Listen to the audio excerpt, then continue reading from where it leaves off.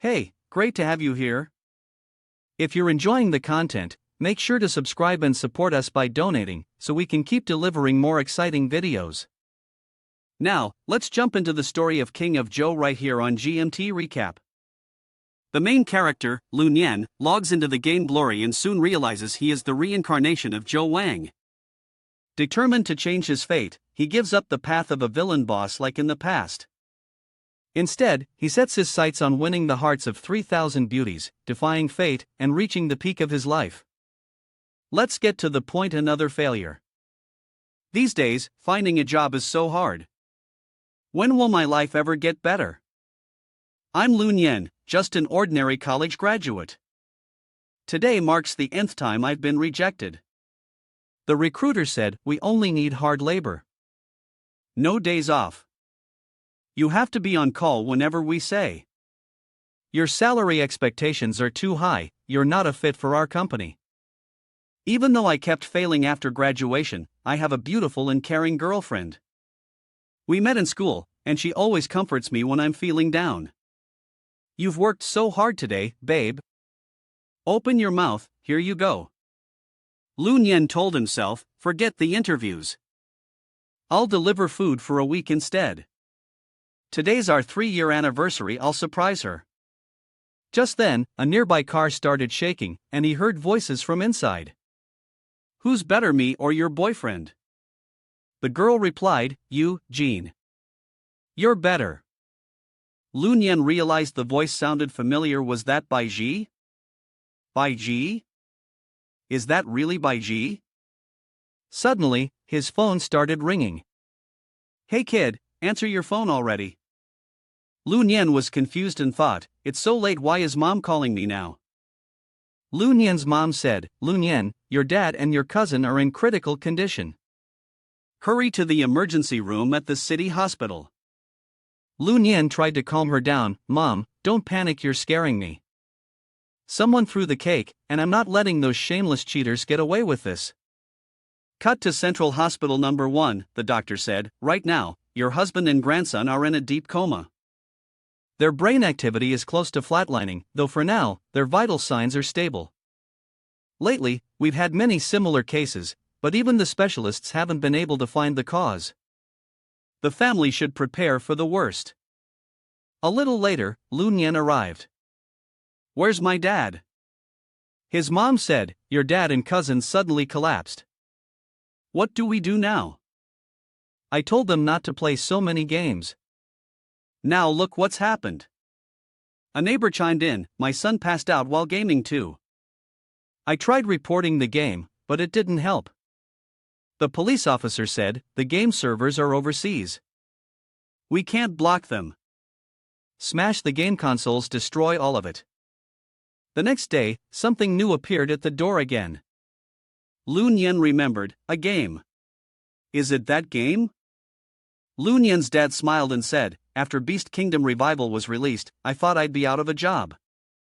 I didn't expect there to be so many multiplayer online games now. Glory in competition, I'm taking your cousin to explore it. We're starting a streaming channel to make money for your wedding. The role-playing game had only been out for a short time. You just needed to wear the publisher's VR headset to dive into an incredibly realistic experience. Because the game felt so real, it quickly caused a major stir in the gaming community as soon as it launched. It was because of this game that Dad and his cousin fell into a deep coma. What secret was this game hiding? Lu Nian knew he had to find the answer himself. With that thought, he put on the headset. The system chimed, Welcome to Glory in Competition. Scene transition 5 hours later. On a mountain outside the beginner's village, Lu Nian encountered a corpse-eating female ghost. The female ghost said, Man. I want a man. Lu Nian quickly defeated her. Good thing the newbie gift pack included a Black Blood AK-47. No matter what kind of monster it is, it can still be taken down with pure firepower, he thought. The system displayed. Character, Lu Nian. Class, normal person, has not yet chosen a profession. Level, 3. Experience, 130/300, plus 50. According to rumors, the corpse-eating female ghosts were formed from the bitter resentment of abandoned young women. They were a type of spirit beast found only around the beginner's village. After killing them all, players would randomly earn between 200 to 300 gold coins, and there was a very small chance of getting a cultivation spirit stone. Lu Nian was satisfied, not much gold dropped, but the cultivation spirit stones I just got can boost my cultivation by 300. Heaven's definitely on my side. He quickly picked up the spirit stones. Even though he still didn't fully understand the game, his current goal was clear kill monsters to level up. Skipping parties and heading out of the village to hunt rare monsters was clearly the right move. Oh shit, what bastard mage just ambushed me? Damn it, this is supposed to be the newbie village area. HP down to 320 out of 500 took a hit for 180. A group of strangers showed up. A player under level 10 daring to leave the village and fight monsters? Way too overconfident. But he dropped rare cultivation stones, easier to just rob him. Hunting new players right after they level up was way more efficient than grinding monsters. They stepped out one by one. The one with the shield had the nickname Snap and Stab Your Whole Family. The guy in the hoodie was Suck a Lollipop If You Lose. The red-haired one went by Glorious Swordhand. The one who looked like Bai Ji was called Green Light of Love. And the blonde guy's name was Golden-Haired Blockhead Since Birth. Bai Ji sneered, "Look at his trash gear." The blonde guy, who looked like Kim Chow, smiled and said, "No need to talk. I'm taking this guy's head for sure. Time for you to see what a paying player can really do." Lu Nian immediately pulled out a stink bomb. You think I'm easy? Watch this. System message, stink bomb. A beginner support item that releases an extremely foul-smelling smoke. Lowers beast defenses and obstructs vision for players.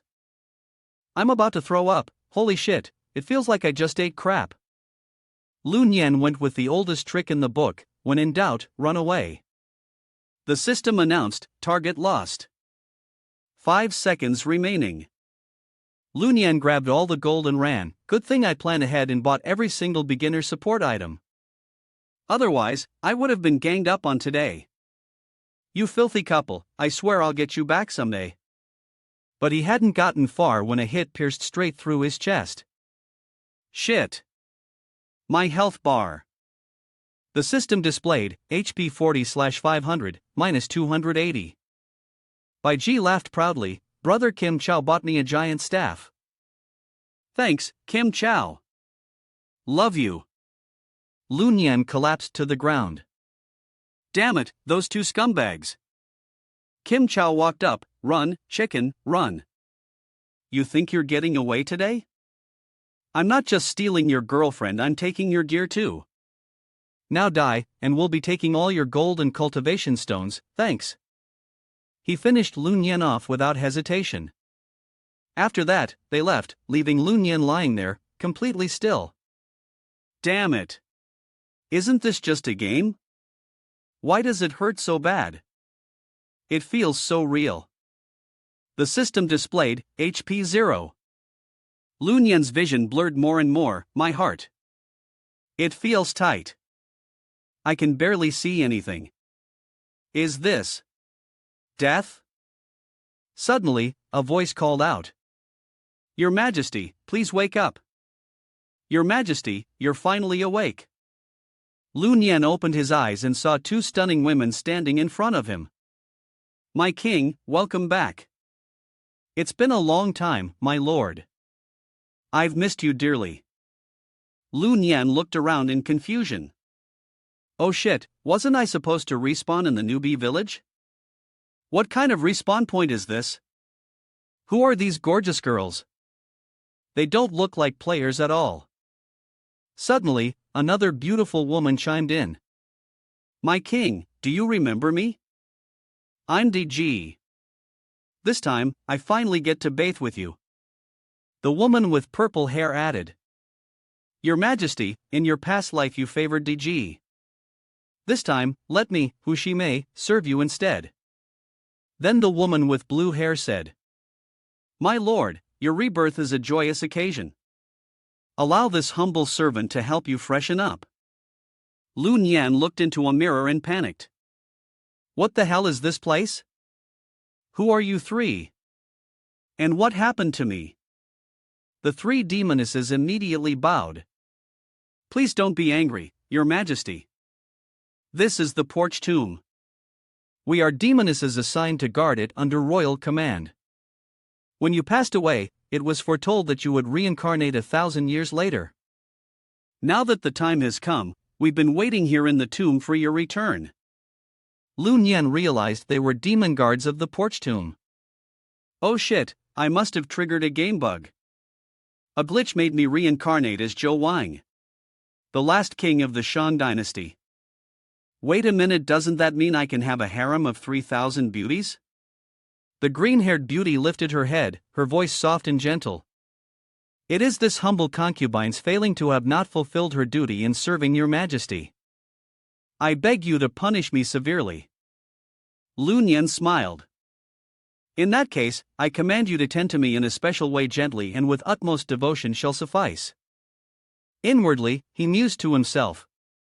If the game has cast me as King Zhou, then having the harem NPCs serve me like this is perfectly within reason.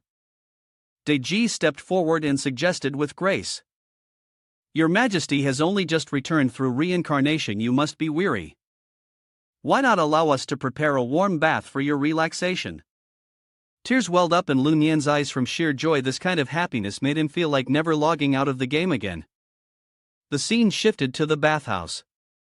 As Lu Nian pushed open the door, what met his eyes was a peach blossom hot spring, shrouded in mist and beauty. De Ji smiled sweetly. The sisters and I have been waiting for Your Majesty. Hu Shimei and the green-haired beauty had already changed into light robes, standing gracefully by the spring. One of them spoke softly. We welcome the return of His Majesty's reincarnated soul. De Ji blushed delicately. You have finally arrived, my lord. I feared I could wait no longer. Lu Nian's face turned red, his heart pounding. The beauty of this spring scene amid the rising steam was like something out of a dream. He suddenly noticed something odd. Ha! Why does the hot spring carry a faint scent of wine? It turned out this game simulated not only touch, but even the sense of smell with remarkable realism. De Ji stepped closer. My lord, you used to love bathing in wine. You said it not only eased your fatigue but also boosted your cultivation. The mandarin ducks are already splashing around, don't keep them waiting. Come quickly. Lu Nian smiled. So even indulging in a wine bath can help with cultivation. I'd better take this seriously. Let's begin our spiritual training. Desire filled De Ji's eyes. His firm chest and powerful energy, this was her king, without a doubt. To be reunited with him was the greatest honor she could ask for. The other beauties moved in as well. My lord, one said, Shimei also wants to train with you. As the ruler of a nation, your affection must be shared equally. Lu Nian relaxed and enjoyed the moment. If that's the case, then all of you, come join me, he said. Inwardly, he thought, this trio is incredible. Each one excites me so much. Please, just let me hold on to this a little longer. He couldn't resist anymore and gave in. The three beauties began to moan, their faces filled with satisfaction. My lord. A system message appeared. Congratulations. You've unlocked a hidden class, Human Emperor. You've successfully cultivated the secret technique, Fleshly Pleasure of the Violet Pool beginner level. After completing 69 hours of this practice, your cultivation speed will double. You've also learned the secret technique, Explosive Heaven Strike beginner level. This technique allows instant use of a magical weapon 3 times without needing a countdown, but the weapon will break afterward. Lu Nian smirked. One wild night, unlocked a hidden class, and picked up a new skill too. But everything felt so real. I'm a little worn out now. Suddenly, the blue-haired beauty announced, Your Majesty, we have a problem. Shingong Bao just showed up at the porch tomb with a group of people. He says he wants to hold a meeting with the first sister at the Hall of Public Affairs. Lu Nian thought to himself, Shin Gong Bao. The same guy who said, fellow cultivator, please stay in investiture of the gods. Hu Shimei warned, Your Majesty, Shin Gong Bao is nothing good. He's a traitor to the immortal world and has ties with the demon sect. If he finds out you're here, there's no telling what he'll do. De Ji quickly activated her secret fox training technique. My king, I'll use a concealment spell now. Please come with me to the Hall of Public Affairs. She hid Lu Nian against her chest. Her spell was powerful. Not only did it transform his body into an object, but it also completely masked his energy. The blue-haired beauty urged, First sister, hurry to the Hall of Public Affairs, or Shin Gong Bao will start getting suspicious. The scene shifted to the Hall of Public Affairs. Shin Gong Bao greeted them, De Ji, it's been a long time. De Ji immediately countered, Shin Gong Bao, you once served the king too. That throne belongs to him, don't you dare overstep your place. The guards quickly stepped in to block her. How dare a mere fox spirit attack the new king of the demon realm, Master Shin? De Ji's eyes burned with killing intent. Even a fly dares to speak? She took down one of the guards with ease. The other quickly held her back. Wait. Master Shin has taken charge of running the game. If you want to collect human essence, you'll have to follow his orders. Show some respect and listen to what he has to say. Lu Nian looked confused. Running the game? That doesn't sound like something a normal NPC would say. De Ji gave him a chance. Then speak. Shin Gong Bao said, the soul of the former emperor, Zhou Wan, has been gone for 1,000 years. I didn't expect you to still be so devoted. But never mind that, we have urgent matters to deal with. It seems this fox has been sealed here for 1,000 years yet never gave up cultivating. We should make an effort to win her over. The system began recording from the moment the Celestial Prime Lord decided to reopen the deification table. Together with Jiang Ziya, he created the game Glory in competition, using special helmets to instantly transport humans into the cultivation world. The goal was to find talented people who could ascend to the immortal realm. When humans enter the game, their avatars stay behind and continue to live in the real world. Also, once the immortals learned about this, they started appearing in dreams to guide their descendants. Families rushed to sign up their most promising children, pouring large amounts of money into the cultivation game. Since the game draws inspiration from many popular titles and feels incredibly realistic, including all aspects, if you know what I mean, it exploded in popularity as soon as it launched, attracting millions of players right away. In the original system, Jiang Ziya created the game. As long as a player's soul essence remained intact after dying in the game, they could respawn at the revival point with no harm done to their body. However, after Shin Gong Bao conspired with the Grandmaster of Tongtian and sealed Jiang Ziya away, the game mechanics were altered. Shin Gong Bao opened a secret passage connecting the game's miniature world to the demon realm. Demons slipped into the miniature world, disguised themselves as NPCs, and secretly stole and devoured human soul essence. Once a demon takes control of someone's soul essence, their real-life body falls into a coma. The game map is based on a mountain range from the world's largest mountain system. The first level is Taifei Mountain, and the highest level is Tu Mountain.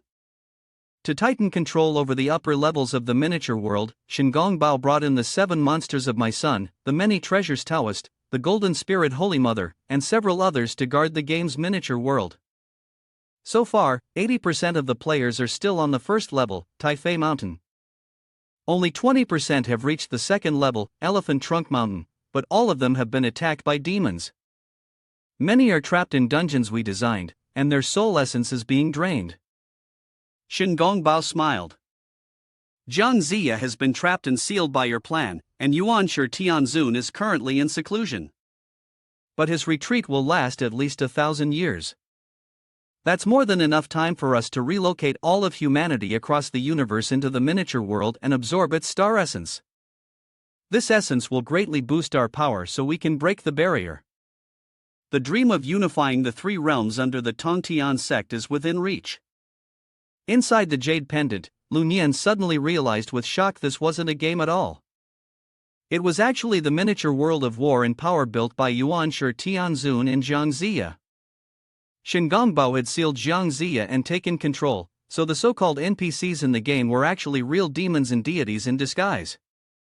And she herself was truly the reincarnation of King Zhou of Shang. The descendants of the celestial clans were furiously topping up their accounts in the game, while they were actually offering up their lives. No wonder the old man had been in a coma all this time. He'd probably run into some demon from the other realm. Shingongbao said, "Diji, I remember Dxan once said before he died that he would reincarnate 1,000 years later. Do you have any leads on that? The star essence of the human sovereign is incredibly rare. If we devour his essence and soul, the Tongtian sect leader could rise an entire realm in cultivation. Even if you're still in love, you need to know what's more important." Diji replied, "Shingongbao, there's been no sign of change near the tomb recently. Even if the great king is reborn, he won't have any memories of his past life, and he definitely won't come here." Shingongbao smiled. "You three demon sisters have been trapped in the royal tomb for over 1,000 years, haven't you? Once you help us find the reincarnation of Emperor Xan, the Grand Master of Tongtian will find a way to set you free. I still have to patrol other areas on the map, so I won't waste any more time here." "Let's go," he ordered, and his guards followed without hesitation. "Yes, sir." After Shingongbao left, Lu Nian emerged from the jade pendant. He couldn't let Shingongbao and the 7 monsters of Mount Mei manipulate things any longer. If they did, millions of players would die, and the demon realm could spill over into their world. He had to act. As the human emperor, he needed to train hard, save his father, find Jiang Ziya, and stop Shingongbao's conspiracy. The 3 demon women immediately knelt.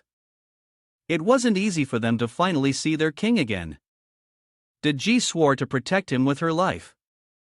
"We vow to serve and protect your majesty, no matter what." Diji took out a box. "Your majesty, this golden jade seal once belonged to you.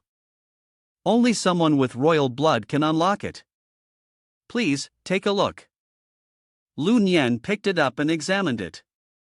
"This is Zhou Wang's relic. I wonder what treasure it holds."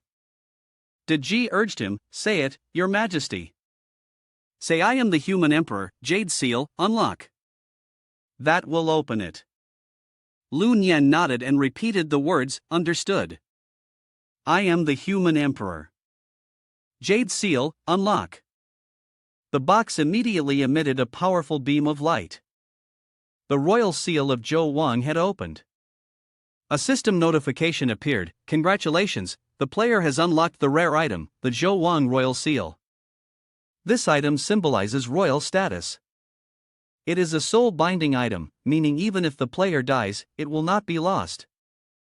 When the player reaches level 20, the royal seal can be unlocked again." Lu Nian, holding a sword in his hand, stared at it for a moment before exclaiming, "What kind of sword is this? You're not messing with me, are you?" Hu Shimei suggested, "It looks like the Dragon Phoenix sword, the one the Great King always carried. The Dragon Phoenix sword has a sharp aura and can wipe out an army of hundreds of thousands, but it requires many rare materials to activate. I'll send you the list of materials later, your majesty." Lu Nian replied, "Looks like it can't be used for now. The AK-47 is still better. I need to level up quickly while the buff is active." Diji hugged Lu Nian, "Your majesty, do you plan to leave the porch tomb? After our long separation, I can't bear to be apart from you." Lu Nian gently patted her head, "I'll visit regularly to train with the concubines, and it'll give us more training buffs." "Be good." Diji smiled with satisfaction, "That's wonderful. I'll still be able to serve you, your majesty. I'll also train hard and break the curse of the porch tomb soon, to help you, my king."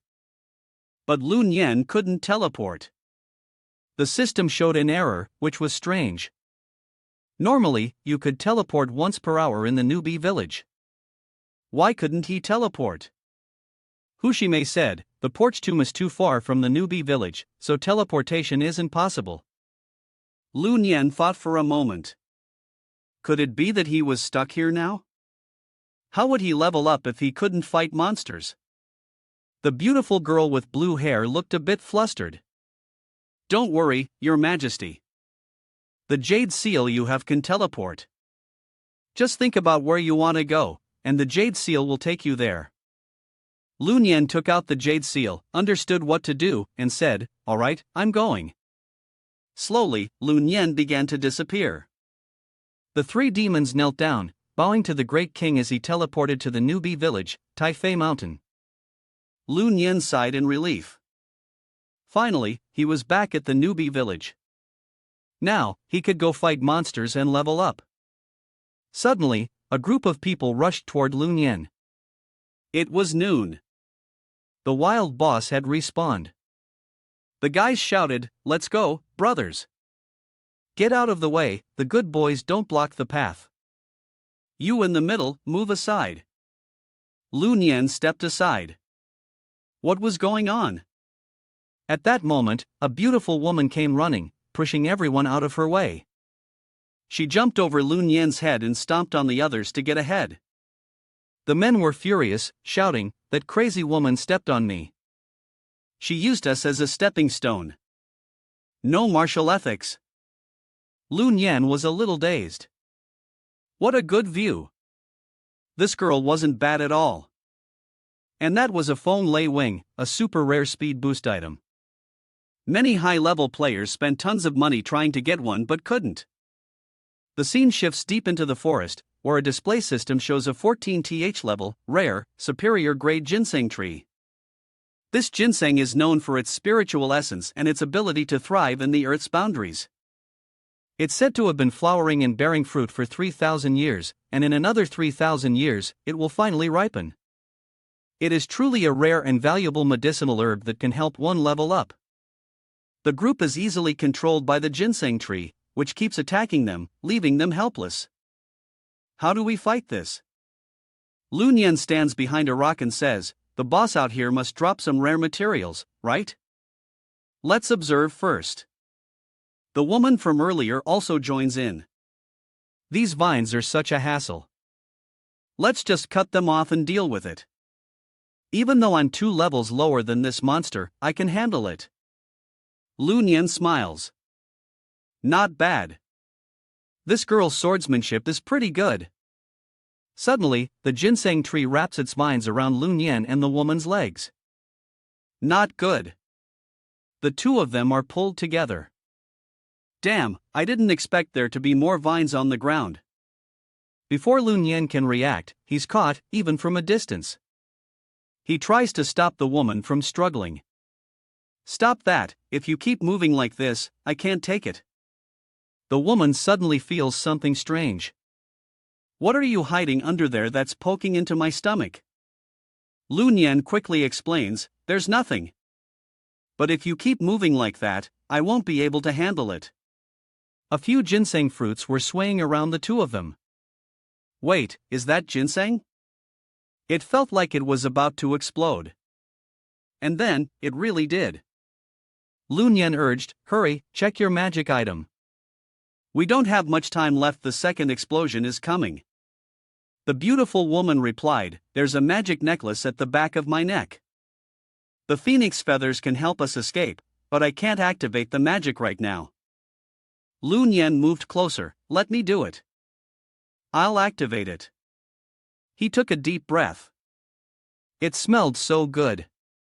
The woman was irritated, "The second explosion is almost here, and you're still thinking about that. Hey, you said you had a way to activate the magic item, right?"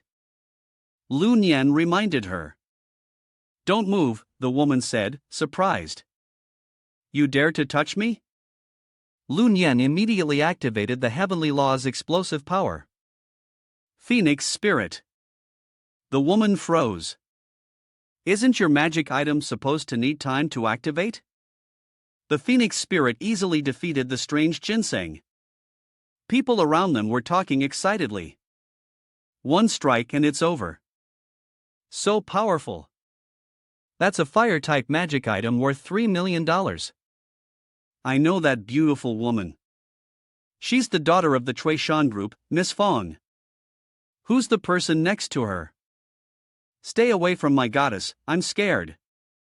Is this the difference between someone who invests in magic items and an ordinary person?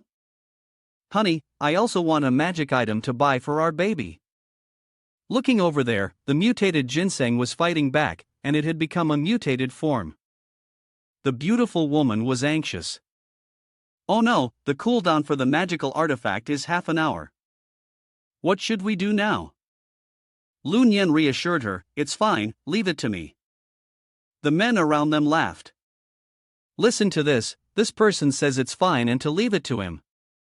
He's really trying to show off, but he's just an ordinary person who hasn't even reached level 9. Miss Fong, we believe in you. You must have another magical artifact, right? Go for it, Miss Fong. The beautiful woman turned away. Oh no, most of the magical artifacts are in the city's bank vault. If this really doesn't work, running away is the best option. It's embarrassing, but at least we won't lose our gear. Lu Nian smiled. Phoenix Spirit, go. The phoenix used fire to burn the strange, rare ginseng. The people around them were stunned. The artifact is working again. Wait, wasn't it Miss Fong who used the artifact earlier? Doesn't the artifact have a cooldown time? Lu Nian commanded, it's not over yet. Burn it harder. The atmosphere became silent. Everyone was stunned, and the rare ginseng was completely burned to a crisp like charcoal. The crowd cheered. Oh man, it even burned the mutated one to death in just 2 hits. This is a pro player, a real high-level artifact. System notification. Congratulations, the player successfully defeated the mutated ginseng and obtained 5 ginseng fruits, 5 crystal tokens, 6,666 gold, leveled up from level 9 to level 12, and earned a mutated spirit stone. Bonus experience, 15,000. The beautiful woman was moved. He's so strong, he can land 3 hits in a row. Kim Chow, sitting up in the grass, said, that poor guy Lu Nian got lucky. What is this, a dog catching a fly? So many treasures. We need to find a way to steal them all. A woman, captivated by Lu Nian, said, Lu Nian, you're so handsome. You're so good looking, it's hard to even handle. Others began to accuse him. Black In, I need to report this. There's something wrong with his mouth. He's definitely hiding a magic item that can activate a magical weapon in an instant. The beautiful woman agreed, saying, yeah, there's definitely something off with his mouth. Lu Nian, holding the ring in his hand, explained, the artifact can activate the magical weapon 3 times, but after that, it will disappear. He sighed, that's 3 million yuan right there, enough for a house in the city. At that moment, a group of women rushed toward Lu Nian. Big hero, I want a magical kiss. Thank you for saving us. The beautiful woman thought for a moment, then said, that's right, maybe if I kiss him, I'll learn the secret in his mouth. He probably won't refuse. With that, she rushed toward Lu Nian. Move aside. Lu Nian quickly said, sorry, the phoenix spirit is broken. But the beautiful woman was determined and kissed him anyway. Oh, what's going on here? She kept probing inside Lu Nian's mouth with her tongue. Here's the translation. The others were getting annoyed, they had been kissing for 10 minutes already. My goddess, how frustrating.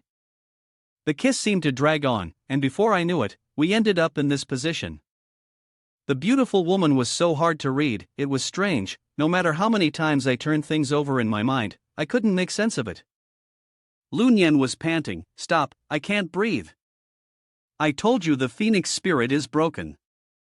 The woman smirked disdainfully, oh, if it's broken, it's broken. It's only 3 million. You blocked the explosion for me earlier, and now all my gear is broken. We can head to the saturated auction house and see what's there. Lu Nian was surprised, the saturated auction house? Every item there costs over 1 million. The woman pulled him along, consider it a thank you gift. Let's go back to the inn and change clothes. Lun Yan thought to himself, I'm so mad. Not only did I lose my first kiss, but I didn't find anything either. I can't just let this slide. I'll search his pockets later. She licked her lips. This guy, I'm definitely going to get you today. Cut to the evening, Fong Chi invited Lun Yin into his house. Come in. Lun Yin was stunned. This must be thousands of square meters, right? A villa in the VIP area. He stepped inside and looked around. The game environment and real-world money had a 1-to-1 exchange rate. This house must have cost millions. Cut to the bedroom, Lun Yen happily jumped onto the bed. So rich. No wonder Dad says making money in the game can actually give me money for the holiday. Fong Chi stretched and said, the battle earlier has left me feeling exhausted. I'll go take a bath, you can rest on the bed in the meantime. Fong Chi started the water, and Lun Yen stood outside, feeling a bit confused, asking, wait a minute, weren't you just going to change clothes? Why is it turning into a bath now? Fong Chi took out a bottle of medicine and thought to herself, luckily, I had prepared a bottle of sleep-inducing oil earlier. Once Lun Yen falls asleep, it will be easier for me to gather information without being noticed. Once everything was ready, Fong Chi stepped out, glanced at the clock, and said, let's rest for a bit and then continue with our work. Lun Yen looked at her, still looking slightly tired, but managed to smile and said, today's been quite intense. Fong Chi looked at Lun Yen and asked, how are your legs? Are they hurting? Lun Yen took off his shoes and replied, no, they're fine. Thank you. Fong Chi smiled and said, don't you want to try something new? Lun Yen glanced at her, then nodded, saying, I'm just trying to find a way to ease this tired feeling. The two continued their light conversation, chatting for a while in a relaxed atmosphere. Fong Chi, a bit concerned, asked, why aren't you asleep yet? Lun Yen just smiled and didn't say anything more. Fong Chi recalled, shopkeeper, do you sell any products that can help with relaxation? I'm looking for something that will help me fall asleep more easily. The shopkeeper responded, my dear, it's not just a sleeping aid. This product will help relax your entire body, making you feel much more at ease. Fong Chi agreed and said, all right, I'll buy it. Fong Chi soon realized she had picked a different product, not a sleep aid, but a special essential oil for relaxation. Lun Yen and Fong Chi continued their conversation, relaxed and at ease, enjoying a peaceful evening together. The scene shifts to the next day. Fong Chi grumbled angrily, how frustrating. I couldn't get any secrets out of him, and now I'm tangled up in all this, plus I've been tortured for 6 hours. Lun Yen scratched his head and said, sorry, I don't even know how it happened. Fong Chi jumped up. What good is sorry? From now on, you're going to be the live-in son-in-law of the Fong family. She pulled out a book on men's etiquette. Anyway, you're already mine. If I find out you're not staying in line, I'll have you castrated. Lun Yen stopped her. You can't do that. That's too futile. Fong Chi turned away, clearly impatient, as the time was getting late. Let's pick out a new outfit and head to Saturated for the auction. Suddenly, Fong Chi tripped and fell. Lun Yen quickly rushed over, worried. What happened? Are you okay? Fong Chi snapped, this is all your fault. Lun Yen apologized, I'm sorry. Fong Chi handed him a black card.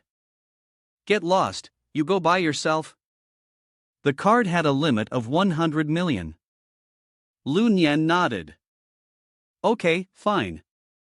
Inside, Lun Yen couldn't help but shout in his mind, oh crap, the legendary black card with a 100 million limit. No wonder she's from the Fong family. Fong Chi lay down on the bed. I need to rest. Buy whatever you want. Lun Yen left. Even though he didn't like being a live-in son-in-law, he had no choice for the sake of his father's safety. Fang Qi thought to herself, last night wasn't so bad.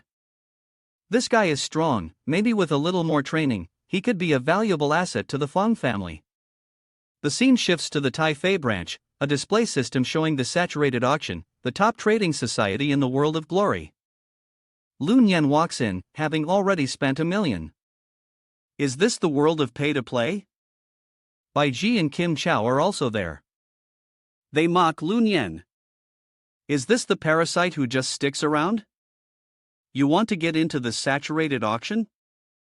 Take a look at yourself first. Bai Ji, feeling smug, says, look at how poor he looks. Good thing I'm with Kim Chow, or my life would be ruined. Lun Yan adjusts his tie, calmly responding, just wait. At that moment, a staff member approaches Lun Yan to remind him. Are you here for the saturated auction? You need to confirm assets over 10 million to enter. Young Master Kim scoffs, you think you're getting in there? If this poor guy makes it into the saturated auction today, I'll livestream eating shit. Bai Ji laughs, holding his stomach. Lun Yan, stop embarrassing yourself. I know exactly how much money you have. Others join in. This is gonna be fun. This poor guy wants to challenge young Master Kim? Stop standing there, just go in already. Lun Yan pulls out a black card and holds it up. Bai Ji and Kim Chow are stunned. How does he have a supreme black card? The others are shocked. Am I seeing this right? Isn't that the supreme black card? Only 3 have been issued in the entire city. Oh shit, could he be the legendary pay-to-play person in disguise? Kim Chow is seriously considering live streaming eating shit now. Kim Chow and Bai Ji are still not convinced, saying, don't panic, it must be fake. Yeah, you guys should investigate if this card is real or not. A bodyguard stepped forward and said, could it really be fake? Well then, kid, you're dead. He swiped his card, and the screen lit up. After confirming, the bodyguard immediately smiled and said respectfully, Mr. Liu, please follow me through the VIP entrance. In the next moment, the bodyguard warned Bai Ji and Kim Chow, no noise in front of the door. If you want to make a scene, go to the public restroom across the street. You're about to get me in trouble with some important people. Bai Ji and Kim Chow couldn't believe it. No way. The people around them laughed mockingly. Where did Kim Chow livestream eating crap? We'll go watch and send gifts. Kim Chow was furious. Lun Yan is so annoying, he's making me lose all my face. I'll make him pay for this. Then, the 2 of them were stopped because they were using regular gold cards. Sorry, you can't use the VIP entrance. Please line up over here. Kim Chow was livid. Damn, today's just my unlucky day. They had no choice but to wait in line.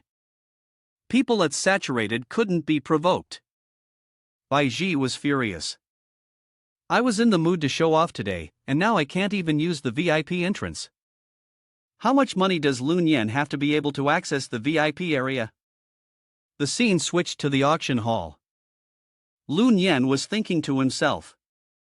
He'd heard that every month, the organizers would auction off rare and valuable treasures. But today didn't seem to be a special auction day. Kim Chow sat angrily behind him, thinking that this guy must have picked up his card off the street. If he's using it, I'll call the police and have him arrested.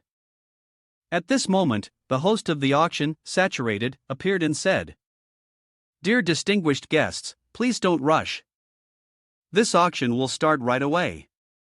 The first item up for bid was the Ice Jade Fragrance Peak, a high-level artifact created by extracting the essence of various marvelous scents. When used in battle, it instantly restores 50% of the user's health. The cooldown time is 0.5 hours. The starting price was 1 million yuan, with each bid increasing by at least 100,000 yuan. The bidding began. 1.3 million. 1.5 million. 1.7 million. Kim Chow stood up and said, 2 million. I'll take the Ice Jade Fragrance Peak as a gift for my girlfriend. I'm not like some people. After 3 years of dating, the total value of their gifts was only 30,000. Bai Ji, smiling happily, said, I love you. I know you're the best to me, Kim. Kim Chow grinned proudly and said, Come on, let's see you try to outbid me. Lun Yen, decisively, said, 4 million. The others were surprised and thought to themselves, oh shit, they just doubled the price. Lun Yen added, the cooldown time for this item is too long. It's not worth it. Kim Chow, frustrated, said, Fine, this guy with the black card is someone you can't mess with. You're just trying to steal someone's money and show off. Better get ready for prison. The host, saturated, concluded the bidding. 4 million, sold. Congratulations to the buyer. Now, let's take a look at the second auction item. Lun Yan stepped forward to claim the Ice Jade Fragrance Peak. This accessory could restore health during battle. He didn't mind the cooldown time, considering he could afford it 3 times over. It was like buying a life-saving item for 4 million. After all, he had the money. Bai Ji smiled. Could it be that Kim Chow's words had sparked something in her, and now she was thinking of making it up to herself? As the next few rounds of bidding went on, Lun Yan hesitated. These items didn't really seem to be her style. At that moment, the auctioneer presented a sparkling item. The final item up for bid today, please welcome the treasure of the 9 Divine Azure Dragons. Starting price is 3 million, with a minimum bid increase of 100,000 yuan. This robe is made from premium gold threads and dragon bones, offering both physical and magical protection. Its offensive and defensive capabilities are extraordinary. The crowd buzzed with excitement. This robe was a versatile piece, suitable for both fighters and mages. Oh, wow, wearing this could probably block a boss's attacks, right? Someone exclaimed. Lun Yan smiled.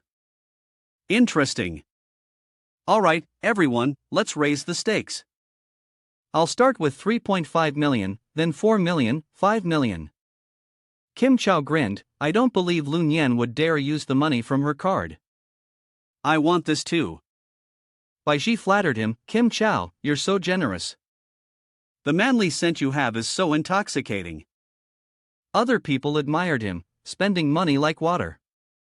Kim truly had guts. Lun Yan calmly set the bid at 10 million.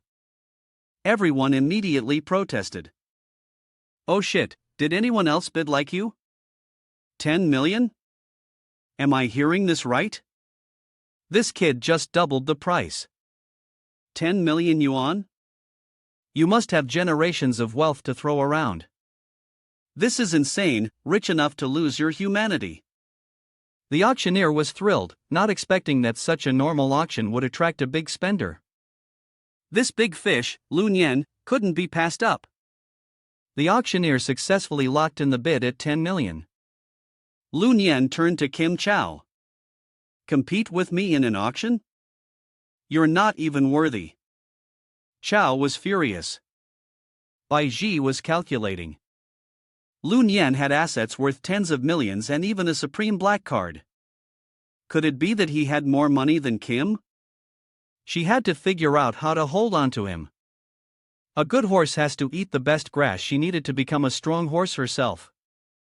Cut to the changing room of Saturated, where Lun Yan was putting on a dragon robe.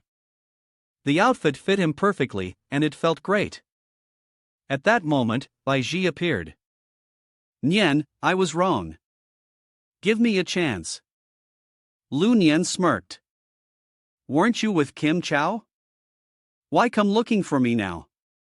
Bai Ji wrapped her arms around Lun Yan, gently caressing his thigh. I was wrong. Don't you think we never really celebrated our 3-year anniversary? Tonight, I can give you a special treat. She thought to herself, this sweet, obedient boy will listen to me. Tonight, I'll make sure to take him completely. I'll figure out a way to get that supreme black card. After that, moving up in high society won't be a dream anymore. Lun Yan sneered, you think this little trick will charm me? I'm someone who's seen much bigger things. Without hesitation, Lu Nian slapped Bai Ji across the face. You know we've been together for 3 years, and every time I tried to get closer to you, you always said to wait until after marriage. And yet, you're with that Kim Chow guy. He then grabbed a bottle of disinfectant spray and sprayed it on the spot where she had been touching. Just then, the owner of Saturated walked in and said, I was wondering why the changing room was so noisy. Seems like there are always so many admirers around a rich guy. Lu Nian looked up in surprise. So, you're the owner of Saturated? What brings you here? The owner walked closer to Lu Nian. It's nothing, just wanted to ask if the gentleman has time to talk tonight? Lu Nian looked her up and down. Your utilities are all in order. The owner immediately kicked Bai Ji.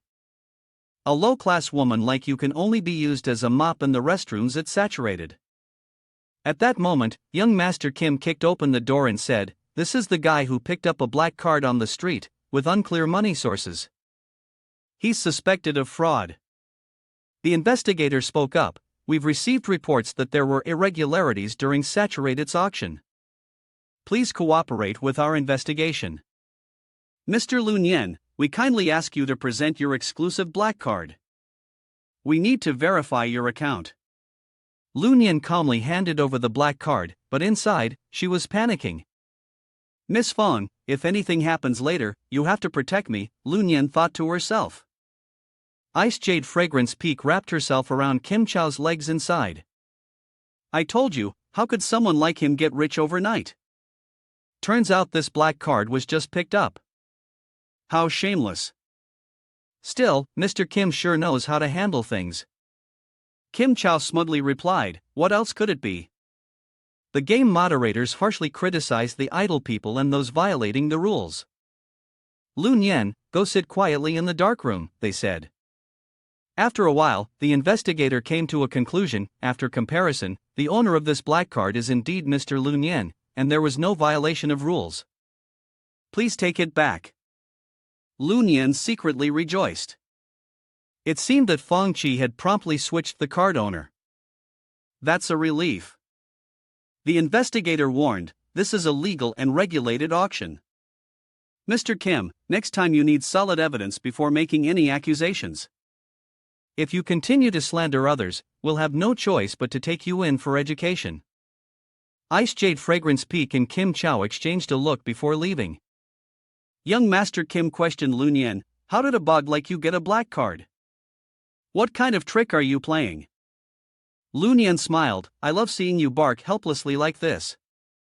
The young Master Kim, furious, pulled out his weapon and yelled, You bastard, I'll chop you to pieces with one swing. Lu Nian challenged him, Come on, try my new gear, but before he could do anything, the boss woman smacked Kim away. What? She scolded loudly. Still want to make a move here? I'll kill you instantly. Kim began crying, his confidence shattered. The boss woman was too much for him. He grabbed Bai Ji and ran off. Lu Nian, I'll get you next time. The boss woman firmly kicked both of them out. Get lost, she said, then turned to Lu Nian. Xiao Nian, you owe me one this time. How are you going to repay me? Lu Nian awkwardly thanked her for stepping in to help. How about I treat you to a meal? The boss woman suggested, No need for a meal. How about you come to my room and talk? Lu Nian refused, I just had a tough 300-round battle with Miss Fong yesterday. I'm not ready for round 2. I'll be worn out. He backed away, then asked, Wait, you're married, right? The boss woman raised an eyebrow, Are you saying I'm too old?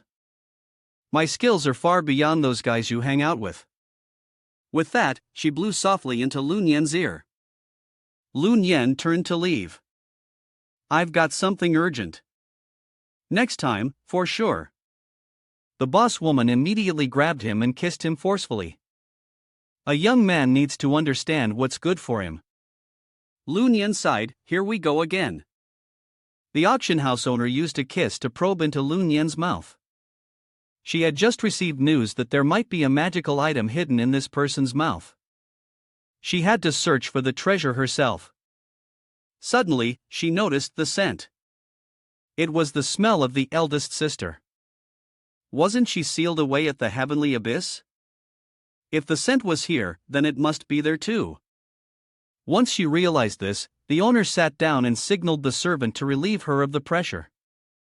As expected, the scent of the eldest sister was there, along with that of the fox sister and sister Wang, the owner thought. Lu Nian, feeling completely satisfied, muttered, "Damn, is this how the wealthy are treated?" The owner felt a bit impressed. Apart from Emperor Tian, who else could get the sisters to serve like this? It was said that Emperor Tian worked at the Marriage Registration Bureau in the Celestial Realm, but because he took too many leaves, he was banished to the mortal world. At this point, Lu Nian had reached his peak. "Damn, I can't hold on anymore," he said, panting.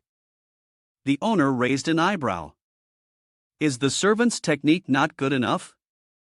Lu Nian trembled all over. "It's good, it's very good," he said quickly.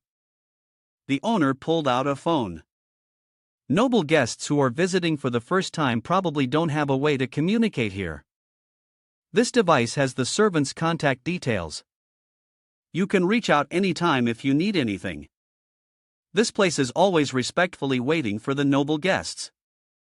Lu Nian was a bit surprised. It turns out this world has mobile phones. She had thought it was some kind of sound transmission talisman. The shopkeeper smiled and said, "You're quite the joker, noble one. Sound transmission talismans were outdated a long time ago. For long-distance sound transmission, we use phones. For short distances, you can simply use thought transmission. Would you like me to teach you how to use it?" Lu Nian quickly pushed the shopkeeper away. So much for keeping her secret. Xiaoya noticed, "That's the Emperor's jade seal." As expected, Lu Nian is the newly appointed heir. She handed Lu Nian a ring and continued, "A precious item like this shouldn't be kept out in the open, as it will attract trouble. This is a storage ring that can hold treasures inside. But it's not just any ordinary storage ring, it contains a small magic array that can isolate thoughts from outsiders." Lu Nian eagerly said, "Thank you, older sister." Xiaoya smiled and replied, "No need to be polite," but secretly thought to herself, "Older sister? You're my master." The older sister of mine has been suppressed for 10,000 years, and our branch of the clan has fallen to this point. Lu Nian felt uneasy. Could she be from Shingongbao? Is she planning to silence her? Xiaoya reassured her, "Don't worry, I have some ties to you. I won't betray you." Lu Nian panicked, "Oh shit, she might be able to read my thoughts." Xiaoya whispered, "When you're in front of a strong person, it's best not to think too wildly. We can sense what you're thinking. When people pray to gods or Buddha, they're sending out their intentions." Lu Nian flattered her, "Sister Qiu, you're the most beautiful, you're the best, you have amazing skills." Xiaoya was suspicious, "You're sweet talking now, but you don't look like a king at all. Could it be that working in the immortal realm has made you lose your edge?" She took out a notebook. "Alright, enough joking. The world outside this realm is dangerous. You need to be careful. Here's a guide for cultivation. It contains many ancient secrets. Luckily, you met me today. Otherwise, you wouldn't even know how you'd die." Lu Nian took the book. "Thank you, sister. I'll remember your kindness forever. By the way, Sister Qiu, does Saturated sell information? I want to know the whereabouts of my father and sister." Xiaoya said, "Actually, aside from selling treasures, we also sell a few pieces of information. I'll make sure to handle that. You'll hear news in a few days." Lu Nian stood up to leave. "Then I'll trouble you, Sister Qiu. I still need to focus on my cultivation, so I won't keep you any longer." Xiaoya sighed in regret, "Well, I won't keep you. I was hoping we could light some candles and have a good chat together." Just then, a rich man walked in. "I can stay and chat with you, Boss Xiaoya. I have plenty of time." Shoya waved him off. Oh, it's you again, you fat pig. Don't you have any shame? Get out. He knelt down. As long as Boss Shoya agrees, I'll bring out the treasures from my family to give to you. Shoya spat in his face. You shameless scoundrel. The fat man got excited. Boss Shoya's spit tastes so good. Suddenly, he noticed something strange. Wait, today your spit is a little salty, and it even has a bit of a strange smell. Are you sick? I can call a doctor to help. Shoya was furious. Get lost. Lunyan froze for a moment, thinking to himself, those are my kids. As he reached the door, the fat man blocked his way. Stop right there. Lunyan was uneasy. He can't possibly know what I've eaten, right? Brother, what's going on? The greedy pig wasn't satisfied. Just a regular guy, and yet the boss was willing to serve him so willingly. Lunyan felt anxious. Damn, you're not being friendly. He wouldn't want to fight me, would he? The pig grabbed Lunyan's hand and asked, so, how did you win the heart of Boss Shoya? You must know the secret to winning a woman's heart, right? Lunyan was surprised. Hard to change one's nature, you're really just a pig in love. He turned to leave. Sorry, I still need to go kill monsters to level up. The pig followed him. How can something as mundane as monster hunting compare to chasing women? I want to become your disciple. I'm Tian Gang, the head of the Tian Gang Trading Association. We've got resources for cultivation, genius spiritual tools, you name it. Lunyan thought for a moment. The Tian Gang Trading Association has a good reputation in the black market. If I could get this guy under my wing, I'd have some serious backing in the business world. He then suggested, here's the deal, but I'm not short on money. I can buy top-tier items at saturated already. If you want to learn something from me, at least show me some sincerity. Tian Gang pulled out a pile of goods and said, the prices of goods from my place are definitely cheaper than at saturated. This is a small token of my appreciation, hoping you'll accept it. Lunyan smirked. I was just waiting for you to say that. As expected, this fat little kid brought some good stuff. Tian Gang introduced, this is the fire talisman and speed elixir. Inside, it contains the essence of the heavenly fire, used by the Supreme Elder to refine elixirs. It can burn away evil spirits and demons, along with the speed-boosting medicine that increases your speed tenfold. Master, can you tell me more now? Lunyan asked, pulling out the 48 Beast Forms scroll. This book recorded the philosophy of the yin and yang of men and women, as well as various martial poses. Up to now, all the techniques had been focused on cultivating energy, strengthening the body, and soothing the mind. Today, Master would pass this knowledge on to you. Tian Gang was excited and thanked his master for the teachings. This is the world's greatest treasure. Lunyan smiled secretly, thinking, luckily, I had already copied all the poses that Deji taught me. The scene shifted to the forest spirit tree. Lunyan looked around and noticed the evil wolves would attack in packs of 7 at night. Judging by the numbers, there were probably over 100 of them. System announcement, Speed Elixir has been activated. The evil wolves immediately charged at Lunyan. This kind of battle was thrilling. One strike and they were gone. System announcement, congratulations. The player has reached level 20. The job change function is now available. Players can visit the main hall for detailed consultation. Lunyan thought to himself, the fire talisman from that little pig combined with the speed elixir really works well. I've just leveled up 5 times in a row. However, he realized he was still a jobless player. All the skills he had were limited to level 4, and he needed a class to continue leveling up. First, let's go to the main hall and check it out. The scene shifts to the lobby, where the receptionist asks, hello, how can I assist you? Lunyan replies, hello, I've reached level 20. Please help me change my class to a warrior. The receptionist responds, I'm sorry, class change failed. Lunyan feels awkward. Well, in that case, can you change my class to a swordsman? The receptionist answers, sorry, the system shows you don't meet the requirements. Lun Yen, feeling helpless, says, "This is ridiculous. Why? Why can't I change my class?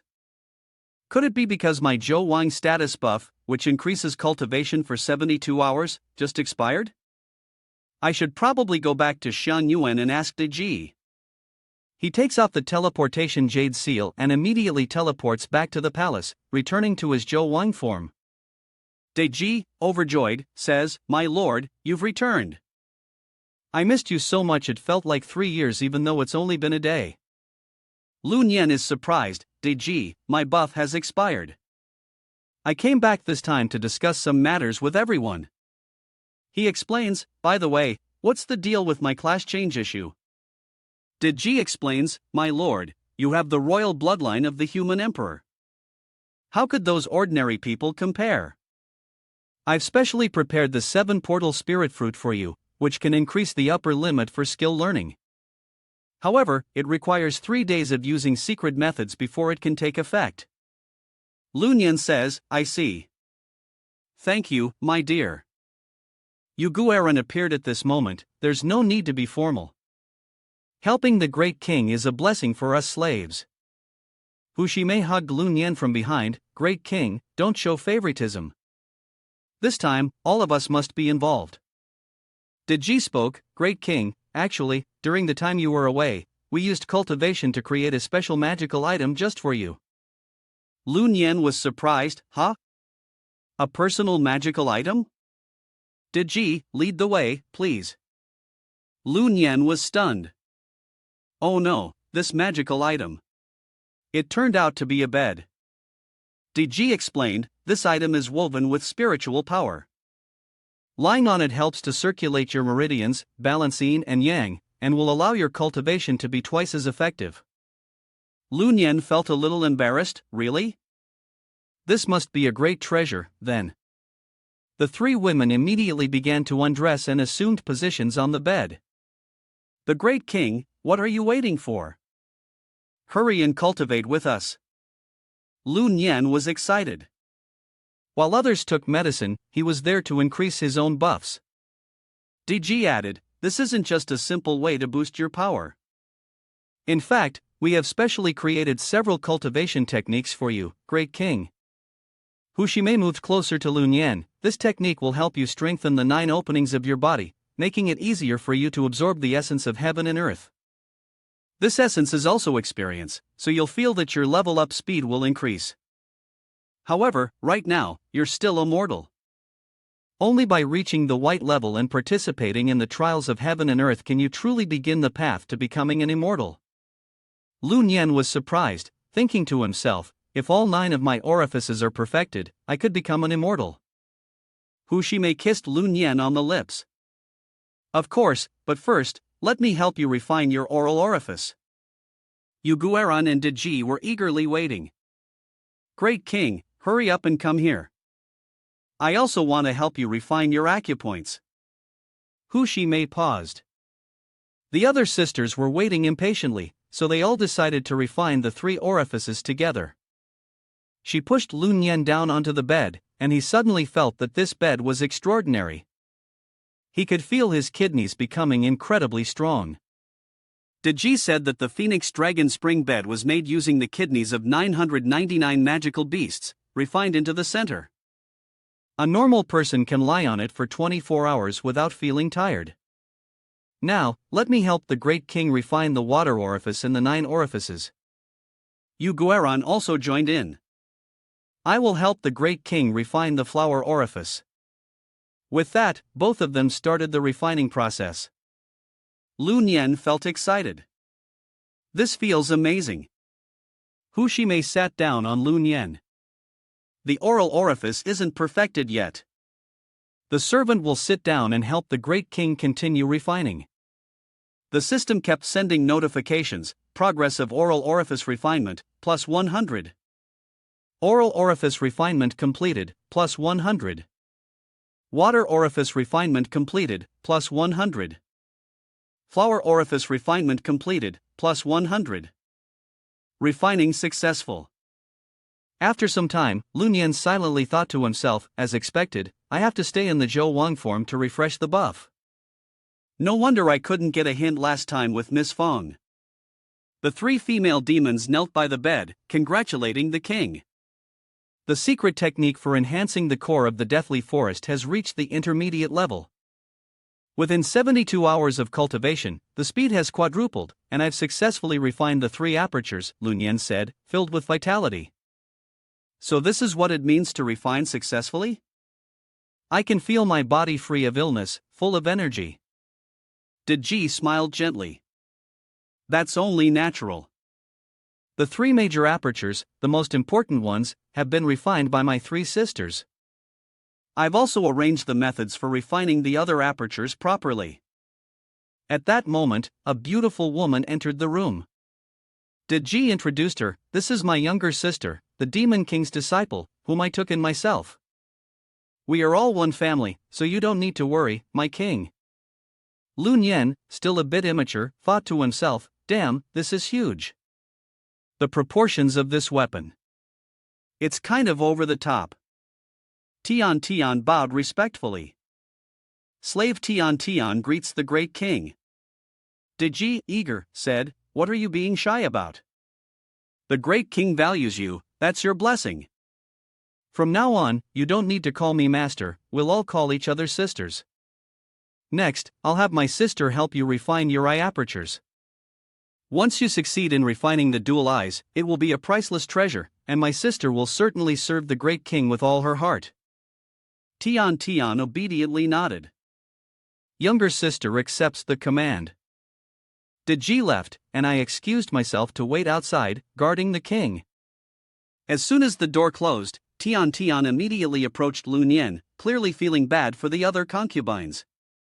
Your Majesty, please let this humble servant finish training your eyes, she thought to herself, surprised that the king truly respected her. As a practitioner of demon arts, she vowed to dedicate herself fully to assisting him. She then removed her outer garments, revealing her ample chest to Lunyan. Your Majesty, I'm here. Lunyan felt a wave of milk pouring directly into his face, something dripping into his eyes. It was smooth, sweet, and delicious. Tian hesitated for a moment before saying, if your Majesty likes it, once I finish training your eyes, I will personally serve you. Lunyan eagerly replied, yes. After a while, Tian sighed, I'm struggling a bit, your Majesty. Please, could you ask the king to help me? At that moment, a phone rang loudly. The boss answered the call. My lord, we've just received some intelligence. The whereabouts were found near Bichba Dam, but the demons in that area are a bit unusual. You should be careful. Thank you, Miss Chiu. I didn't expect to hear back so soon. I'll head over to Bichba Dam and check it out. Tian, looking regretful, asked, Your Majesty, are you really leaving? Lunyan patted her head, the king has something to do. Be a good girl, okay? After saying that, Lunyan left. Tian, frustrated, muttered, I can't bear it. Lunyan handed Tian a melon. Here, take this for now. I'll be back soon to continue training your eye skills. Scene changes to Taifei Mountain, at the Baiba Lake. Jin Chao and his group were attacking someone, based on a report that there was a tip-off in Baiba Lake. Fish monster, hand it over. If you don't give me some valuable materials, I'll come and kill you every day. The one being attacked was Nian Yujing. He said, Masters, I'm just an ordinary NPC. How could I drop any rare gear or materials? Lunyan froze. Damn.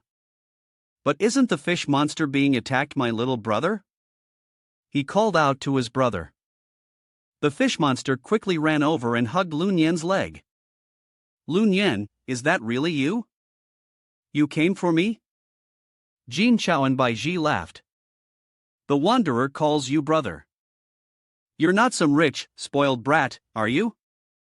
Don't tell me, he actually looks like a mudfish. Lunyan sighed. Why are there such a pair of annoying people here? My mom said my little brother and dad were playing the game and got knocked out, so I came to find you guys. By the way, where's my dad? The fish monster replied, he and Uncle were fighting monsters up to level 20. When they went to the main hall to change classes, something went wrong. Uncle successfully changed classes. But we were suddenly teleported to Bitchba Dam in a way that didn't make any sense. The system also said that I was the reincarnation of the Wanderer. Brother, please save me. The headless insect placed a barrier to trap me here, making me fight with other players who are fishing every day. Suddenly, a fish monster noticed something strange. Ah, run fast. The boss of this area, the headless insect, has appeared. Level 25, 10,000 HP. A mortal dares to enter my domain? Prepare to offer your essence to me. The group started to stir. Damn it, the area boss has shown up. It's definitely going to drop some good loot. Perfect timing to test my new gear. If it drops anything good, no one's taking it from me. Lu Nian was skeptical. The nine-headed insect wasn't originally designed as a creature for players to train on. It absorbs essence so players can offer up their energy, and that can only mean one thing: it's related to Shingong Bao. Brothers, let's attack together and take it down. The nine-headed insect issued an order. Stop. Immediately, everyone was sent flying. Baiji trembled, just the pressure alone had knocked everyone back. How could a level 25 boss in a small area be this strong? The nine-headed insect laughed. I've been suppressed for over 1,000 years, and my cultivation has been severely drained. You're just in time to help me replenish a bit of that.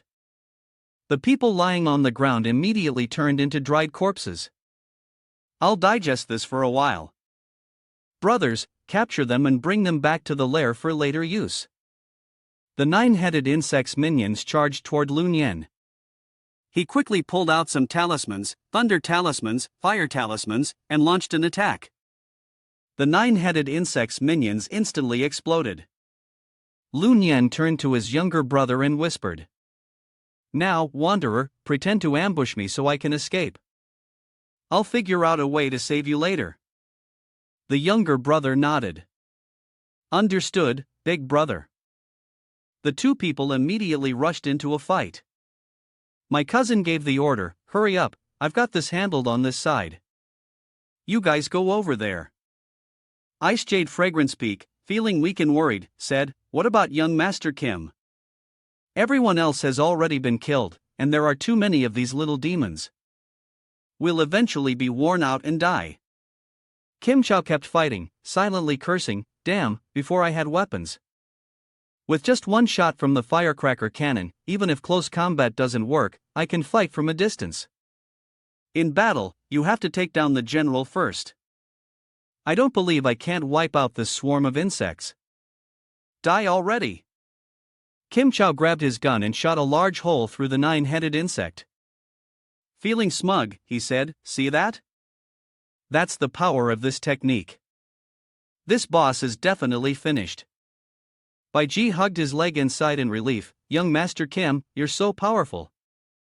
No wonder you're so much stronger than that useless Lu Nian." Kim Chow, feeling pleased with himself, thought, "He's just a useless guy. How could he compare to someone like me?" Lu Nian was still pretending to fight with my cousin, thinking to himself, "These two idiots think they're playing a game. Wait until later, then they'll know. But for now, I'm getting out of here." At this point, the nine-headed insect was completely enraged, roaring, "Good. You, lowly mortal, you've really managed to piss me off."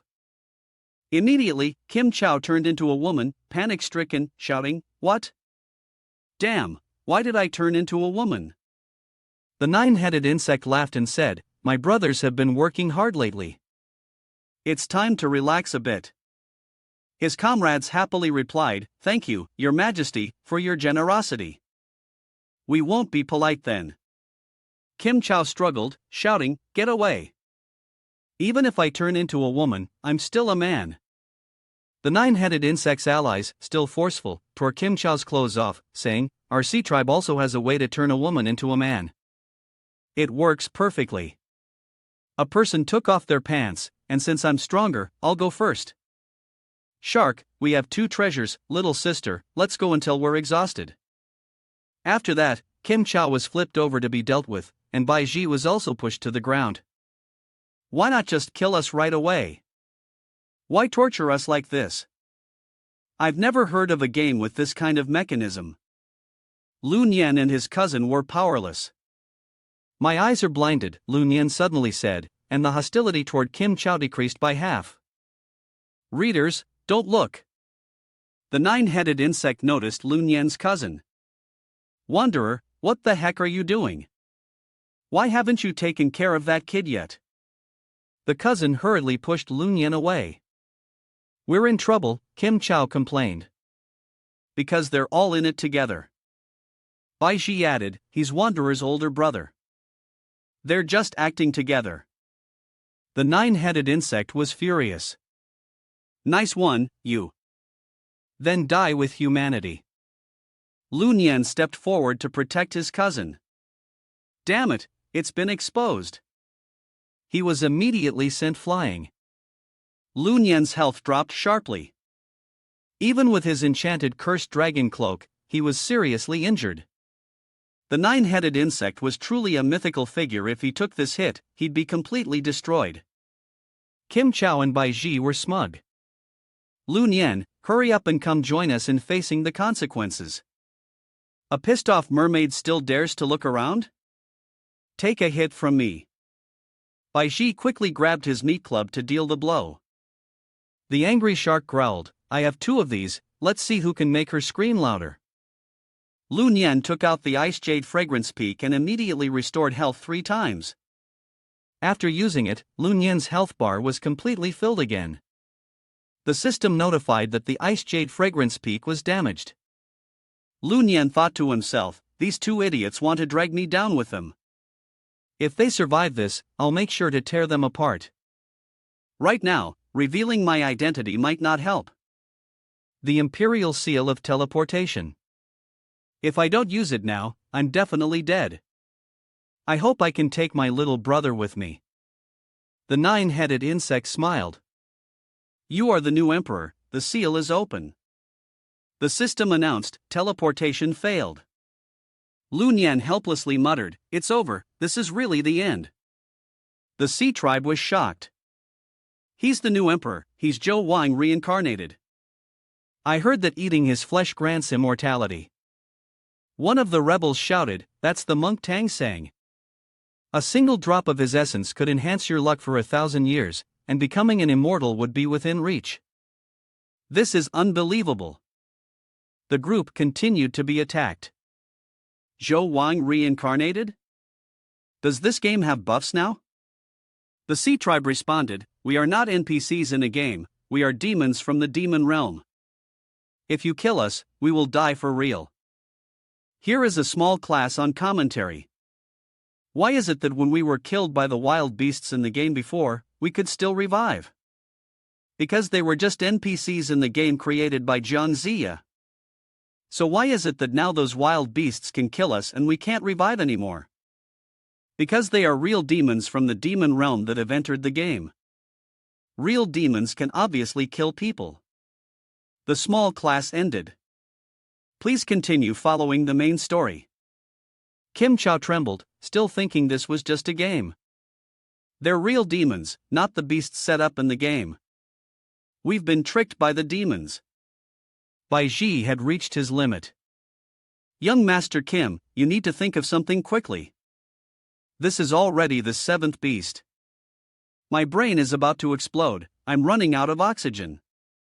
The sea tribe grew more excited. "So now you realize we're real demons who've entered this game world, huh? Too late now. Just immediately serve your master, and when the time comes, I'll let you enjoy yourselves before taking away my treasure." The system kept announcing, "Teleportation failed, teleportation failed." Lu Nian was determined. He couldn't die here. The only option was to charge forward recklessly.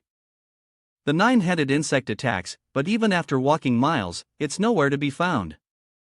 "I've gathered the human emperor's essence. Die already." Lu Nian shielded himself with his hand. It's over, but my cousin got there just in time to block the blow for me. Cousin, you should run now. Thanks for coming to save me. Lu Nian's eyes filled with tears as he remembered the time he spent with his cousin. The nine-headed insect shoved his cousin aside, calling him a little fish who didn't know his limits. Next, it's your turn, it said. Lu Nian lost his temper. I'll kill you. The nine-headed insect laughed. Who do you think you are? Just a regular human. I only need one finger to deal with you. Lu Nian pulled out a talisman, but the nine-headed insect sneered. Just some cheap talismans. I can tear them apart. Lu Nian then took out a bracelet, but the fight was far from over. The bracelet seal activated 3 times, reducing the insect's HP by 1% each time. Next, 3 deadly lightning strikes hit, each reducing its HP by 1%. Then, the phoenix fire needle followed. The sea creatures in the distance were in chaos. Why is the prince being suppressed by a mere human? Can this artifact really keep triggering endlessly? The nine-headed insect's HP continued to drop, losing 1% each time. Kim Chao and Bai Ji were shocked. Impossible. How does Lu Nian, that useless fool, have so many treasures? A helpless girl cried out, Please, Lu Nian, you must kill that monster and avenge us. The merman immediately grabbed her and killed her. The noise was deafening. The others watched in fear. The nine-headed insect smiled. You think these useless trinkets can hurt me? The gap between a mortal and a cultivator is something you will never bridge. Lu Nian continued his attack. Damn it, the nine-headed insect remained calm, holding that rusty sword as if it could challenge me. Does it think it can make me laugh to death? Suddenly, his entire body froze. Ah, what? Taking advantage of the moment, Lu Nian struck down. The sea creatures were stunned. Could he really be immortal? The prince consort had been a demon who achieved immortality thousands of years ago, yet he was injured by a mere human. Lu Nian thought to himself, I just used up all the charms and magical items that Fat Pig gave me to keep the pressure on. Finally, I managed to make the nine-headed insect freeze for half a second. Even though the dragon phoenix sword hasn't awakened yet, the power I still have should be enough. I need to finish this quickly. The nine-headed insect, enraged, shook off Lu Nian's attack. If I hadn't been suppressed for 1,000 years, even if you were the newly crowned emperor, you wouldn't have been able to harm me. Let me show you the gap between a mortal and a true immortal. Lu Nian wasn't intimidated. Then let me use this rusty sword to cut through that so-called gap. Lu Nian's health kept dropping by 5%, but his attack power and speed were increasing. The nine-headed insect realized something was wrong. He was burning through the essence of the human emperor. In the blink of an eye, Lu Nian sliced off one of the nine-headed insect's heads. Meanwhile, in a hidden cave, Shingong Bao sensed it. The new emperor, you've finally shown up. Back to Lu Nian, the crowd cheered. We're saved. Lu Nian killed the legendary demon. The sea creatures laughed. You guys are celebrating too soon. The severed head of the nine-headed insect slowly started to regenerate. The new emperor, I underestimated you. But from now on, I won't give you any chance. Lu Nian thought to himself, this brat actually sacrificed one of his snake heads to regenerate the human head I chopped off. Looks like my attack wasn't enough after all.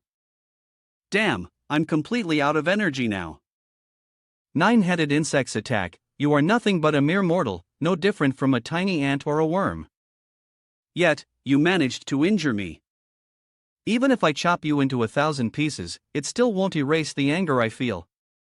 Lu Nian made no attempt to resist and simply closed his eyes, accepting it. Father, cousin, at this moment, a massive force comes rushing in to kill the nine-headed insect. Don't even think about harming my lord. The nine-headed insect yelled out, unwilling to accept its fate. System notification. Congratulations to the player for helping defeat the wild boss nine-headed insect. You have obtained the 9-headed insect's essence pill, which has leveled up from 20 to 24. This high-grade essence pill, formed from the inner core of a great demon, can be used to activate and refine magical treasures. Lu Nian was curious. How could a single strike have killed the 9-headed insect so easily? Who exactly was this person? The one who just killed the 9-headed insect was Wenzhong, who was once the grand tutor of the Yinshang family. He died fighting for them, and his soul was later absorbed by the deification table. He was eventually promoted to the 9 heavens response origin thunder clear universal transformation celestial venerable. Wenzhong knelt down. I, Wenzhong, failed to arrive in time to protect the king. Please forgive me, Your Majesty. I never imagined I would have the chance to meet you again. At this point, the Sea tribe was completely wiped out, and 2 other figures quickly appeared. I am Zhang Guifang, the general of the Great Chang Qinglong Battalion. I humbly asked to see His Majesty. Lu Nian was shocked. Wasn't this the famous Zhang Guifang, known for his incredible horsemanship? He single-handedly defeated dozens of the Western Zhou's best warriors Nan Gongxi, Xan Jia, Huang Ming, and Zhu Ji. He was even ranked among the top 10 undefeated generals of the Western Zhou. In the end, he was defeated by his own soldiers, and his soul was forcibly sucked into the deification table, where he was later promoted to the celestial general of the Sacred Gate. The other person was Zhang Kuei, the great general of the Shang dynasty. He respectfully asked to meet the emperor. Lu Nian thought to himself, this is the same Zhang Kuei who had once hunted down the Earth King. Both he and his wife had been loyal warriors who died for the Shang dynasty. It's hard to believe that after 1,000 years, the high-ranking officials of the Shang dynasty are still so loyal to the new emperor. In a way, it feels like I've been given another chance at life. Thank you all for your help. Please, calm down now, Lu Nian said. At that moment, his cousin, weak and frail, called out, Cousin, help me. Lu Nian turned to Wenzhong and the others. Can you save my cousin? Guifang immediately gave the cousin a medicinal pill. Don't worry, Your Majesty. After taking this restorative pill, he'll be fine in no time. The evil energy in his body will be gone, and he'll be fully restored to his former self, Guifang assured. Soon after, the cousin fully recovered. Cousin, I'm better now. The cousin said happily. Lu Nian expressed his gratitude, Thank you, General Zhang. Guifang replied humbly, Your Majesty, please don't mention it. It's nothing, really. When Zhong added, all of us have entered the deification table. Our souls are bound by the table's restrictions, so we can't act independently in the immortal realm. It's truly unfortunate. Zhang Kuei spoke up, We, your humble servants, are trapped by the deification table. We hope that, Your Majesty, you will ascend to immortality soon, so you can help us break free from these chains. Lu Nian confidently said, Everyone, please stand up. From now on, I'll definitely work hard on my cultivation so I can reach the highest level as soon as possible. Oh, and I still want the generals to take me to the dungeons for a bit. After that, I'll just stand by the door and enjoy the crazy level up treatment from the boss. That's when I'll really soar to new heights. When Zhong replied seriously, Your Majesty, you can't think like that. The path of cultivation must be taken slowly, step by step. It's the only way to do it right. Lu Nian hesitated, All right, I was just saying that off the top of my head earlier. I'll make sure to focus on my training. Zhang Kuei asked, Your Majesty, what should we do about the other survivors? I suggest we kill them all to prevent them from exposing your identity. The others gasped in fear, No, please don't. At this point, Kim Chao, back to normal, begged for his life, We didn't see anything, we don't know anything. Lu Nian thought for a moment, if we could erase their memories, there would be no need to kill them. Just wipe their memories, and that should be enough. I'm limited by the game system, so I really can't kill other players. If when Zhong kills these commoners and the deification table detects it, it could bring disaster to them. When Zhong, Guifang, and Zhang Kuei looked at each other before kneeling down. Your Majesty, you are wise, Wen Zhong said, activating his third eye. The group immediately fell into a deep sleep. I'm so sleepy, they murmured. The system announcement sounded, players present have encountered Lu Nian at the Bichba Dam, and all their memories have been erased. Once Wen Zhong and the others left, the situation here was resolved. To avoid being detected, we shouldn't stay for long. I wish the Emperor would quickly reach the peak of his training and ascend to immortality. Lu Nian also said goodbye to his cousin. Now that you've recovered, you can return to the beginner village and continue your training. I have other matters to attend to, so I'll leave first. His cousin happily replied, Thank you, cousin. I'll work hard to level up my cultivation. The scene shifted to the demon realm, where the order talisman had shattered. Who killed my consort? Who was it? Princess Wansheng, daughter of the Wansheng Dragon King from the Baiba Lake and wife of the nine-headed insect, had been thrown into the demon realm after being suppressed by Zhu Beiji and others for obstructing the journey to obtain the scriptures. Her soul was now trapped there forever, unable to turn back. Wansheng left, saying, I need to go out for a while. You all prepare yourselves. Once I uncover the truth, I will definitely avenge my consort. Whoever killed him must die. The scene shifted back to Lu Nian. He silently realized that he had forgotten to tell the others about Shingong Bao. Never mind. I'll tell them next time we meet. The danger this time made him realize something important: he needed to quickly increase his strength. With that, the Jade Seal activated, and he teleported away. Scene shifts to the porch of the tomb. My dear consorts, the king has returned. 3 women greeted him. Your servant humbly greets the great king. Lu Nian said, My consort, please stand. Where is Diji? Hu Shimei replied, Your Majesty, my older sister said she needed to prepare the essence for warming the acupoints in the inner palace, so she couldn't come to greet you. Please forgive her. Lu Nian looked at Tian Tian. If that's the case, then I'll continue training my eyes as I didn't finish last time. With that, he pulled Tian Tian into the room. Tian Tian was extremely pleased. The great king is really amazing. System notification: the eye acupoint training has been completed. You have learned the basic skill of fire eyes and golden eyes.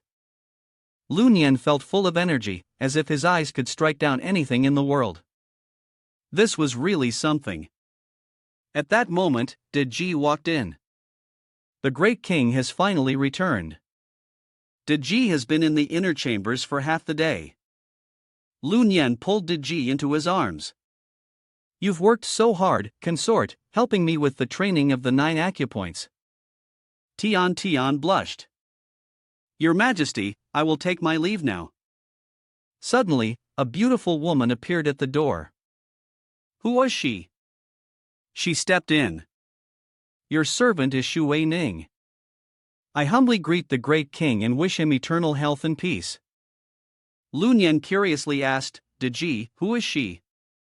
Diji replied, My lord, you don't know? She's a spirit from the Eastern Sea. The first drop of her blood is very special, it allows a person to hear all the subtle sounds in the world. It took me a long time to find her so she could serve you. Lu Nian had a nosebleed. I see. So how do we get it? My lord, Diji said, as you know, I have been working hard for this, but would you like to have some blood now? Diji took out a ceremonial vessel. My lord, the first drop of Xu Weining's blood is very precious. It cannot be contaminated. We must carefully collect it using the vessel and jade urn. Lu Nian pouted. Are you saying that means I'm dirty? Diji smiled. My lord, please don't be angry. Would you like to try collecting it yourself? Xu Weining quickly positioned herself on the bed. I was just a small spirit before. Being able to help you, my lord, is the greatest honor. Lu Nian smirked. A small scene, Lu Nian uses the vessel. Are we ready? Here I come. Shui Ning trembled. It hurts, my lord, it hurts so much. Lu Nian spoke gently. Relax, it will hurt more if you're tense. You'll feel more comfortable if you just let go. De Ji saw Shui Ning trembling uncontrollably and hit her on the back. How can you not handle a little pain to serve the king? Lu Nian reassured her, my beloved, don't be upset. It's my technique, not you. Shui Ning hesitated, thank you, my king. It's my fault. Let me try harder, she thought to herself, the king is so kind. Lu Nian continued, all right, this time I'll do it stronger. Try to endure a bit more. After a moment, Lu Nian successfully collected Shui Ning's blood. It seemed to be her very first drop. Shui Ning had endured a lot. I'll reward you generously in the future, he promised. Shui Ning asked with hope, my king, does that mean there will be a real reward later? Lu Nian called De Ji, who had already filled half the vial. My king, De Ji said, you should rest your head on my lap so I can finish the final part of the process for you. She held the jade vial up to Lu Nian's ear. Are you ready, my king? I'm starting now. Lu Nian felt a cool liquid slowly flowing into his ear. The sensation was extraordinary, like he was in a fairyland. The sound of celestial music echoed in his ears, and all the noise of the world seemed to vanish. System notification, the ear refining technique has been completed. You have learned the basic skill of wind flow ear. Once everything was ready, Lu Nian asked, I've successfully completed the refining process. Now, there are only 2 acupoints left, one at each nostril. Has my beloved consort prepared anything for this? De Ji replied, I've already made the necessary preparations. Please, your majesty, follow me. De Ji then went to where Hu Shimei and Yu Guoran were. Sisters, have the linglong fruits been properly preserved? Hu Shimei responded, of course, they have. We just need to fetch them. As soon as Lu Nian saw the linglong fruits, his eyes lit up. These are the linglong fruits used to refine the acupoints in the nostrils? I remember De Ji mentioning something about increasing the skills I've learned to their highest level.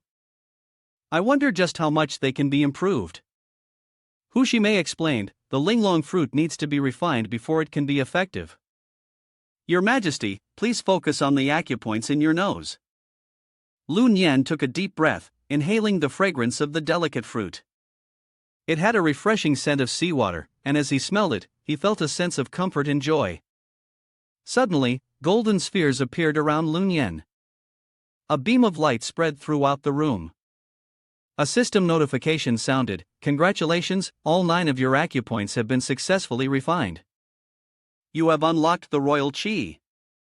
This method can raise the skill cap by 6 levels. Lu Nian was overjoyed. This is perfect. I couldn't advance before because the skill cap was only 4, but now with 6 more levels, I can reach max level. Does that mean I'll be the strongest from now on? Not only will I be able to use all my skills, but I'll also have maxed out abilities. This is what it means to be a true expert. 3 demon girls bowed and congratulated the great king on successfully refining the 9 orifices meridian. They expressed their hopes that he would become truly unstoppable in the future. Lu Nian smiled and thanked his loyal companions, saying, in the future, I will focus on cultivating my strength and do everything I can to free all of you from the Xian Yuan tomb. Just then, the system sent a notification. You have an event update. Please check your system interface. Lu Nian tapped to open the display. A new message appeared regarding the Glory Continent event. A large-scale dungeon will reset in Wanming Valley at 9:00 a.m. tomorrow. The featured rewards include Ming Bing Stone and Han Yuan Gu Xian Yuan Steel. Hu Shimei pointed toward the list and noted, these are crucial materials needed to forge the Long Phoenix sword. Lu Nian nodded, replying, exactly. In that case, I'll head to Wanming Valley and do my best to secure those materials and forge the Long Phoenix sword as soon as possible. Scene shifts to the Valley of 10,000 Echoes, where Princess 10,000 Saints is filled with a murderous rage. Hearing Shengongbao's words, she learns that her husband, the prince consort, has been reincarnated by Zhou Wan along with Wen Zhong to carry out a brutal massacre. Although Wen Zhong is temporarily out of her reach, she is determined to capture Zhou Wang and tear him apart, skinning him alive. The scene shifts to a time before this, where Princess 10,000 Saints, enraged, demands, Shengong, who killed my husband? Shengong sighs deeply. Princess 10,000 Saints, please try to calm down. Your husband, the nine-headed insect, was stationed in the Three Lagoons, a place that was supposed to be incredibly safe. But unexpectedly, among the group of players there was someone with the reincarnation of Dxin. He burned the blood essence of the human emperor, which led Wen Zhong and his group to kill your husband. It's truly a tragic loss, and I am deeply pained by it. I originally thought Wen Zhong would wipe out the remaining mortals to protect the secret of Zhou Wang, and that we could use the power of the divine board to control them. However, when I sent my subordinates to investigate, the surviving players had not yet died. Princess 10,000 Saints grows impatient. If that's the case, why didn't you capture all the players near the Three Lagoons and force them to reveal Zhou Wang's whereabouts? Shengong sighs again. It's easier said than done. Wen Zhong used a spell that caused all the players at the scene to lose their memories, and Zhou Wang has already fled. 10,000 Saints said, it seems that Zhou Wang is being very careful. He'll probably stay in the shadows for a while. Shengong reminded him, don't rush. Tomorrow, the Valley of 10,000 Echoes dungeon opens. It's filled with rare materials, and I'm sure Zhou Wan will be interested. The blood of the human emperor is incredibly valuable. If you can help me uncover Zhou Wan's true identity, the Celestial Master will reward you generously. Eternal youth or immortality would be just a small part of the prize. 10,000 Saints smiled. The Valley of 10,000 Echoes dungeon, I understand. Shengong thought to himself, before the Celestial Master shows up, it's better to be cautious. I'm not yet a match for those old gods who owe me favors. I'll let her scout ahead, and I'll go talk with the 7 saints of my mountain. Then he stopped 10,000 Saints. Princess, please wait. The scene shifted to near the Valley of 10,000 Echoes. 10,000 Saints Princess was thinking, first, I'll pretend to be a regular player and listen to the thoughts of these mortals. Note, powerful beings like great demons or enlightened immortals can hear the thoughts of lower-level mortals. At that moment, Lun Yan also arrived at the Valley of 10,000 Echoes. The previous battle had almost revealed his identity, so he knew that with so many people involved in the dungeon activity, it was best to stay careful. He decided not to use the Dragon Phoenix sword for now. He couldn't handle everything, so he'd focus on gathering some items first. Lun Yan called out, isn't that Master Lun Yan? What brings you here? Lun Yan replied, little pig, I need to buy some items for the dungeon.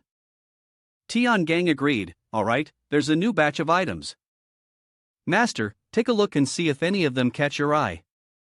The screen displayed a list of props being sent. Lun Yan reviewed them, we can't use the Dragon Phoenix sword casually, so let's prioritize the battle talismans. You decide, but alright, let's go with 50 of these for now. Tiangang happily replied, you're so generous, Master. Give me a spot, and I'll send them over to you right away.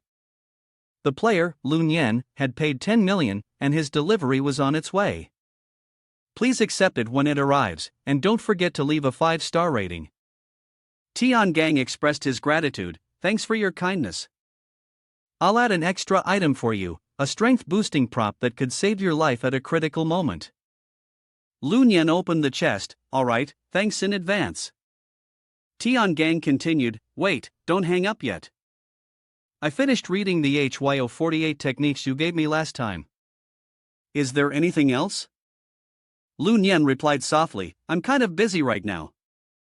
I'll find something for you when I have time in a few days. Okay, thanks again, Master. At this point, Fang Qi gently approached from behind, Lun Yan, where have you been? You didn't even answer your phone. Lun Yan quickly hung up and stopped talking, someone called. I'll call you back later. Lun Yan said to Fang Qi, I suddenly found out where my father went missing, so I rushed over right away. Fang Qi asked, "Oh, is the money I gave you not enough?" Lu Nian replied, "It's enough." Fang Qi, are you joining the dungeon activity too? Who are the two people behind you? The system displayed the characters: Sume Qiao, Warrior, level 22, Hasu, Archer, level 21. Fang Qi introduced them. These are my close friends, Sume Qiao and Hasu. We're still looking for teammates. Mei Qiao asked Fang Qi, "Do you know this kid?"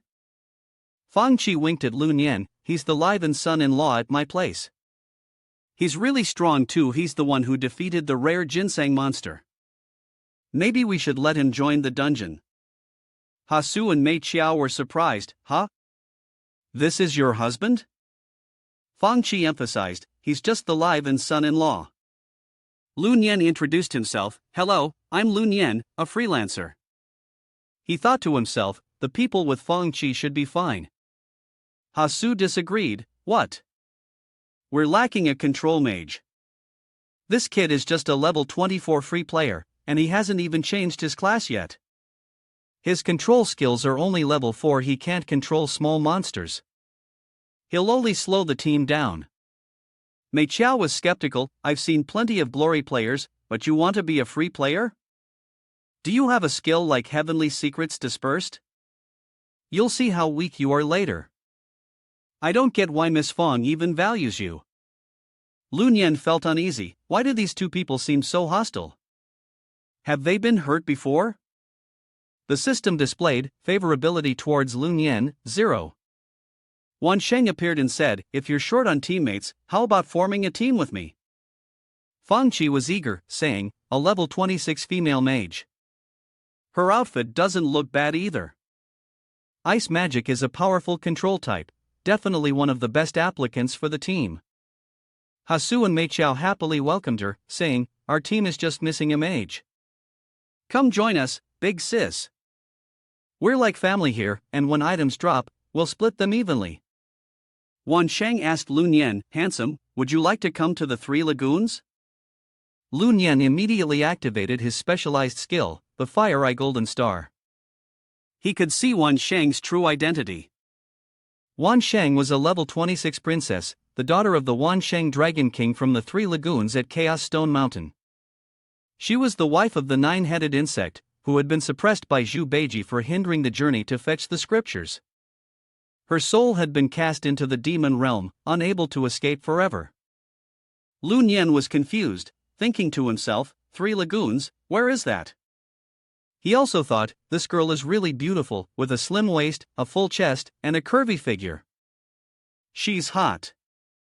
Note, having seen through Wan Sheng's identity, Lu Nian knew that those with high cultivation could easily probe the thoughts of mere mortals, so he deliberately thought random things to confuse her.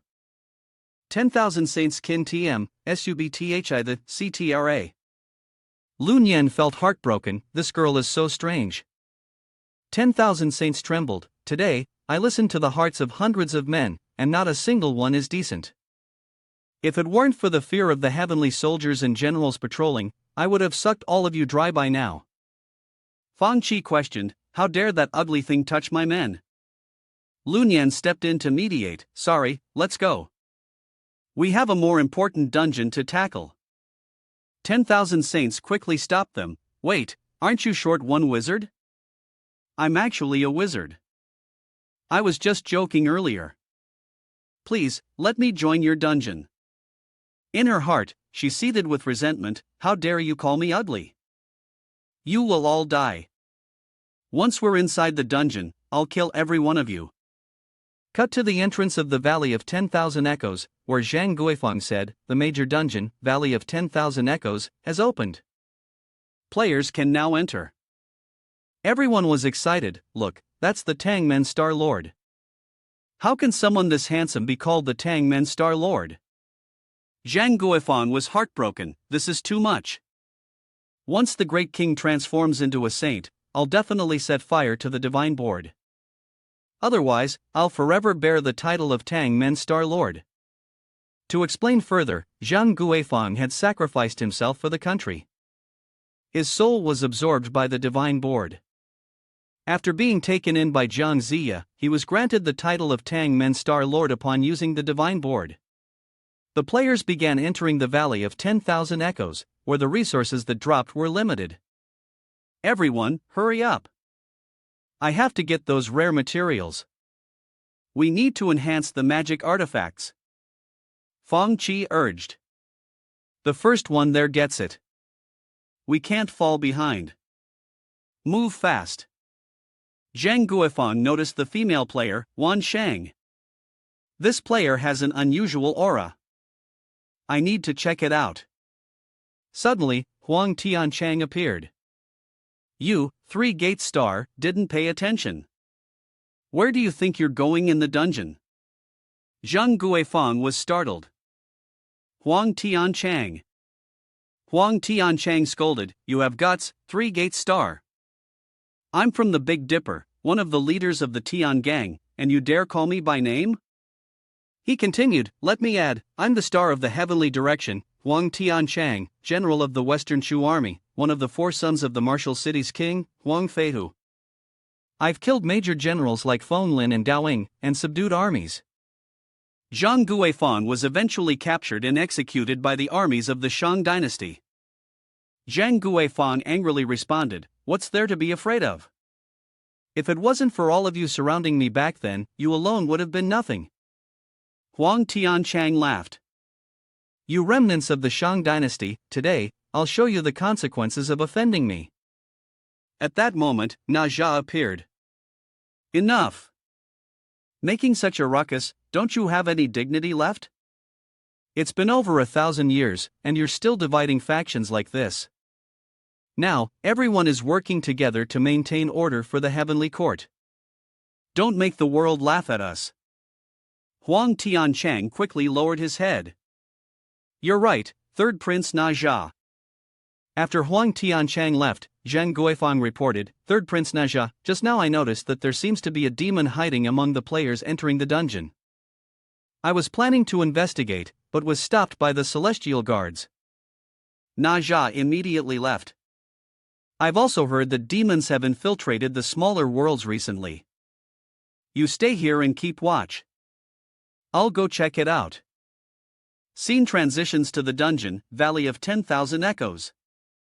Feng Qi was skeptical, this is strange. There were so many players just now, so why are there only a few of us after entering the dungeon? Lu Nian explained, the system of the Valley of 10,000 Echoes dungeon is quite unique. It has an elimination mechanism that randomly assigns each small group to different areas. Only those who reach the final boss at the last floor can participate in the group battle. Before we came here, Deji gave me detailed information, clearly explaining the situation in the dungeon. This place is far from Princess Wan Shang, so she probably can't sense my feelings.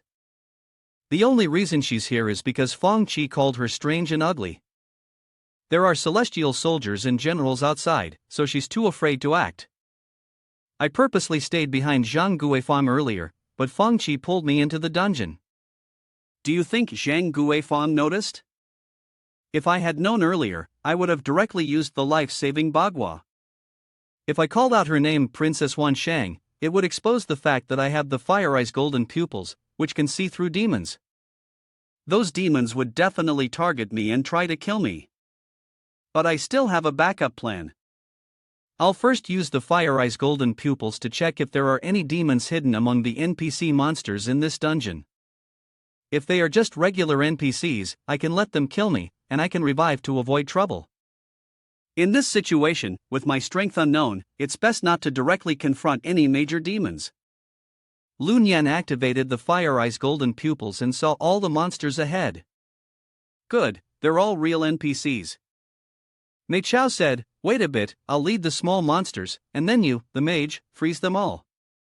Hasu agreed, right, and we need to use the blizzard attack on the small monsters to slow them down. Princess 10,000 Saints suggested, Leave it to me. I'll do my best to fight alongside everyone. She thought to herself, Once we go a little deeper, I'll take care of all of you and drain you dry. Feng Qi warned, The miasma is getting thicker. Everyone, be careful. The first wave of monsters is approaching. Up ahead, the Ghost King was preparing an ambush. Feng Qi took the initiative to attack. During this time, I did my best to join the fight, and my level increased quite a bit. Mei Qiao and Hasu were no slouches either, they were just dealing with spirits and ghosts. With a flurry of strikes, Princess 10,000 Saints used a blizzard storm, killing most of the Ghost King's forces. Feng Qi encouraged, "Our attacks are working. A little more effort, and we'll wipe out the entire Ghost King's army."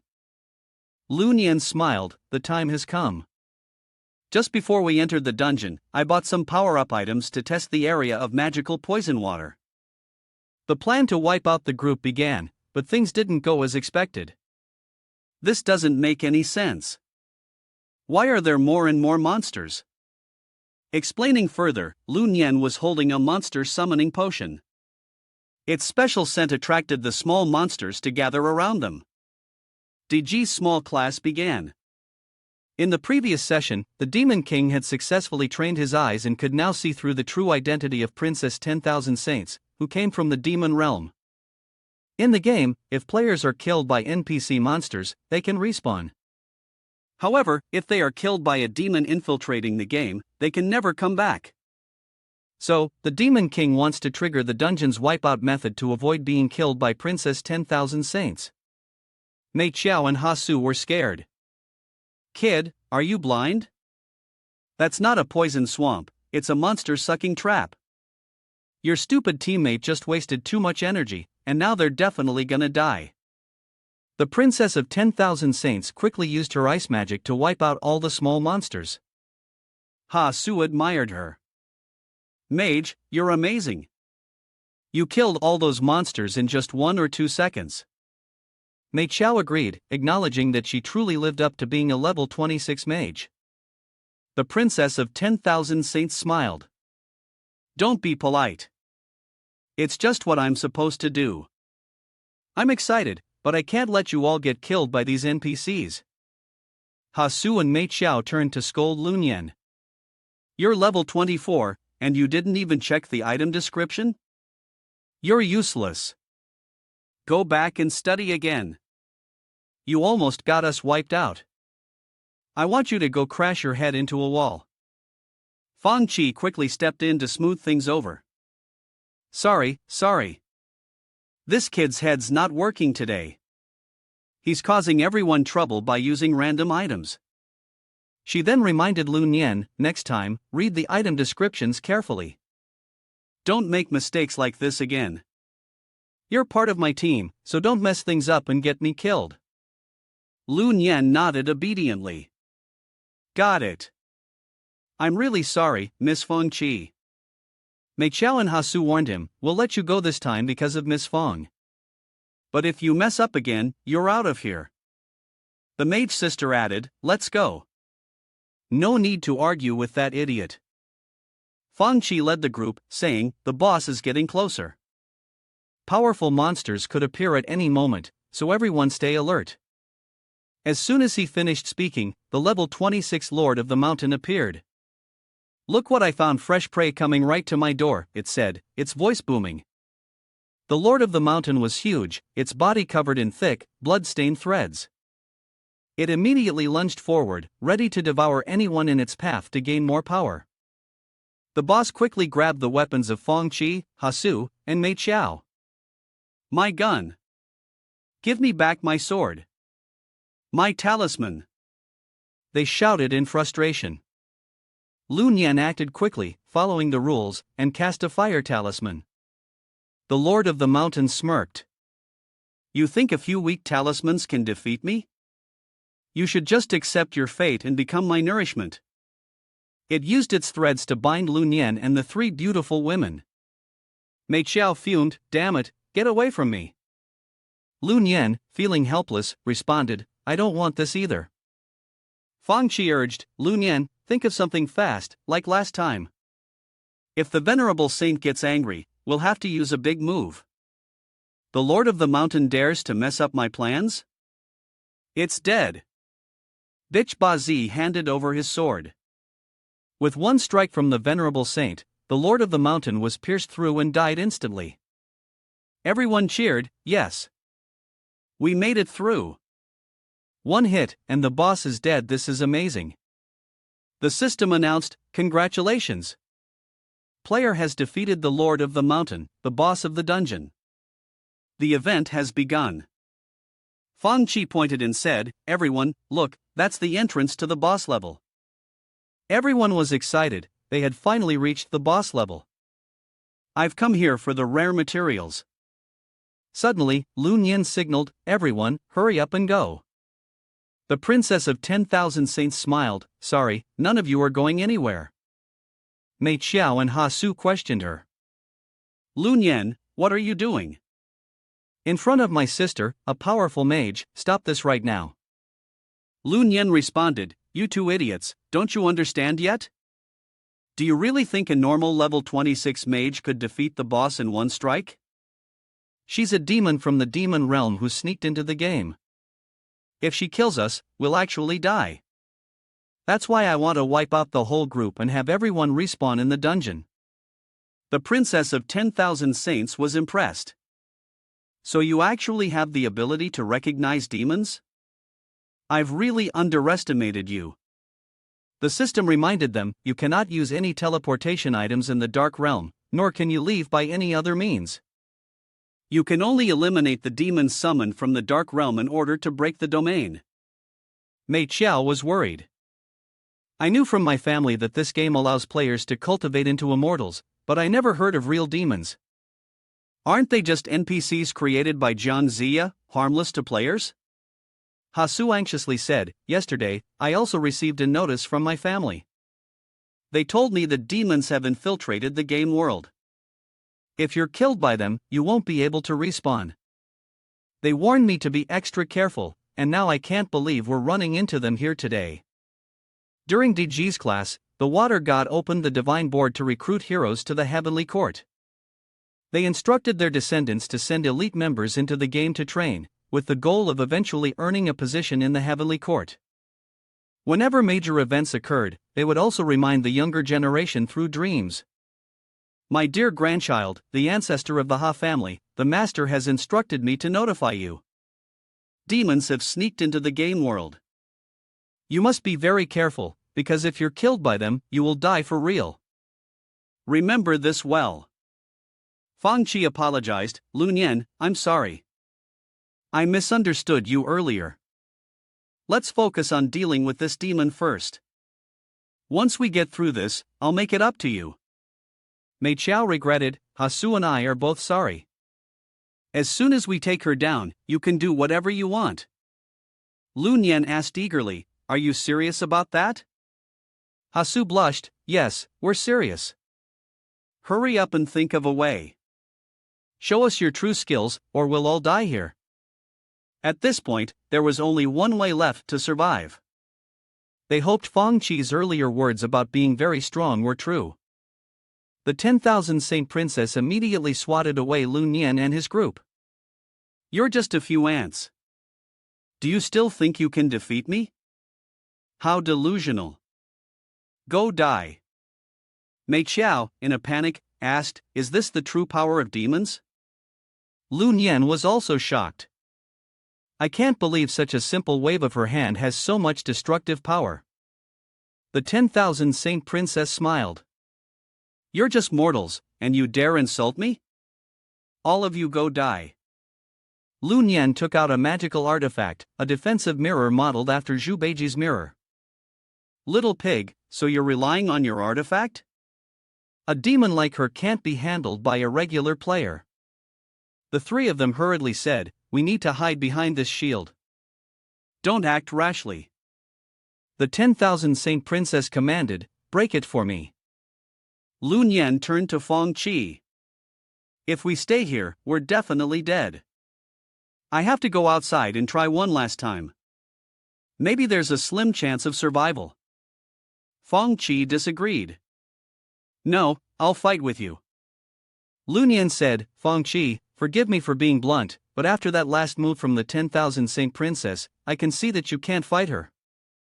If you go outside now, you'll just get in my way. Fang Qi started crying. Fang Qi swore, I was born for Lun Yan, and when I die, I will be a ghost of Lun Yan. From this moment on, I am officially your wife. Lun Yan stepped out of the barrier. I understand. Mei Qiao and Ha Su trembled, holding each other tightly. He stepped out of the defensive circle. If we can't defeat them, we're going to die. The myriad saint princess smiled, don't worry, I'll push you forward. Soon, your souls will be offered as my sacrifice. The scene shifted to a high point nearby, where Na Jia was observing Lun Yan. Interesting. This mortal isn't scared at all of the demoness. I want to see how he'll fare against the myriad saint princess. Lun Yan used the thief technique, the shadow battle cloak, to fight back, followed by the Taoist flag, the electric talisman, and the magician technique, the great fire dog. The myriad saint princess's defense started to weaken, and finally, he used the ninja technique, the shadow clone combined with the warrior technique, and the wild insect charge, delivering continuous fatal blows to the myriad saint princess. Mei Qiao was surprised. Is this how free people fight? It's so powerful. Ha Su said, it's useless. Free people don't have a class. The highest skill level they can reach is level 4, so they won't be able to do any real damage to the myriad saint. Na Jia smiled, that's right. Free people can learn all kinds of skills, but the highest level they can reach is only level 4. The damage they deal to someone above level 20 is almost nothing. Could this kid really be that clueless? Immediately, Na Jia's attitude changed. What? How is this possible? The clothes of the 10,000 Saints princess were torn to shreds. Fang Qi was stunned. What's going on here? Is he really that powerful? Is my man really this strong? Mei Qiao and Ha Su were overjoyed. That's the great demon from mythology. Lun Yan was just an ordinary person, yet he was able to defeat such a great demon? That's incredible. Lun Yan, we were wrong. The 10,000 Saints princess's body trembled. Damn it, that damn bug of a mortal actually dared to hurt me. You're just a free people, with only a level 4 skill. How could you deal such high damage? Lun Yan proudly responded, who said my skill level is only 4? I'm a free people unlike any other. After Lun Yan successfully trained his 9-orifice acupuncture point, he unlocked the Emperor's Qi skill. This increased all combat skill levels by 6, meaning each skill was now at level 10, fully maxed out. System message: congratulations on successfully training the 9-orifice acupuncture point. You have unlocked the Emperor's Qi. This skill increases the upper limit of all your combat skills. Lun Yan happily said, I don't have any class change skills with a limit of 4, but with an additional 6 levels, they're all maxed out. From now on, I'm the strongest free people, aren't I? Not only can I use many more techniques, but they're all at max level. I'm a true, glorious expert. The princess of 10,000 Saints was furious. I don't care what kind of free people you are, you're going to die here today. Hurry up and die for me. The sky turned dark. Na Jia felt uneasy. This is bad. Fang Qi, Mei Qiao, and Ha Su were all worried. Honey, be careful. Grandpa, be careful. Lun Yan thought to himself, this attack is really powerful. If I hide behind the defense, it could end up hurting them. Fang Qi threw out a magical artifact. Darling, take this. The system announced the activation of the Wind and Thunder Feather Strike artifact. The Princess of 10,000 Saints kept attacking. It's useless. As long as my death serpent locks onto you, there's no doubt you're going to die. She thought to herself, and as for those women over there, once this guy dies, I'll capture them and send them as gifts to my subordinates. Then I'll strip them of everything. That'll be the only way to satisfy my anger. Mei Qiao and Ha Su were terrified. We're done for. We're definitely going to die. Fang Qi reassured them, we have to trust Lun Yan. He will definitely defeat the Princess of 10,000 Saints. Suddenly, from a distance, Lun Yan's weakness was struck. Oh no, my chrysanthemum. Fang Qi thought to herself, Lun Yan will be fine, he just wasn't careful. We can't just stand here doing nothing. We need to cheer him on. If there's a chance, we should use our magical artifacts to help Lun Yan win. The princess of the 10,000 saints frantically chased after Lun Yan. Was this kid a mouse or something? How could he possibly escape? As they flew, Lun Yan coughed up blood, and everyone grew worried. What's happening?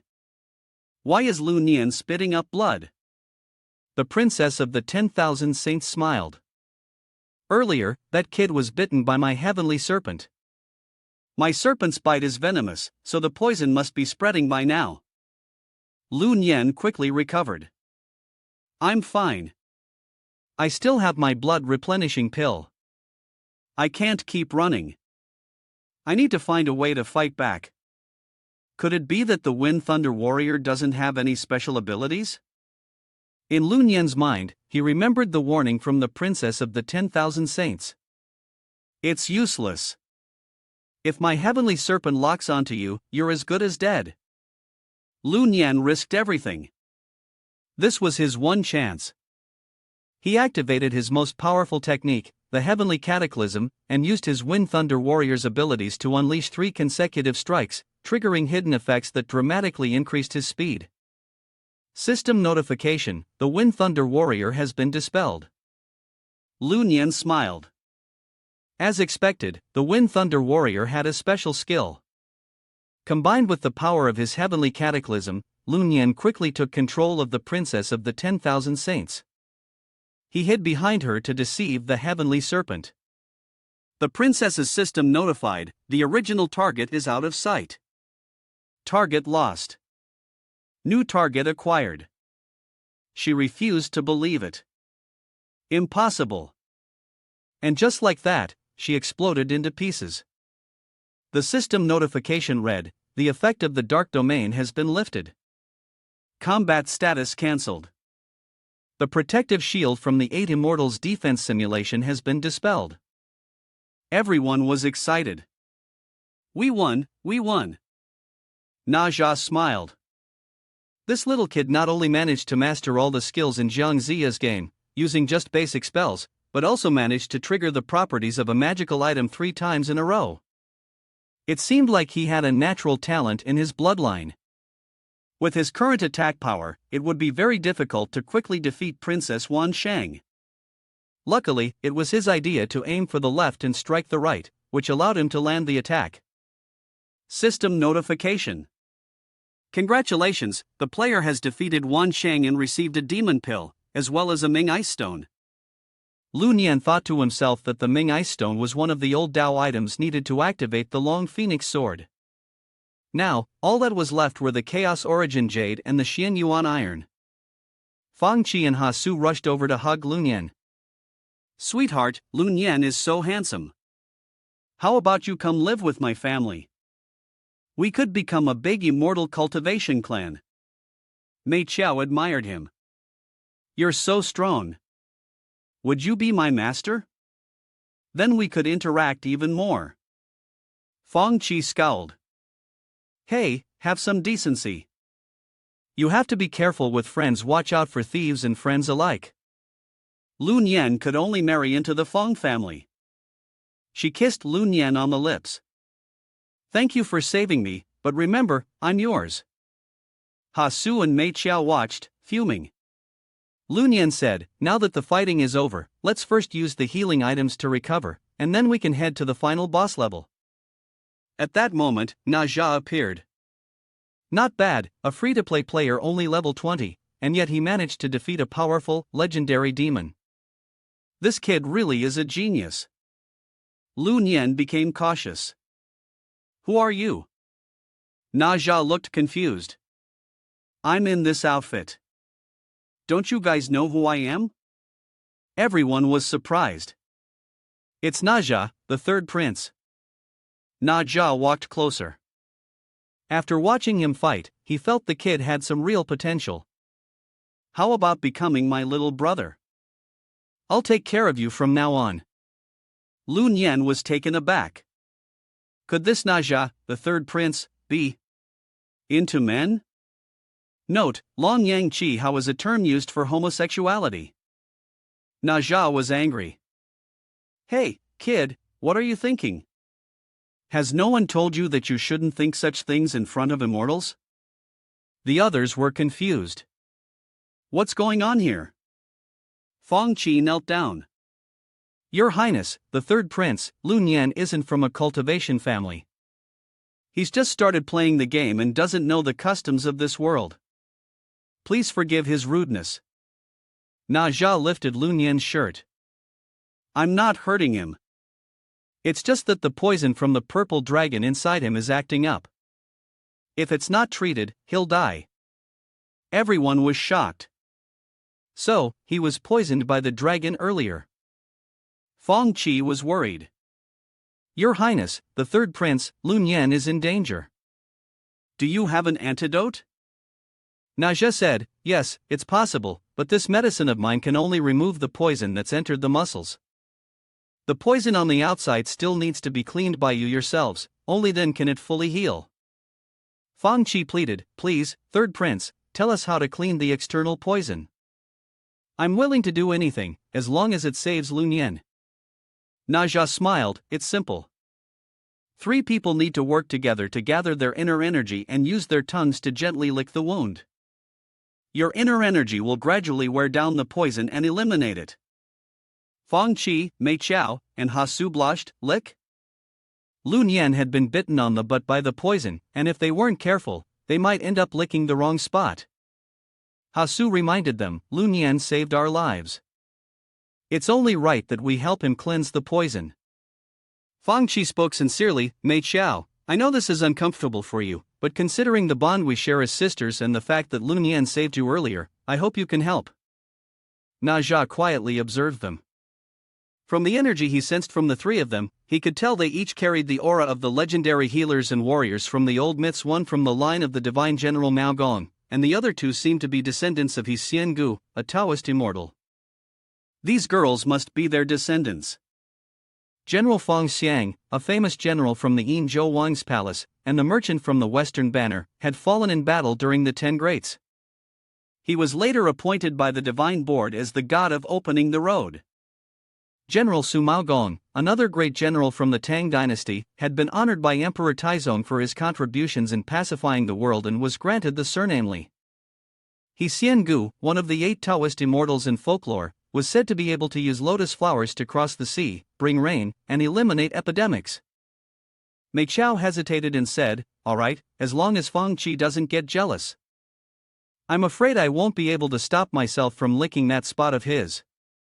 Na Zha, frustrated, snapped, are you guys still trying to save him or not?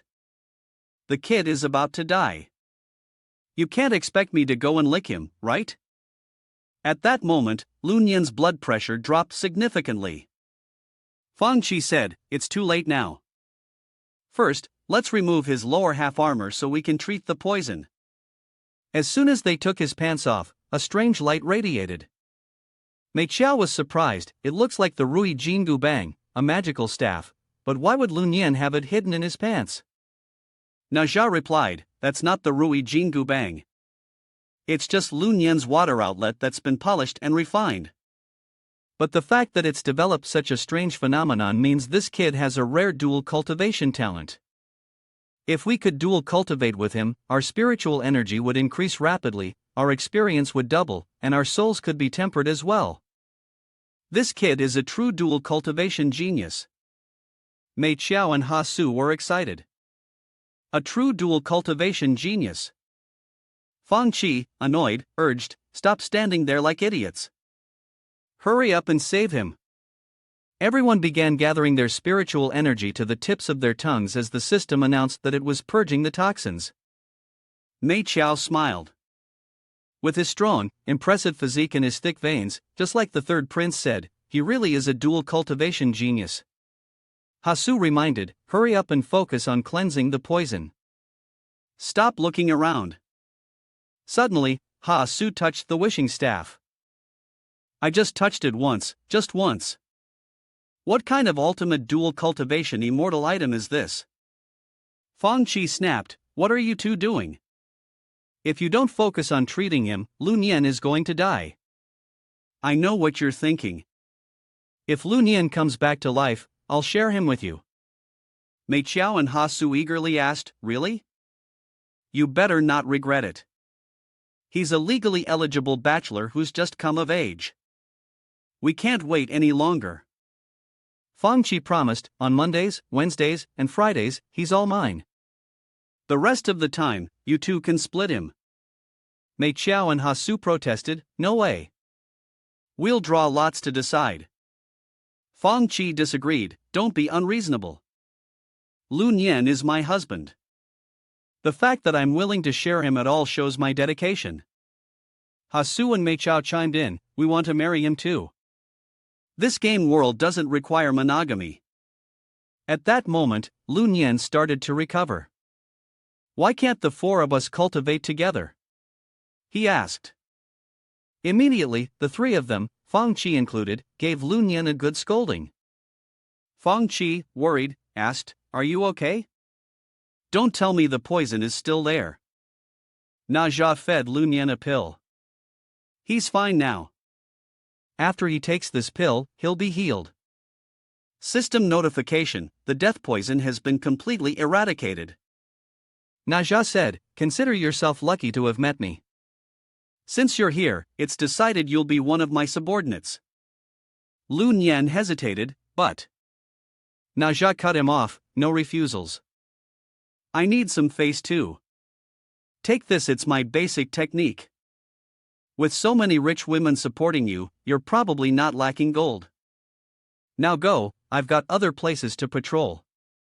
The system displayed that this was one of Na Jia's specialized magical treasures. This item had been temporarily created by Tai Yizhenrun. Na Jia's group's attack weapons could cause widespread damage, and this treasure, made of golden threads, was a financial asset. Na Jia left, his usual fur cloak shimmering with the colors of dusk, untouched by the mortal world. He left a mark on Lu Nian's lower back. Kid, if anyone dares to bully you in the future, just show them this lotus mark. Train hard. I'm waiting for you. Lu Nian groaned, great, how am I supposed to show a mark on my lower back? Meanwhile, Na Jia reflected on his patrol. It was a nice coincidence to run into the kid his mother had asked him to look after, and even better to see another little drama unfold. It was all quite amusing. But the kid's talent wasn't bad either. The scene shifts to the past, where Madame N assigns a task to Na Jia. A few days ago, Master Wen came to ask me to have you take care of a player named Lu Nian. Master Wen rarely asks anyone for help. Na Jia, can you help him out this time? Na Jia agrees. Okay, mother. You can leave this to me. Right now, Lu Nian has the lotus seal I've given him. If he encounters any danger, the lotus seal will help him hold out for a while, so I can consider the task you assigned to me as complete. The path to immortality is very dangerous, and I hope he makes it to the end. After that, I'll continue my patrol. I've heard that a group of demon rats from the demon world is sneaking into the game world, and they need to be dealt with. The scene shifts to Lan Rua Temple, the final boss level of the Valley of 10,000 Echoes. The Yuming Guild, ranked 168, appears. A member named Xue Ziwan, a level 23 swordsman, speaks up. I've heard that demons have been sneaking into the game world recently. The young master should be careful. Xiao Yan Mo, the president of the Yuming Guild, a level 24 soul summoner, responds calmly. It's fine. Aren't you all here? Besides, we are descendants of the great Emperor Feng Duo. With our bloodline and our innate abilities in the underworld, we can deal with these small fry. The Emperor of Fengdu is the leader of the underworld, the lord of the gods in hell. All demons and evil spirits in the world fall under his control. At this moment, there was a strong aura of killing intent ahead. The black and white twin assassins, members of the Underworld Guild, and a level 23 mage immediately set up defenses. Young master, be careful. A group of level 24 zombies charged forward, attacking. With the black and white twin assassins here, you won't be able to harm the young master. More and more zombies appeared. Xue Ziwen immediately drew the Mystic Ming sword, launching hundreds of swords in a single strike, wiping them all out. Hongzhu, an elite member of the Spirit Guild, level 27, ranked 6th in the guild standings, appeared. He clapped his hands, clearly impressed. DG's brief lecture led hundreds of guilds in the game's miniature world, with 6 major guilds at the top: Vermilion Bird, Dominance, Imperial Court, Peach Blossom Nest, Rampage, and Spirit. Hongzhu's teammate reported. Little guild leader, I've investigated. They're a newly formed guild, not even established for long. The guild only has 6 members and is ranked 168th. Hongzhu smiled. Outside the top 100, and they only have 6 members. He glanced at the chests of the 2 black and white assassins. I am Hongzhu, younger brother of Hongjin, president of the Spirit Guild, one of the 6 major guilds. Everyone respects me and calls me little guild leader. I have my eye on you too. I thought to myself, a newly established guild like this will definitely be eager to latch onto a big power, and when the time is right, I'll find a chance to deal with these 2 sisters. Hongzhu wore a lewd expression. The young beauties in front of him pushed forward and leaned back. Just follow me, and you can have all the resources you want, said a proud member of the Spirit Guild. You're so lucky to be favored by our guild leader, Hongzhu. We're one of the 6 largest guilds on the entire server. One of the 6 biggest guilds. Do you know what that means? It means our progress in the game is ahead of everyone else's by a step. We have access to intelligence, resources, and equipment. No one would dare to randomly PK you when you're out in the wilderness. How great is that? Plus, our guild leader used to freely wander the Sacred Kingdom University to study game strategies, and is someone who can easily break through different dungeon levels. Soon, they'll be promoted to vice president. Xiao Yan stared coldly. You looking for a death wish? The black and white twin assassins were radiating murderous intent. Get lost, now. Hongzhu trembled in fear. What do you want? I'm a citizen of the Free Nation, and my brother is the president of a super guild. The Spirit Guild member angrily shouted, You guys refuse a drink that's offered to you, but you're asking for a penalty drink? What's the meaning of this? You think you can mess with the younger brother of the president of the Hong Guild?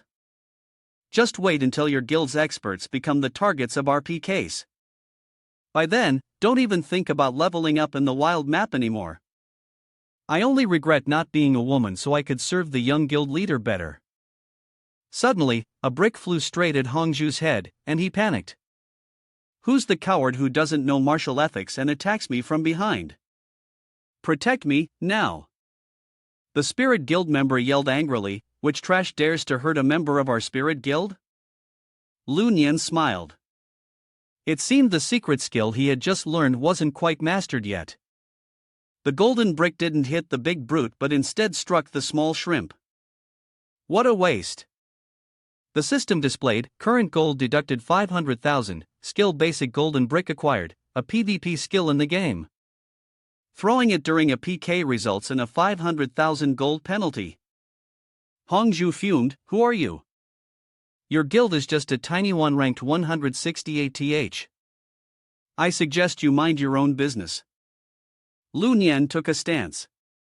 I've always loved stepping in when I see injustice, shouting when I see wrong, and acting when it's time to act. With that, he threw the brick directly at the 3 members of the Spirit Guild. System notification, current gold deducted 500,000 x3. Lu Nian felt heartbroken. Every time that golden brick flew away, it cost her 500,000. Was this rank 168 even worth trusting? Just now, as a precaution, I used the Fire Eye Golden Crystal to check these 4 people. It showed that they were all from Fengdu City, but their professions had a special prefix hidden that masked their true roles from Fengdu. The system displayed, one after another, Xiao Yan, summoner from Fengdu City, Shui Ziwan, swordsman from Fengdu City, black and white twin swords, sorcerers from Fengdu City. According to the cultivation handbook given to me by Sister Qin from the Baohua Tower, it mentioned that some of the elites from Fengdu's circle could use spirit magic to summon divine beasts. Some could even resurrect and bring back heroes from history. The people entering the miniature game world were all the elite of their respective races, so they were bound to have such abilities. Their rising ranks were only a matter of time. Moreover, once they reached a high enough level, they could very well become immortals in the underworld. I could also ask them to help extend my parents' lifespans a little bit. I really need to hold on to these powerful allies, I can't let them slip away. A member of the Spirit Society groaned, holding his head, "It hurts so much, help." Hongzhu shouted angrily, "Don't panic, this skill costs a lot of money. Let's use our magic tools to kill him and see how much he can burn through." Feng Qi smiled and said, "Is that so? The Chui Shan Corporation of the Feng family?" Mei Chao added, "And my Detang Food Corporation." Ha Su joined in, not to mention the Ha family's martial arts academy. When these three came together, they formed Lun Yan's powerful business empire, and we would provide Lun Yan endless cash to use. The members of the Spirit Guild were shocked. The Feng family with the Chui Shan Corporation, Mei Chao with Detang Food, and the Ha family with the Martial Arts Academy. These three major families were top tier in Huaxia. How could this be? Lun Yan smiled and said, "Let's see which one I should take down next." The system originally subtracted 500,000. The basic golden brick skill and the PvP skills passed on to Lun Yan by Najia. When engaged in PvP, 500,000 in-game currency would be deducted. Lun Yan looked at the member next to Hongzhu and said, "It's you." Hongzhu, furious, snapped, "You little brat, don't push it. Even though the three families are rich, this is a game world now. Big guilds are the real power, the warlords. Do warlords fear the rich?" Lun Yan immediately used the golden brick to take down all the members of the Spirit Guild. Really? The system kept sending notifications. HP 0, initially reduced by 500,000. The Spirit Guild members disappeared one by one, and their equipment dropped. This was the power of money. The people around him trembled in fear. This kid took down the vice president of the Spirit Guild. He's dead for sure. Quickly, inform the Spirit Guild. The old man sighed, "Youth is full of energy. Sometimes, stepping back can open up new possibilities." Lun Yan regretfully picked up the equipment, throwing out several million in one go. His heart hurt a little. Even though his beautiful and capable friends were all very rich, if this kept up, his stomach would get worse and worse. He could only eat soft rice. No, he had to rely on himself. Maybe he could recover some health by picking up this junk. Feng Qi said, "Honey, stop picking up trash. It's just a few million. Throw it away if you don't want it. I prefer giving you money to spend. The more you spend, the happier I am."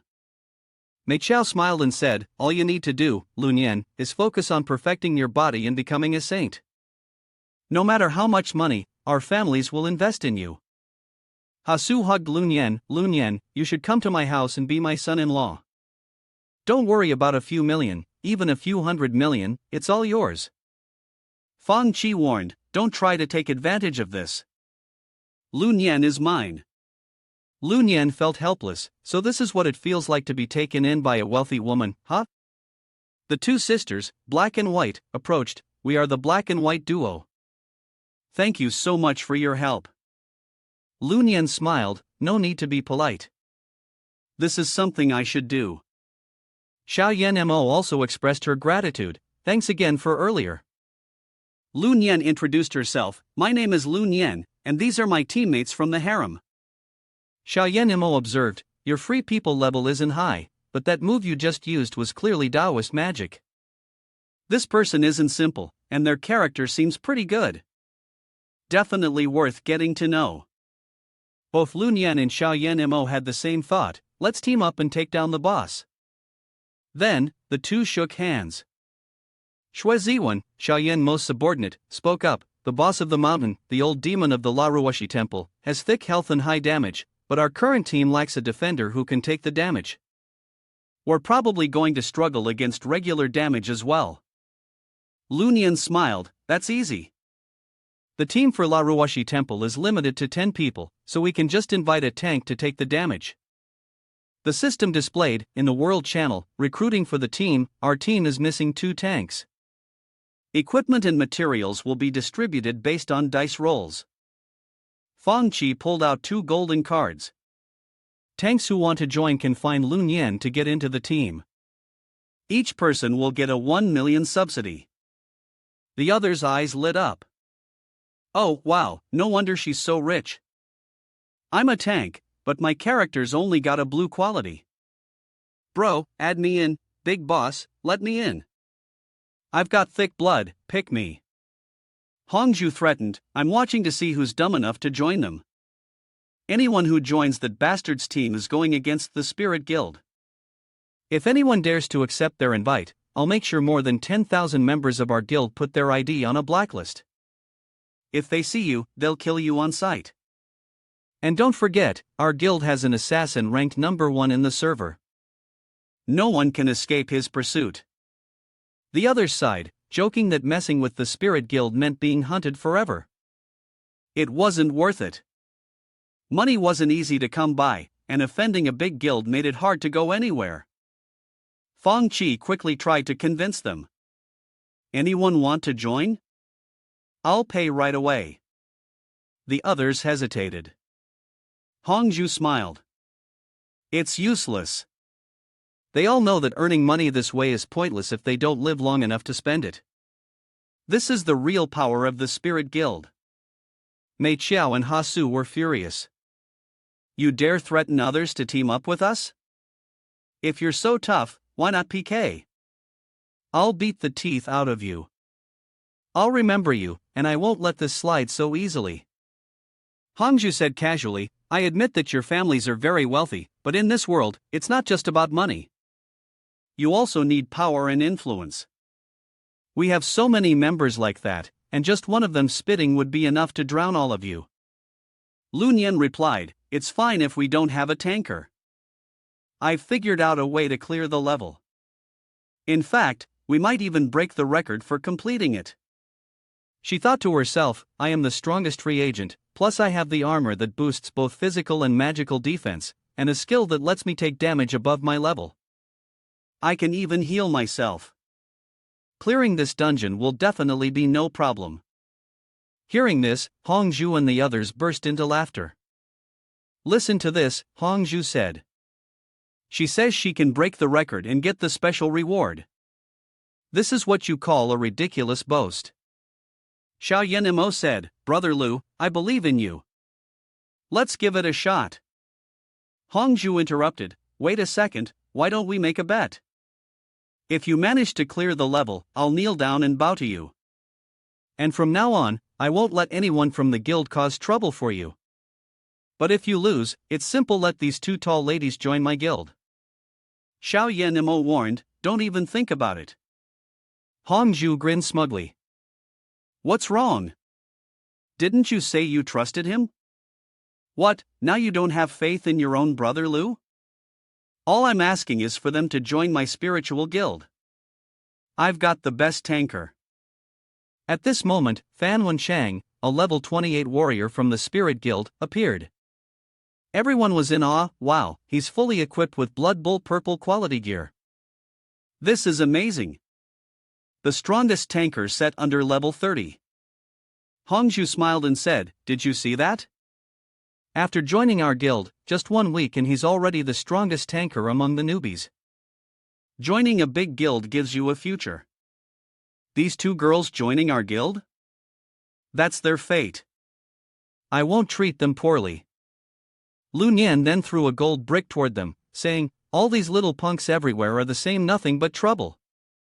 The system notification, which had initially deducted 500,000, immediately knocked Wenchang out. Hongju couldn't believe it, how is that possible? You brat, you're done for. You've ruined my plans one too many times. I want to make sure you never leave the safe zone again. Xiao Yenemo spoke up, Brother Lu, this is a matter for our guild. Don't make trouble with the Spirit Guild. They have the top-ranked assassin in their ranks. Lun Yan advised, don't agree to their bet. I just can't stand these little punks bullying others with their power. He then thought to himself, I wonder if pressing the lotus flower on my rear end has any real effect on ordinary people. Xiao Yanimo said, black and white, I believe I can handle the dungeon, so I'm willing to accept this bet. The black and white twin assassins nodded in agreement, following the young master's instructions. Xiao Yanimo continued, alright, I trust Lu, and I'm confident we can clear this dungeon. So, I'll take the bet. However, you must promise that once we clear the level, you won't use the power of your spirit guild to seek revenge on me. Hongzhu smiled, of course. I swear to the heavens, if I break this promise, I'll be struck by divine fire and never be able to reincarnate. At that moment, thunder suddenly roared from the sky. The others were confused, wondering why there was lightning out of nowhere. The system prompted, do the players wish to challenge the final boss of Lan Ruoyu's temple? Lu Nian smiled. If Xiao Yanimo had accepted the bet, he might as well take the opportunity to break the record, boost his reputation, and set the stage for recruiting members to form a guild in the future. The participants quickly entered the teleportation circle. Hongzhu smiled. No tankers, yet they want to clear the level? Once these girls join my guild, I've got plenty of tricks to win them over. The scene shifted to the final boss level of the Valley of 10,000 Echoes. The system reminded players, an ancient black mountain demon is guarding the Lan Ruoyu temple. Defeating it will reward you with powerful items and boosts, strengthening the player's abilities. Xiao Yanimo said, according to my research, the boss at Lan Nuoxi will use a powerful move every 30 seconds. If there isn't a tank in the team, we'll be instantly wiped out. So, to ensure safety, it's best to have both a primary and a secondary tank in the team to alternate using their life-saving skills to block that big move. Lu Nian reassured him, don't worry. When the time comes, we'll focus our firepower and I'll use my ultimate skill to absorb the damage. Don't forget, my class is free people. Xiao Yanimo looked worried. But Lu, your skill is only level 4, and you'll need someone to heal you. I have a very special bloodline talent that allows me to switch to a hidden class, either summoner or healer. If you don't mind, I can help heal you. Lu Nian threw his arm around Xiao Yanmo's shoulder. It's fine. Just focus on your skills. I can heal myself. We not only want to complete the dungeon, but we also want to break the time record. Xiao Yanimo blushed a little. Alright, then, I'll follow your lead. He used his summoner skill to summon a hell imp. The imp grinned and said its usual lines when it appeared, Boss, can't you even defeat this one?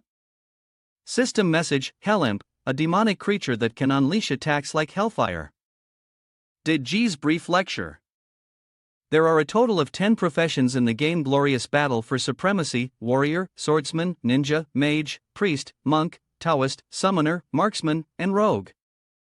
Among these, the professions that can serve as tanks are the warrior and the monk. In other words, the main character, Lu Nian, just happens to have 2 life-saving skills, one from the warrior and one from the monk. The cooldown time for each skill is 60 seconds, and they can be used interchangeably. At this moment, a wave of dark power appeared. The black and white twin serpents were on high alert. Young master, be careful. Finally, the boss appeared. The system prompted, the boss ahead is the Black Mountain Old Demon. Would you like to watch the introductory video? Lu Nian selected yes, thinking to himself, it's probably better to watch it. Maybe I can find more clues for the strategy from this video. I can also use my fire eyes to see if they are really demons. Nie Xiaoqian and Ning Kai-chan are lovers. They, along with the Black Mountain Old Demon, come from the story of Liuzhai. The Black Mountain Demon hugged Nie Xiaoqian from behind. Nie Xiaoqian, you don't want Ning Kai-chan to be eaten by me, do you? He slowly started to remove Nie Xiaoqian's outer robe. The Black Mountain Demon, not there. He bit into her neck, muttering, don't, but your body is being honest. Nie Xiaoqian resigned, please, no. As Lu Nian was watching, he sensed killing intent from 3 people: Fong Qi, Mei Chao, and Hasu. He decided to skip the introduction video, as there didn't seem to be any useful clues. Lun Yan thought, forget it, it's time to prepare for the attack. Xia Yan Mo, who was also watching, quickly turned away. Lun Yan thought to himself, that old man Zhang Ziya must have watched a lot of pig movies, because this game doesn't make any sense at all. At the same time, the Black Mountain Old Demon, level 28, appeared. This is the territory of my Demon King of the Underworld. I want your souls to stay here forever in the Lan Rua Temple. A bit more about the Black Mountain Old Demon. He was the Demon King of the Underworld. Originally, he was a black mountain in the underworld that had cultivated into a spirit. With profound power, he was both the Demon King among demons and the King of Ghosts. Lun Yan activated the Fire Eye Golden Crystal system to display the Black Mountain Demon, a level 28 NPC boss for the dungeon. Everyone was ready. This Black Mountain Old Demon was just an NPC in the game. I was part of my dad's Golden Gaming team, so I have a lot of experience with multiplayer games. Everyone, follow my lead. Prepare to release the monsters. Heibai, Xiaoyan Mo, and Hachu, you'll stand at the 3 o'clock and 9 o'clock positions, 30 steps away from the boss. The melee team will attack from behind the boss after 5 seconds. Lun Yan rushed forward, using a combination of the warrior's mocking charge and the priest's electric body spell to control the Black Mountain Demon. I've set up the aggro, so I'll take the boss. The higher the aggro, the more the boss will target me and ignore the other players. Next up were Heibai's twin assassins. They combined their Ice Blast and Fireball spells, while Hasu attacked with Spirit Energy bullets.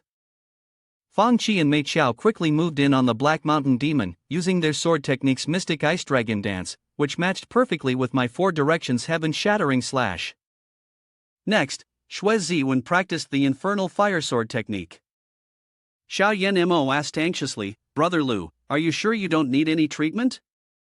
Lun Yan smiled and reassured him, I'm fine, just watch me.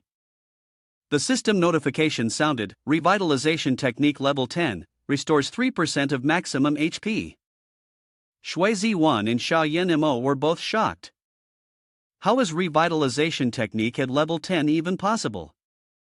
You can only learn it at level 10 after changing your class to priest. Lun Yan smiled again. That's not all, though. There's also the Sacred Word Healing Technique. The system notification popped up again, Sacred Word Healing Technique Level 10. Restores 20% HP to the player. Mei Qiao imagined the scene, marveling at Lun Yan's constant, flawless movements. It was amazing, his precision almost took her breath away. Fang Qi cheered, Brother Lun Yan is unstoppable. We should keep going and give it our all. Lun Yan warned, back off in close combat, the boss is about to use a big move.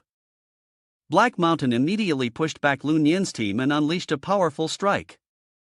Lun Yan quickly defended, the warrior skillfully blocking the attack, while he steadily backed away. The mage knew he had to pull the monster out of the crowd, otherwise, people would start losing health. A light injury could be healed with a potion, but anything worse would be a problem. Lun Yan took a hit from Black Mountain's attack, losing 50% of his HP. He quickly cast the Holy Word healing spell. The first big move from the old Black Mountain Demon is over. Let's keep going, everyone follow my lead. After some time fighting, Lun Yan warned again, this is the sixth big move from the Black Mountain Demon, we need to use the Martial Monk's life-saving skill this time. Black Mountain's killing intent was overwhelming, you mortals, feel my wrath. The surrounding people were immediately affected, their health dropping steadily. Lun Yan quickly activated his priest skill, the Soul Shield for all teammates. System notification, level 10 Soul Shield for all, envelopes all teammates in a Soul Light Sphere, reducing 30% of damage, with a cooldown time of 60 seconds. That shield actually absorbed the damage from Black Mountain's big move. But our health is low, and even with the 30% damage reduction, the next big move could wipe us out. Xiao Yan Mo was amazed, the healing amount is insane. The system just notified that HP dropped by 50%, Holy Word healing spell activated, with a 60-second cooldown. Lun Yan wiped off the bloodstains. Just now, he almost had to reduce the number of team members. This was likely the Black Mountain Old Demon entering Phase 2. Healing the team would take time to recharge, and next time would be even harder. But he had seen his dad play Warcraft, and his dad had killed the boss even after all his teammates were wiped out. In this game, he's the strongest free person, so there definitely won't be any problems. Xiao Yanimo said, Brother Lu, even though you've mastered all the basic beginner-level immortal skills, you're still just the strongest free person within the game's limits. But I'm a buff player, and I can summon power beyond the game's scope. That's why I'm willing to take on this bet.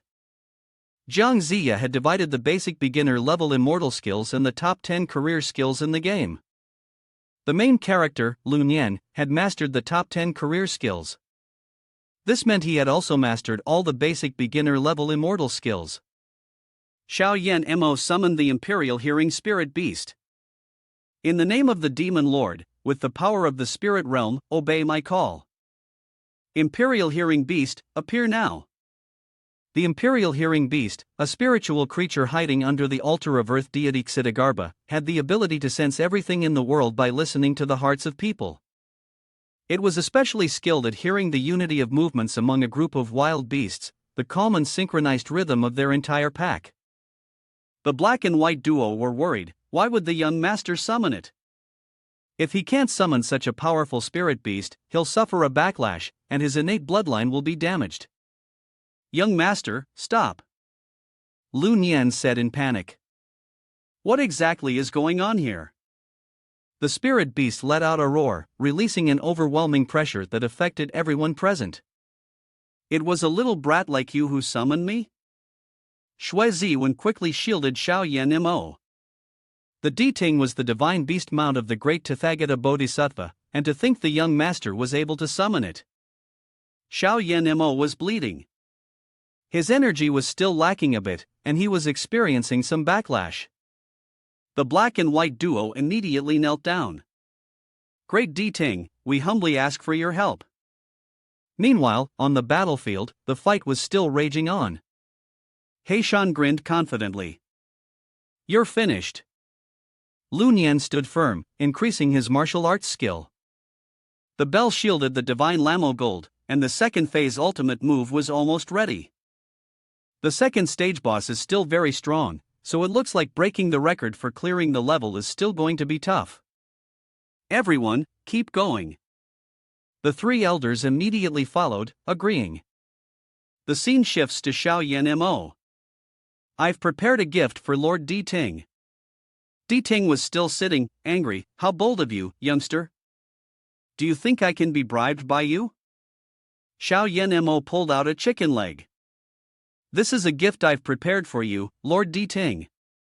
Surely, in the underworld, you don't have enough? If not, I still have more. Diting was immediately swayed. Fine, since you're the descendant of Emperor Fengdu, I'll reluctantly help you this time. But don't expect it again. Oh, damn, this is really good. The scene shifts to Lu Nian. He's been blasted away by the Black Mountain, his health significantly reduced. Damn, it hurts so much. His healing skill isn't available anymore. He takes a medicine, and then, just to give you a glimpse of what a free people player can do, he casts a mage skill fireball. The scene shifts back to Xiao Yan Mo. I respectfully ask Lord Diting to take action immediately. Diting replied indifferently, why the rush? Isn't it just a puppet created by Jiang Ziya using the soul of a demon? You mortals are so weak. He observed Lu Nian. This kid, with the free people class, is a bit interesting. He's mastered all the basic beginner-level immortal techniques. Also, it seems I can smell the scent of a king. Deji's class and the career skills in the game were actually reworked by Jiang Ziya, based on beginner-level immortal techniques, to help players find their direction. Jiang Ziya deliberately set the career skills so that they could only be leveled up to level 4, hoping players would focus on studying their character's profession carefully. Additionally, the Emperor's hearing is very sensitive. It had previously helped distinguish between a real and fake beauty monkey king, so it could vaguely sense that Lu Nian was the true heir to the throne. The Emperor's hearing brought out a beast theory, the Earth Seal, and the Black Mountain detection, identifying a new enemy. The boss sensed a huge threat. The hate points that Lu Nian created earlier couldn't hold the boss back. The boss will automatically attack any enemy that poses a significant threat. The Black Mountain was quickly controlled by the beast's control technique. Damn it, the Emperor's hearing is here. The boss puppet in this game is so realistic, there might still be a trace of consciousness in its spirit. I can't help you kill it. If the immortals find out that I helped you defeat a monster, I get punished when I return. You can deal with the last 10% of its health. Lu Nian smiled. This is a great chance to finish it off. With only 10% health left, we can use the execution skill. When the boss's health drops below 10%, players can use the highest damage execution skill to finish it. The black and white combined their attacks. It died. Feng Qi signaled. Hurry up, we might break the record. Mei Qiao and Ha Su immediately sprang into action, and it was clear. With everyone working together perfectly, the Black Mountain was completely destroyed. Is it over? My eyes are filled with nothing but darkness.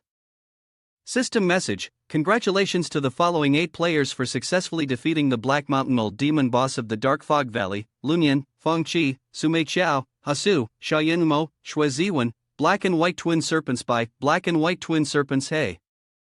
Time taken 9 minutes and 6 seconds, breaking the dungeon record. A lottery draw is awarded. The Angry Couple, by Ji and Kim Chow, grumbled, Lu Nian, how could he be so strong? That one-eyed freak actually broke the record for clearing the dungeon. Cut to the dungeon entrance, where everyone was buzzing. What's going on? No way, they cleared the dungeon? Wow, and they broke the time record too. Remember, this was the record set by the core team of the guild last month. The most important thing is, they only had 8 people, no healer, no tank. Hongzhu fumed, damn it, Lu Nian. You dared to mess up my plans, I won't let you get away with this. Call our people, we'll ambush them and steal their loot. The guild member hesitated, but, guild leader, didn't we make a bet with them? You even agreed to it.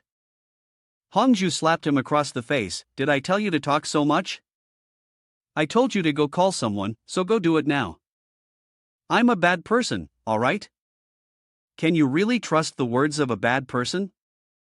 My staff was eager, almost starving for action. The Black and White Twins, I've got them covered. Inside the dungeon, everyone was celebrating. We did it! We've defeated the Black Mountain Old Demon. The system notification appeared, congratulations, you've received the Black Mountain Sorcerer's Robe, 2 pieces. You've received the Hairpin Magic Charm from Neep Xiao Tian, 2 pieces. You've received the Black Mountain Sorcerer's Staff, 2 pieces. You've received Ning Kai Chen's Green Helmet, 1 piece. You've received 50 pieces of Xianin Stone, 50 pieces of Han Yuan Jade, 10 pieces of Ming Ice Stone, and 88,888 pieces of golden ore. Lu Nian asked, these rewards are amazing, but what the heck is Ning Kai Chen's Green Helmet? The system displayed, Ning Kai Chen's Green Helmet significantly increases physical defense against enemies under level 50. Using it activates a special skill that grants 1 instance of damage immunity. The cooldown time for this skill is 24 hours. Lu Nian thought for a moment, this green helmet is pretty strong, it can save your life. It's just the color. It really bothers me. Xiaoyan Mo expressed his gratitude, thank you so much, Lord Diting. We really appreciate your help. Diting reminded him, kid, don't act so recklessly next time. I can see you have potential. We might run into each other again in the underworld. Focus on your training here. I'm off. Xiaoyan Mo's group bowed, respectfully seeing Lord Diting off. Lu Nian watched them leave and said, well, they're gone. Now, let's divide the loot. I need materials, and I also want that green helmet. I can pay for it if needed. Xiaoyan Mo replied, I see that you, Lu, are really skilled at free people. Killing the boss is no problem for you. It was my sudden decision to summon Lord Deting, so feel free to take what you need. As for the rest of the items, we'll handle them among ourselves. Any chance for a prize draw, we'll let you have it. I don't think anyone will have an issue with that. The three wealthy ladies completely agree. For Lun Yen, we have no objections. Lun Yen said, "It's not that I'm greedy, it's just that I had to do this to save my old man." The system notified him, received 50 Xianyuan iron, 50 Hunyuan jade, 10 Mingbing stones, 1 record-breaking prize draw box. Lun Yen sighed. This time, he owed them a favor. He had taken all the materials, and he wasn't sure if they were enough to activate the Dragon Phoenix sword. Recently, he hadn't dared to open any new player gifts from leveling up outside. When he got back to the Xianyuan tomb, he planned to open all the new player gift boxes and prize draw boxes.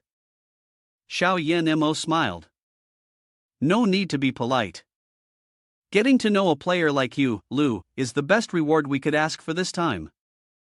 A while later, Fang Qi approached the dividing gate, signaling that the dungeon run was complete. Which dungeon are we exiting from?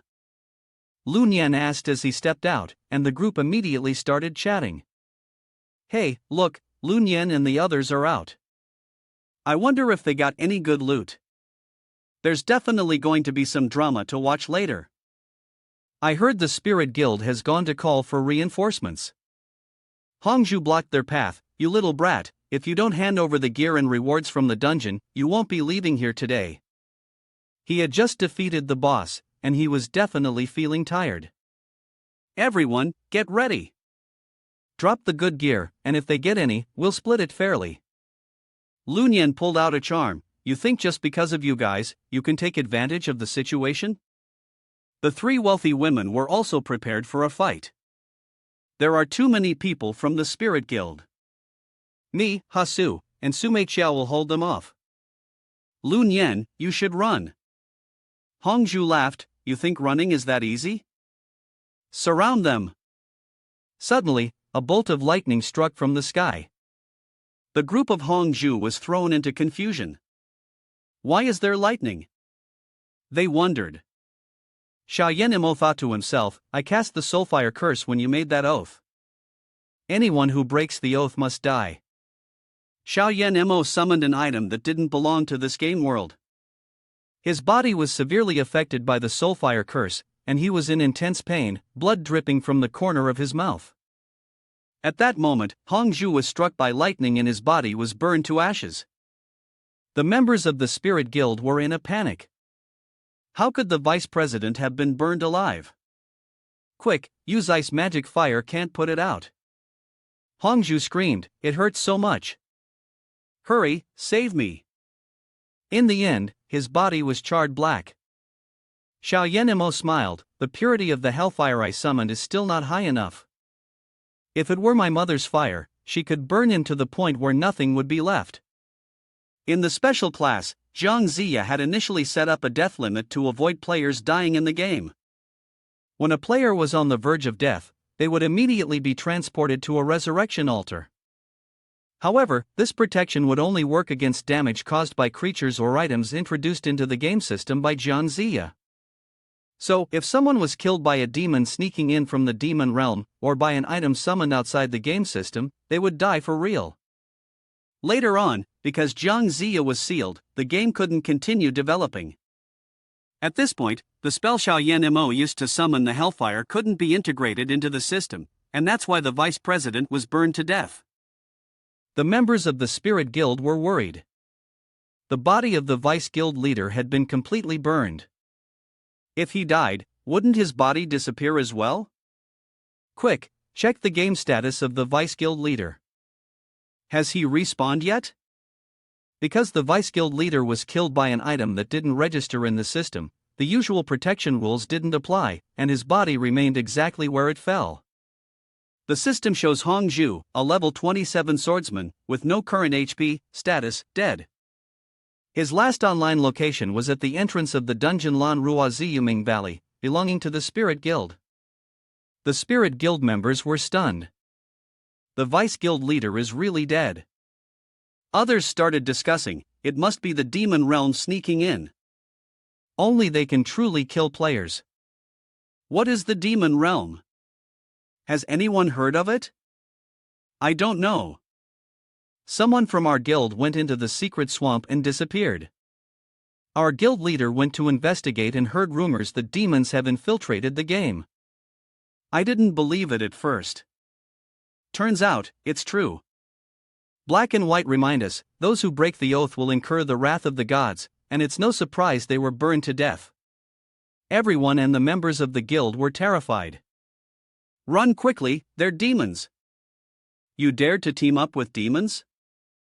I'm reporting this to the game administrators, you're all as good as dead. Lu Nian sighed, looks like we're in a bit of trouble now. Xiao Yan Imo quickly apologized, it seems we've caused trouble for you, Lu. We'll explain what happened here to the game's divine administrator. We'll take full responsibility for the consequences. Lu Nian replied, I don't think it'll be a big deal. If the administrator of this area is Zhang Guofang or Na Jia, I can probably talk my way through this. Xiao Yanmo whispered, please don't mention the divine administrators by name, it's disrespectful. Lu Nian patted his shoulder, it's fine, I know them pretty well. But you all can't reveal this to anyone. Xie reminded, you may have some skills, but you can't just talk like that. Ha Susu angrily retorted, your chest is just a little bigger than mine, so what? How dare you talk like that about Lu Nian?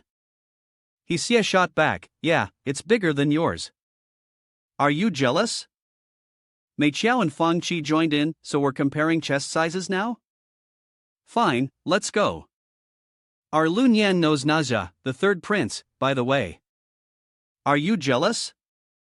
A new danger is approaching, and a thrilling game is about to begin.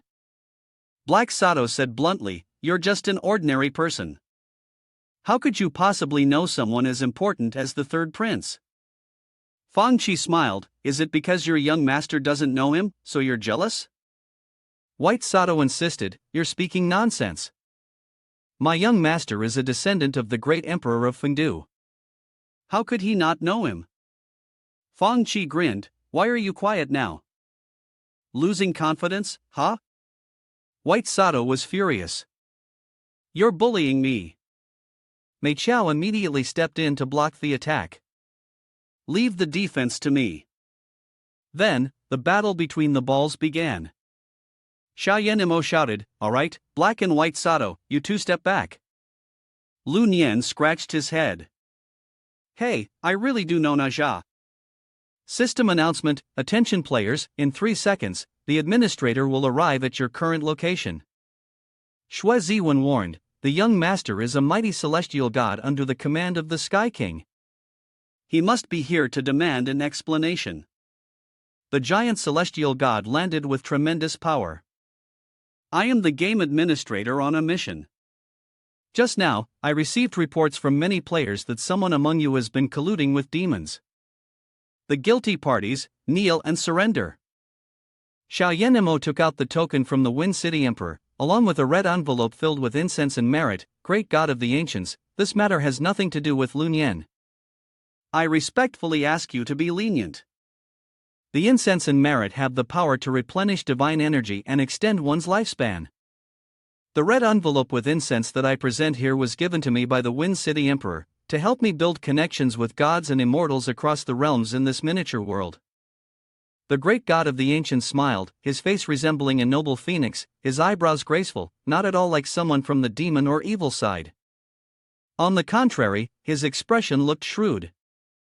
Based on my many years of experience in handling cases, the person who committed the murder is you. Lu Nian was confused. What do you mean? The great god of the ancients thought for a moment, the only person here without the aura of a celestial descendant is you. Therefore, you should be taken away for further questioning. Fang Qi disagreed. Great god of the ancients, you can't judge a case like this. I refuse to accept it. Mei Qiao whispered softly. Fang Qi calmed down a bit. It wasn't wise to argue with an immortal. Ha Su intervened. That's right, we must trust Lu Nian. He will definitely explain things clearly. Xiao Yan Mo pleaded. Great God of the ancients, they are all my friends. Please show mercy and let them go. I promise we will repay your kindness in the future. The black guard sighed. The young master treats Lun Yan so well. Looks like we're going to need more incense and merit. The white guard whispered. Sister, when dealing with immortals, don't say too much. The ancient spirit glared. You are an arrogant junior. I have spared your life out of respect for the Wind Emperor, which is why I accepted your offering.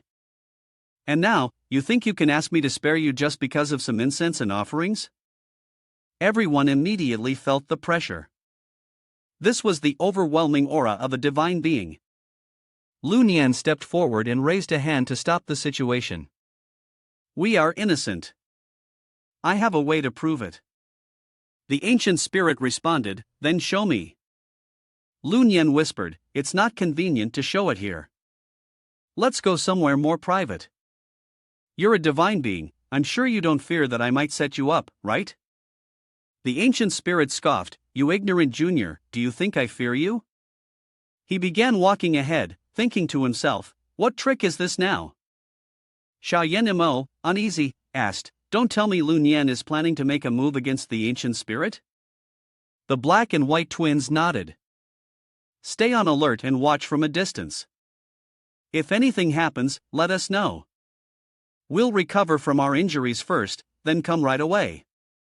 The black and white twins acknowledged the order.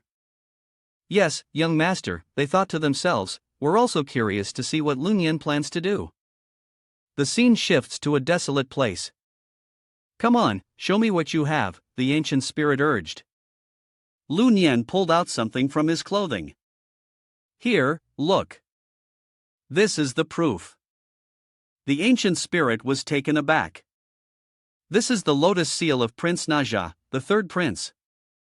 The black and white twin assassins were watching nearby.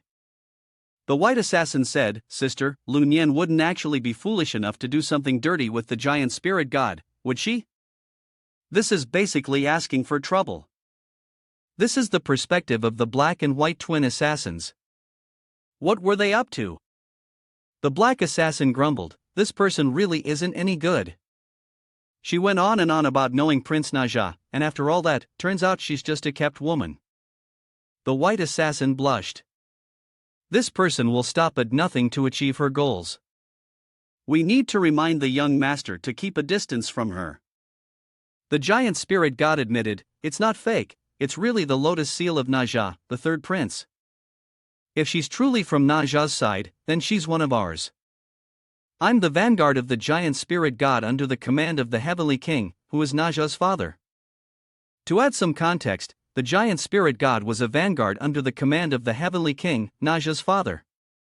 He had been accused after an unsuccessful campaign against the Flower Fruit Mountain, but Naja, the third prince, spoke up for him, and he was later cleared of the charges. The white assassin quickly shoved the black assassin aside.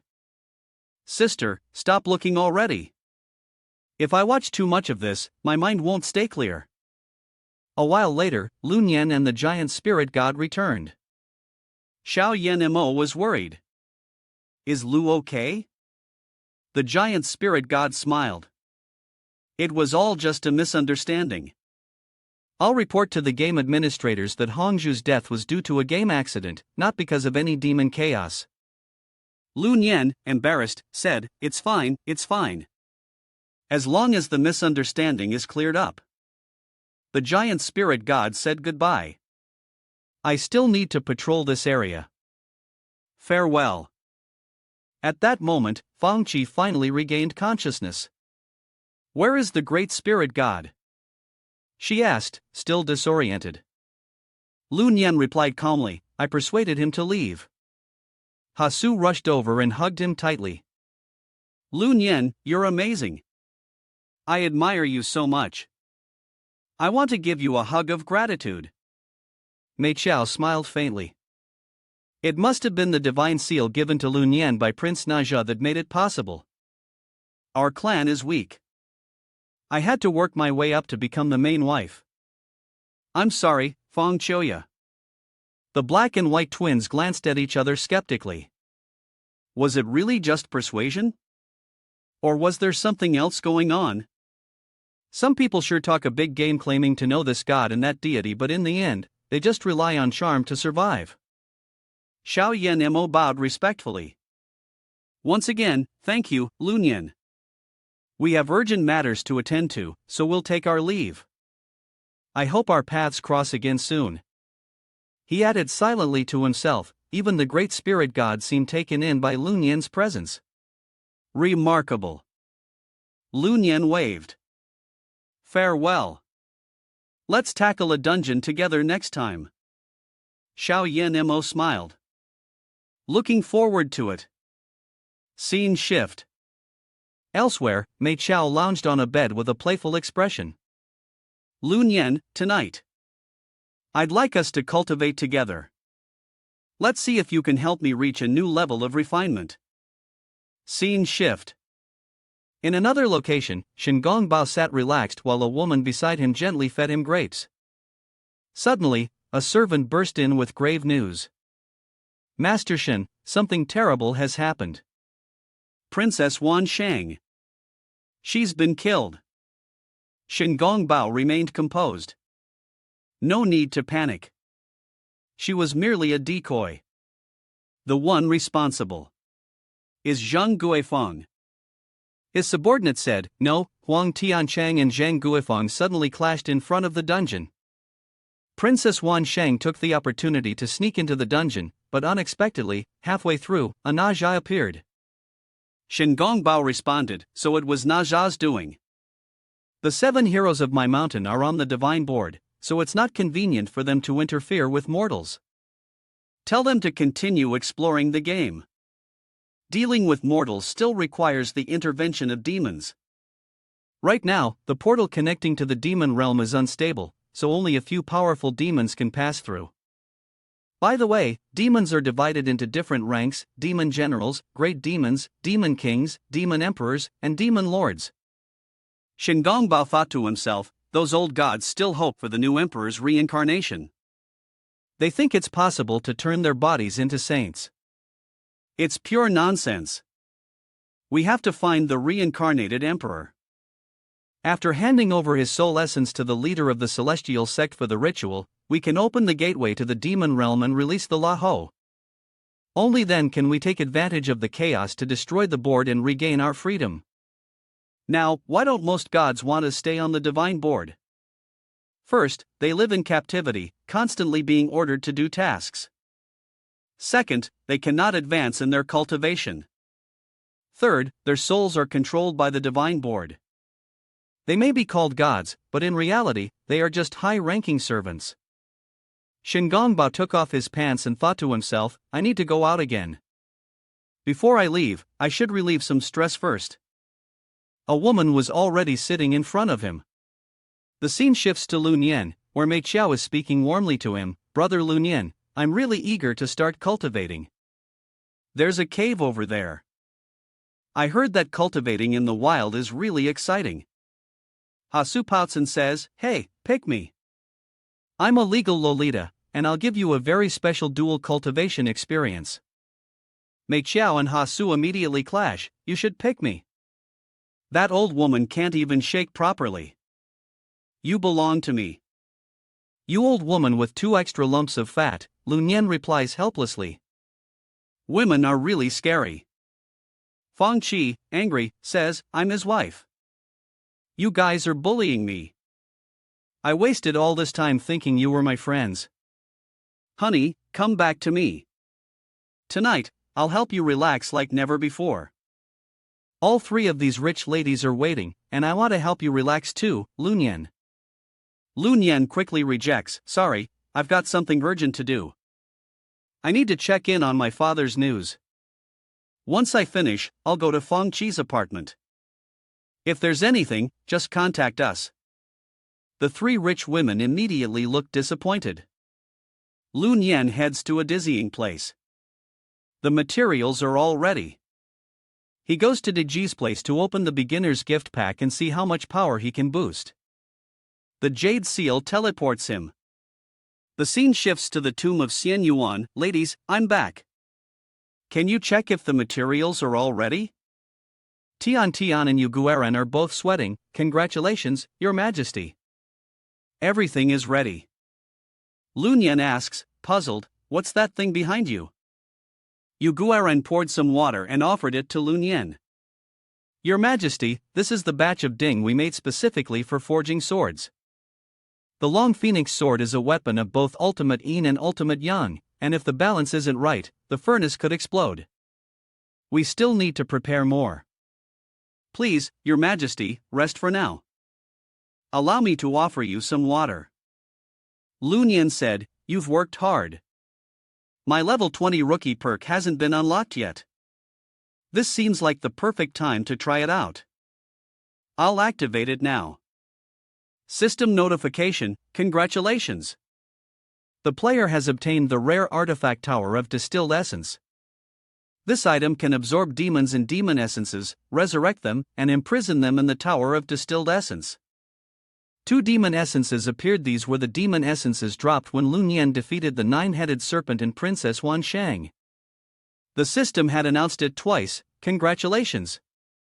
You helped defeat the 9-headed serpent at the edge of the wilderness, and have received the 9-headed serpent demon essence. And again, congratulations. You helped defeat Princess Wan Shang, receiving the Princess Wan Shang demon essence and a clear ice stone. Cutting back to the present, the system displayed a new hint. The player may now attempt to tame the demons trapped inside the Tower of Distilled Essence. Once the taming reaches 50%, the player can use one of their first-class skills. When it reaches 100%, they can summon the demon to fight alongside them. Since the Tower of Distilled Essence was created using the Imperial Spirit of the Immortal Phoenix, you can slay everything inside without fear. The demons will be unable to cause any harm to you. Once you reach level 40, you can unlock it again. Lun Yan was excited. I can use the skills of the demons inside? Their skills probably won't be limited by the game's rules, right?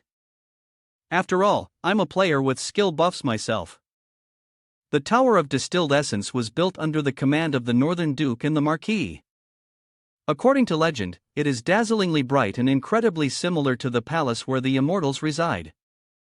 In the Investiture of the Gods, it is described as: the Tower of Distilled Essence stands at a height of 4 zhang and 9 feet, with magnificent halls, jade towers, and pearl-filled palaces. Its railings are made of polished agate, and the family's decorations feature bright pearls. At night, it shines and radiates brilliant glows. The Tower of Distilled Essence now stood before Lun Yan, and he was excitedly looking around. This was indeed the Tower of Distilled Essence. Looking at the exquisite castle, the Grand Palace, it truly lived up to its legendary reputation. At this moment, Lun Yan noticed a group of demons bound to poles, one of whom was Princess Wan Shang. Lun Yan walked closer, seeing that both Princess Wan Shang and the 9-headed serpent were here. After all, the Tower of Distilled Essence was his magic artifact, and they couldn't hurt him. Just then, the system notified him. Congratulations, player. You have successfully unlocked the Soul Whip of the Tower of Distilled Essence. This item can only be used within the Tower of Distilled Essence. Demons you kill or assist in killing may drop demon pills, which can be used to revive and imprison them in the Tower of Distilled Essence. As long as they surrender 50%, you can choose to use one of their abilities. Once they reach 100%, you can use all of their abilities. Lun Yan was excited. His body was too weak, but if he could get the life-saving skill of the 9-headed insect, that would be so awesome. The 9-headed insect and the Princess of 10,000 Saints quickly recognized Lun Yan, Emperor Xin. Lun Yan said seriously, 9-headed insect, you should be happy that my little brother is okay. If not, no matter how useful you are to me, I would still kill you. The Princess of 10,000 Saints shouted, where are we? What the hell are you doing? Let us go. The 9-headed insect angrily said, if it weren't for that old man Wen Zhong, you would have died a long time ago. If you want to kill me, then go ahead. Lun Yan's gaze was cold. No, I can't bring myself to kill you. You're really useful to me. With that, Lun Yan kept lashing the 9-headed insect with a whip. This lash is for my little brother. This lash is for the humans you've killed. The whip marks were clearly visible on the 9-headed insect. This was the soul-devouring whip, and each strike devoured a bit of the soul, just like slow torture. You're so cruel. Lun Yan said indifferently, the system gave me the item, what can I do? The Princess of 10,000 Saints was furious and used her special skill, Poisonous Dragon Spreads, you bastard, stop it. Lun Yan simply snapped his fingers. Annihilate. The Princess of 10,000 Saints was shocked. My special skill, Poisonous Dragon Spreads, is actually ineffective? Lun Yan smiled. Save your energy in my tower of distilled essence. You can't hurt me. Here's the translation of the text you provided. Quickly kneel and become my slave. If you submit obediently, you may suffer only a little pain. The 9-headed serpent resisted, we have cultivated for 1,000 years. How can we be subdued by a mere mortal like you? Even if it means death, I will never submit. Princess Wan Shang also agreed, you're dreaming in broad daylight. Just kill us already. Lun Yan brought out the soul whip, want to die? It's not that simple. Now, continue to feel the soul-sucking effect of this whip bit by bit. The 9-headed serpent screamed, come on then. Lun Yan smiled, then turned to strike Princess Wan Shang, who said I wanted to strike you. I want to strike her. Princess Wan Shang moaned in pain, this whip. It feels like small knives cutting into my flesh. Marquis, it hurts so much. The 9-headed serpent panicked, Emperor Xin, if you must target someone, do it to me. Lun Yan had an idea, although this 9-headed serpent is vile, it's actually not that bad when it comes to Princess Wan Shang. I have a plan. Alright, continue torturing them.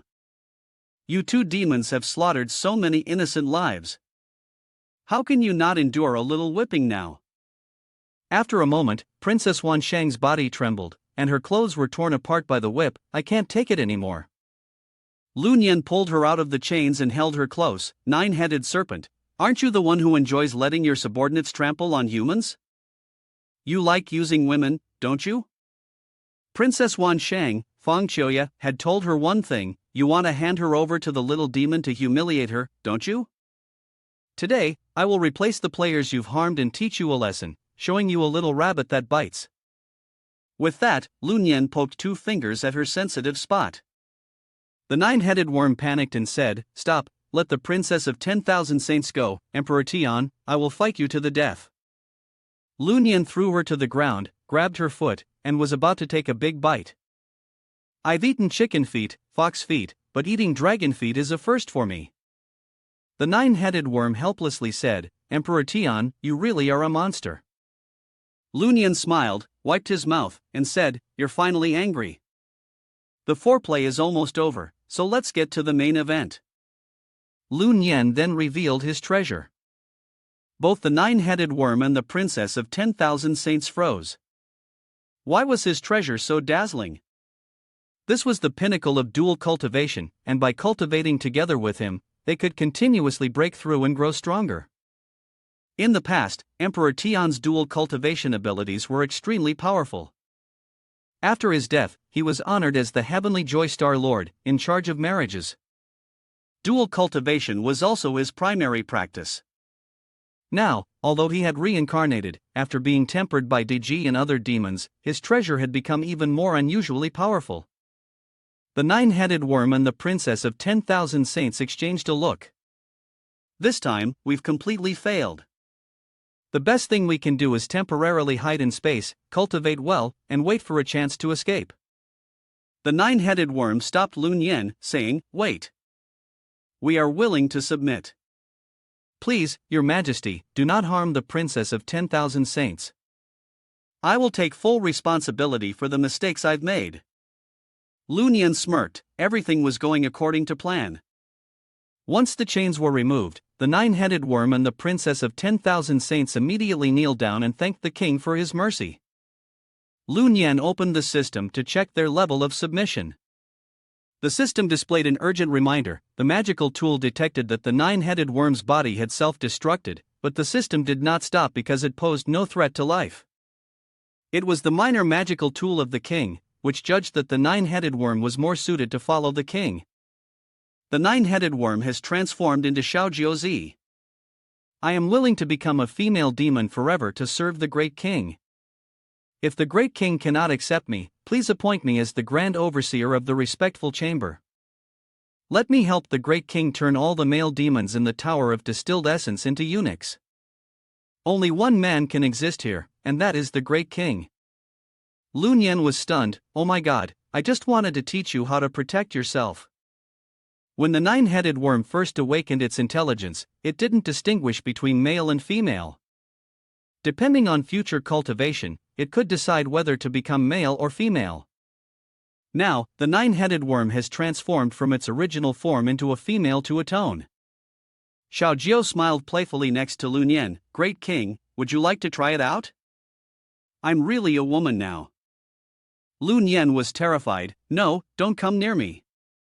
Xiaojiu struck a pose. I'm ready, my female body is still untouched. Lun Yan, feeling helpless, walked away. You really don't need to worry. Just do your job well as the Grand Overseer. He opened the system and quickly checked the loyalty levels of both of them. Once he received the skill, he planned to run as fast as he could. The system displayed a report. The loyalty of the nine-headed worm is 44%, and the loyalty of the 10,000 Saints Princess is 39%. Lun Yan was confused after reading it. What is this? Didn't they already show their loyalty? I don't understand. The system displayed, the nine-headed worm and the 10,000 Saints Princess are exchanging thoughts. Would you like to eavesdrop? Lun Yan immediately chose to eavesdrop. Xiaojiu and the 10,000 Saints Princess whispered to each other. The Emperor's new reincarnation is the ultimate dual cultivation. As long as we find a way to control him, then we can break through here, and even become a demon king or demon emperor. That way, we might be able to leave this place.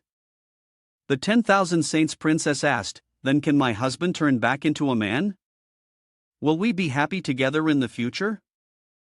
Xiaojiu replied, I'm already a woman. Why should we even talk about being husband and wife? Right now, the most important thing is for us to cultivate and escape this place. You need to figure out how to dual cultivate with the Emperor to increase your strength. The 10,000 Saints Princess was surprised. You want me to dual cultivate with a mortal? Xiaojiu reminded him, you're being foolish. Right now, the most important goal is to survive. If not, that soul-scorching whip will hit you, and sooner or later, your soul will scatter into nothing. Once we're stronger, we'll deal with him. Lun Yan was furious when he heard this. So these two were putting on an act. No wonder their obedience was so low. He immediately grabbed a whip and started lashing at them. They begged, Master, please spare us. Don't use the soul-scorching whip on us anymore. We'll wear a different kind of whip and satisfy your pleasure. Lun Yan wasn't interested in the least. Get lost. I'm not into that kind of thing. He walked over, deep in thought. What should he do now? His father was under the control of a demon, and he had to find him quickly.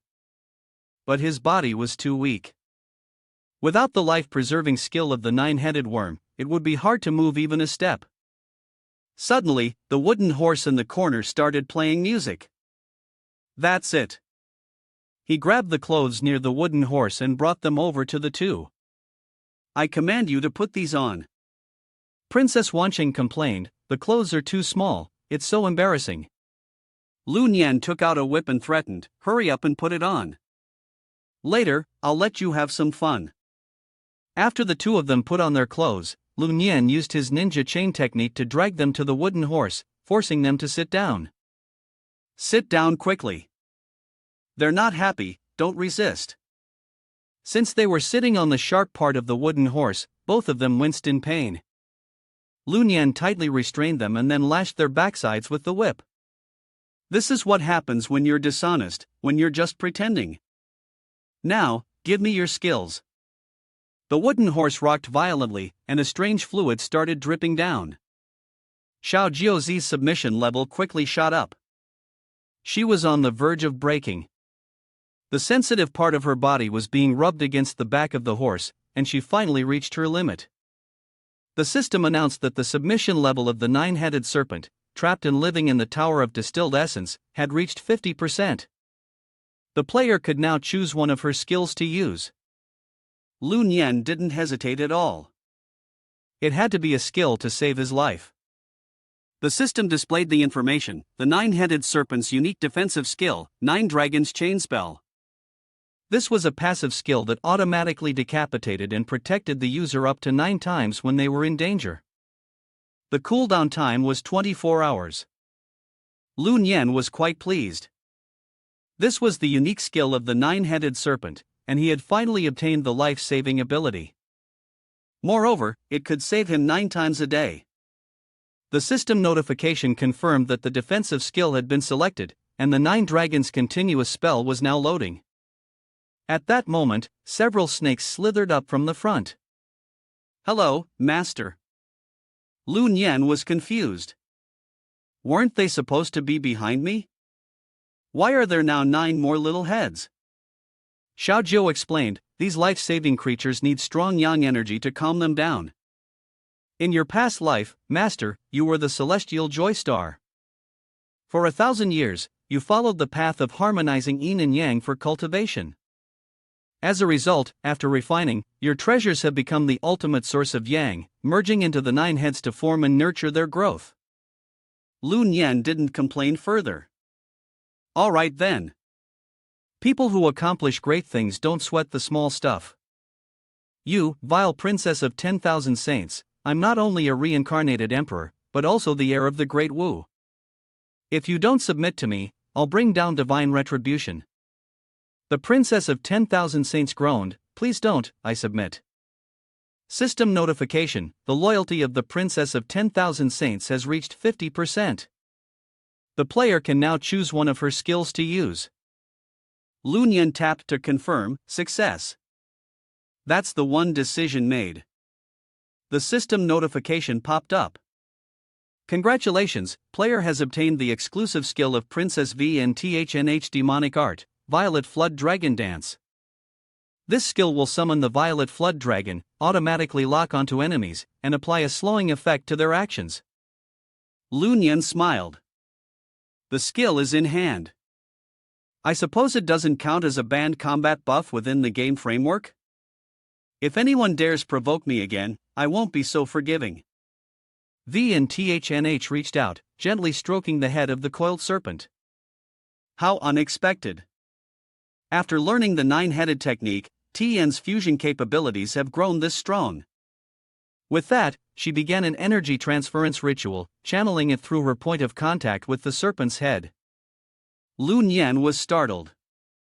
What's happening? Why am I feeling such a strong reaction just from her interacting with the spirit beast? Xiao Jiu explained. The 9-headed serpent is a part of its master's body. Naturally, it shares a sympathetic nervous connection like an extension of the master's own spiritual self. The serpent continued to coil tightly around VNTHNH, generating a special energy resonance that clearly impacted Lun Yan's emotional state. After the ritual ended, Lun Yan withdrew the skill. All right. This king must return to Hoang Lang. You two, stay here at the Star Pavilion and guard the Institute. If I discover even the slightest hint of disloyalty, punishment will be dealt according to the guild's law. Both VNTHNH and Xiao Jiu immediately dropped to their knees. We wouldn't dare. Our loyalty is absolute. Lun Yan retracted his spiritual energy and decided it was time to go back and check on the progress of the Longfeng sword. He wanted to see if Deji and the others were ready. VNTHNH and Xiao Jiu bowed respectfully and said, "We bid you farewell, Your Majesty." The system announcement echoed, "You have left the Tower of Distilled Essence." The scene shifted to the Xian Yuan tomb. Lun Yan looked around and asked Tian, "Where's Yu Gueren?" Tian responded, "Your Majesty, the Chunyang Ding has been successfully crafted." The sisters asked me to help you change clothes and escort you inside. Lu Nian immediately pushed open the door and entered. Inside, Deji, Hushime, and Yuguaran were focused on refining their spiritual energy. The other maidens had already finished preparing everything. They were just waiting for the arrival of the king. Lu Nian's eyes lit up. Hey, why are you all naked while forging the sword? Deji explained, perhaps you don't know, Your Majesty, but forging a sword is not easy. The one crafting the sword must be in a pure state, free from any distractions or impurities, both inside and out, in order to succeed. Yuguaran urged, please don't hesitate, Your Majesty. Place the dragon phoenix sword and the materials into the furnace now. Lu Nian followed right away. All the materials needed to forge the sword are ready.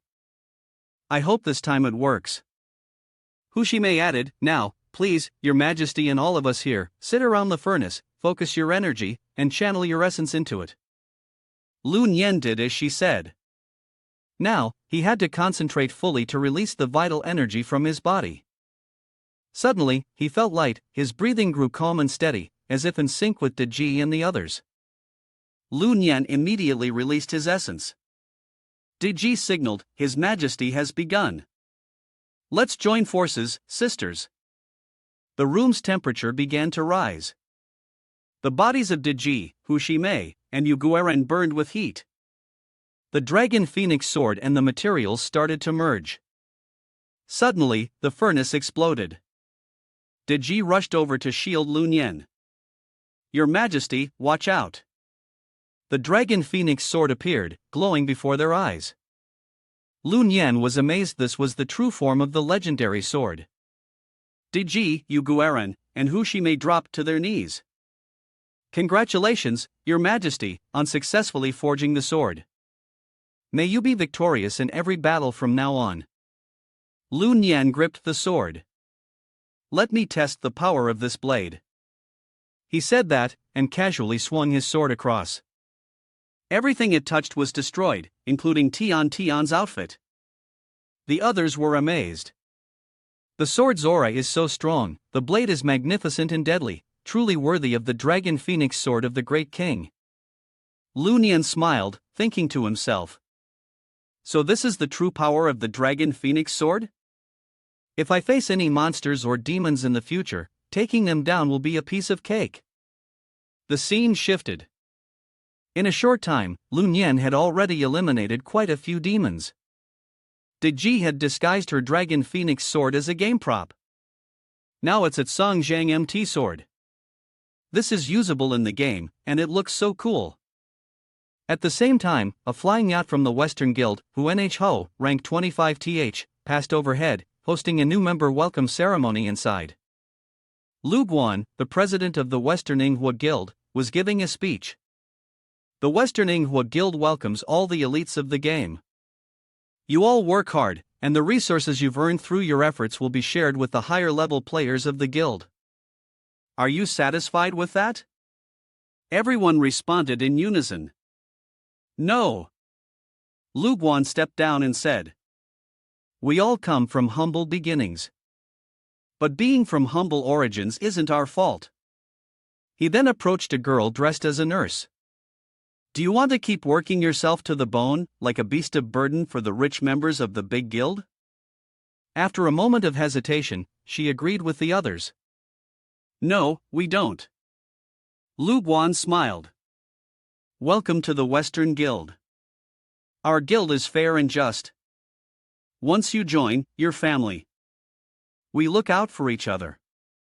Dear brothers and sisters, we'll be landing soon at the guild's base.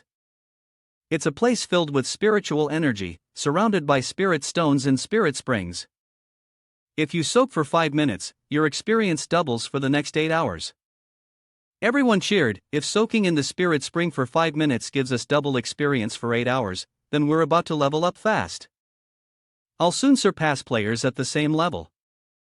When that happens, I'll make sure to wipe the floor with them. Lu Guan said, we can't let others know about the spirit stones and spirit springs, especially the larger guilds. So, before we go in, we need to turn off the game interface and our communication tools. I hope everyone understands. Everyone agreed. A person dressed in black collected the communication tools. Lu Guan added, turning off the game interface and collecting the communication tools will prevent the admins from tracking us. One by one, everyone put their phones in a box. The person in black and Lu Guan exchanged smiles. They had everything. Soon after, the yacht landed, and everyone moved toward the guild base. Passing through this cave is where our guild's headquarters is located. This is where our dream begins. Following guild leader Lu, we soaked in the spirit spring for 5 minutes, doubling our experience for 8 hours. The spirit stones are free to use. Someone voiced their doubt, something feels off. I have this sense of dread. Everyone reassured them, you're probably just seasick. Hang in there, we're almost there. Once they had herded the group to the planned location, Lu Guan revealed his true colors. Welcome to the Western Human Livestock Farm. People panicked, a human livestock farm? You're all in on this together. The guy with the headband smiled. No more pretending I'm the Western broker. Just sit tight and wait for your death. The crowd grew chaotic. President, didn't you say you were taking us to soak in the spirit spring? What's really going on here? Look. Something's wrong behind the president. Gates began to appear. Gu Aotian, a subordinate of Lady Whitebone, stepped out along with a host of demons. President Lu has kindly brought us a fresh batch of manpower. Lady Whitebone will definitely reward him handsomely. Lu Guan bowed his head. I hope Lord Gu Aotian will put in a good word for me with Lady Whitebone, so we can start learning her bone demonic arts for eternal life as soon as possible. Gu Aotian smiled, of course. Lu Guan gestured to restrain a girl dressed as a nurse. I still have a request. Since these people are going to become nourishment for Lady Whitebone anyway, I'd like to keep their assets and those female players too. Gu Aotian didn't object, just hurry up. We need to get out of here quickly. Lu Guan grinned perversely, my stick has been craving for too long, it's hard to hold back. Brothers, go ahead and unload the goods. He used the water to restrain the girl tightly. Hong Yen, the spy from the Great Merchant Guild, was quickly surrounded by Lu Guan's men. President Jiang, please hurry and save me. At the same time, on the other side, Jiang Shui from the Great Merchant Guild was following closely behind when she suddenly lost contact with Hong Yen from the Western Guild. Luckily, she found the marks Hong Yen had left along the way. Western Guild, what are you really up to? Switching scenes to Lun Yen, who had just finished farming monsters and was resting. When he looked up at the sky, he saw 4 or 5 rare flowers. Lun Yen immediately ran after them. Where are these people rushing off to? Did the boss on this map reset? Gu Aotian scared the group, freezing them in place. Help, I can't move. President, hurry, save me. The guy with the beard is up to some twisted stuff. Miss, satisfy me. Hong Yen immediately kicked his egg. Get lost. Lu Guan whined, I haven't even taken my pants off yet. What's happening over there? You're asking for trouble, and now you're being suppressed by Gu Aotian's pressure, still not being honest. Hong Yen gritted her teeth, feeling frustrated. Just then, Jiang Shui appeared at the perfect moment and stopped. Hong Yen immediately burst into tears. President, Lu Guan said, the heavens have a path, but you refuse to take it. The underworld has no gates, yet you charge right in. Lord Gu Aotian, please help us capture them. Gu Aotian looked down on them with disdain, thinking they were all useless. He quickly unleashed his dark magic, using the white bone furnace technique to blast away Jiang Shui's group. However, her gaze only grew more determined. Lu Guan smirked. There are still people standing? Brothers, let's go. Jiang Shui has accused you of colluding with demons to harm our fellow members. Lu Guan laughed. As long as the reward is big enough, I'd even sell my own parents. Slash of the flowing stream. Jiang Shui coldly formed a seal. Frozen hell. Lu Guan was instantly frozen in place, his arm locked in ice. Jiang Shui used her sword to knock him away. What is this? I didn't expect someone like you to have such skills. Jiang Shui held her sword to Lu Guan's neck. I've already reported the Western Guild's situation to the management staff. Release all the players immediately. Gu Aotian, standing to the side, was excited. To think a mere mortal has this kind of power. It's worth my time to intervene. He drew his weapon, slowly advancing toward Jiang Shui. Lu Guan immediately grabbed onto his leg. Lord Gu Aotian, hurry and kill that woman. Gu Aotian cursed Lu Guan for being useless and ruthlessly cut off his head. The people following Lu Guan immediately scattered. The guild leader is dead. These monsters don't keep their word. Run. Gu Aotian had no intention of letting anyone escape. He quickly killed them all. Useless. Now that your identities as human traitors have been exposed, you're of no value to me. The battlefield was littered with bones, and the enemy was incredibly strong. The guild leader had to be extremely careful. Without saying a word, Jiang Shui stepped forward and launched her attack. With her ice-slash-sword technique, she cut Gu Aotian into pieces, but he quickly regenerated and returned to his original form. A mere human will always be a mere human. Be good and become nourishment for Lady Whitebone. Jiang Shui managed to block most of Gu Aotian's attacks, but she was quickly running out of strength. He's too strong. I have to save them. As soon as she finished speaking, a flash of light streaked through the air and sliced Gu Aotian in half. He screamed in pain. Ah! Lu Nian smiled. The main character always shows up last. Jiang Shui asked, "Who are you?" Lu Nian proudly introduced himself. "In the world of Fengshan, where demons and monsters are forbidden, I'm Lu Nian, the strongest free player." Jiang Shui replied, worried, "This isn't the time for you to be showing off. These are real demons. If they kill you, you'll really die. This guy really doesn't know how dangerous this is." Lu Nian activated his fiery golden eyes and immediately saw through Gu Aotian's background. Level 40 Demon General, definitely a real demon. But he's just a small-time demon general, and I have 12 lives right now. I can give it a try, but wait. Why does this beautiful girl have demonic energy too? Without hesitation, Gu Aotian charged at Lu Nian.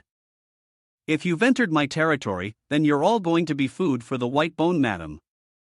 Lu Nian signaled, "You all, get the injured people out of here quickly. Don't mess with my sword draw speed."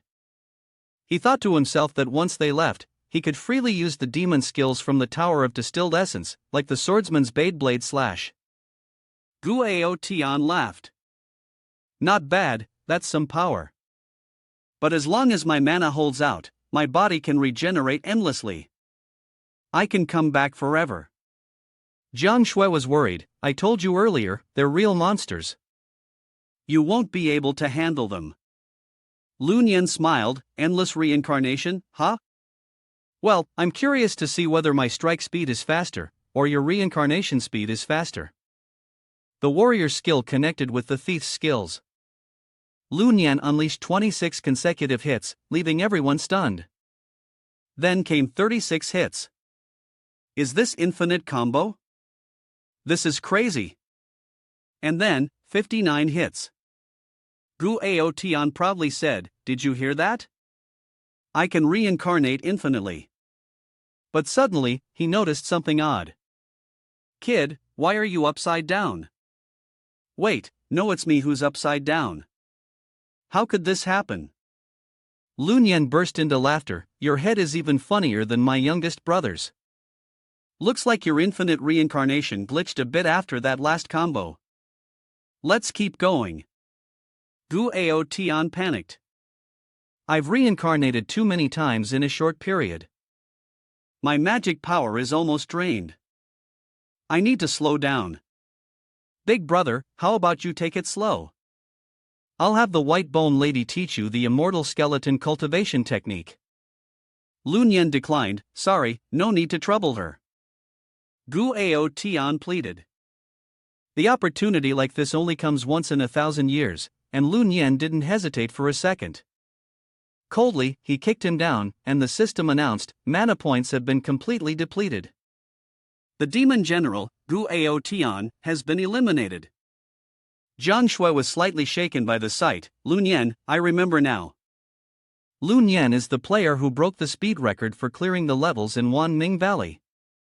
I didn't expect him to be so strong when facing demons too. If we could recruit him to the guild. After Gu Ao Tian was defeated, the others cheered, he's dead. We're saved. The woman in nurse's clothes, clearly excited, said, so handsome. If Lun Yen were my boyfriend, that'd be amazing. Hong Yen ran over to Jiang Shui, beaming with joy, thank you, guild leader. We're saved. Lun Yen suddenly remembered and almost forgot something about her sense seemed off. He took a deep breath. Sure enough, it was demon energy. But why couldn't his fire-eye gold pupil see through her? Let's see how she reacts. Jiang Shui stepped in to protect Hong Yen. What do you think you're doing? Are you crazy? Why are you attacking someone from our guild? Hong Yen burst into tears, guild leader, help me. I thought I had escaped from the tiger's den, but now I've run into a lustful wolf. Guild leader. This man is clearly not a good person. Before, he tried to take advantage of me, thinking his strength would let him do whatever he wanted. When I refused and escaped, now, he's so embarrassed that he's turned his shame into anger and wants to kill me. The people in the guild were outraged. Vice President Hong Yen had already said so, and that was enough to confirm it. He claimed he came to rescue us, but in reality, he was just after our bodies. He's just another man with no good intentions. It seems like there's no decent man in the world. Jiang Shui suspected he really was a pervert. She and Hong Yen were close, like sisters, and she knew Hong Yen wouldn't lie. Still, something about the whole situation felt off. Protect Vice President Hong Yen, Lun Yen smiled. So, you're calling me a pervert? One day, I'll make you understand what real lust is. Jiang Shui was firm. I'll investigate this matter.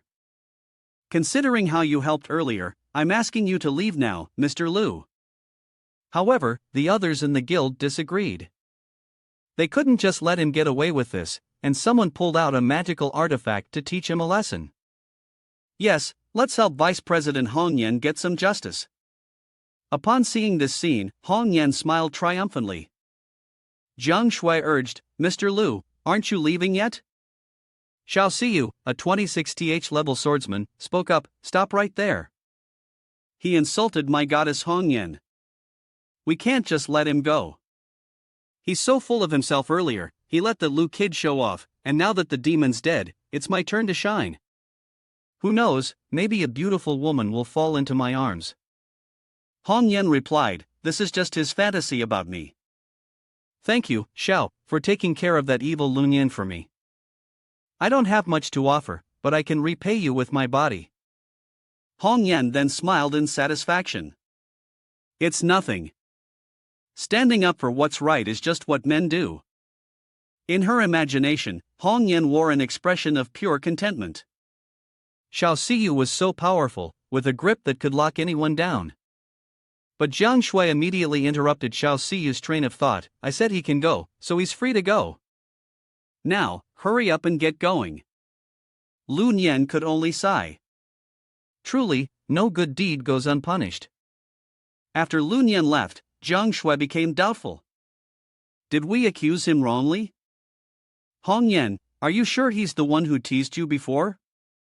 Could there have been some misunderstanding? Hong Yen laughed. You're not Hong Yen, who are you? The other person revealed their sharp claws. You brat, take a good look and see who I am. Footnote: the white bone spirit was originally the skeleton of a female corpse from the White Tiger Ridge. It accidentally absorbed the spiritual energy of the heavens and earth, transforming into a humanoid skeleton. It became skilled in disguise and luring people into its lair to absorb their essence. The bone spirit, satisfied with herself, sneered, "The troublemaker is finally out of the way. Once I finish things here, I'll go deal with him next."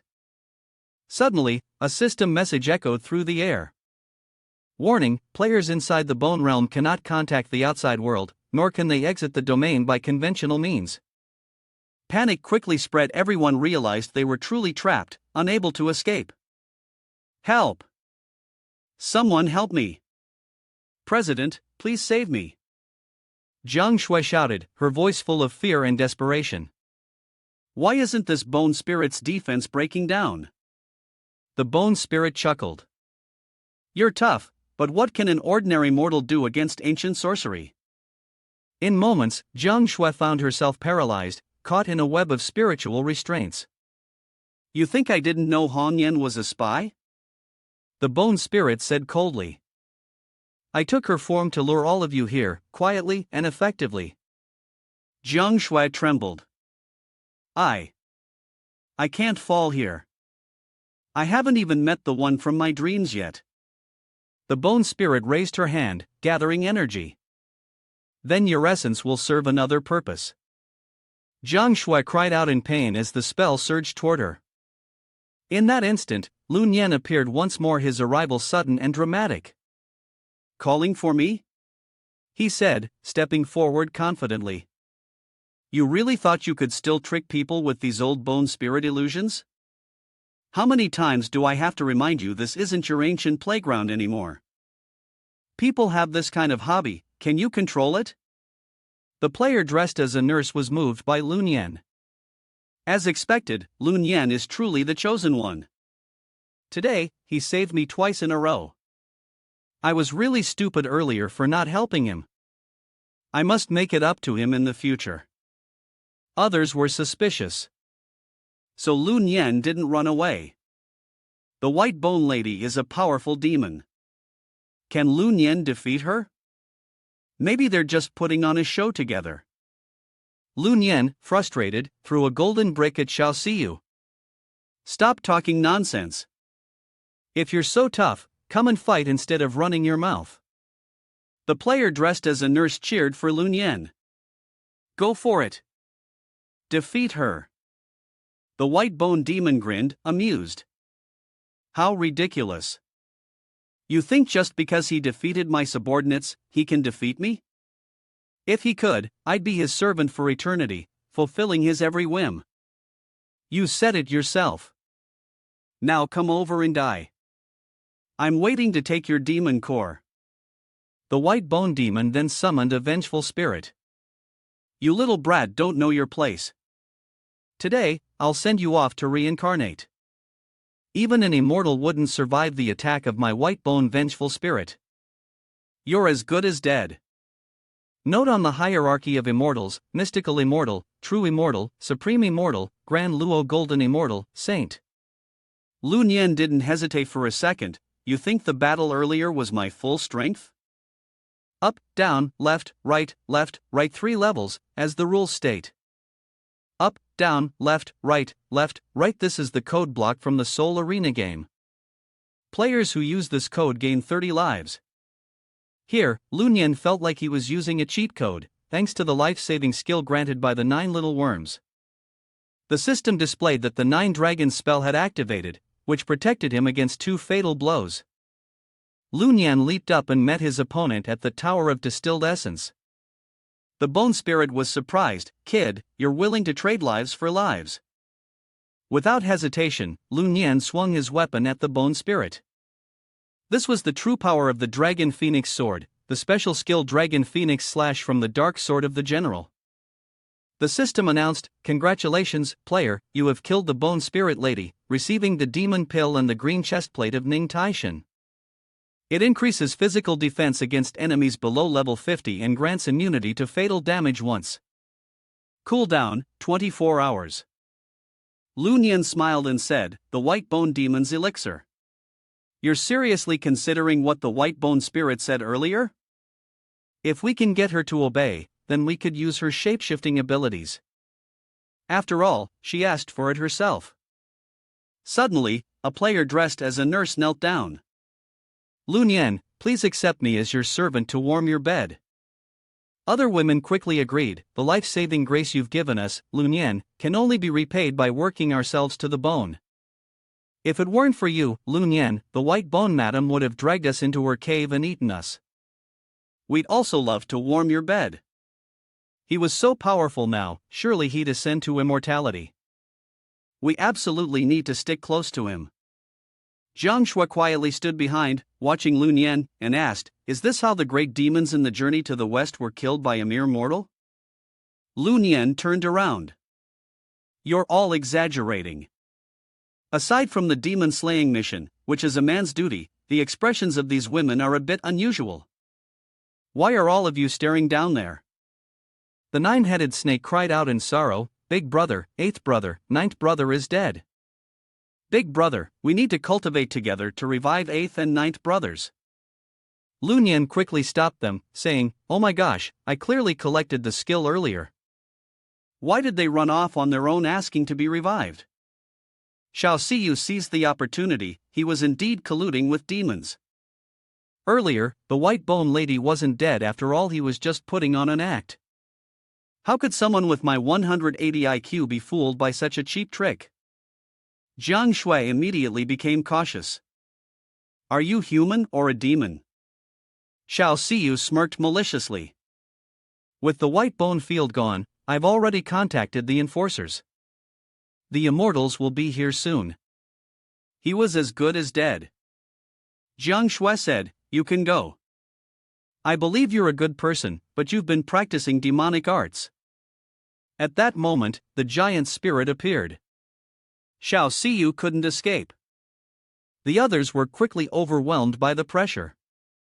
The force was so intense that I couldn't even lift my head. As I waited for the giant spirit to crush him, I knew I'd be the one to stand up and expose his collusion with demons.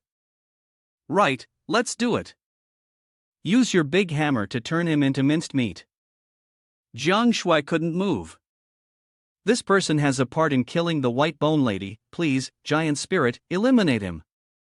The woman in the nurse's outfit pleaded, "Let Lunyan go.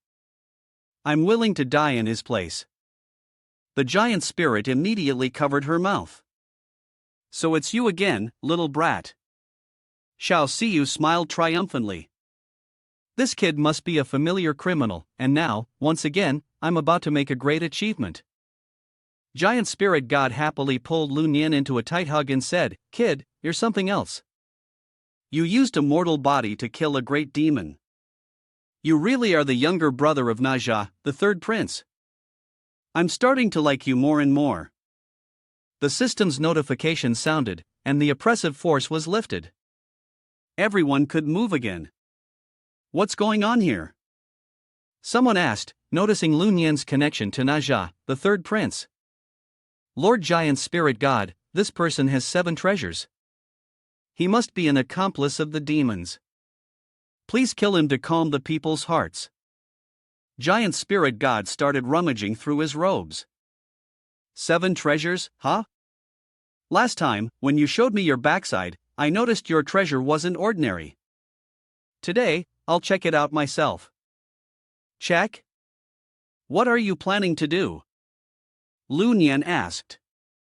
Everyone stood there, stunned. What was going on? A treasure that's not ordinary?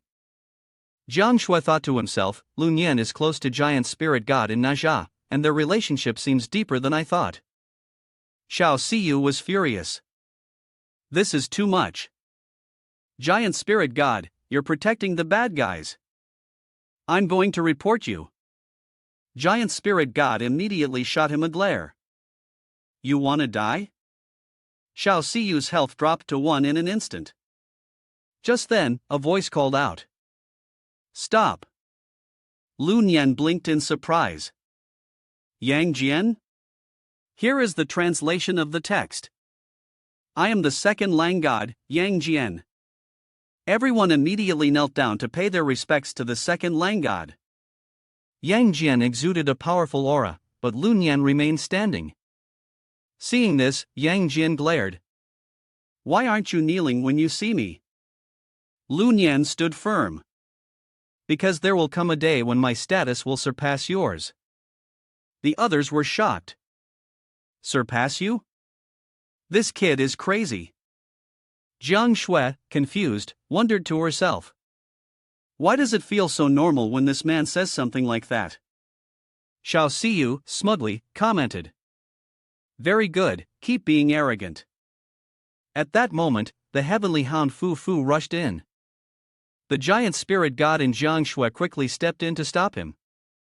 Wait, this brother has done great work in killing the demons. Please, second Lang god, show mercy. The heavenly hound Fu Fu knocked Lun Yin down, and the others were immediately freed from the pressure. Seeing Lun Yin pinned to the ground, Xiao Siyu was thrilled. Yes, eat him. However, Lun Yin just laughed. It tickles, I didn't expect such a cute heavenly hound. Not fierce at all, unlike the myths. The heavenly hound Fu Fu proudly declared. I am the second generation heavenly hound Fu Fu. Jiang Shui gently picked up the heavenly hound Fu Fu in her arms. This dog is so cute, these mortals deserve to die for humiliating me. But it really feels quite comfortable. Yang Jian asked, How Tian Hound, does this person carry any demonic aura? The Hao Tian Hound, Fu Fu, immediately responded, Master, there is no demonic aura on him. Lun Yan was surprised. So, it turns out that the Hao Tian Hound was probing for the aura earlier. As for Lun Yan, he hadn't learned any demonic cultivation techniques. Instead, through the Tower of Distilled Essence, he used the demonic techniques trapped inside it. The Tower of Distilled Essence acts like a filter, removing the demonic energy, and selecting special defensive skills. The Nine-Dragon demonic art, which uses his own yang body to nurture the 9 heads, meant that the Hao Tian Hound couldn't detect any demonic aura. The Divine Wolf then reported, I once heard the third Prince Naja say that this person has a rare natural talent for dual cultivation. After entering this small world and absorbing the spiritual energy of its surroundings, it makes perfect sense that he condensed 9 treasures. Yang Jian nodded, I see. Divine Wolf, you harmed a mortal. Go and accept your punishment. Yang Jian turned to Xiao Siyu, I heard everything you said earlier.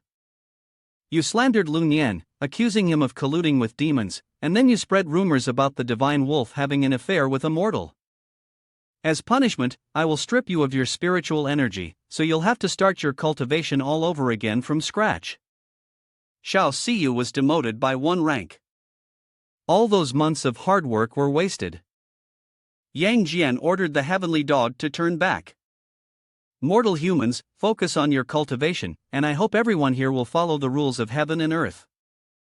If I find out that anyone is colluding with demons, you will be executed. Yang Jian silently transmitted a message to Lun Yan, I will be waiting for you at the higher ground. Everyone was stunned, their mouths wide open. The second brother god said he will wait for him at the higher ground. Lun Yan smiled. All right. Suddenly, he felt a chill. Why do I feel like someone wants to eat me? Didn't I already deal with the white bone demon? A group of beautiful women surrounded Lun Yan. Benefactor, you saved my life.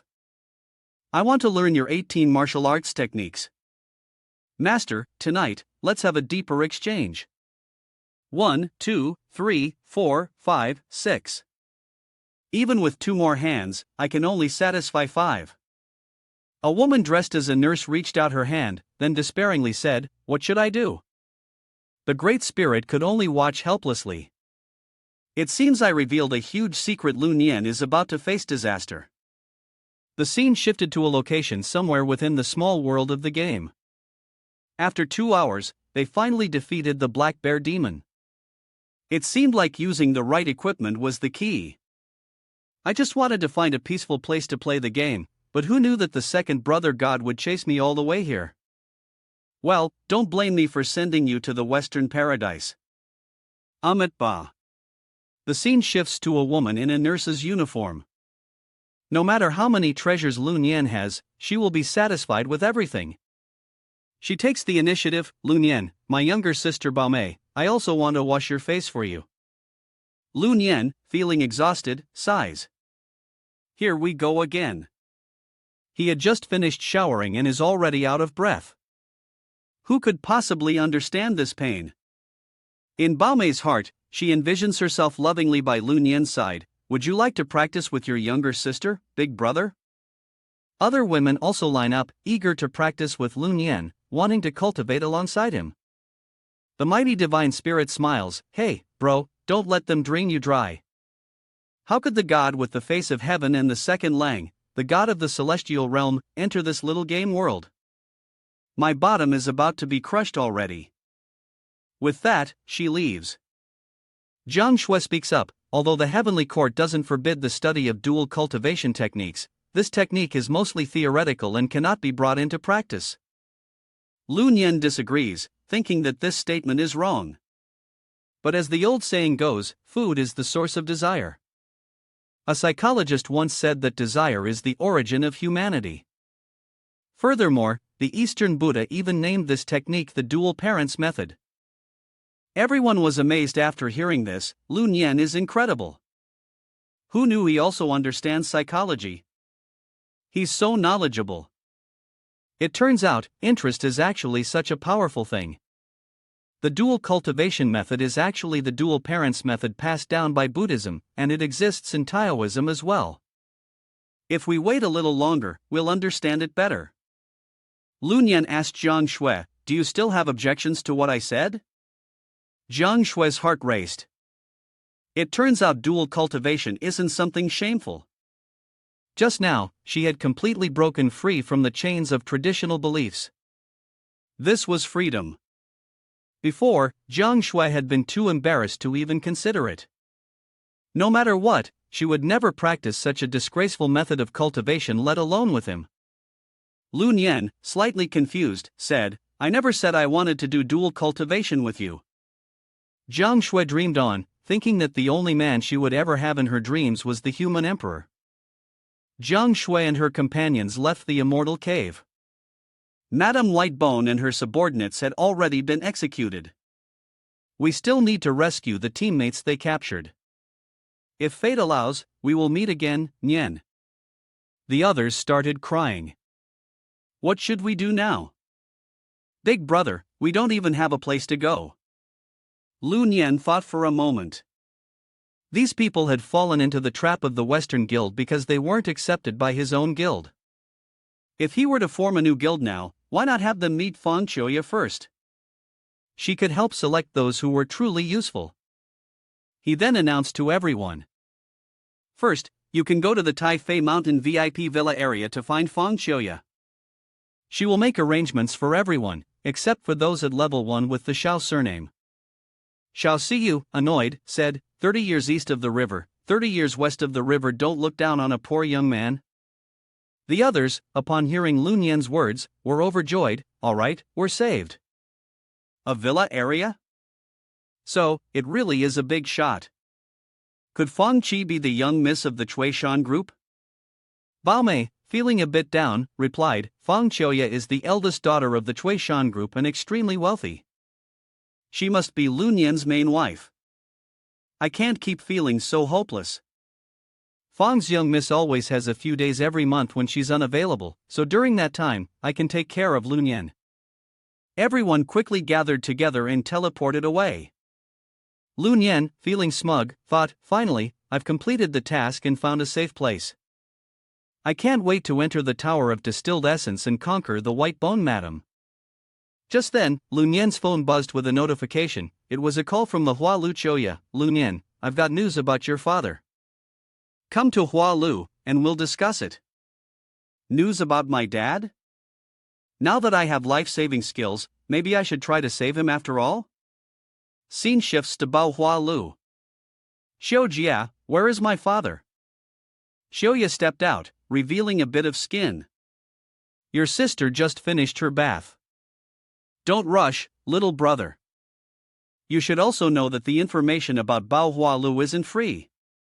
Then just give me a price, Xiao Jia. Xiaoya smiled and pushed Lu Nian down. I don't lack money, I just want you to help me with my cultivation. Scene shifts to the 5th realm of the Lesser World. Yang Jian was furious. That damn monkey, even after becoming a Buddha, he still doesn't stop. So many people have begged but couldn't get anything. The Buddha tells him to give it up, and he just refuses. In Yang Jian's memory, the Jade Emperor had ordered the rebellious son Wukong to disappear from the Western sect, and commanded the second son, Yang Jian, to capture him and bring him to trial. The heavenly dog, Fu Fu, walked beside him.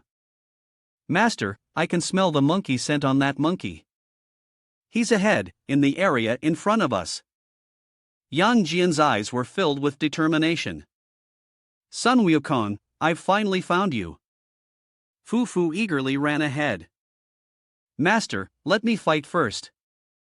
"You stay back, remember, you can't even last one move against it. Don't waste your life."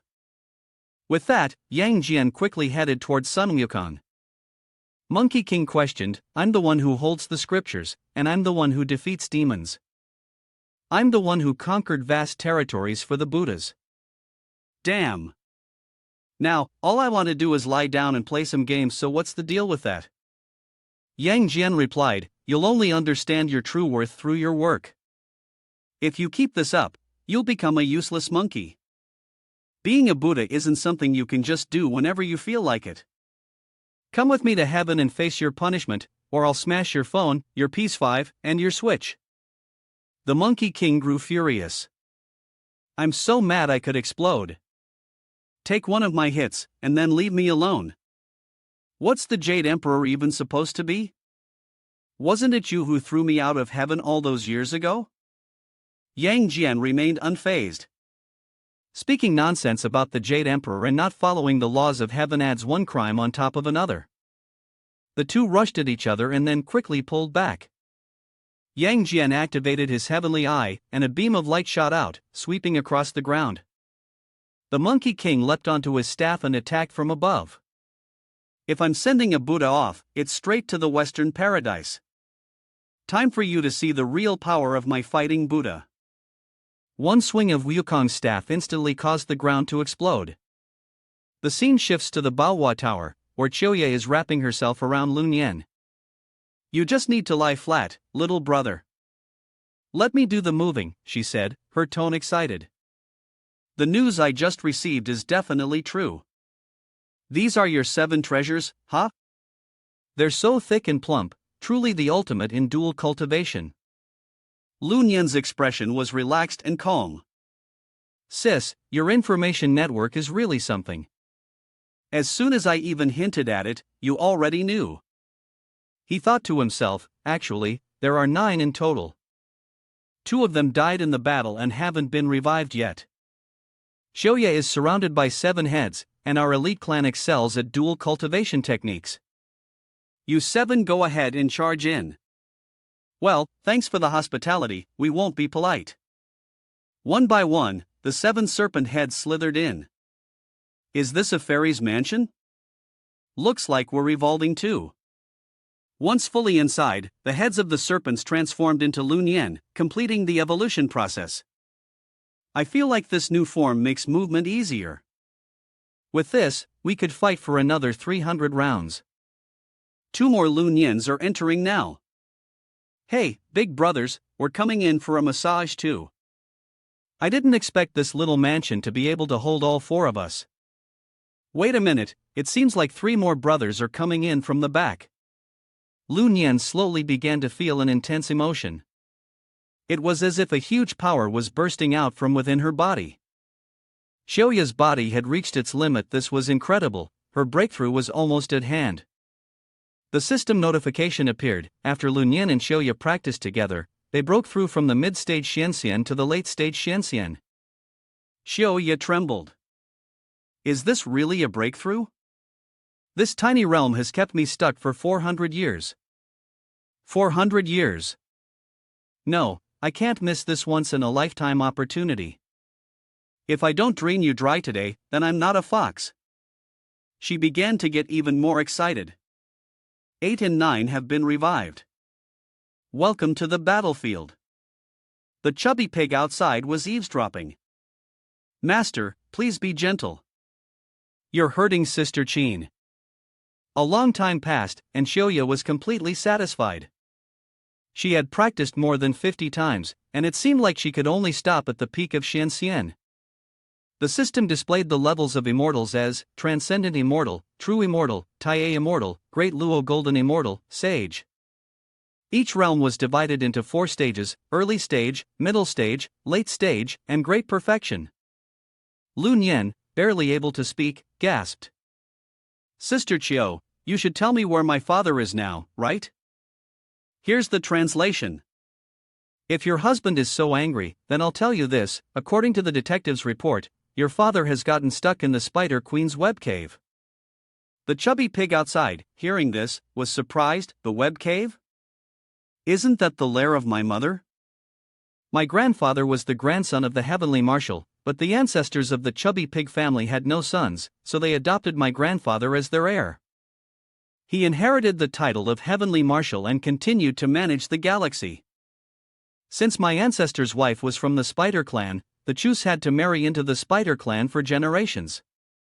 My mother was also from the Spider Clan, and my father died in battle while fighting in the demon realm.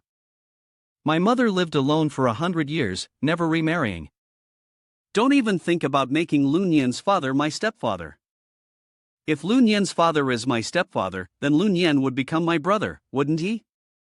At that moment, Lun Yan stepped forward. Little chubby pig, what are you doing here?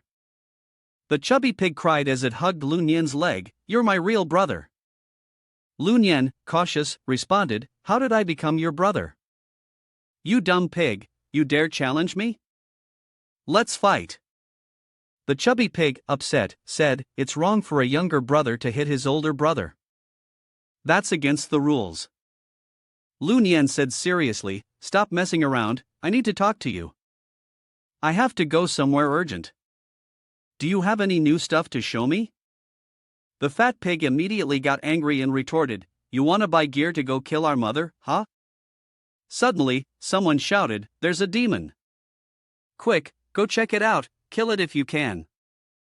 The fat pig said, did the spy really say you killed Madame Whitebone?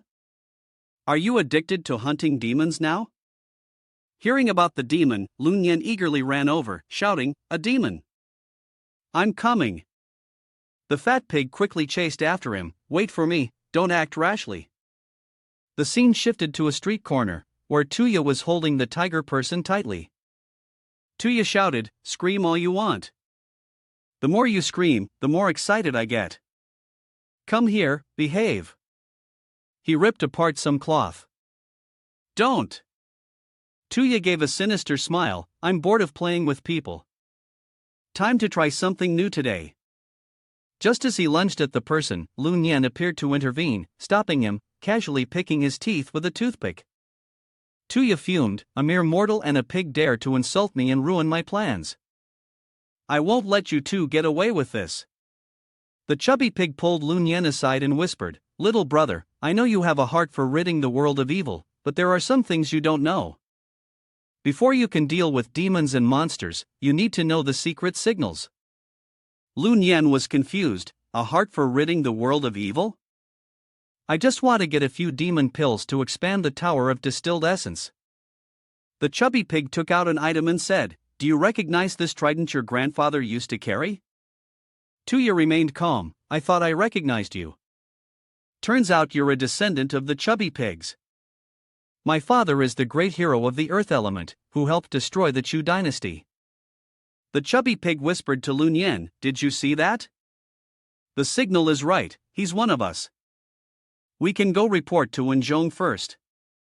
Note, after Wenzhong died in battle due to a severe injury, his soul was absorbed by the Divine Board and elevated to the position of the Nine Heavens Thunderlord. Tuya was worried, Wenzhong is my father's mortal enemy.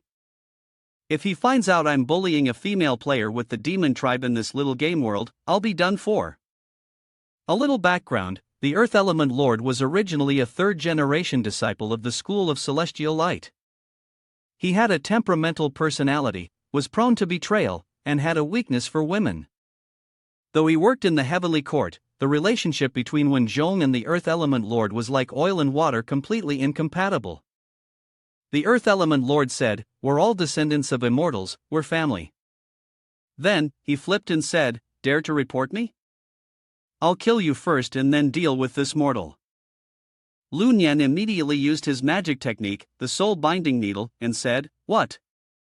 How can a mere mortal do this?" Tuya slowly began to vanish, muttering, "Father, take your revenge."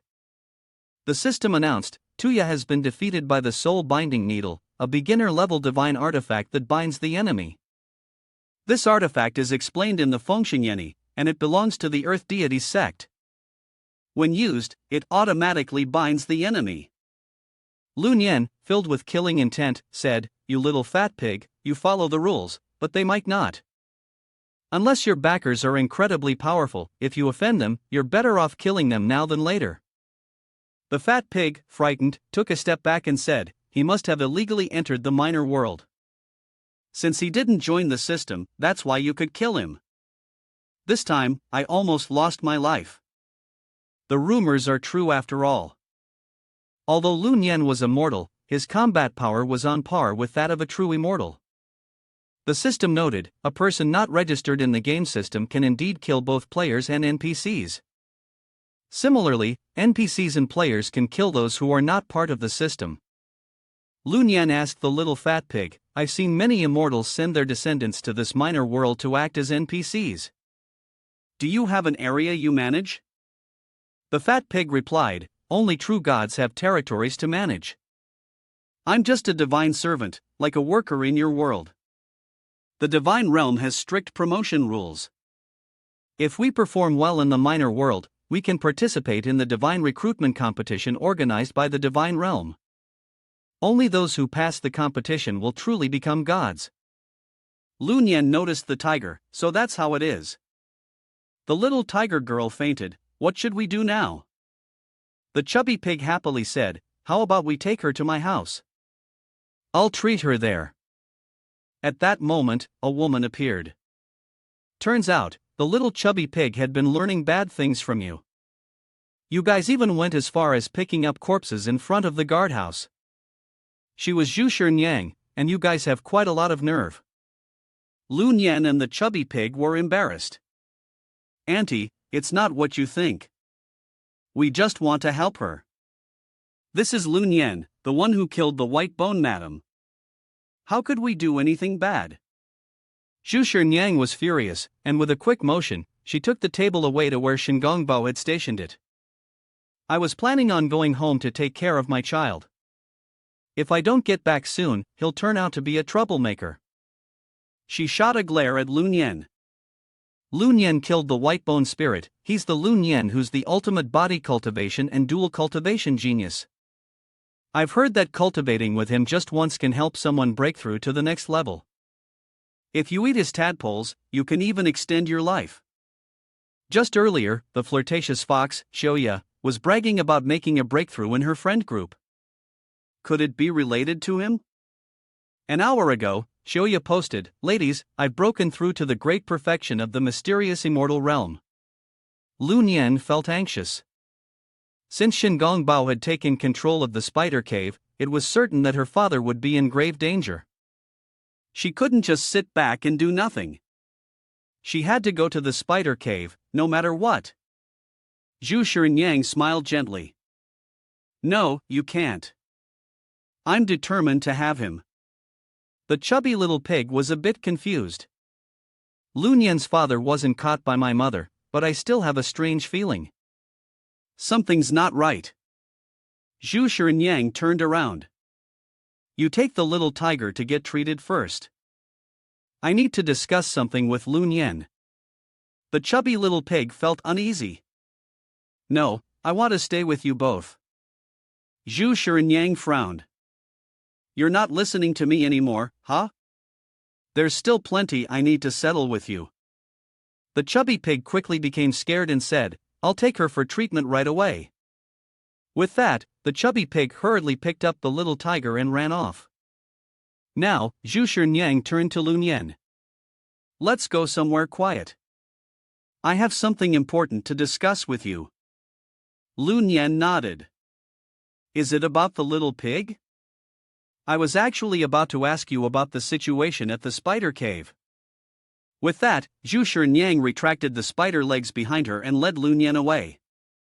Along the way, they caught the attention of many people. Lun Yen couldn't help but ask, "Why do I feel like I have so much fur on me? And why are all these women staring at me as we pass by?" Xu Shinyang took out her phone. "It's because your dual cultivation status has become a hot topic in the demon world.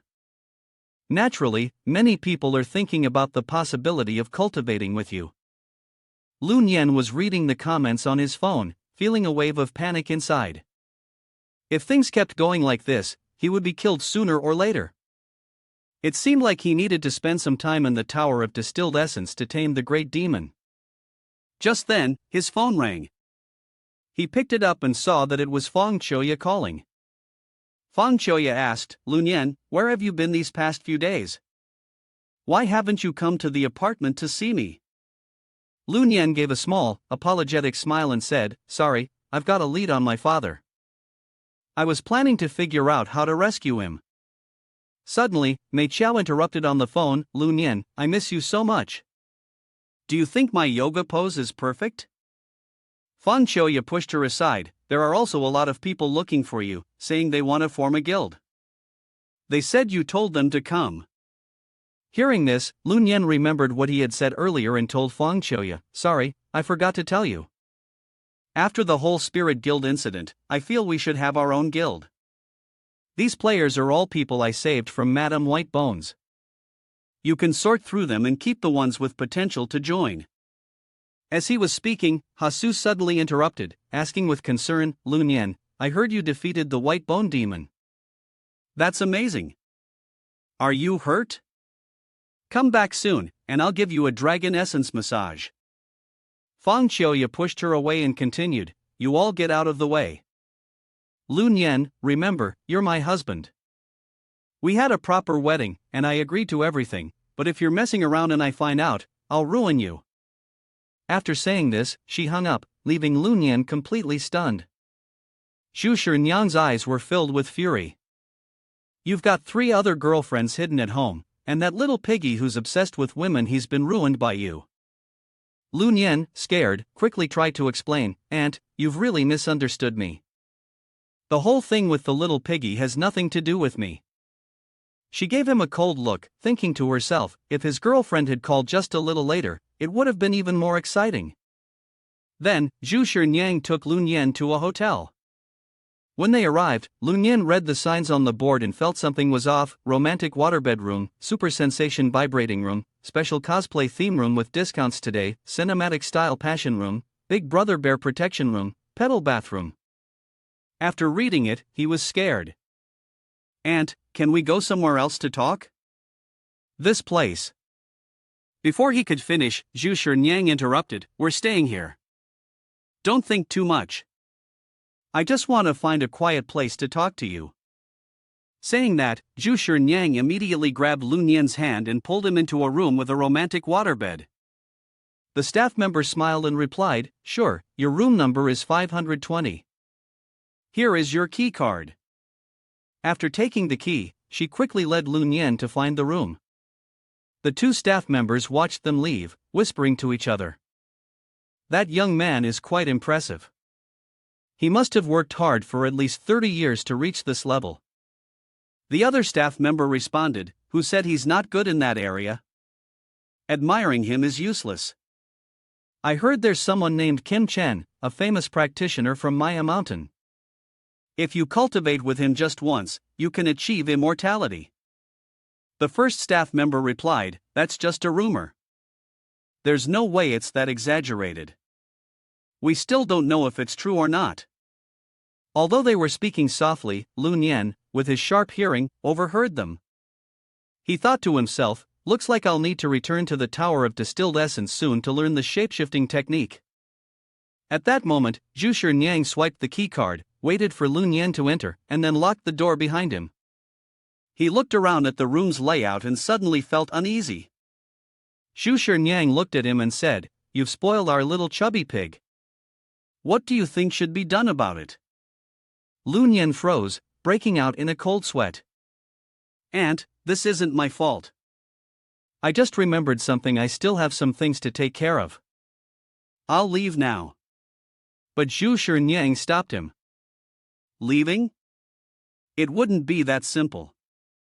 She removed her outer cloak, and from her navel shot out a thread of spiritual silk, tightly binding Lun Yin. You're even getting a nosebleed. Auntie isn't forcing anything, you know. Zhu Shernyan stepped closer, her eyes deep and filled with hidden meaning. Are you really going to fight me? Could you be that heartless? I don't intend to harm you. But look at you. That embarrassed face of yours already betrayed your thoughts. Lun Yin blushed. No, I'm not. I didn't mean. It's just a normal reaction.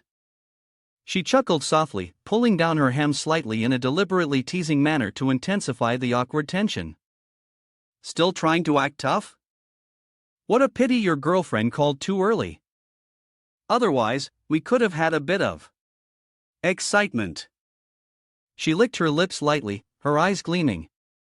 Tonight, you're not getting away. With that, she suddenly pushed Lun Yin onto the bed, wrapping her arms around him tightly. Her boldness threw him into a flustered panic. Seeing his disoriented expression, Zhu Shernyan sighed gently. It's truly been tens of thousands of years since I've encountered a pure yang sacred body like yours, clearly a heaven-sent constitution for dual cultivation. Lun Yin stammered. Auntie, the air conditioner's really cold, maybe I should put my clothes back on first.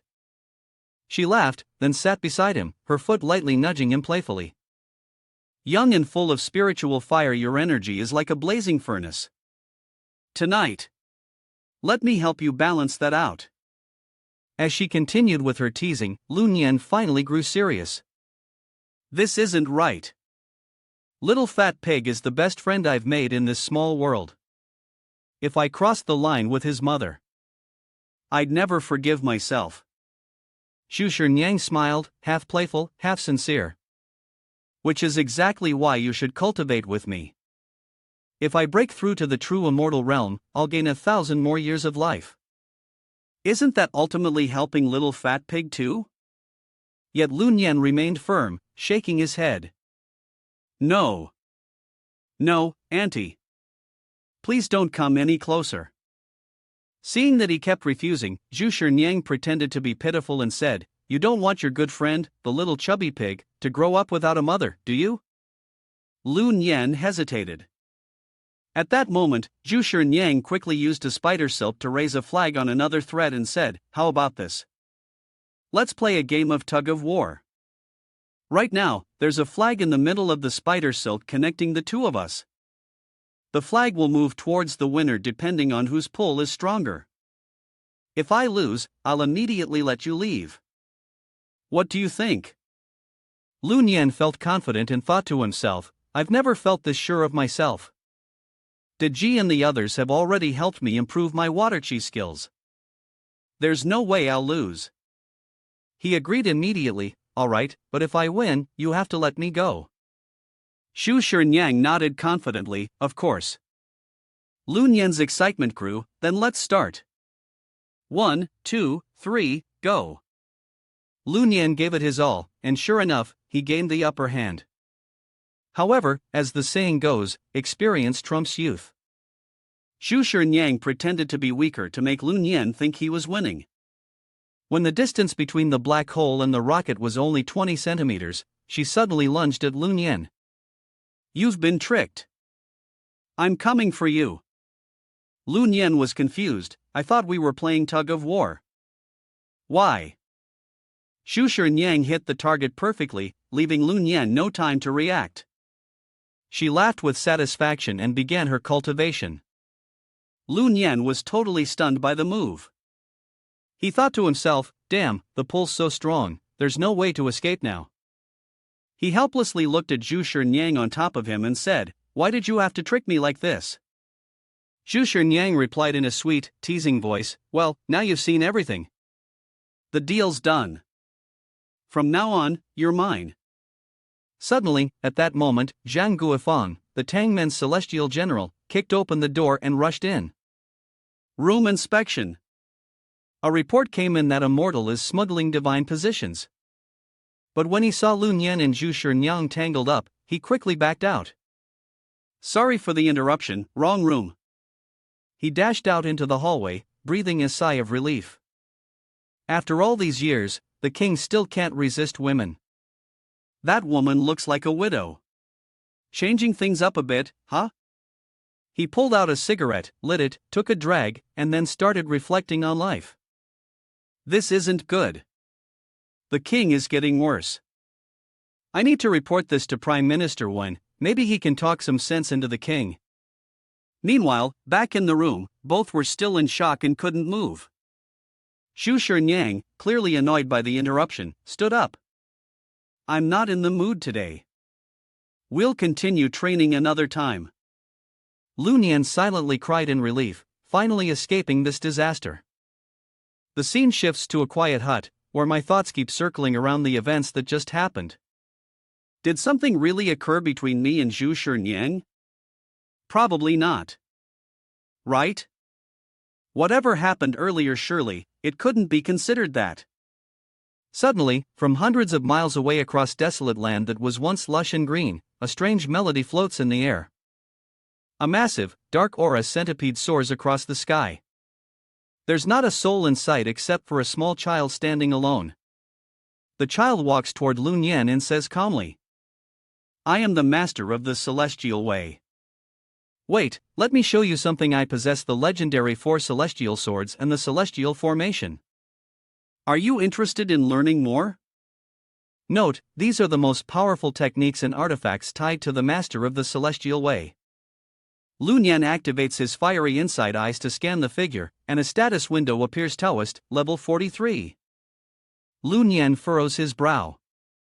People are pretending to be the master of the celestial way now? Must be another scammer.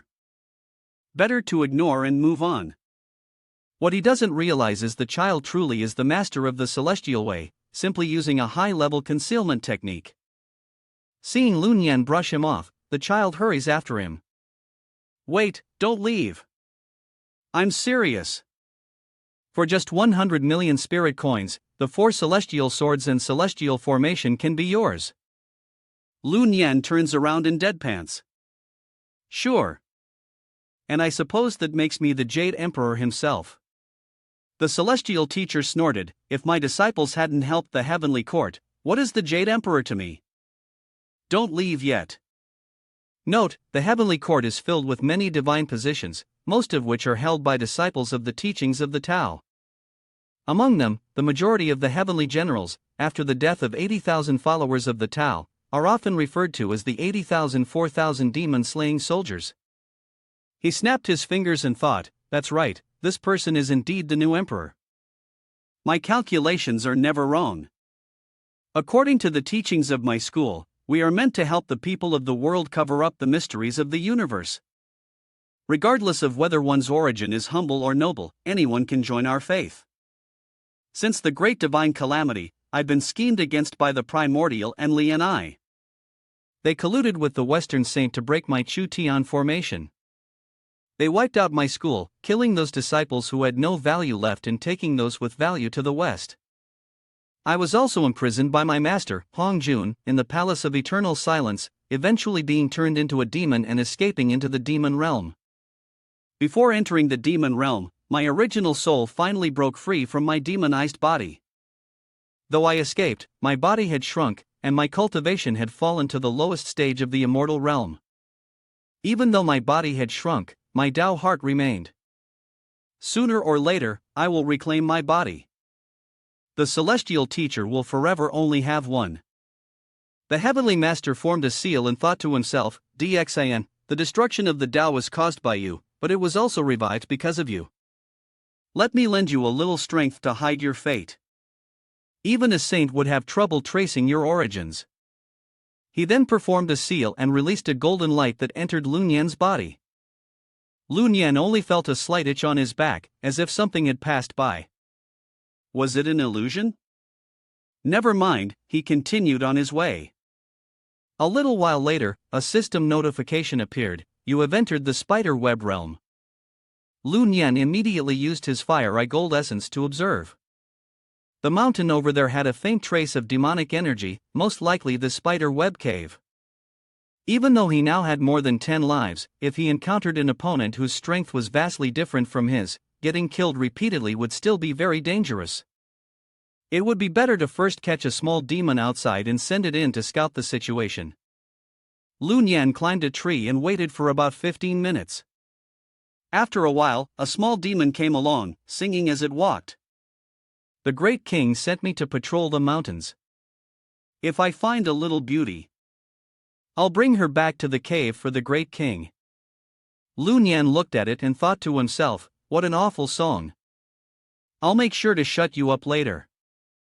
At that moment, he suddenly remembered. That's right, he had killed Tuya, the illegitimate son of the Earth Monarch, and received the primary celestial binding vine.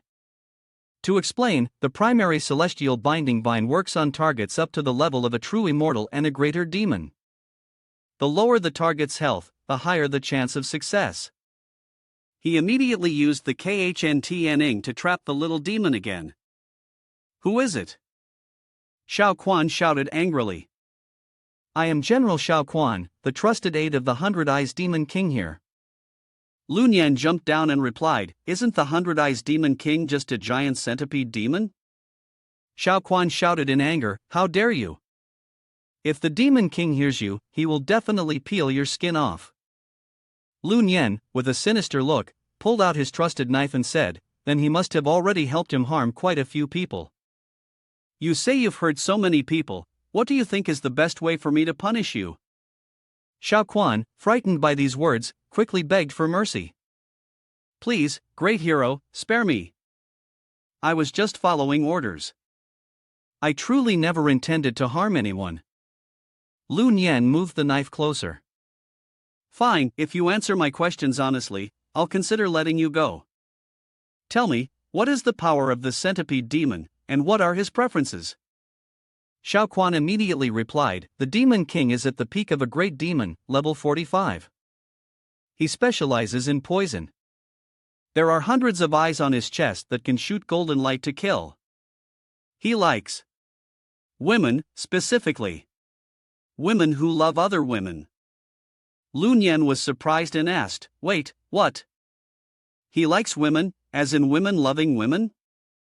Xiao Quan hurriedly corrected himself, no. What I mean is, our Demon King is a female, but she likes other females. Lun Yan imagined a few interesting scenes and thought to himself, so the Hundred-Eyed Demon Lord is a woman. In that case, I definitely have to capture her for the Tower of Distilled Essence. He then exclaimed, let me ask you one more thing, where are the people you've captured? The man replied honestly, the women were left in the cave to entertain the Hundred-Eyed Demon Lord, and the men. Lun Yan pressed the blade closer, threatening, where are the men? Xiao Quan was so scared he almost wet himself. He quickly said, They were taken away by a powerful figure. Lun Yan growled, who took them? The man, crying, answered, apart from the Hundred-Eyed Demon Lord, no one knows who that powerful figure is. Without hesitation, Lun Yan swiftly decapitated Xiao Quan, thinking to himself, next time, remember to be a good little demon. Lun Yan thought about the terrifying eyes on the Hundred-Eyed Demon Lord's chest. There were so many of them he feared that even if he had countless lives, he wouldn't survive her killing spree. The low-level immortal curse wouldn't work on such a powerful demon. What should he do? Should he report it to the game administrators, just in case someone from Shengong Bao's group had infiltrated? After pacing back and forth for a while, he suddenly had an idea. Got it! The Hundred-Eyed Demon Lord is incredibly strong, so I'll capture the White Bone Spirit and learn her shape-shifting skill. Then, I'll find a way to sneak into the webbed cave. He then absorbed the demon core of the White Bone Lady into the Tower of Distilled Essence and teleported instantly. Inside, Xiao Jiao and the Princess of 10,000 Saints rushed to welcome the great king. Where is the White Bone Madam who was captured a few days ago? Xiao Jiao pointed and said, Great King, she's hanging on that pole. When Lun Yan arrived, the White Bone Madam looked at him with a sneering expression. System announcement, the third great demon has been captured in the Star-Picking Tower, unlocking a new item, Sky Hill Lake. Note, Sky Hill Lake is a spiritual treasure formed from thousands of earthworms. These earthworms will burrow into any open wound, torturing the victim relentlessly. Having understood the situation, Lun Yan said, "Begin." Immediately, a tank filled with gold appeared beneath the white bone madam. Lun Yan warned, "As long as you surrender sincerely, I can save you from this pain." But the white bone madam remained proud. "I was tricked by a despicable person like you. I can't believe you used lives for lives, breaking through my defenses to defeat me. But to make me submit to a mere mortal? I'd rather die." Lun Yan showed no mercy. "Then go die." Lun Yan cut the rope, letting the white bone madam fall into the Skyhill Lake. Smiling smugly, he stroked his nose. "If you change your mind, you can call me, and I'll pull you out." To his surprise, she didn't feel pain. Instead, she felt pleasure. "Don't stop, keep going." Lun Yan was stunned, confused about life. He angrily kicked the wall, but ended up hurting his foot. Xiao Jiao and the Princess of 10,000 Saints quickly ran over. "Great King, why did you reward her like that?" Lun Yan, feeling frustrated, thought to himself, "Shit, what should I do now?" Meanwhile, the Bone Lady was still happily enjoying herself. She had cultivated for 1,000 years and had never experienced anything like this before. "Hey handsome, why don't you join in? After all, we have plenty of time," she said. Lun Yan's mind briefly shifted, and he moved her out of Skyhill Lake and onto the head of that person. He used a different item, the Frenzied Throne, which tightened around the Bone Lady, thinking to himself, "What now?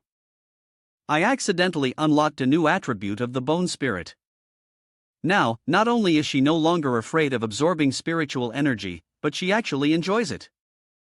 The Princess of 10,000 Saints stepped forward and said, "Great King, you've been working hard lately. Let your slave massage you." Xiao Jiao patted her thigh and said, "Great King, here's a thigh pillow. Rest your head on it and let your slave massage your head." The Bone Lady laughed and said, "She's just a mortal." "You want me to surrender to your illusions?" Lun Yan thought to himself, "Damn, forget her for now." He went over, lay down, and rested his head on Xiao Jiao's thigh. She softly said, "Great King, we're all women in your star-picking tower. When will you show us some favor?" Looking at the two peaches hanging in front of him, Lun Yan felt a little amused. "He would talk about the favor later, but your method is really effective." At that moment, Princess Wansheng also came over and sat down. "Your Majesty, let me help you massage the other side as well," she said. Then, she used her soft, white feet to gently rub Lun Yan's younger brother. "How were the slave's feet?" Lun Yan happily said, "Yes, that feels really good." The system then reminded him, "You have comprehended the exclusive technique of star-picking tower, the primary small and large massage technique. Your defense strength has temporarily increased to the mid-level defense of a great demon, which will last for 24 hours. Note, this technique belongs specifically to star-picking tower's massage method. You are a demon master with a comparable level within the star-picking tower. If one person is a great demon and another is a demon king, the technique will be twice as effective. Among the ones massaging, the defense value is calculated based on the highest level individual. For example, if the highest level person is at the late stage of a great demon, the player's defense will rise to that of a late-stage great demon." Lun Yan couldn't help but feel astonished. This is really overpowered. Wait a minute, Shoya and I broke through to 2 minor realms after completing our training. If I help them reach the peak of great demon, wouldn't my defense increase a lot too? At that point, Princess Wansheng asked, "Does your Majesty find this satisfactory?" Lun Yan suddenly sat up and asked her, "What realm are you at right now?" She replied, "Your Majesty, I am at the early stage of a great demon."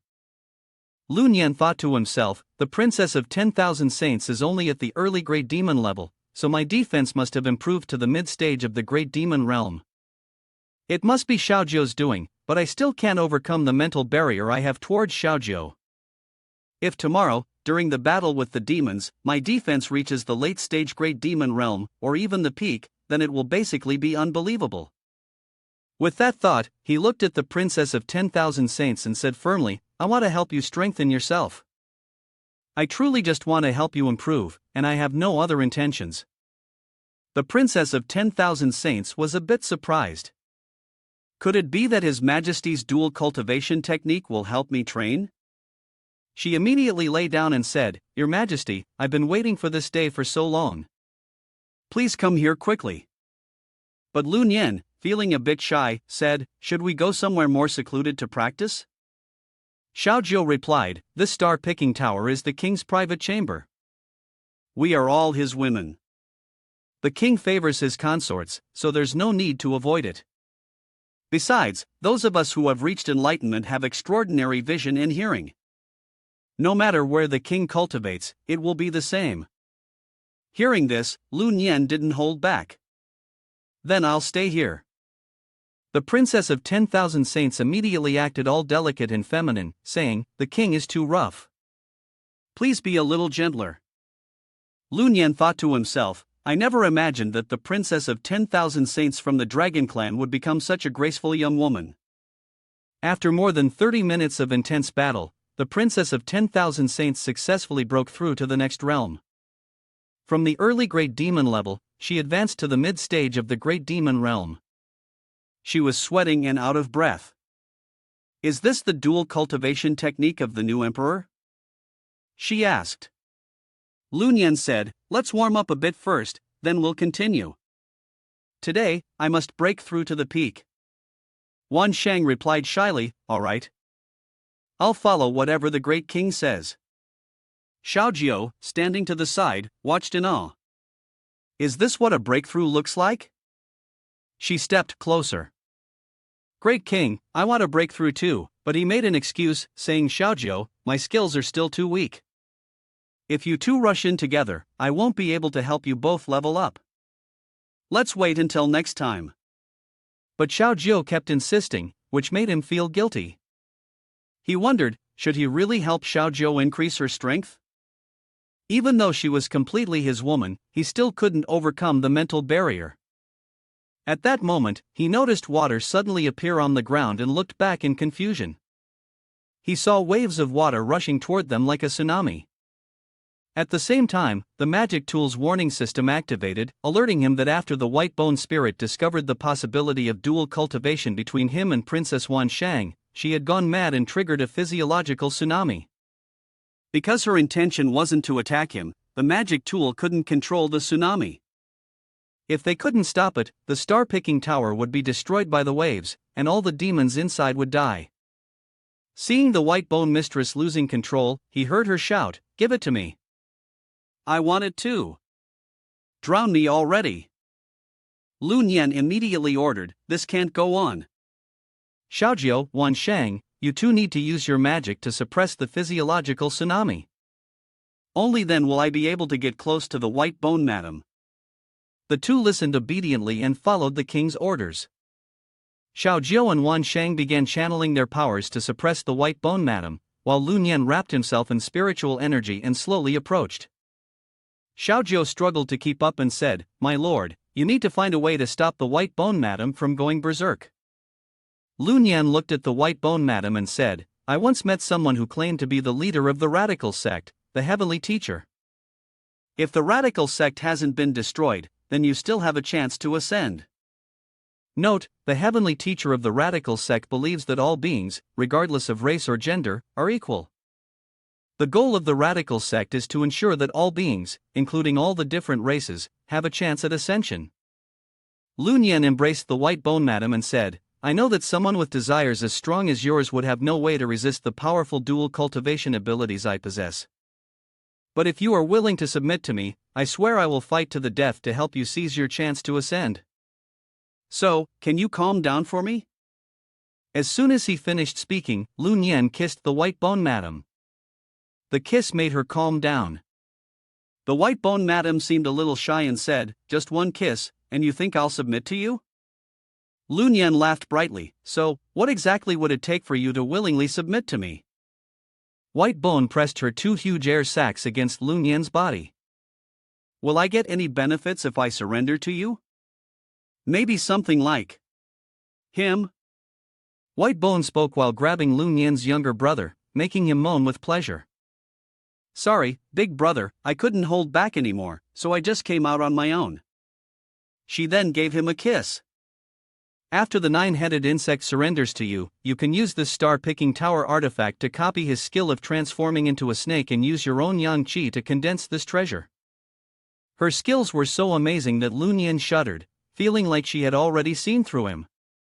White Bone stood up and continued, "So, you came to submit to me because you've hit a tough spot, right? You don't want my skill of transforming into the 8 changes of White Bone, do you?" Lu Nian broke into a sweat, secretly thinking, so, this woman's transformation skill is called the 8 changes of White Bone. White Bone smiled lightly and said, "Judging by your expression, looks like I guessed right." She looked around and remarked, "This star-picking tower is truly an amazing artifact, on par with a celestial spiritual treasure." Suddenly, Xiao Jiao got angry and rushed in to interrupt, "How dare you? Don't disrespect the great king." "Your Highness, the 10,000 saints, hurry up and shut her mouth." Princess Wan Shang, with a cold expression, slowly walked over, but Lu Nian stopped her, saying, "You two step back, I'll handle this." The two reluctantly obeyed his order. Lu Nian then turned to White Bone and said, "If you already know everything, then just state your terms." White Bone Fu Nhn smiled lightly and said, "It's very simple. First, help me promote to the Demon King, and then for a week, we'll practice together 100 times. Lu Nian's face changed in fear. 100 times? Are you trying to kill me?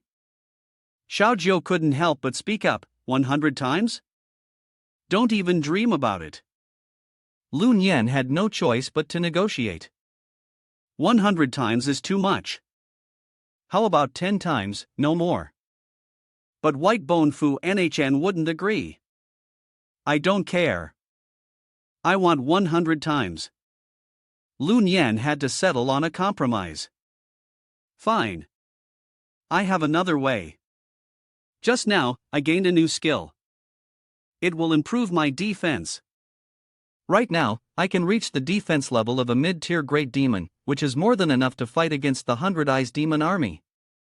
The system also sent a notification, the player's defense has reached the mid-tier great demon level. Hearing this, White Bone Fu Nhn couldn't help but be surprised, and her inner desire grew even stronger.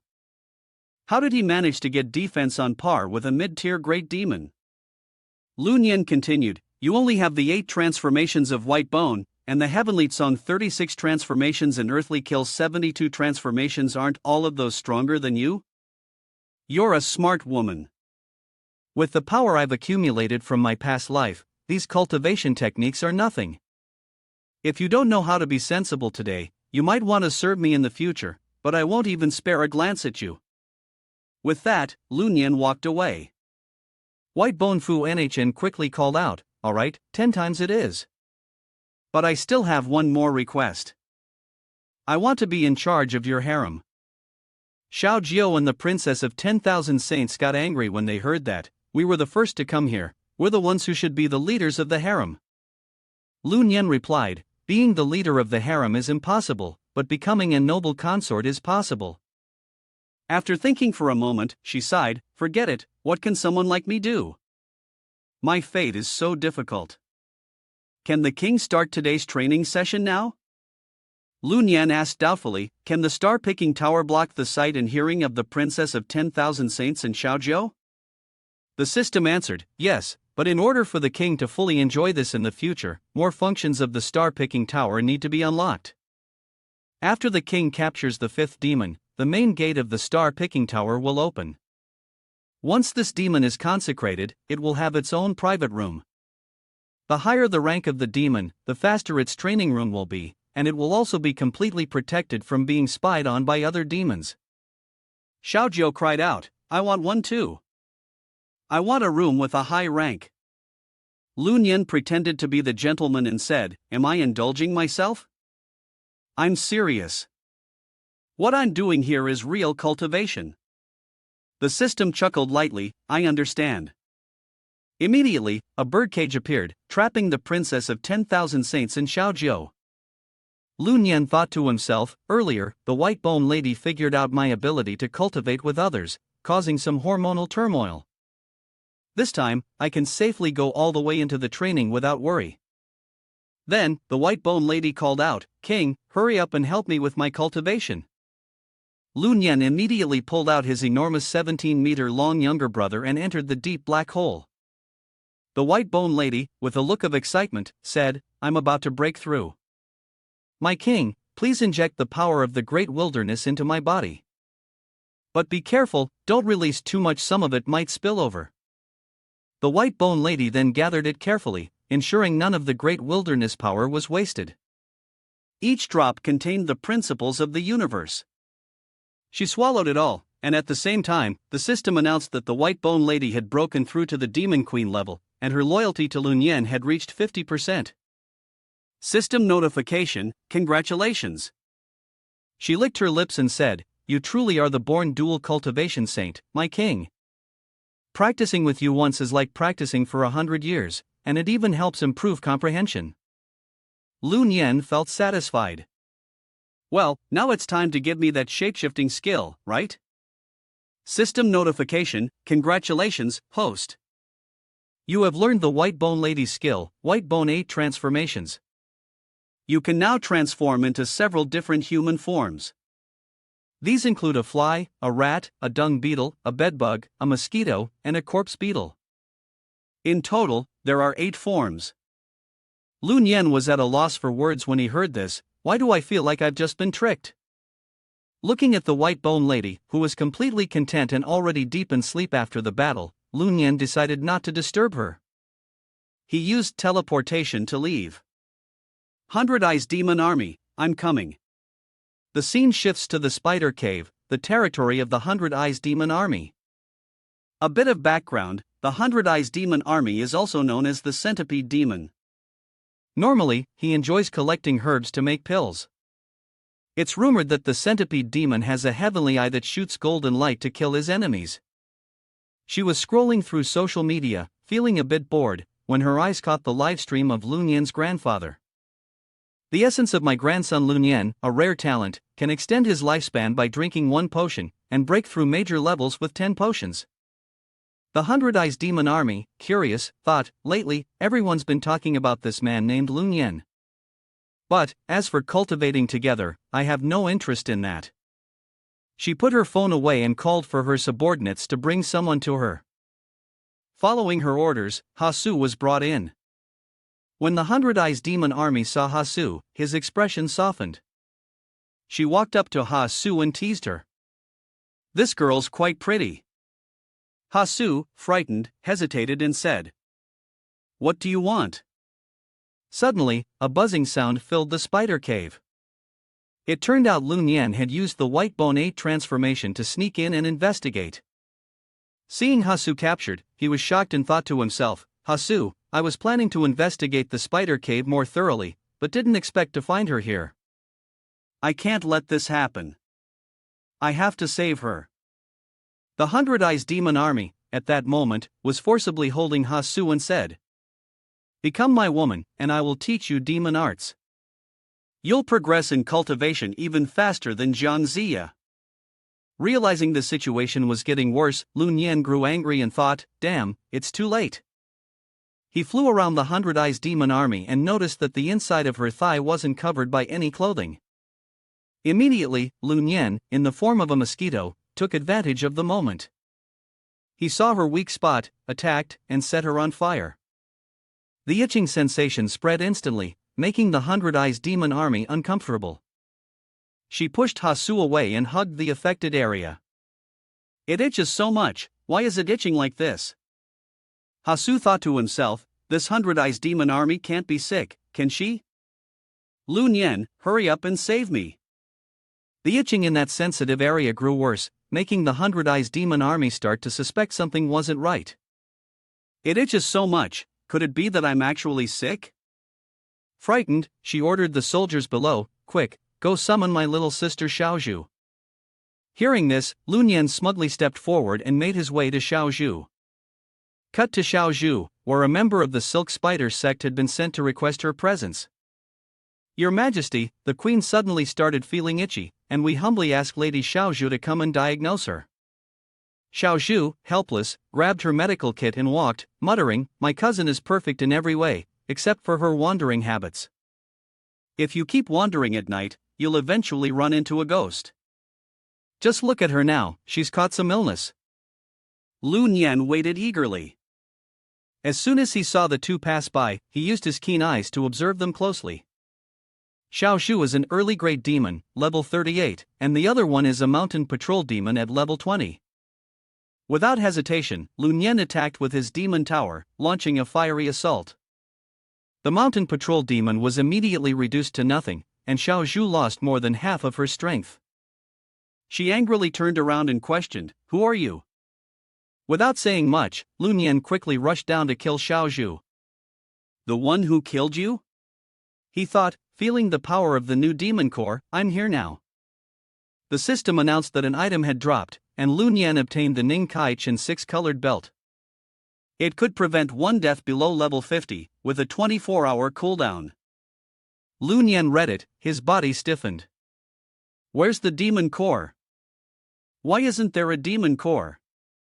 Just as he thought about it, the system immediately notified him, due to the luck of the Emperor's specialty, when a female demon of the Great Demon rank or higher is killed by a player or an assisting player, the demon core will always drop.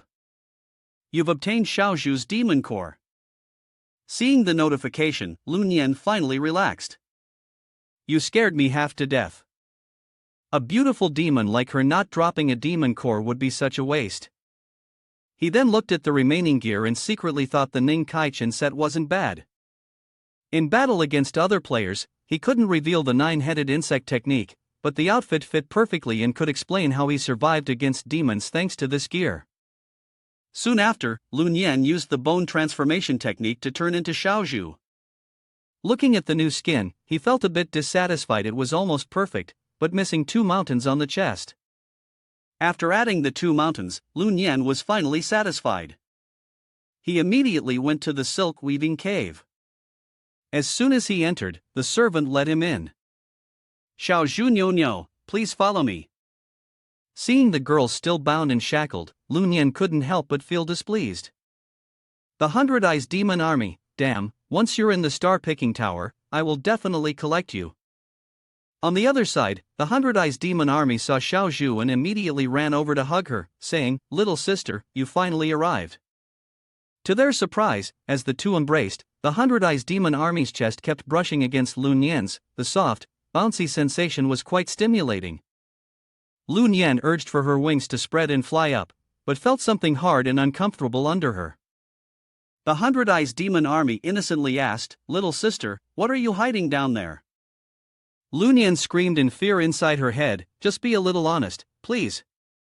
She quickly hid her brother and covered up, saying, "Ah, you caught me. I was hiding a Chu Tian Cholet down there, a prop used for dark magic cultivation." "Want to see it?" The 100 Eyes Demon Army, with eyes shining, replied, "We'll take a look next time." The real reason she had brought her little sister here was to discuss something uncomfortable. She turned back and gave an order, "You all can leave now. I need to have a private talk with my little sister." Lu Nian smiled at Xiaozhu and said, "Big sis, what do you need me to help with?" But in her mind, she was already planning, "I'll help you with your illness first, then make you drink the potion to put you to sleep." However, just a moment later, Lu Nian was wide-eyed in surprise and fear. She never expected the 100 Eyes Demon Army to be so bold. She actually took off her pants, her face filled with a spring-like flush. "Quick, help me with my addiction, cousin, come treat me." Lu Nian stood there stunned, helpless, and asked, "Can't we just eat it raw?" The 100 Eyes Demon Army looked at her in confusion and asked, "What's wrong with you today? Haven't we always eaten it raw like this?" Her eyes flickered with suspicion. "Could it be that you're not my cousin?" Lu Nian quickly explained, "Of course I am, it's just that my sister has been having some stomach issues lately." The 100 Eyes Demon Army, feeling urgent, didn't think much of it and pulled Lu Nian inside. "All right then, cousin, come with me to the bath." Lu Nian was looking for the right moment to take action, but with her in front of him, he couldn't allow himself to think of anything inappropriate. A little while later, in the bath, the 100 Eyes Demon Army stood naked in front of Lun Yen and softly asked, "Cousin, do I look like a bath ball?" Lun Yen's face turned as red as a tomato. He almost had a nosebleed, thinking to himself, "I can't hold back much longer." The 100 Eyes Demon Army suddenly lunged forward and embraced Lun Yen. "So my little sister does like me after all. You never used to react like this." Lun Yen had originally planned to turn his head and regain composure, but now, the fire inside him was beyond control. His body was on high alert, ready to fight at a moment's notice. At that moment, the 100 Eyes Demon Army reached down, sensing something unusual. "Cousin, can your Chu Tian Thunder Strike grow bigger?" Lun Yen, panicking, quickly made up an excuse, "Maybe it's because of the water contact." Hearing this, the 100 Eyes Demon Army grew concerned. "Isn't that dangerous? Let me help you hold it back." But Lun Yen quickly dove into the water, justifying herself, "It's fine, the safety pin on the detonator hasn't been removed yet, it's still very safe inside." The 100 Eyes Demon Army, hearing this, felt a mix of anger and indulgence. "Little sister, you really know how to play."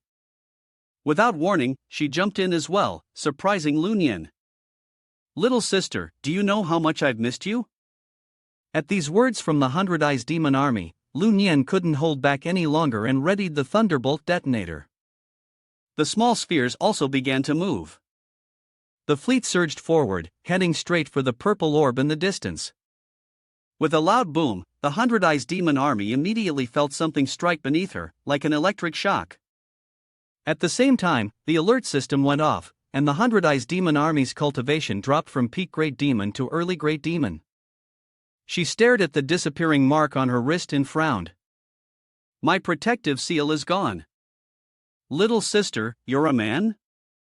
Caught, Lun Yen panicked, not knowing what to do, and could only hold himself tight. Meanwhile, the 100 Eyes Demon Army was radiating an overwhelming killing intent. "No, you're not my little sister. You ruined my Baxter Jade Maiden skill and made my cultivation drop. I'll turn you into a puppet, making you suffer more than death." At this point, Lun Yen reverted to his true form, but despite the fiery figure of the 100 Eyes Demon Army, he still had a nosebleed. He quickly explained. "I didn't want this, it was you who came onto me." The 100 Eyes Demon Army lunged at him. I want your life." Lun Yen scoffed coldly and drew his sword. "You harm humans and bring upon your own destruction. Today, I'll end you." She laughed mockingly. "Ridiculous, even though my cultivation dropped to early Great Demon, killing a mere mortal like you is as easy as squashing an insect." Then, both of them threw themselves into the fight, shaking the very earth. The water in the lake surged like a tsunami with their movements. The 100 Eyes Demon Army attacked using the 100 Legs Fist, while Lun Yen countered with the 9 Dragons' Continuous Curse to block the blows. Suddenly, the system announced, "Player has not encountered a fatal attack. The 9 Dragons' Continuous Curse has failed to activate." Lun Yen read the notification and suddenly remembered, realizing she had forgotten that her defense had already reached the mid-stage of a Great Demon. The 100 Eyes Demon Army, on the other hand, was still at the early Great Demon stage, so naturally, they couldn't harm her. It seemed like she had unknowingly gotten a huge advantage. At this moment, the system gave Lun Yen a suggestion: "You have comprehended the Star Picking Tower's specialized technique, the primary level small and large massage technique. Player Lun Yen's defense has temporarily increased to the mid-stage of a Great Demon for the next 24 hours. The 100 Eyes Demon Army was stunned and said, "How is this possible? A mere mortal should have died from receiving 4 of my punches." Lun Yen looked at her fiery form, nosebleeding repeatedly, and thought, "Just with you? You think you can kill me?" Her words angered the 100 Eyes Demon Army. Enraged, she gathered all her strength and said, "A mere mortal has forced me to use my ultimate move. Prepare to die." At that moment, she leaped into the air, and hundreds of eyes appeared all over her body. This was her signature move, the 100 Eyes Red Light. It released countless beams of light, attacking Lun Yen. He quickly used the 100 Bones 8 transformations technique to shrink his body and turned into a mosquito, flying away. At the same time, he ordered his younger brothers. "You guys, help me block the fatal attack." His younger brothers responded in unison. "Yes, big brother." One by one, the clones charged forward, acting as decoys. They were shot to pieces, turning into smoke and leaving nothing behind. At this moment, the 100 Eyes Demon Army moved forward to inspect and asked in confusion, "Where are the bodies?"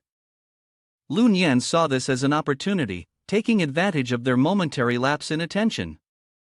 He dove down and launched a sneak attack. The 100 Eyes Demon Army was shocked. How is this possible? She was instantly split in two by Lun Yan's sword. He felt proud, having watched Journey to the West countless times, knowing the fighting style of its characters like the back of his hand. He thought to himself, as long as he struck a fatal blow to the head, the 100 Eyes Demon Army would be finished. However, just as he was about to strike, a voice called out, "Stop!" A portal opened, and a mysterious figure emerged, speaking. "This is the protector in front of Bodhisattva Si Lamba's door. Could you show me some respect and let me take her back to the Bodhisattva?" Lun Yan frowned and replied, "Sorry, all demons that fall into my hands must die." Without hesitation, Lun Yan thrust his sword down, ending the life of the 100 Eyes Demon Army. Seeing this, the mysterious figure slowly revealed their identity. It was Lei Zhenzi's daughter, Lane Yangzi, a middle-level guardian of the celestial realm. She coldly unleashed bolts of lightning. "It seems you've watched Journey to the West too little. You clearly don't understand the rules at all." The system notification confirmed the arrival of the Demon Corps, and Lun Yan, without hesitation, addressed his opponent directly. He raised his voice, saying, "What kind of ridiculous rule is this? Just because she's a slave to some immortal, does that mean she can do whatever she wants?" When Lane Yangzi saw her authority being challenged by a mere mortal, a flash of murderous intent appeared in her eyes. Her gaze sharpened as she responded, "Anyone under the Taoist immortal's protection will be dealt with by the Taoist immortal. Even the great sage, equal to heaven, Sun Wukong, has to show some respect to the Taoist immortal." In her subconscious, she truly believed that what she said was correct. Every time Sun Wukong was about to kill a demon, some deity would always appear to take the demon away as a mount. "Great sage! Wait, this is my foolish mount," they'd say, before taking the demon away. Furious, Lane Yangzi released her full pressure. "How dare a lowly mortal like you interfere with the Taoist immortal's business?" Thunder immediately crackled around them, striking Lun Yan several times. He was injured, a gash appearing on his face, but he didn't seem to care. At this point, Lun Yan's defenses were on par with those of a mid-level great demon. The strikes barely even affected him, like a passing breeze. He chuckled lightly and said, "I only know that society should be just, and everyone should be equal." Lane Yangzi, unable to hold back any longer, shifted into a fighting stance, and more lightning surged around her. "Alright, you're Lun Yan, the younger brother of the third Prince Naja, right? Looks like the third prince has given you quite a few magical treasures. No wonder a lowly mortal like you can kill a great demon." Lun Yan smirked proudly and said, "It's good that you know. We're all from the same family." Lane Yangzi heard this and gave a mocking smile. "You think you can be part of my family? You're nothing but an insignificant insect. If I kill you, I'll go apologize to the third prince." She lunged forward with her thunder spear, but Lun Yan immediately activated her defensive technique, creating a shield that blocked Lane Yangzi's attack without a hitch. Lun Yan sneered, "Is that all? A low-level spell like that? Die already." But despite her confidence, the tip of Lane Yangzi's spear couldn't even make a dent in Lun Yan's shield, which shocked her. "What?" she exclaimed, increasing her attack. "How is your defense so strong? How could you block my thunder strike?" Lun Yan replied sarcastically, "What's with the fancy name? The treasures my older brother Naja gave me are no joke." She thought to herself, it must be the effects of the special massage technique. My defense now is at the level of a mid-tier great demon. But I can't let anyone else know about this. From now on, if anyone asks, I'll just say it's a gift from Big Brother Naja. Lei Nyangzi quickly ramped up her power. It seems like Third Prince Naja really likes you. But as a mere mortal, you dare to defy the Taoist immortal? Today, you will die. However, before she could make another move, Lu Nian kicked her hard in the lower body. You pushed me into this. It was a bit of a low blow, but it was 100% effective. The kick caused Lei Nyangzi some pain, though it wasn't anything too severe. It was more of a strange, indescribable feeling, like a beautiful flower being crushed. Lei Nyangzi, enraged, hissed, "You're dead." She was absolutely furious and immediately used her heavenly thunder gourd. In an instant, a gourd filled with her lightning appeared. The system quickly sent a notification: Heavenly Thunder Gourd, a powerful artifact. This gourd contains a very high concentration of heavenly thunder. Its greatest achievement is killing a low-level demon king. Lu Nian read this and his face changed. He thought to himself, my brother just died, and Ning Kai Chen's outfit is useless against immortals. Lei Nyangzi glared at Lu Nian with a murderous expression and hissed, "You can die now." As soon as she finished speaking, the heavenly thunder gourd in her hand rapidly expanded. But just as it was about to release the lightning attack, a clear voice rang out, "Stop." At the same time, a lotus phantom appeared around Lu Nian, dissolving the lightning attack. The person who arrived was Ha Tiangu, her cultivation level unconfirmed, but she was a beginner in the Tai immortal realm. Lei Nyangzi was slightly surprised. Is that Ha Tiangu? Ha Tiangu stood protectively in front of Lu Nian, looked at Lei Nyangzi, and said, "Could you give the 8 immortals a little respect and spare this fellow Taoist?" Lei Nyangzi suppressed her anger and, with both hands clasped in a formal gesture, responded, "Of course, I respect the 8 immortals.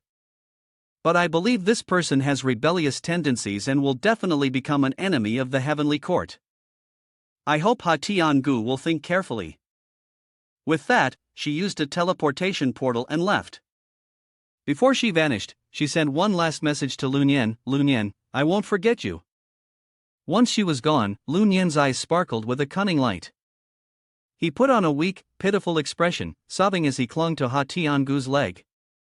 "Thank you so much, Ha Tiangu, for saving my life. I admire you as much as the endless sky filled with blue clouds." As Lu Nian flattered her, he discreetly sniffed the scent of her body. Ha Tiangu, slightly embarrassed, replied, "Quick, get up." She immediately took out a cloth and gently wiped the blood off Lu Nian's mouth. Some descendants of the Taoist immortals had never come to the mortal world, so they didn't understand the suffering of the world or human nature. Lei Zhenzi had been named the official god right after birth, so she was full of pride. Lu Nian scratched his head, enjoying Ha Tianjiao's care. "It's okay, I'll become an immortal and a saint in the future."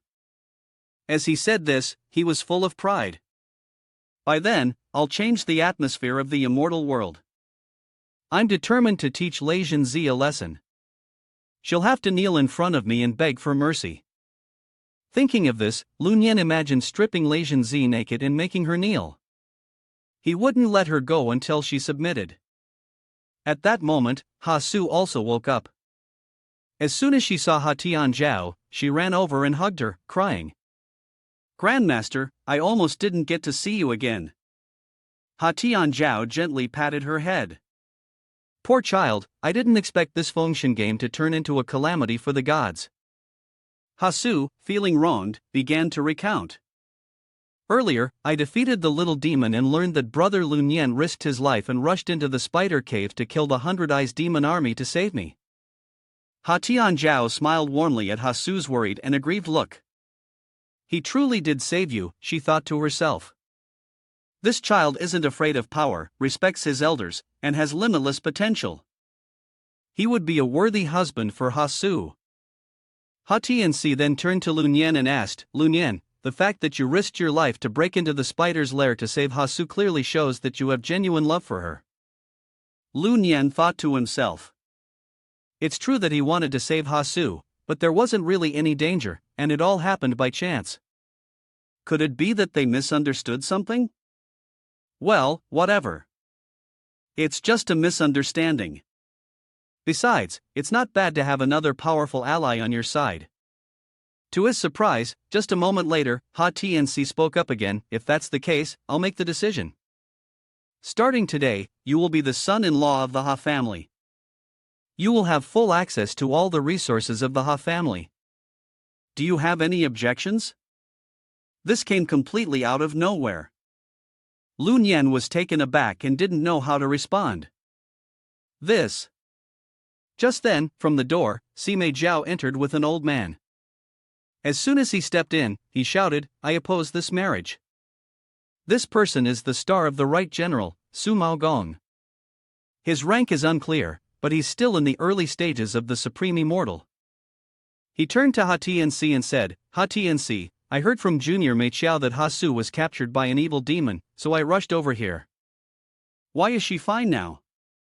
Ha Tnc gave a slight nod of gratitude and replied, "Thank you for your concern, my lord. Ha Su is fine." However, Ha Tnc, a bit confused, asked again, "But master, why are you opposed to the marriage in our family?"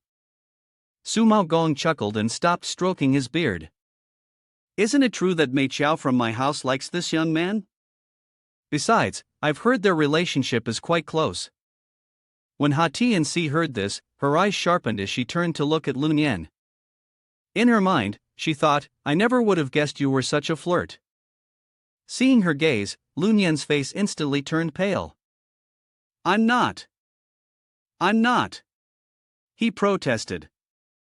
Hearing this, even Su Mao Gong got angry. Both he and Ha Tnc glared at Lun Yan, their frustration clear. "So, who do you choose then? Ha Su or Mei Qiao?" they demanded. Under their intense stares, Lun Yan was stuck, unsure how to answer. The pressure from the two ancient immortals was overwhelming. Just as the situation was about to get more uncomfortable, Ha Su rushed forward to intervene. "Elder, I'm willing to serve alongside Mei Qiao and help Lun Yan. Please, don't force him anymore." Mei Qiao also said, "I'm ready to assist Lun Yan along with Ha. His ability to cultivate in dual paths is exceptional, and I'm afraid I might not be able to manage on my own." Seeing the attitude of this girl, both Ha Tiangu and Su Mao Gong were surprised. Immediately, both of them turned away in anger. Ha Tiangu spoke first, "Forget it, we don't want to interfere in the affairs of the younger generation." Su Mao Gong added, "Two women, one man, your child is truly fortunate." But Lun Yan wasn't happy. He looked at Mei Qiao and Ha Su, thinking to himself, "It's not just two." At this point, Ha Tiangu suddenly remembered something and turned back. "I've heard a little about how you were born with the dual cultivation holy body. But you need to be cautious in everything, especially when it comes to interacting with demons. They can easily draw you in and drain your energy." Lun Yan bowed and replied, "I will heed your advice." Su Mao Gong also spoke kindly, "Lun Yan, you remind me of someone Tian Shi Xing Jun, Emperor de Xian." As soon as that name was mentioned, Lun Yan's face turned pale. Wasn't Emperor de Xian the ruthless king who was known for his violent temper? Su Mao Gong responded, "The records do say that, but there's a deeper meaning hidden in those accounts. It's a long story, and I'll tell you more about it later." After he died, he was listed on the divine board and given the title Tian Shi Xing Jun, the deity in charge of marriage and weddings. He was also one of my few close friends. In Su Mao Gong's mind, he immediately recalled the time when the heavenly happiness star god was still in the heavenly court. Every day, they would bathe in hot springs, surrounded by beautiful women. The more he thought about it, the more excited Su Mao Gong became. Ha Tianguo couldn't stand it anymore. Her face darkened as she reminded him, "Hey, what's with your attitude in front of Junior? Seriously?" Su Mao Gong, regretfully, continued, "If the new emperor hadn't violated the heavenly rules, I'd really want to introduce him to you. I'll see if he left behind any skills. When I find something, I'll give it to you." Upon hearing this, Lun Yin bowed and thanked the esteemed general. In his mind, Lun Yan imagined himself as the reincarnation of the new emperor. If he could learn the emperor's skills, would his dual cultivation abilities reach a higher level? Maybe this could not only solve the benefits of dual cultivation but also bring a whole new form to the new emperor's body. He recalled his previous dual cultivation experience with Miss Fong. The system notification popped up: success in tempering. Congratulations, you have cultivated the secret technique of the death pool of flesh and blood. Intermediate level. Your cultivation speed has increased from 2 times to 4 times. Within 72 hours, the effects of the death pool of flesh and blood have been enhanced. The more he thought about it, the more thrilled Lun Yan felt. He was sure that to level up, he'd have to cultivate in the form of a king. No wonder he hadn't received a reminder during his session with Miss Fong. Sumao Gong kindly responded to the thanks, saying, "It's nothing. We're all part of the same family. We still need to patrol, so you should leave here quickly." At that moment, Ha Tiangu suddenly remembered, "Wait, you all should take the spaceship back." With that, she pulled out a spaceship and explained, "This magical tool is called the Jade Flying Chariot. It can protect you from attacks by great monsters."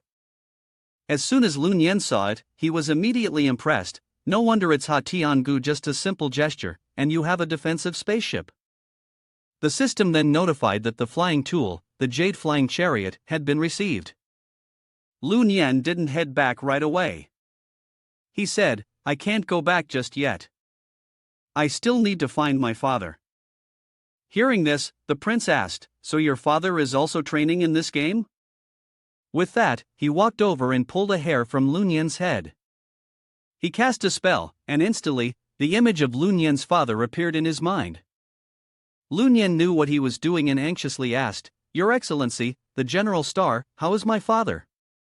Sumao Gong paused for a moment, then replied, "I figured it out. Your father has escaped to the 3rd floor. For now, he's not in any immediate danger, and there are no signs of any monsters around." Lun Yan let out a relieved sigh.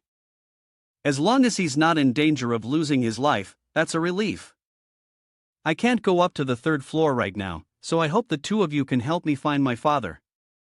Sumao Gong smiled and said, "Of course, that's our job. We'll go look for him right now and let you know as soon as we have any news."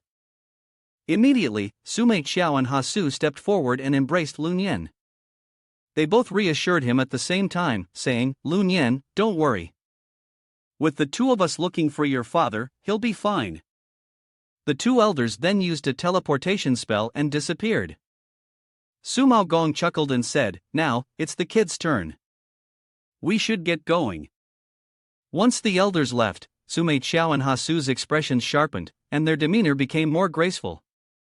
They both said in unison, "Lun Yan is about to start the guild battle, and we need to strengthen our power and make the most of our training time." Saying that, the 3 of them boarded the yacht that Ha Tian had given them. As soon as they stepped on, Mei Qiao and Hasu rushed over. Lun Yan, frightened, shouted, "Don't come any closer."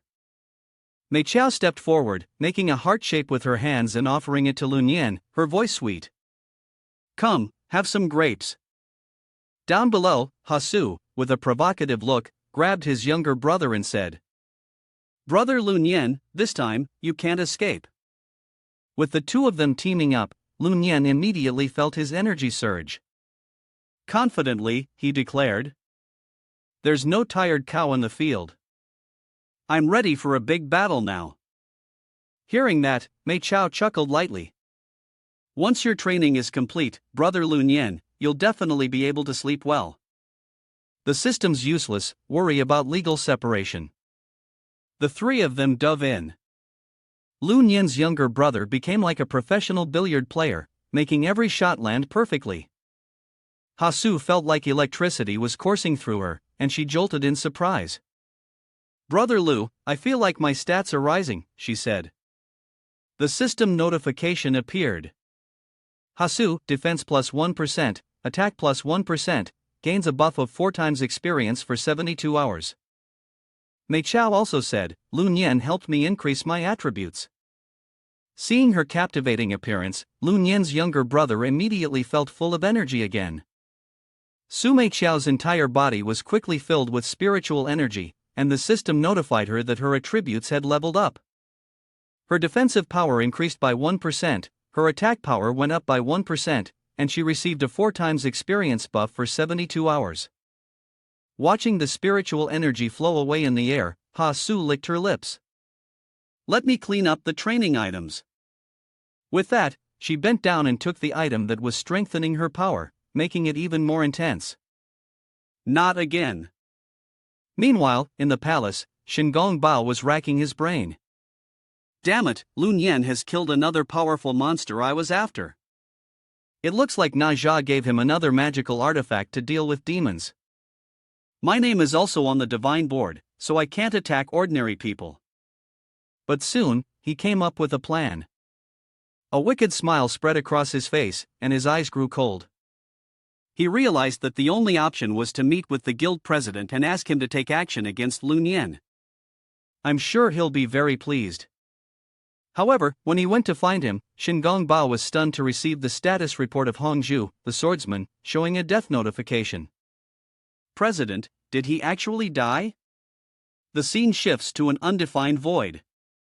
At this moment, someone is chained, and a voice suddenly echoes. Ziya, my disciple, you've endured much hardship. It turns out this person is Jiang Ziya, the renowned figure.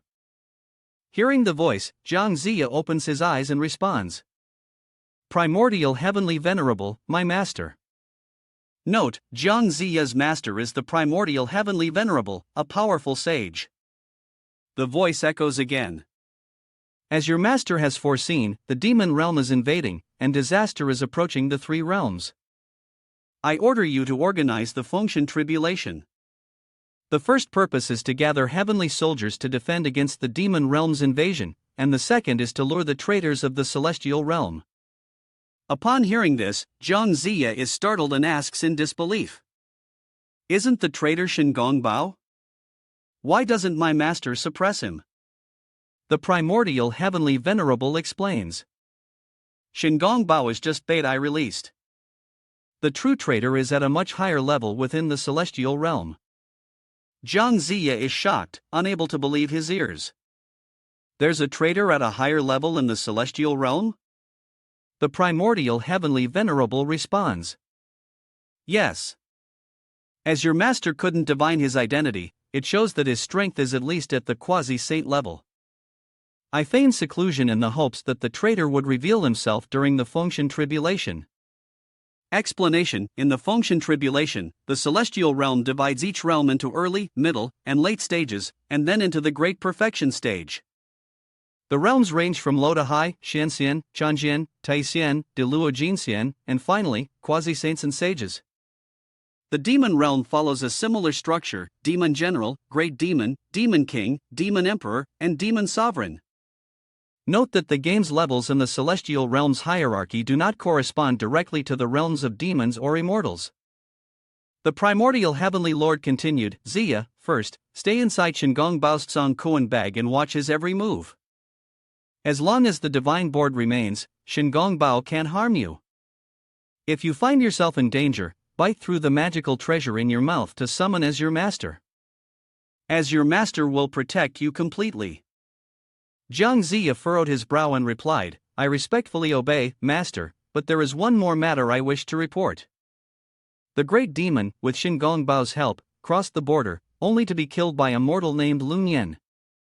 Upon hearing this, the primordial heavenly lord gasped in surprise, a mortal killed a great demon? This person has talent. I will send someone to investigate his past lives. If his background is clean, he might be able to join the Chan sect for training. Meanwhile, outside the Tsang Kuan bag, Shingong Bao remained with his eyes closed, deep in concentration, completely unaware that Jiang Ziya was conversing with the primordial heavenly lord within the bag. Switching scenes to the president's office of the spiritual guild, a woman named Lu Ruyan, the president's wife and a level 42 mage, was stepping on someone to vent her frustration. She shouted, You useless fool! What kind of cultivation technique did you practice that turned you into a eunuch? The person beneath her feet was Hong Kim, the president of the Spiritual Guild, a level 49 mage, who was cultivating the Ghost Flower Divine technique. Lu Ruyan looked down at her husband with irritation and said, "I really have bad luck. Following you is like being widowed." Hong Kim looked at her, his eyes filled with malice, and said, "Wait until I reach level 100 and pass the trials. Then I'll ascend to the level of a primary mystic immortal. Of course, I can restore your masculine identity. When that happens, madam, you can have as many times as you'd like." He recalled what a certain immortal once said: once a player's level reaches 100 and they pass the trial to become an immortal, they can then level up to become a junior Xian immortal. But as soon as Lu Ruyan heard this, she furiously kicked him in the head. Every time they mentioned when that time comes, she couldn't help but wonder when exactly would that be? Suddenly, a voice interrupted, "1 week is enough." Both of them looked up, surprised, and saw Shin Gongbao approaching. He introduced himself, "Wuliang Tianzuan, I am Shin Gongbao." Lu Ruyan's eyes brightened at the sound of that. It was Master Shin, the vice CEO of the game. Lu Ruyan immediately stepped forward and gave a graceful bow. Lu Ruyan pays her respects to Master Shin. Hong Kim, on the other hand, turned pale. He thought to himself, could it be that Master Shin has taken an interest in my wife? Shin Gongbao, surprisingly, overheard Hong Kim's thoughts. He frowned. "Don't worry, President. I have no interest in women." Hong Kim felt a wave of relief. "Master, you're truly noble. Your level of cultivation is something people like us could never compare to." With that, he waved his hand, signaling for Lu Ruyan to leave. Although unwilling, Lu Ruyan still obeyed and started to step back. But to their surprise, Shin Gongbao called out to them, "Madam, please stop." Hong Kim's face changed color, thinking to himself, he just said he wasn't interested in women, but now isn't this exactly? Lu Ruyan secretly felt pleased, thinking to herself that the charm of this young lady truly knows no bounds. Even a legendary figure like Shin Gongbao would kneel at her feet.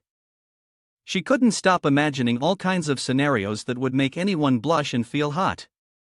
And all of these thoughts were clearly being heard by Shin Gongbao. Fuming with anger, he silently thought to himself, "Once I finish my official duties, I'll send them to the great demon as sacrifices." Shin Gongbao then said to Hong Kim, "President, kneel down for a moment. I have something I need your help with." Hong Kim immediately kneeled, but inside, he was still dissatisfied, thinking, a celestial asking a mere mortal for help, yet still makes them kneel. Meanwhile, Lu Ruyan was taking things even further. She was putting on a seductive pose as Hong Kim heard Shin Gongbao stretch out his arms in welcome. Hearing this, Hong Kim thought to himself, this matter is settled for today. Who knows, maybe they want to do it right in front of me. You sure know how to play the game. The more he listened, the angrier Shin Gongbao became, and he unleashed a burst of energy that made both of them tremble in fear. Enough! Shin Gongbao's eyes turned dark and venomous. I need the two of you to help me deal with one person. Hong Kim, confused, asked, "Who?" Shin Gongbao calmly spoke a name, Lunyan. The moment Hong Kim heard that name, he immediately became furious. He asked again, "Does Lunyan have the innate dual cultivation holy body?" Shin Gongbao smiled faintly. "Yes, you're right. It's him." Hong Kim gritted his teeth in anger. "That bastard Lunyan, along with that demon, killed my younger brother. I've been looking for a chance to get revenge for a long time, but in this PK game, we can't kill other players." Lu Ruyan also spoke up. "And he can even kill great demons. We're not even sure we could take him on." As soon as he finished speaking, Shin Gongbao said, "Don't rush. I have a magical item that can suppress this person." He then took something out and explained its use. Madame Sun, carrying this set of teeth as a magical tool, then thought of a way to seize Lunyan's dual cultivation instrument. This person will surely die. Hearing this, Hong Kim was shocked. "Does that mean you're taking my wife?" But Shin Gongbao didn't care and said, to achieve anything, you must pay the corresponding price. Lun Yan's dual cultivation body has an inherently lustful nature, and this is the only way to kill him. As he spoke, he activated a teleportation spell and started to leave. Before he disappeared, he glanced back at Hong Kim and his wife. If you complete this task, I can guarantee that you'll reach the Shinxian level in 1 week. In my mind, a week from now, I'll send you both off to be reincarnated. Hong Kim looked at the teeth, angrily kicked the chair, and thought, fine, it's just words after all. He then went to Lu Ruyen, handed her the set of teeth, and irritably instructed, Madam, you must kill him and avenge my brother. Remember, only use your mouth. Lu Ruyen took the teeth, nodded, and said, understood. We're about to become immortals. The scene shifts to the luxurious Taifei mountain villa. Lun Yan is returning on the jade boat. As soon as he steps off, Fang Qi is already waiting at the door. Lun Yan is about to rush over for a hug, but Fang Qi angrily holds out his phone. On the screen is a photo Chiyoya posted on her circle of friends, and the person sleeping in the photo is none other than Lun Yan. Fang Qi glares at Lun Yan sharply. Why are you sneaking around with someone else? After today, you better delete all your connections and stop going out. Lun Yan's face changes instantly when he hears this. Oh shit, it's exposed. Chiyoya's eyes are teary as she says, I know you're a naturally gifted cultivator, so I understand I can't keep you to myself. But this... it's really hard for me to accept. Lun Yan can't bear to see her tears, so he pulls her into an embrace. I'm really sorry. Chiyoya quietly pleads, don't say sorry. I just hope that when you're with others, you only use them as tools for your cultivation, just use their bodies, not their hearts. As she says this, Chiyoya pulls herself out of Lun Yan's arms and snaps, do you understand? Lun Yan is taken aback and quickly replies, I understand. Then, Lun Yan gently leads Chiyoya into the room and carefully places her on the bed. Has it been so long that you've forgotten about me? Lun Yan immediately responded, I miss you every hour, every minute. With that, he gently kissed her. Stop, it's too dirty, she protested. But Lun Yan didn't stop. He used his special technique, the deadly spiral kiss, spinning 360 degrees in the blink of an eye. The sensation sent a shock through Fang Qi's body, making her tremble with pleasure. At this point, Lun Yan got down to business. He pulled out his rocket and brought it close to Chiyoya. The current state of it was the heavenly gate.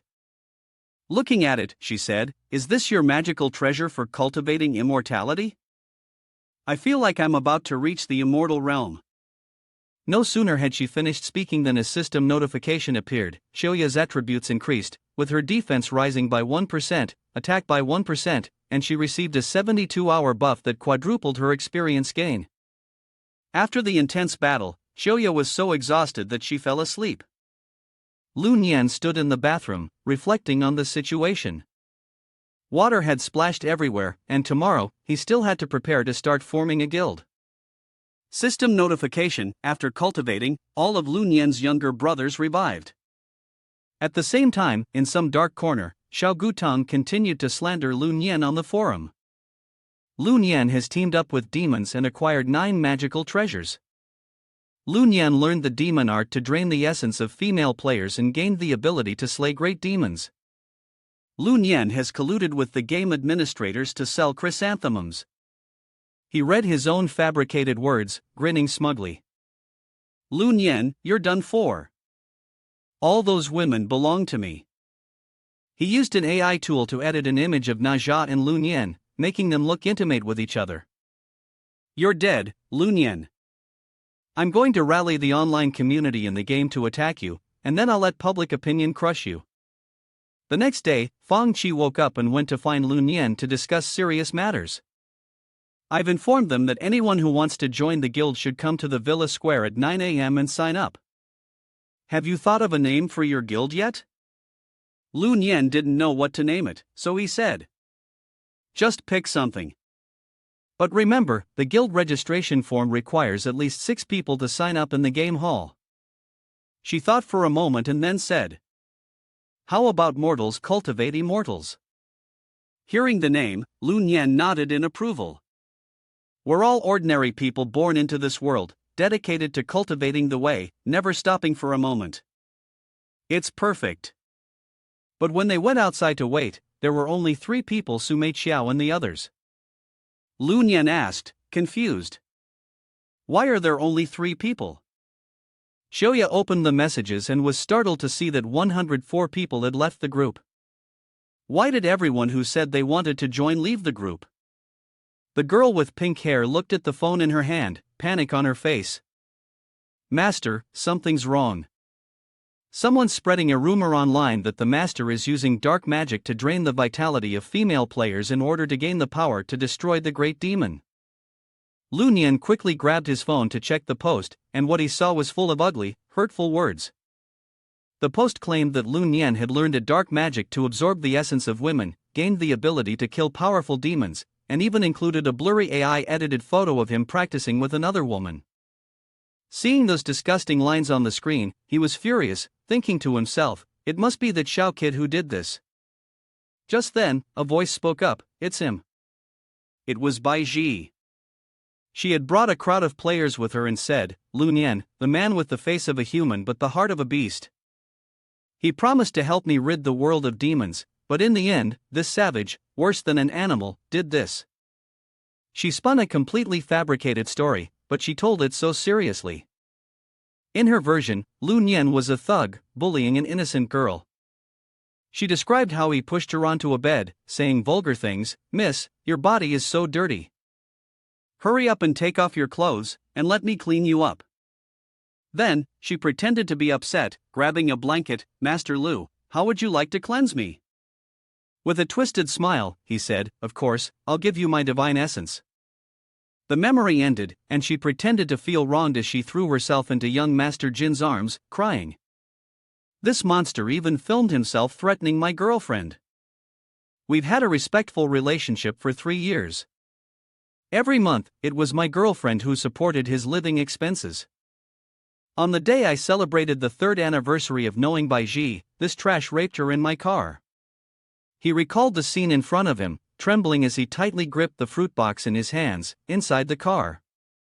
Lu Nian forced himself on Bai Ji from behind, causing her pain mixed with fear. She quickly said, my boyfriend, Kim Chao, is outside. She thought Lu Nian would be scared, but to her surprise, he became even more reckless. Keep going. This is called daily weight loss stimulation, he said, mocking them. The players around them were furious, pointing their sharp words at him. No one expected Lu Nian to be such an animal. I find it strange that Lu Nian is so strong. Turns out he's been deceiving women for a long time? Miss Fong, Miss Su, you've been tricked. You should leave Lu Nian. If not, you'll be in danger. The female players were also angry, pulling up evidence from the internet. Lu Nian practices dark magic to absorb the essence of female players, and there are dozens of likes. Can this be fake? Another female player nervously said, good thing I didn't join their guild. Otherwise, Lu Nian would have drained me dry. Fong Qi couldn't listen to this any longer and stepped in to defend him. Lu Nian is definitely not like that. Everything online is just lies. Upon hearing this, someone stirred the crowd even more, shouting, big chest, small brain. They've been tricked by Lu Nian until they're idiots. What a pity for the jasmine flower stuck in a pile of cow dung. The crowd erupted in chants, Lu Nian, get out of Taifei Mountain. He furrowed his brows, his eyes sharp as he looked at the couple. Bai Ji, Kim Chao, if I don't give you 2 an Oscar, it would really be a shame. 2 people, fearless and full of swagger, were boasting proudly. Lu Nian, this is a safe zone. Do you still want to make a move? Kim Chao chuckled and said, let me tell you, there's no place for you here anymore.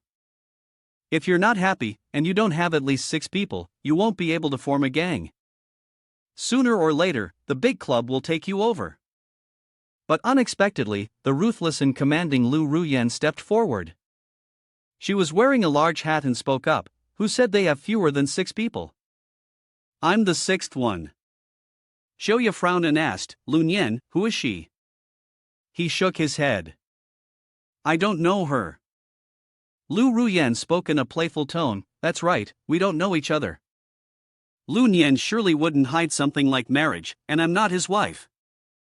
Xiaoya's eyes blazed with anger, while Lun Yan stood there, confused and unsure of what was going on.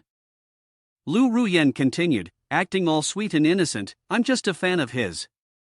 Suddenly, she bent over and pretended to gag, then quickly added, it's not that I'm pregnant. It has nothing to do with Lun Yan. Everyone was stunned, staring in disbelief, and even Lun Yan couldn't explain himself fast enough. The latest gossip spread like wildfire, and Xiao Gu immediately took the chance to stir up the crowd. Hot news, hot news. It turns out Lun Yan, the dual cultivation saint, is actually the modern-day beauty of the world. Everyone, take screenshots. The others turned their attention sharply toward Lun Yan. He disgusts me. He threw away his wife and kids just to chase after a rich woman. Lun Yan, you're not even human, you're trash. Lun Yan, get out. Fang Qi, absolutely furious, shouted, is she really your wife? Lun Yan quickly waved his hand. I told you already, I don't know her. Inside, he cursed today, the movie star and actress were both here at his place. At that moment, Sumei Xiao spoke up, Mr. Lun Yan, we believe you. We know you're not the kind of person they say you are. Xiaoya also drew her sword and pointed it at Lu Ruyan. I believe Lun Yan too. Who exactly are you? Only then did Lu Ruyan slowly remove her hood and gently say, I am Lu Ruyan, here to pay my respects to Mr. Feng.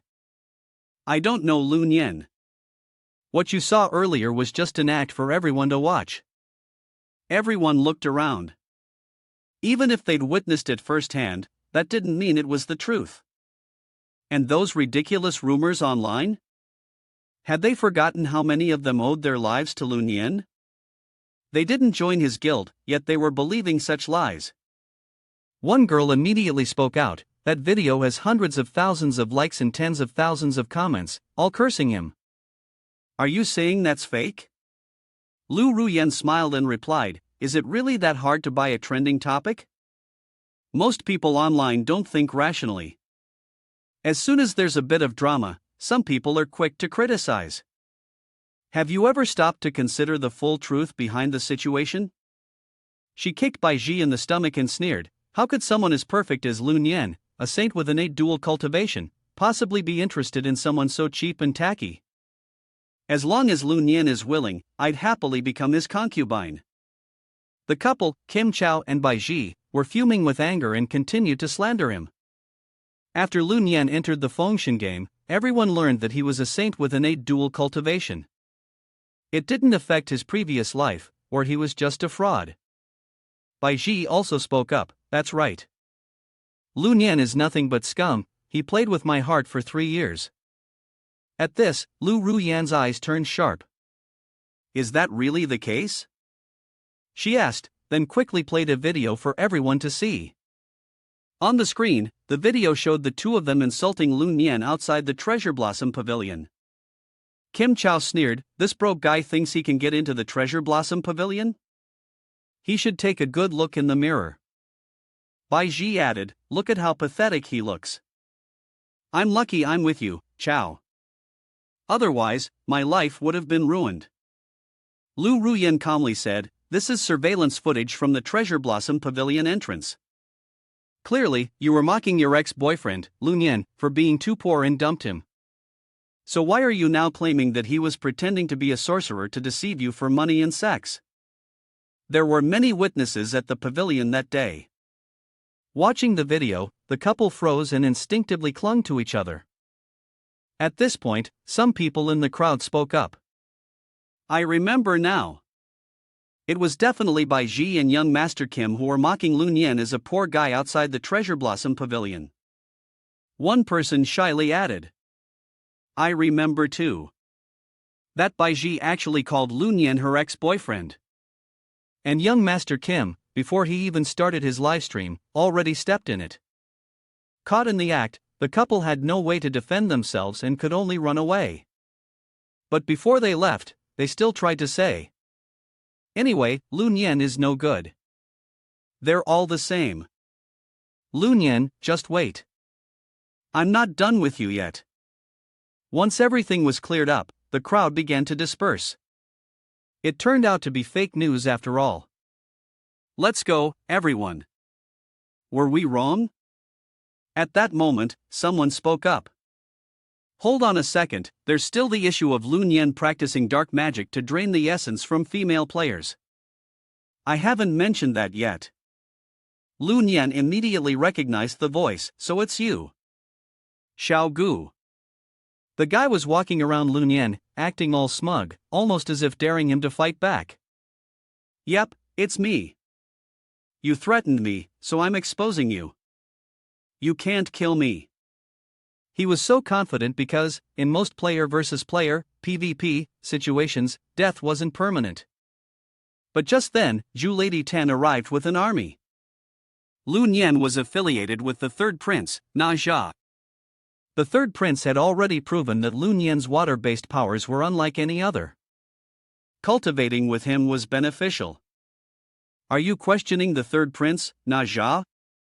As soon as Xiao Gu saw Zhu Lady 10, he was immediately terrified. Zhu Lady 10 calmly said, I heard there's a group here causing trouble and spreading false rumors. I've been ordered to investigate. Xiao Gu and his friends tried to run, but in the blink of an eye, Zhu Lady 10 shot out countless spider webs, wrapping around him. As he tried to escape, 10 spider legs grew from her back, threatening him. You're the one who reported me and ruined my plans. You think I can't trace the person behind this? Stay right here, and I'll make you regret coming. Xiao Gu, nearly wetting his pants from fear of the spider legs, cried out, Oh my god, there's a monster. After dealing with Xiao Gu, Zhu Lady 10 turned to Lu Nian. Fellow Daoist, the drain pipe at my house is broken. When can you come to fix it? Lu Nian's face changed when he heard this. Was the drain pipe at her place up to code? Xiaoya, overhearing their conversation, asked curiously, Lu Nian, I didn't know you knew how to fix drain pipes? He scratched his head and gave a nervous laugh. Just a little. Didn't I help you unclog yours yesterday? Xiaoya walked over to Zhu Lady 10 and bowed. Thank you so much for coming to our rescue, Zhu. Zhu Lady 10 politely replied, It's just part of my duty. I have other matters to attend to, so I can't stay long. With that, she pulled Xiao Gu away, but her gaze lingered on Xiaoya, thinking to herself, this silly girl. I kind of feel bad for her. Xiaoya then turned to Lu Ruyan. And thank you too, Lu. Lu Ruyan smiled. No need to thank me, it's what I should do. Without missing a beat, she ran over and hugged Lu Nian, saying, You killed a great demon with just your human body. I've admired you for a long time. I hope we can be together. With that, she kissed Lu Nian. Xiaoya and the others were stunned. What? Hasu couldn't hold back her anger and shouted, Even though you helped us earlier, and we're really grateful for that, how can you just casually get close to someone else's man without permission? She pointed at Sumei Qiao and said, That's right, I'm second, she's third. Sumei Qiao didn't think much about it and admitted, That's true, I am third. Suddenly, Sumei Qiao felt something was off and scratched her head. I'm third. By the time she realized, she was angry and grabbed Hasu. Hey, who's third?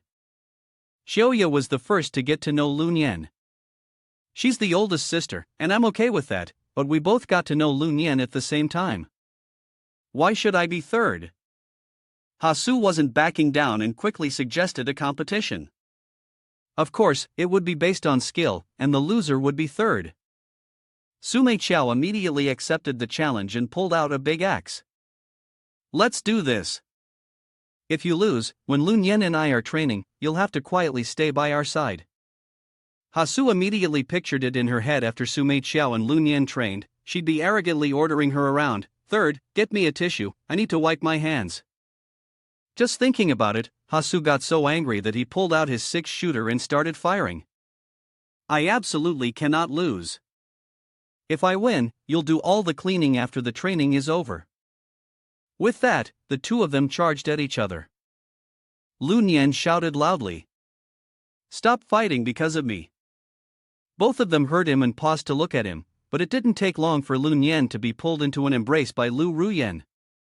"Don't worry about them. Let's keep going." Xiaoya finally couldn't hold back her anger. "You've gone too far." At the same time, she sent a challenge to Lu Ruyen, but Lu Ruyen was extremely eager to set the terms. "If I win, I'll be the boss." After that, the two of them jumped right into the fight. Lu Nian helplessly looked at all four of them and shouted loudly. "Enough! Stop it right now." Fang Qi and the others seemed to have been waiting for this moment. They immediately stopped fighting and lined up neatly. Xiaoya eagerly said, "Lu Nian, you go ahead and organize things. We'll follow your lead." Lu Nian was at a loss for words. Tears rolled down his face as he sighed quietly to himself. This is so hard. He quickly pulled out a piece of paper and said seriously, "Let's take care of the important stuff first. We have 6 people now, so all of you need to sign this registration form. I'll submit it at the main hall of the guild later." Without any hesitation, Lu Ruyen said, "I also want to start training with the president right away." Lu Nian turned around and left, saying, "Right now, demons are rampaging everywhere. We need to quickly improve our strength. Once we have a guild, we can participate in guild battles, gain more resources, and acquire more magical treasures. As for matters of the heart, we'll deal with that later." However, Lu Nian felt a bit suspicious. Although Lu Ruyen wasn't a demon, something about her just didn't feel quite right. The scene shifted to the main hall of the guild. Inside the women's restroom, Lane Yangzi was taking care of her business and casually threw something into the trash that everyone knew what it was. In her mind, she was still upset about the previous encounter. "Lu Nian, you bastard. Even though the 8 immortals protect you, I'm going to make sure you suffer." At that moment, Lu Nian arrived at the guild, but suddenly he felt some discomfort in his lower back. He thought to himself, why does it feel like my rear end is sore? Could I have hemorrhoids? Maybe I should check in the restroom." Just as he walked in, Lane Yangzi noticed him. Her eyes immediately filled with rage. Lu Nian, of all places, really was in the wrong place at the wrong time. Without hesitation, Lane Yangzi boldly entered the men's restroom. When Lu Nian saw her, his jaw dropped in fear. Lane Yangzi pulled out a spiked mace and slowly walked toward him, saying, "Naja, the third prince, and my father are both from the same sect. Even if I kill you, Naja won't cause trouble for my father over a mere mortal like you. Sure, I've been scolded a few times, but the 8 immortals are a different story. They protect you, and if I kill you, they'll turn against my father. They might even use the laws of heaven to punish him. But while I can't kill you, I can still punish you. Just a little." Lu Nian quickly waved his hands, threatening, "I'm in a hurry right now, so if you keep coming any closer, I'll just pee on you." Hearing Lane Yangzi laugh mockingly, she turned around to show me the legendary tool of the heavenly twin cultivation saint body. After saying that, she used her magic to slap Lu Nian's younger brother, making him cry out in pain, "You thug."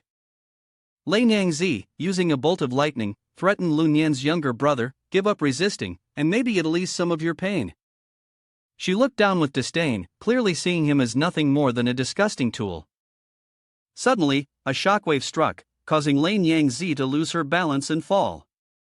Unfortunately, she landed right in front of Lu Nian's precious treasure.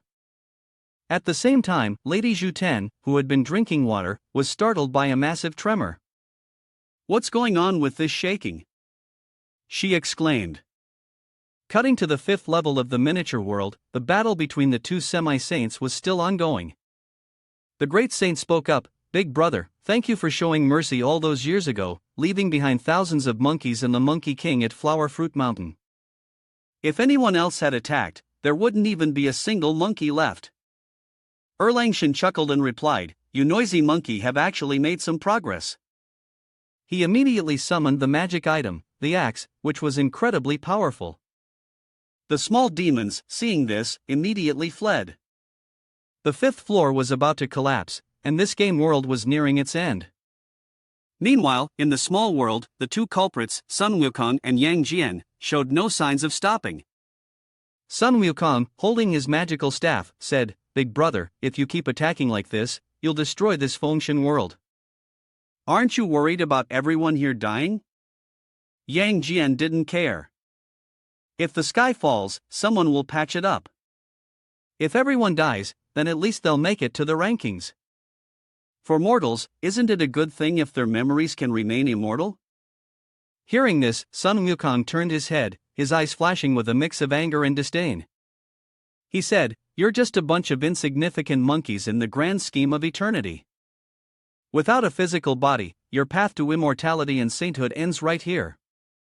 You'll forever be slaves to the Taoist immortal. What good is this so-called immortal memory?" Yang Jian furrowed his brows and replied, "Not everyone can become immortal or achieve sainthood like you. For them, this is already good enough. The divine realm in the universe isn't just ours. With these divine servants, we can focus on cultivating and dealing with the threats from other realms." The great sage, Sun Wukong, raised his hand and shot straight up to the 9th floor. If everything was so perfect, then why use the divine board to bind their souls? The thing he had just shot had pierced through the 9th floor, revealing a ritual altar. In the center of the altar was the divine board scroll. Sun Wukong, furious, said, "Burn this board, return their bodies, and let the immortals on the board continue their cultivation to deal with the threats from other divine realms." Is Wenzhong's talent really inferior to ours? To explain these individuals, San Xiao Yangyang refers to Yin Xiao, Bai Xiao, and Xiang Xiao, all of whom were once cultivators from the Chan sect. They eliminated the 3 flowers from the summit, the 5 weapons in their chest, and the 1,000 years of Taoist cultivation of the Jade Void's 12 golden immortals. Wukong's words made perfect sense, leaving Yang Jian speechless, his face stiff with embarrassment. He was so humiliated that he became enraged and attacked. "You stubborn monkey, take this axe of mine." With that, he swung his large axe down on Sun Wukong, but the great sage didn't even flinch. He laughed and said, "Who's the stubborn one now?" In the blink of an eye, Sun Wukong transformed into a bird and flew away. "Big brother, your mother Yinhua and your sister Yang Chan are suffering in the demon realm. Don't you want to save them?" Yang Jian yelled, unwilling to let it go. "My business is none of your concern.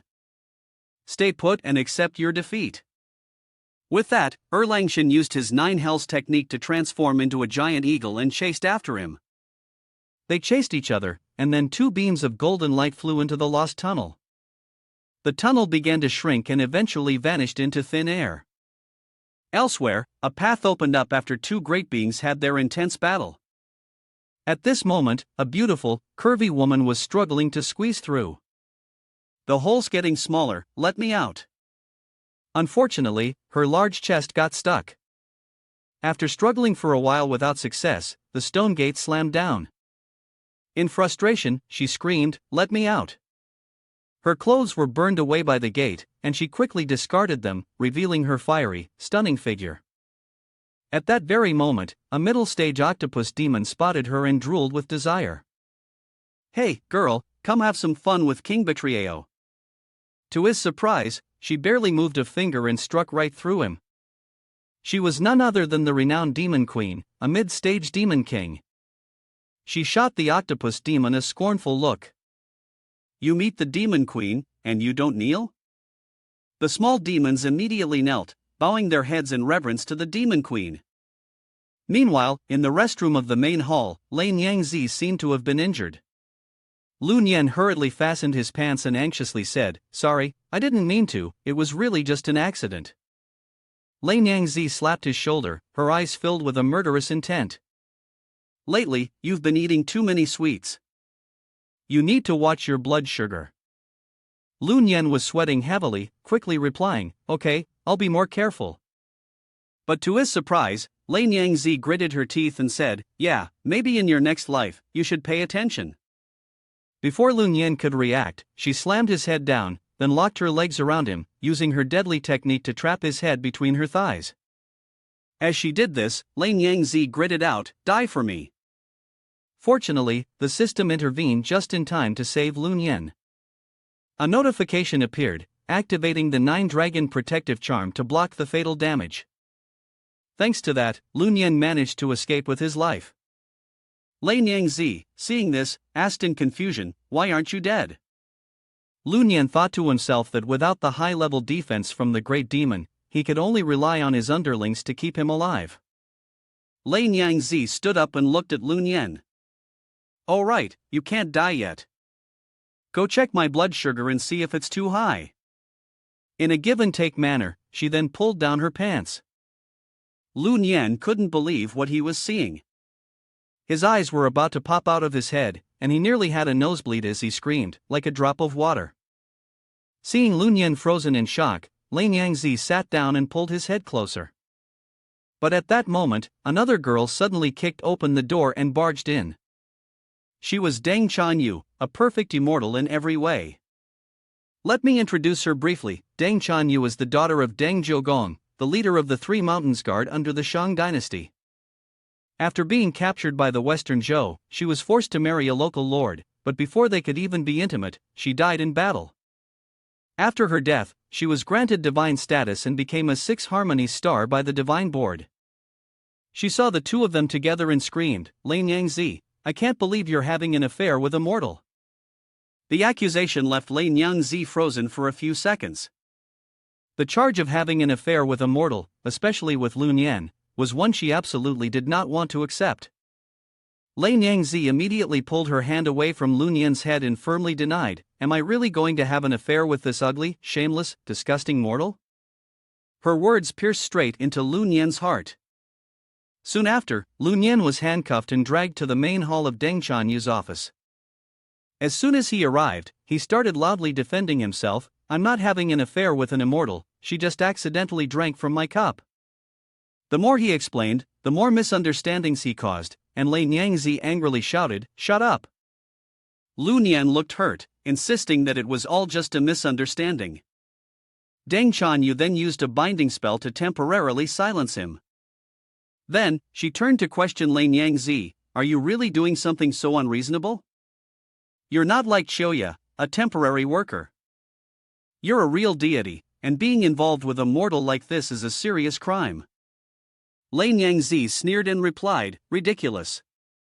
You think I would be involved with someone so vile and lowly?"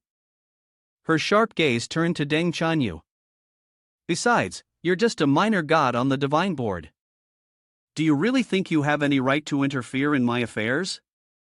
To me, gods like you on the Divine Board are no different from lowly mortals." With that, she stepped closer and provocatively touched Deng Chanyu's shoulder. "You're all just dogs of the Taoist immortals." Deng Chanyu, angry, shoved her away. "Lin Yangzi, do you even realize what you're saying?" Lin Yangzi responded with disdain. "Did I say anything wrong? You've been cultivating for over 1,000 years, yet you're still stuck at the Earth Immortal level. Meanwhile, I've reached the Earth Immortal stage in just over a decade. Surely you know the reason deep down?" A note on the reason: the difficulty for Deng Chanyu to advance in cultivation is due to the Divine Board sealing the souls of those who make it onto it. While cultivating, most of the spiritual energy is absorbed by the Divine Board, making it extremely hard for them to improve their strength. Lin Yangzi leaned in again, her words dripping with provocation. "The gods on the Divine Board, like you, are no better than those lowly mortals. At least they still have hope of becoming immortals or saints. But you're sealed by the Divine Board for life. You'll forever be nothing more than dogs to the Taoist immortals." Deng Chanyu couldn't hold back any longer and summoned 2 fiery daggers. She yelled, "You're asking for death." Lin Yangzi also pulled out her magic weapon, the Divine Whip number 53. As soon as Deng Chanyu saw it, she immediately felt an overwhelming pressure. Lin Yangzi raised the whip high and said, "This whip and the Divine Board are complementary magical artifacts. Don't think that just because you're a minor deity with the same level of cultivation, you stand a chance. Even someone like Wen Zhong would have to kneel before me. Under the pressure, Deng Chanyu gritted her teeth in anger. Lei Nyangzi, don't get cocky. I will expose you for sure. Lei Nyangzi didn't bother to argue. She sheathed her sword and turned to leave. Do what you want. After Lei Nyangzi left, Deng Chanyu punched the ground in fury. I will definitely find proof that you've been having secret dealings with mortals. Her eyes glowed with a blood-red light as she glared at Lu Nian, making him tremble in fear. The scene shifts to the prison. Deng Chanyu lifts the speech ban on Lu Nian, then strips off his shirt and ties him up. Lu Nian shouts, "Let me go. I'm Ma Zhao's younger brother, I can prove it to you." Deng Chanyu waves her hand and says, "You're talking about that lotus mark on your butt, right? This is the internet age. Everyone already knows about you." Hearing that, Lu Nian silently cries to himself, "Big bro Na Zha, your lotus mark is getting more useless by the day. No one respects it anymore, except maybe the great spirit god." Deng Chanyu continues, "I'm just here to collect evidence. If you cooperate, I'll let you go." I wasn't planning to make a big deal out of this, but that wretched Lei Nyangzi dared to humiliate me. So don't blame me for being ruthless. Then she bends down and gives a direct order, "Stick out your tongue." Lu Nian stares at her in shock. "What are you trying to do?" Deng Chanyu doesn't answer. Instead, she knees him hard in the side. Too slow. Then she grabs his jaw and forces his mouth open. Lu Nian, helpless, tries to comfort himself. A real man doesn't fuss over temporary losses. Then Deng Chanyu touches his tongue with her finger. Lu Nian panics and blurts out, "What are you doing?" Deng Chanyu calmly replies, "If I touch your tongue, I can tell who you've kissed lately and even where you kissed them. I'll find everything I need." But when she saw everything clearly, she frowned slightly. "You little brat, you're disgusting. You even kissed there? Strange. Why is Lei Nyangzi nowhere to be found?" Lu Nian couldn't take it anymore and quickly spoke up. "Let me tell you, this is personal and private." But Deng Chanyu didn't care. She cut the ropes binding him and said, "In front of an immortal, there's no such thing as privacy. If you don't want to be tortured, then press your index fingers against your middle fingers on both hands." She then reached out to touch Lu Nian's hands, but the moment she did, her expression darkened. She thought to herself, "Why is there still no trace of Lei Nyangzi? Could it be this kid didn't even get through foreplay?" Deng Chanyu's eyes drifted downward to a certain private area. Was that the only way left to check? With that thought, she tied Lu Nian up again. Lu Nian saw her intent right away and quickly tried to stop her. "Absolutely not there." But Deng Chanyu ignored him. She knelt down right in front of him, not wasting any more words. "I'm just looking for proof. If there's nothing, I'll let you go immediately." With that, she yanked Lu Nian's pants down. In that instant, a surge of intense male energy burst forth like a dragon, making her jump back in shock. "What the?" Deng Chanyu blushed a little as she took in the incredible sight before her, thinking to herself, "So the rumors are true. This kid really does have what it takes to help someone like Shoya, who's just average, break through." Then she recalled something Lei Nyangzi had said earlier, "You've been cultivating for 10,000 years and you're still stuck at the celestial foundation level. But I reached it in just over 10 years.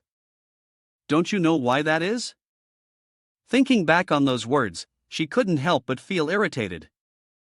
With my talent, if the divine board hadn't sealed my divine soul, draining away the spiritual energy I need to cultivate, I would have advanced long ago. How could someone as insignificant as Lei Nyangzi even be in the same realm as me? And on top of that, the celestial realm pushes us to do all the hard work and barely gives us any cultivation resources. It's so unfair. So infuriating. Deng Chanyu glanced again at Lu Nian's Rui staff and thought, "This kid in front of me, he's basically a living, breathing cultivation treasure, isn't he?"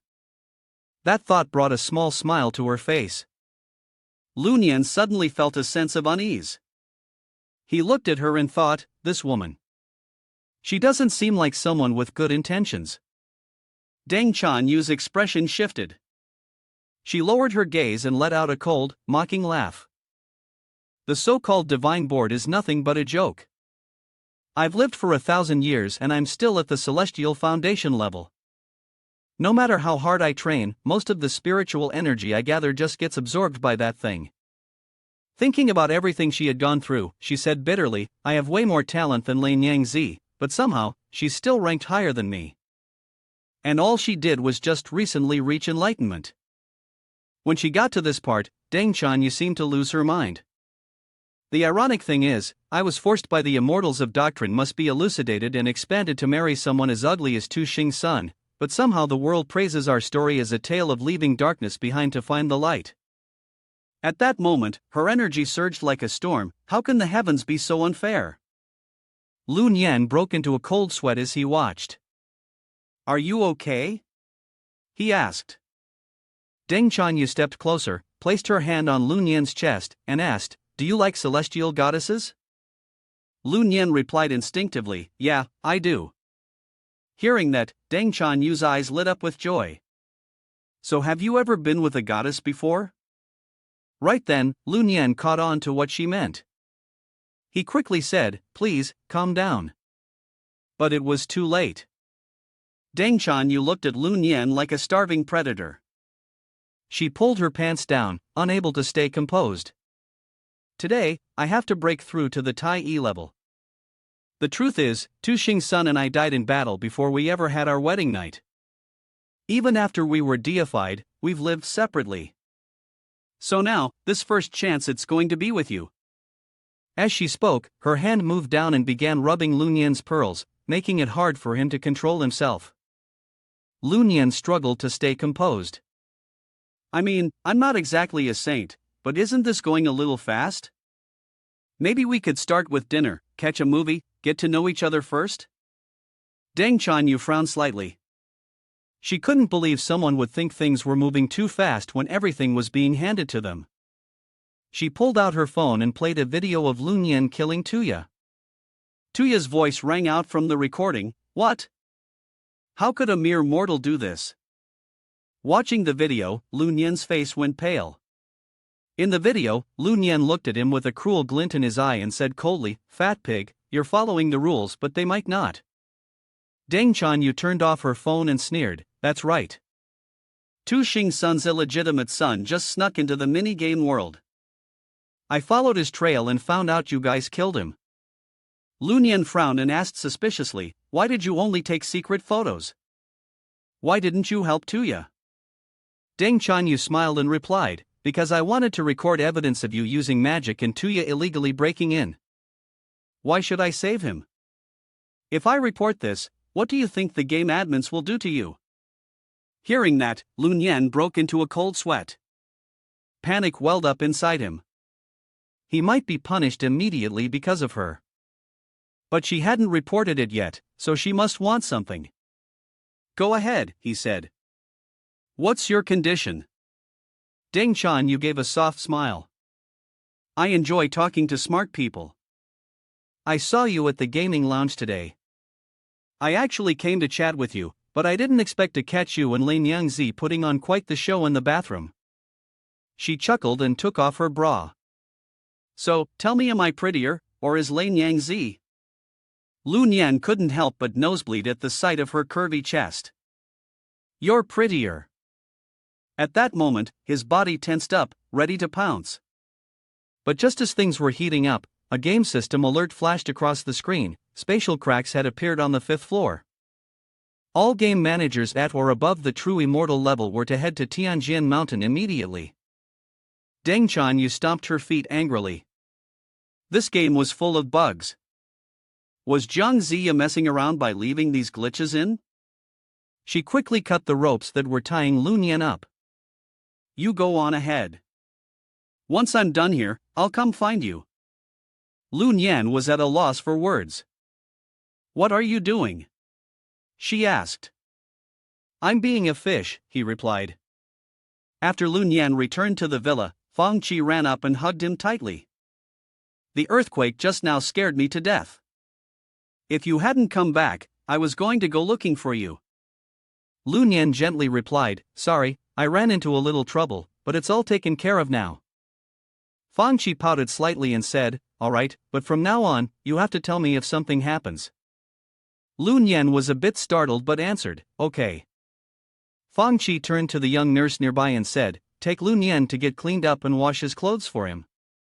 The girl gave a small bow and replied, yes, miss. Lu Nian quickly went to take a shower. Lying in the tub, he thought to himself, I'm still just a regular person.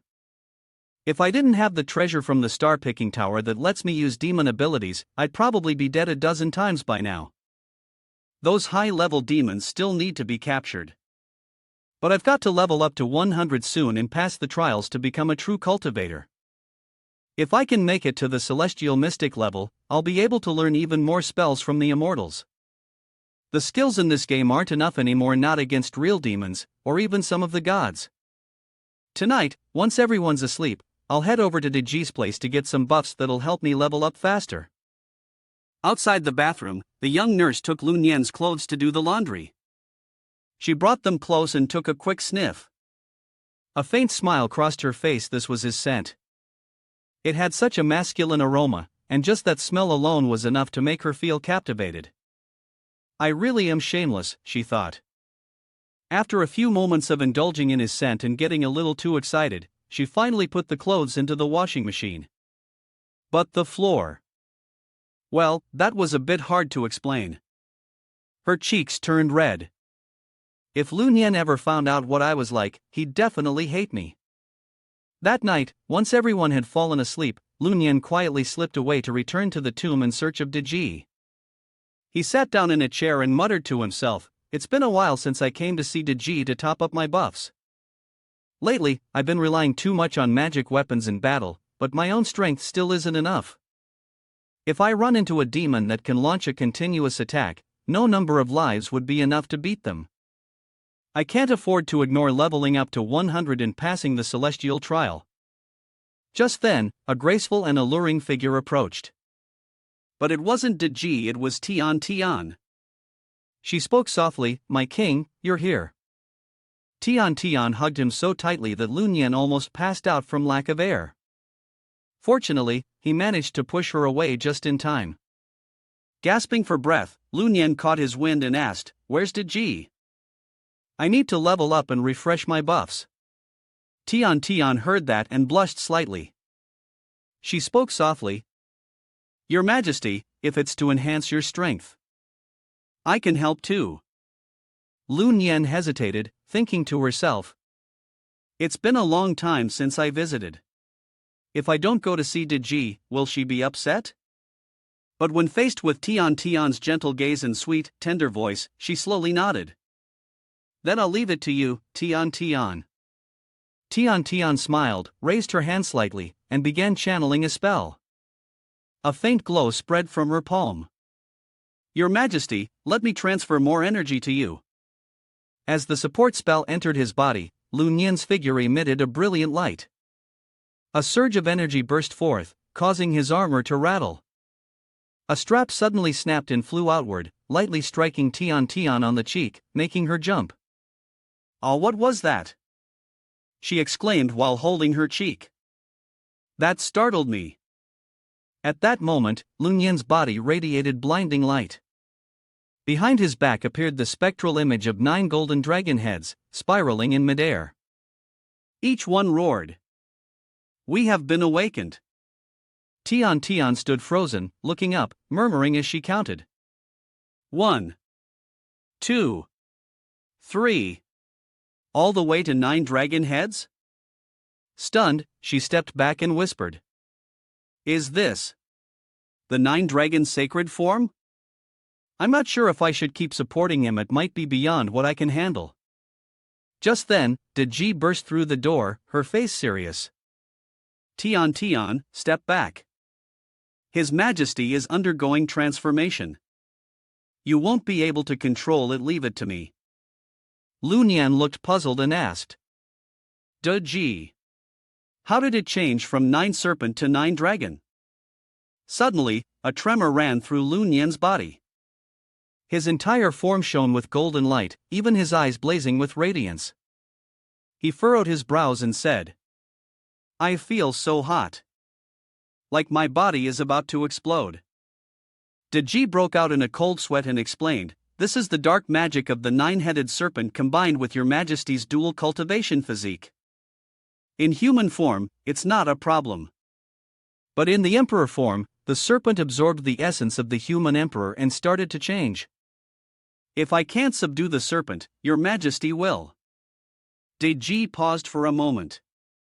Tian quickly asked, "What will happen?" Deji replied calmly, "Your majesty will explode." Hearing that, Tian's face darkened and her eyes filled with tears. Seeing this, Deji shouted, "Don't just stand there. Go call Yu Gueran and Hu Shimei right away." Tian immediately ran off. "I'll get the others." Deji turned back to Lun Yan and let out a sigh. "Your Majesty, how did the nine-headed serpent's magic get into you?" "The 9 serpents evolving into 9 dragons should have been a good thing. But your Majesty hasn't reached the mystical immortal stage yet. It's like strapping a massive cannon onto a tiny boat, it could flip at any moment." She pictured dozens of cannons mounted on a small boat and sighed again. "It's just too heavy." With that thought, Deji made up her mind. "Your Majesty, I have to draw out the human emperor's essence from your 9 dragons." As soon as she finished speaking, Deji took off all her clothes and charged forward to face the 9 dragons. In an instant, they wrapped themselves around her, one around her arms, another around her legs, others curling around her back. Before long, she was completely bound, but she held firm, her face calm and steady. She grabbed one of the dragon heads and said, "If I can help your Majesty tame the 9 dragons this time, your dual cultivation ability will improve significantly. Anyone of the opposite sex without strong enough spiritual power won't even be able to look at your Majesty's 9 dragons without being overwhelmed by their power." Deji had originally planned to resolve the issue with a simple energy channeling technique, but upon seeing Lun Yan on the verge of collapse, writhing in pain, she knew there was no time left. "I can't let Lun Yan suffer like this," she thought. "There's no other way. I must simultaneously use all 3 energy meridians to absorb the essence of the human emperor." Without hesitation, she raised her foot, performing an ancient incantation, provoking the golden 9 dragons. "Come forth, 9 dragons!" she called out. Feeling its pride provoked, the golden 9 dragons charged fiercely at her. Despite being a powerful 9-tailed fox spirit, Deji was instantly overwhelmed by their surging spiritual energy. At that moment, Lun Yan regained consciousness. Seeing the scene before him, he panicked. "Deji! What are you doing? Let me go!" Panting heavily, Deji responded, "I would gladly give my life for your Majesty." With that, she unleashed a forbidden technique, locking her legs tightly around Lun Yan's body to stabilize his energy flow. Lun Yan broke out in a cold sweat, eyes wide in alarm. "Deji, let go. I can't hold it back any longer." But Deji held firm. "Your Majesty, don't worry about me. If you don't fully unleash the power of the primordial era now, you'll perish instantly." Moments later, Lun Yan could no longer contain it. Like a volcano erupting, a tremendous surge of spiritual energy exploded from within him, channeling straight into Deji. Though hit by an immense wave of raw power, Deji gritted her teeth and held her grip, trying to redirect the energy into her core. Her body trembled under the intense force as the shockwaves reverberated across her meridians. Just then, Yu Gueran rushed in. "Your Majesty! Sister Deji!" Panicked, she shouted. "Sister, let me help you." As soon as they saw her, the 2 dragons lunged forward. Yu Gueran couldn't react in time and was quickly wrapped up by them, unable to move. They were too strong. A moment later, Hu Shimei came running up. "Sister, I'm here." But the same thing happened before she could do anything. One of the dragon heads struck her down. Nearby, Tian saw what happened and backed away in fear. "Are these the 9 dragons of the king?" Just then, one of the dragon heads noticed her. Its cold, piercing eyes locked onto Tian Tian, and with a burst of fiery energy, it breathed flames directly at her, burning away her clothes. Tian Tian cried out in pain, "It's too hot, I feel like I'm melting." Lu Nian saw this and grew worried. What should we do?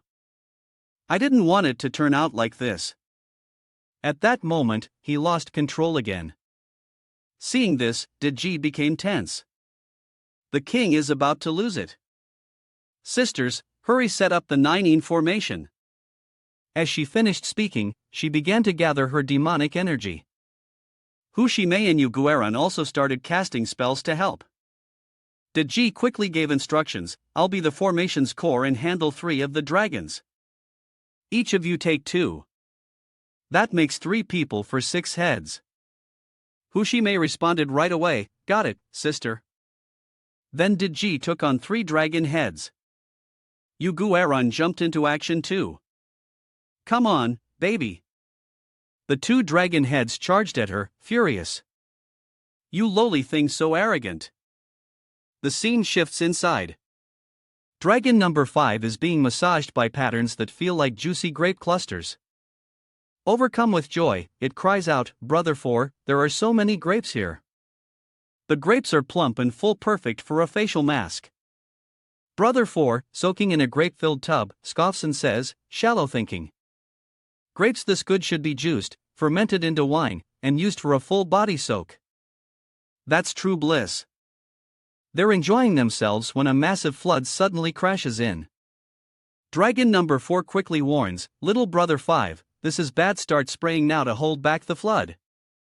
The 2 of them then unleash a stream of lava-like spray to push back the floodwaters, causing a powerful reaction outside that shocks Yu Gueran. Seeing this, Hu Shimei thinks to herself, "I can't let the older girls outdo me." She spreads her legs wide and declares, "Evil dragon, come here. Let me show you what I'm made of." Soon after, Tian Tian breaks through to the mid-stage of Grand Demon. Overwhelmed with pleasure, she exclaims, "Big sis Deji, I can't hold on any longer. Waves of heat are crashing straight into my core." At the same time, Deji reaches the peak of the Grand Demon stage. She cheers Tian Tian on, saying, "Hold on just a bit longer. We must suppress these so-called emperor dragons." Over on Hu Shimei's side, the 4 dragon heads keep spewing fire with intense force. She breaks through to the late stage of Grand Demon, and so does Yu Gueran. Meanwhile, Lu Nian is still in a state of complete loss of control. Seeing this, Deji thinks to herself, "As long as I help the king push through this challenge, with these 9 precious treasures, the king's dual cultivation power will soar." With that thought, she makes up her mind, "I'm going to drain every last drop from all of you." Then, the 4 sisters launched a counterattack all at once. Water surged like a massive flood, pouring out with such force that the 9 dragon heads couldn't withstand it and became dizzy. Not long after, Lu Nian slowly regained consciousness. Holding his head, he asked, "What just happened? Why did I lose control?" Just then, he noticed Deji and the others lying naked and sprawled out across the ground. At the same time, the system notification popped up, "You've received the Intermediate Special Flesh Forest Decree. Training speed will increase 4 times over the next 72 hours. The player has successfully upgraded the Great Dual Cultivation artifact into the Human Emperor Dragon Seed. You've unlocked the special skills Fiery Eyes of Insight and Eyes of Desire, which allow you to see through the desires and weaknesses of the opposite sex. The player has successfully subdued and taken control of the Human Emperor Dragon, unlocking the special skill the Hand of Desire, which amplifies the desires of the opposite sex without limit, effective within a 500-meter range. Additionally, the player's charm toward the opposite sex has increased. Through certain special physical activities, the player can rapidly gain affection from others. Lu Nian read through the notifications with a completely puzzled expression. These 2 new skills didn't seem to have any combat power at all. And what the hell is charm value supposed to mean? As soon as he finished speaking, Fiery Eyes of Insight and Eyes of Desire suddenly activated. He immediately spotted 3 weak points on Tian Tian's body and could clearly see her current state of desire. The system also displayed a detailed panel Tian Tian's preferences, attack zones, insults, vulgarities, weaknesses, and pressure points. Lu Nian was speechless at this new skill. Frustrated, he held his head and sighed. What's the point of this skill? It's completely useless. But then he paused and thought again. Wait, maybe this skill will be useful for subduing demons in the star-picking tower. Let's give the hand of desire a try. He pointed his finger into the air, and instantly, Deji's body arched. Then, like a sudden flood, a wave of energy erupted and splashed all over Lu Nian. He stared blankly at his hand, thinking, so this is how the hand of desire works? Next time I run into Lei Nyangzi, I could surprise her with it and mess with her a bit, make her lose face in front of everyone, knock her pride down a notch. Just imagining it gave him a thrill, but that was it. He sighed again. Still, it doesn't seem like it's all that useful. At that moment, Deji ran over and hugged Lu Nian, pouting sweetly. My king, you're so bad. I'm already this exhausted, and you still want to torment me. Lu Nian was touched. He gently stroked Deji's cheek and kissed her forehead. Thank you, my love. If it weren't for you, I'd be dead for sure. Deji looked at him with a satisfied gaze. This is just what I should do. Besides, I've absorbed quite a bit of essence from the human emperor. Once I refine it, I'll be able to raise my cultivation quickly. Then she hugged Lu Nian tightly and said, My king, this time, a blessing came from disaster. 9 snakes has advanced to 9 dragons, and our dual cultivation technique has reached a new level. Lu Nian gently patted her head and replied, It's a pity it hasn't increased my attack power or defense. Hearing that, Deji playfully said, My king, if you want to use dual cultivation to strengthen your physical defense, I actually remember someone who might help. Lu Nian perked up with interest. Who is it? Deji softly said the name, Lady Shiji. Lu Nian was surprised when he heard it. So it's her. Deji continued, Actually, Lady Shiji was originally a leftover piece of the sky mending stone used by Manhwa. Over time, she cultivated into a spirit. Later, she joined the radical sect but was eventually killed by her master, Zha the perfected one Tai. After that, her soul merged with the divine board and she was honored as the moon wandering star. If you can find her and cultivate with her, your physical defense will grow stronger. Even ordinary Deluo golden immortals won't be able to break through your defense without using magical weapons. Lu Nian, hearing that, grew excited. Even Deluo golden immortals can't break through it? That's incredible. Deji, overjoyed beside him, even had her tails perk up. She's a piece of the sky mending stone from Lady Manhwa herself. If you absorb her spiritual energy, your body will naturally grow stronger. But Lu Nian was a little suspicious. He grabbed Deji's wagging tail and said, Lady Shiji went after Zha to get revenge for her disciple's death, but ended up getting killed by Zha's master instead. I've heard a bit about this. It's a bit of a problem now. Everyone already knows I'm Zha's younger brother, and I've even got the lotus seal on my backside. The more Lu Nian thought about it, the more his head hurt. But he quickly shook it off. He enjoyed running his fingers through Deji's fluffy tail and decided to stop thinking about it for now. He figured he'd deal with it when he met Lady Shiji again. Right now, he still had the star-picking tower. That would boost his defense for the time being. If things got worse, he could always go back to the tower a few more times. He remembered the system notification. The system had reminded him that he'd unlocked the exclusive cultivation technique of the star-picking tower, the beginner-level demon sealing technique. His defense had now been upgraded to the mid-level of a high-level demon and would last for 24 hours. Thinking about all this, Lu Nian let out a sigh. Only the White Bone Lady had advanced to Demon King rank. He'd still need to either train more or take down another Demon King to get stronger. As he thought about it, he kept stroking Deji's tail, which made her excited again. She quickly said, My king, are you teasing me? The system then announced, Your female demon slave, the White Bone Lady, is longing for you passionately. Connecting to the scene now. As soon as the message ended, the White Bone Lady appeared in the star-picking tower, dancing around a pole. Her eyes were full of affection as she looked at Lun Yen and called out, "My king, come watch me dance." Why hasn't Lord Lun Yen come to cultivate with me yet? The system also announced the end of the broadcast. After watching, Lun Yen thought to himself, "That Wugong Jing I caught last time still isn't fully under control. This time is perfect to test out the new skill from the Eye of Desire, the Hand of Desire." He recalled the angry expression on the white-eyed demon lord's face and gave a sly, wicked grin. If I combine my Hand of Desire with Wugong Jing's 100-limbed Death Fist, I wonder how powerful it would be. Lun Yen imagined using the 100 arms of lust to toy with Lane Yang Zi and let out a lewd laugh. Lane Yang Zi, let me show you my new skill. At that moment, on the first level of Taifei Mountain, while walking along the road, a fire hydrant suddenly burst open. From it emerged a beautiful girl with white hair. She was the brave Lady of Earth, a high-level demon of peak power, a golden-nosed, white-furred rat spirit, a character from the classic novel Journey to the West. Because she once stole and ate the floral fragrance treasure of the Tathagata on Spirit Mountain, she was renamed Half-Lotus Guanyin and sent down to the mortal realm to live as a demon queen, now known as the Brave Lady of Earth. She smiled and said, "I heard that most of the immortals above the level of true immortal have already left.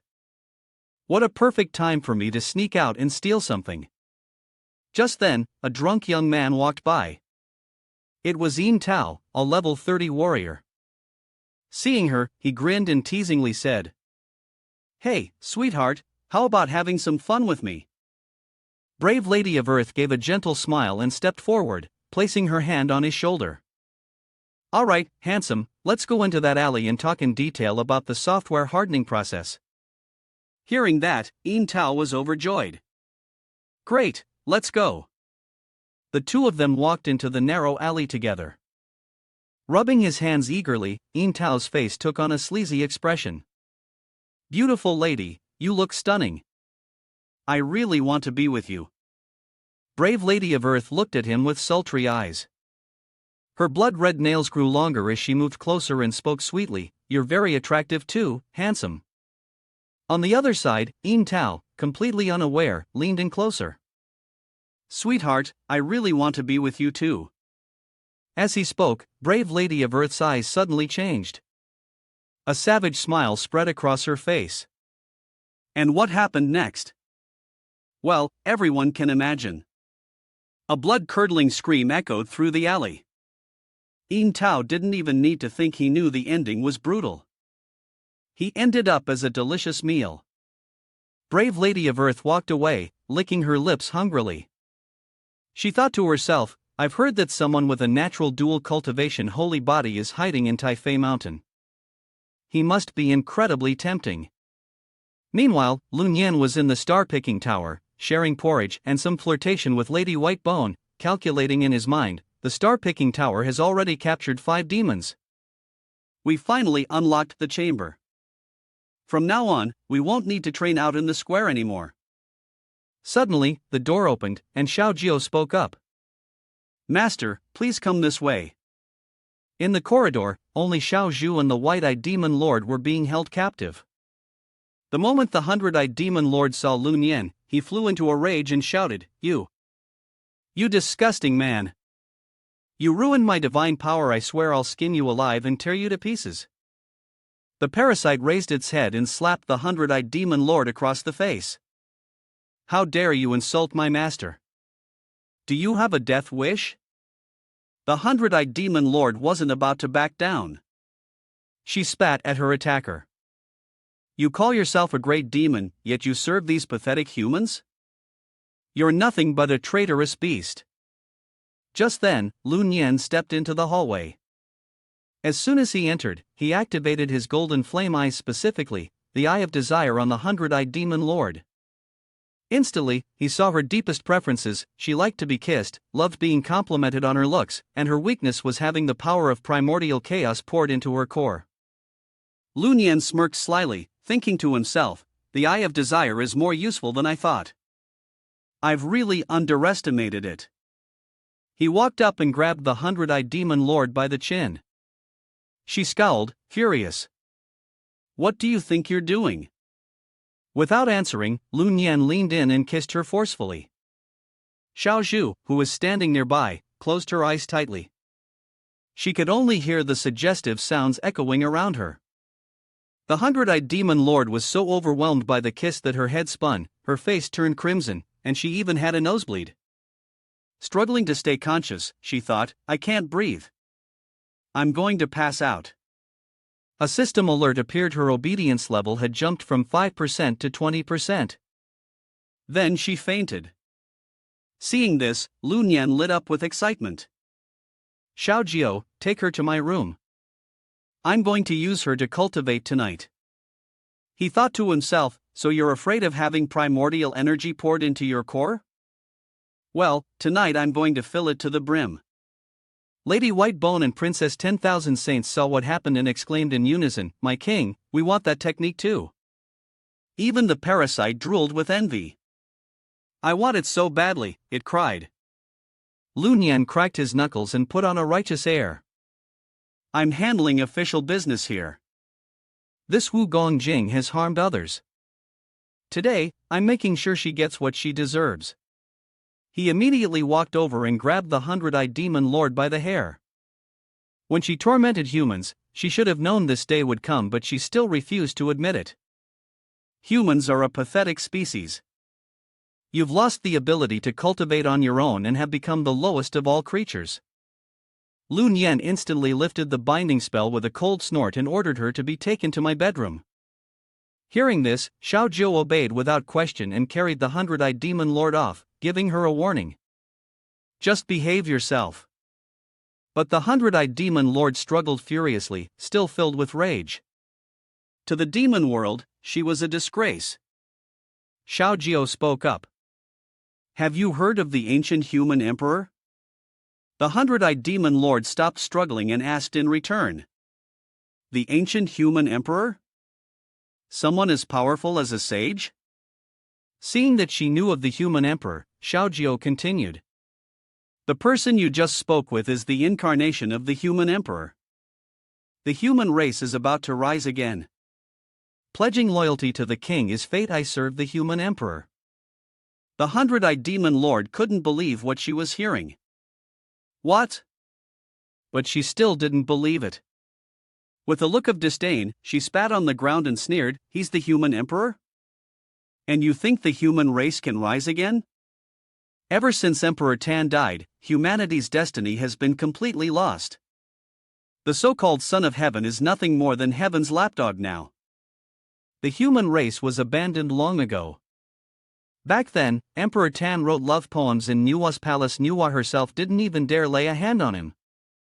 But once the humans lost their destiny, what's the difference between them and animals? For over 1,000 years, you can count on one hand the number of people who've managed to cultivate on their own. Even a fox has a better chance of reaching enlightenment than a human does. In the hundred-eyed demon lord's mind, an image appeared of a weasel standing on two legs, asking, Do I look more like a human or an immortal? Xiao Jiao pulled the hundred-eyed demon lord up and replied, That's all in the past. Just focus on serving the king. There's already a precedent of a human emperor marrying someone from the demon clan and making her empress. This is the best path forward for our kind. On the other side, Lun Yan had also heard what the hundred-eyed demon lord said, and he couldn't help but fall into deep thought. Wu Gongjing wasn't wrong. Before the battle of deification, our great Shang had countless outstanding talents, like Grand Tutor One, Zhang Guifang, Zhang Kui, Gao Lanying, Huang Feihu, Deng Xiaoyu, and many others who practiced cultivation. Even the ancestors of Fang Qi. General Fang was only a gate guardian of the palace, yet he still managed to cultivate and become an immortal. Quick note, a palace gate guardian is similar to the head of security at the emperor's office. In Lun Yan's heart, a question arose: why is it that after the battle of deification, the number of people who could cultivate and ascend became so rare? All of this must be connected to the fate and spiritual energy of the human race.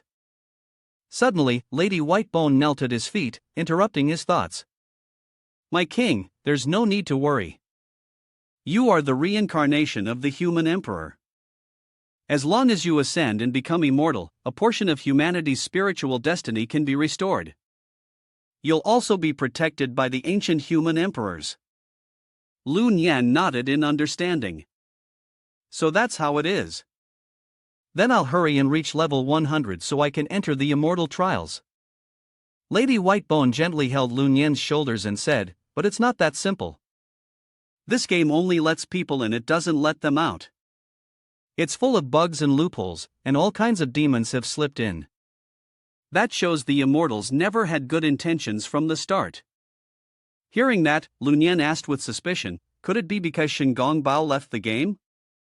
Lady Whitebone sat on top of Lun Yan and kissed his neck, then said, how could Shingong Bao possibly have that kind of power? He's just a scapegoat. Those immortals don't want to get their hands dirty or be involved in bloodshed and grudges like that. Lun Yan suddenly understood it all made sense now.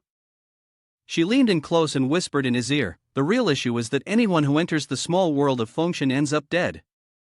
Only a few descendants of powerful immortals with deep backgrounds can actually succeed in cultivating.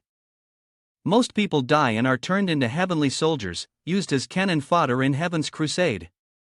I also heard Shingong Bao mention that in the final trial, a Deluo Golden Immortal will use a magical mirror to reveal each participant's past lives and bloodline. If they find out you're the reincarnation of the human emperor, they'll execute you on the spot. Hearing that, Lun Yan turned pale with fear, like his soul had flown out of his body.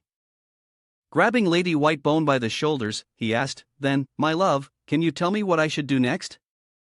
Lady Whitebone smiled and said, my king, you have an incredibly rare gift for cultivation. If you can build a relationship with two female immortals from prominent backgrounds and take a special path to immortality, then maybe. Lun Yan was speechless. His face twitched as he said, immortality? Are you trying to use me as bait? Lady Whitebone gave a calm smile and poked him lightly in the chest with her finger. Great king, those who achieve great things don't worry about the little stuff. The fate of humanity is in your hands now. Lun Yan pushed her aside. All right, I get it. Then he turned and walked away, but in his heart, he couldn't stop thinking about what had just happened, so frustrating. Is seducing immortal women really the only way I can survive? But if Lady Whitebone is right, then what about my father and younger brother? What will happen to them? After a while, Lun Yan stepped into his cultivation chamber.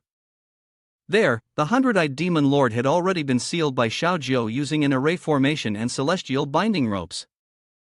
Upon seeing Lun Yan, she let out a furious roar. Lun Yan! You shattered my core cultivation technique, caused my spiritual power to plummet into the abyss. From this day forth, we are mortal enemies. Lun Yan said nothing. He merely walked forward slowly. Behind him, 9 golden dragon heads emerged, spiraling around him like sentient spirits. They hissed and roared with overwhelming force, releasing terrifying mental pressure that surged toward the 100-eyed demon lord. Say it, master, one of the dragon heads growled. Say, great king. Still defiant, the 100-eyed demon lord gritted her teeth. Get lost. Despicable human scum. I loathe your kind. Lun Yan stopped in his tracks and let out a cold smirk. I apologize for weakening your cultivation. But today, I've come not to torment you, but to make amends. As he spoke, he extended a hand, lightly pressing on her dantian the spiritual core sealed within her. From his fingertips, radiant energy bloomed, forming a primordial seal, which slowly seeped into the barrier suppressing her powers. I shall transfer to you the remaining soul force of the dragon spirit, to reawaken your cultivation meridians. At once, the 9 dragons soared upward, each unleashing a torrent of divine power, merging into the seal formation. The 100-eyed demon lord trembled under the immense force being infused into her body. Her face turned pale as she cried out. Stop! I can't endure this. Lun Yan's voice was calm, but firm. This is your only chance to ascend to the next realm. Endure it. Golden light erupted in a blinding burst. Her body, locked within the formation's spiritual matrix, absorbed surge after surge of pure energy into her dantian, shaking the entire room to its core. Tears of helplessness streamed down her face. The once proud demon lord no longer wore the mask of arrogance in that moment. She was nothing more than a fragile being, standing before the immense transformation of the great Tao. Seeing the hundred-eyed demon lord sobbing in despair, Lun Yan spoke with interest. When humanity was falling apart, you monsters tortured and killed us. Did you ever show us any mercy? Lun Yan, I'm not a death mother. I won't kill you. I just want you to help me cultivate. As he finished speaking, he kissed her lips. Below them, the 9 dragons pierced through the sky. At that moment, at the launch site, an alert signaled that congestion levels had risen to 70%. The commander quickly gave the order the original lifeforms were ready. Innocently, the original lifeforms chatted with one another. Where are we going? Are we going to crash into a wall again? The commander's voice came through. Countdown initiated. Launch. 3, 2, 1. Success. I've discovered a new life planet. Compatibility levels are rising steadily. The hundred-eyed demon lord closed her eyes and moaned proudly. It's so hot. Lun Yan, with a blank expression, said. You think this is the end? That would be far too kind for what you did to those people. Then he activated the Human Wrath Manifesto. Today, I'll write 10 justice strokes. Just to explain, the character for justice has 5 strokes. 10 characters mean 50 strokes. What those strokes represent? Well, we know. Lun Yan untied the hundred-eyed demon lord, letting her fall onto the bed, then walked over and grabbed her head, making her furious. You damn human! But Lun Yan gave her another brutal lesson, leaving the hundred-eyed demon lord helpless and in tears. Again and again, her submission level kept going up. The system announced that the hundred-eyed demon lord's submission had reached 90%. Lun Yan looked at the result with pride. He hadn't expected his dual cultivation abilities to be enhanced to such an epic level. No matter how many times they did it, he didn't feel tired at all. Still, he felt like he was running low on ammo. Next time, he'd have to make every shot count. The hundred-eyed demon lord, tormented and trembling, widened her eyes in fear. I won't dare harm humans ever again, she said. Lun Yan looked at her with a hint of regret. After all those cultivation sessions with him, her cultivation level hadn't gone up at all. Maybe it had something to do with her technique, maybe it was flawed. He figured he should ask Madame Whitebone if she could help him switch her to a different cultivation method. As he spoke, he tapped the option for 100 strikes instant kill and instantly entered a meditative state, thinking about combining it with his hand of desire to see if they could be fused. A system message popped up, skill fusion successful. Please name your new skill. Lun Yan smirked with satisfaction. It worked. Alright, I'll call you Illusory Golden Touch. It means a phantom like golden finger. He glanced at the hundred-eyed demon lord, then looked at his hand. He thought to himself, can't use it on her anymore. If I do, I'll end up killing her.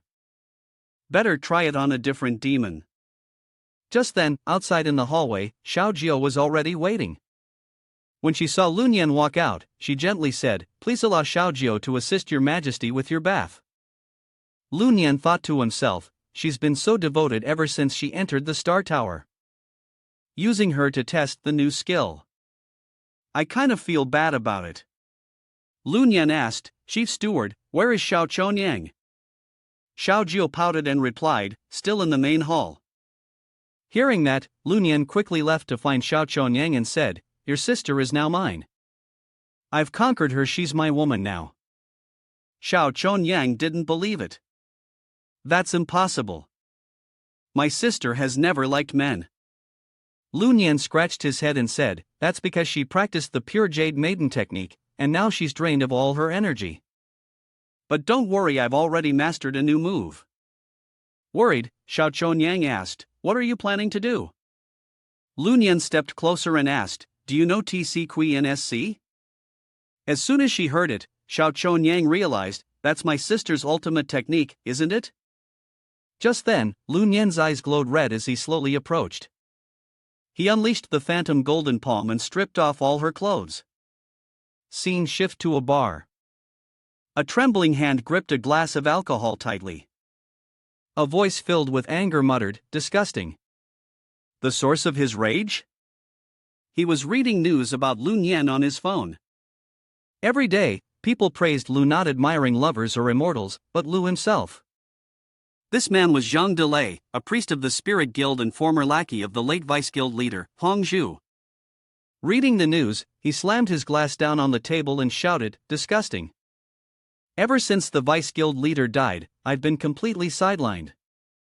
I can't get my hands on a single resource now." He remembered the insults from the other guild members, how they blamed him for the deputy leader's death, yet he still had the nerve to ask for resources. That's right. If it were me, I'd have left the guild a long time ago. Zhang Delay was so angry he was grinding his teeth. He had worked like a dog for the squad leader just to climb the ranks, and in the end, he lost everything.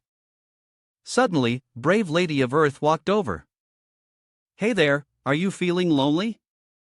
Zhang Delay couldn't help but have a nosebleed at the sight of her curvy figure. She leaned in closer and said seductively, "I'm feeling a little tipsy, would you stay with me tonight?" Zhang Delay smirked, "Of course." Then, brave Lady of Earth slowly traced her finger along her thigh, making Zhang Delay's body react as if a tree had sprung up after a rainstorm. "Let's go somewhere else," she whispered. Hearing that, Zhang Delay followed her without a second thought. Scene cuts to the next morning at the Taifei Mountain Patrol Office.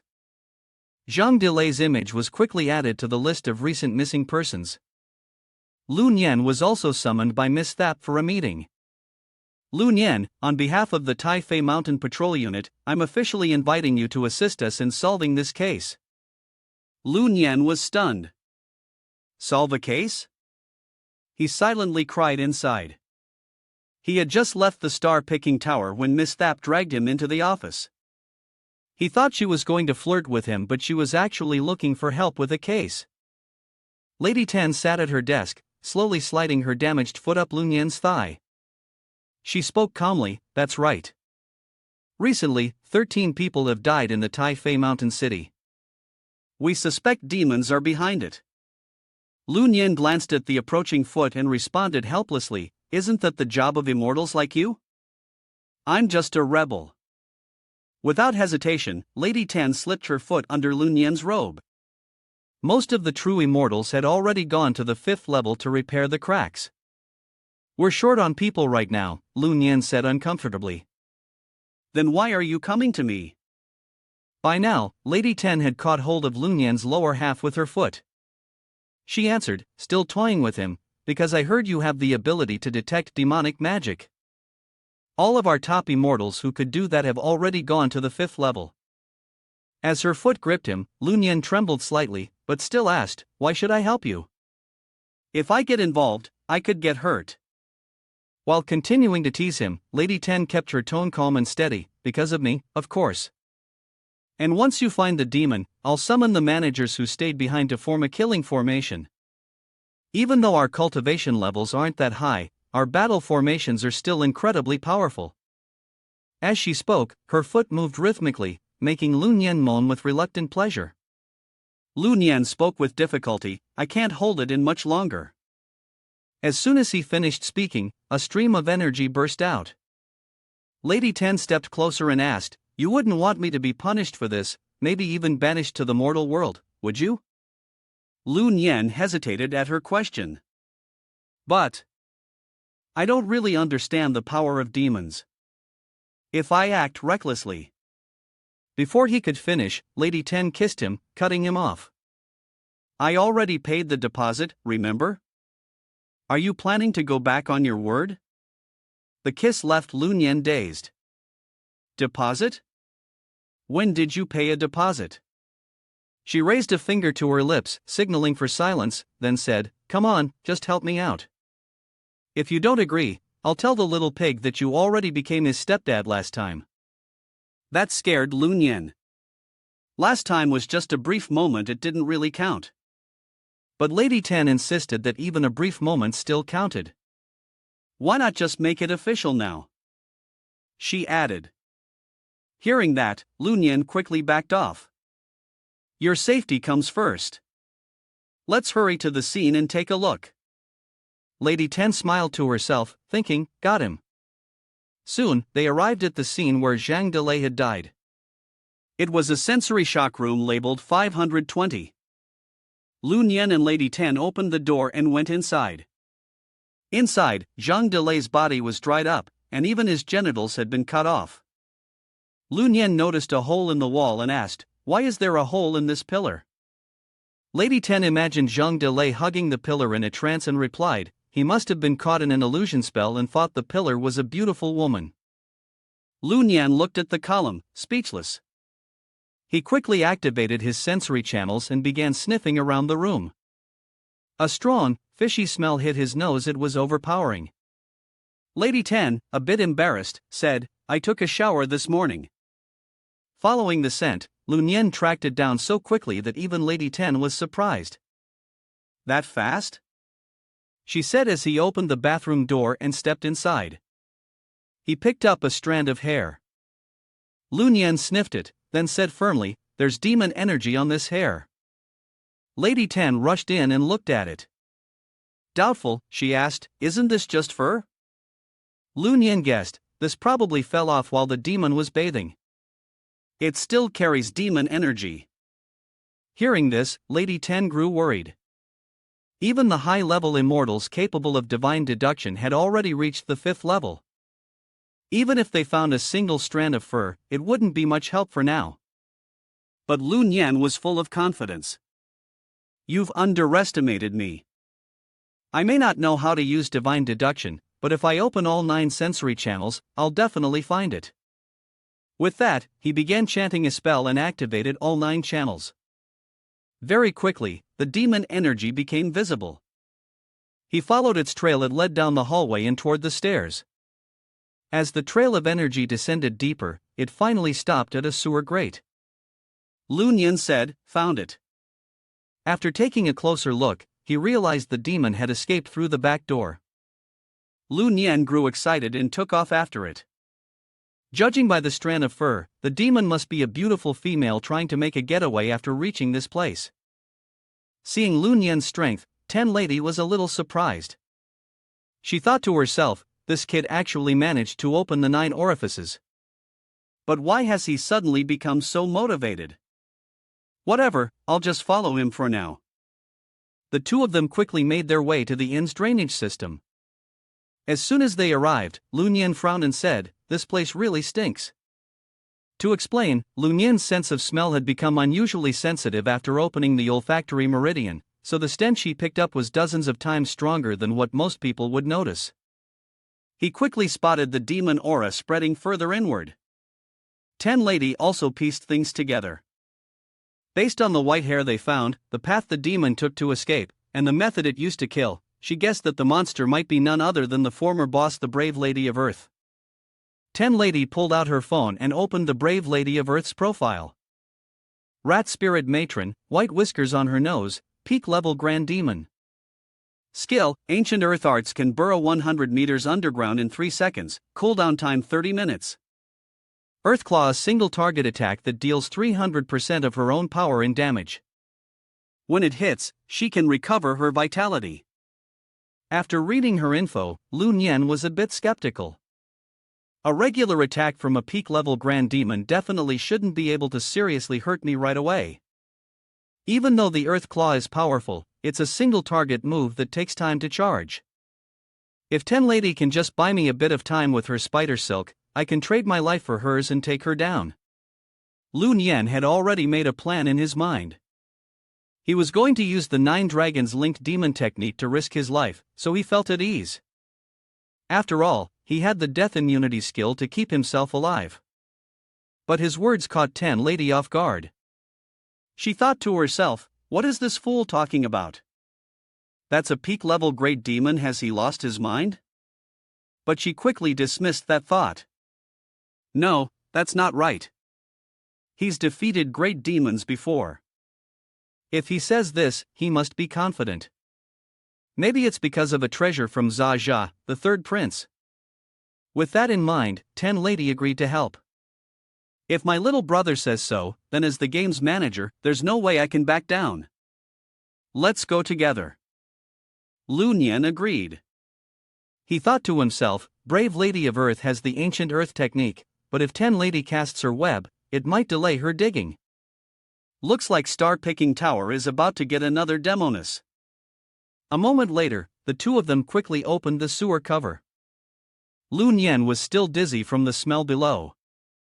Holding back his nausea, he activated his fiery golden eyes and immediately saw a massive castle behind the barrier, with 5 large characters carved into it, Waterfall Tower of King Li of Heaven. Lu Nian asked, that demon is definitely inside the temple. Do you have a way to stop Brave Lady of Earth from using her ancient earth technique? Ten Lady replied, I have a spider silk treasure. I can hold her off for a while. Hearing that, Lu Nian grinned. Then we're good.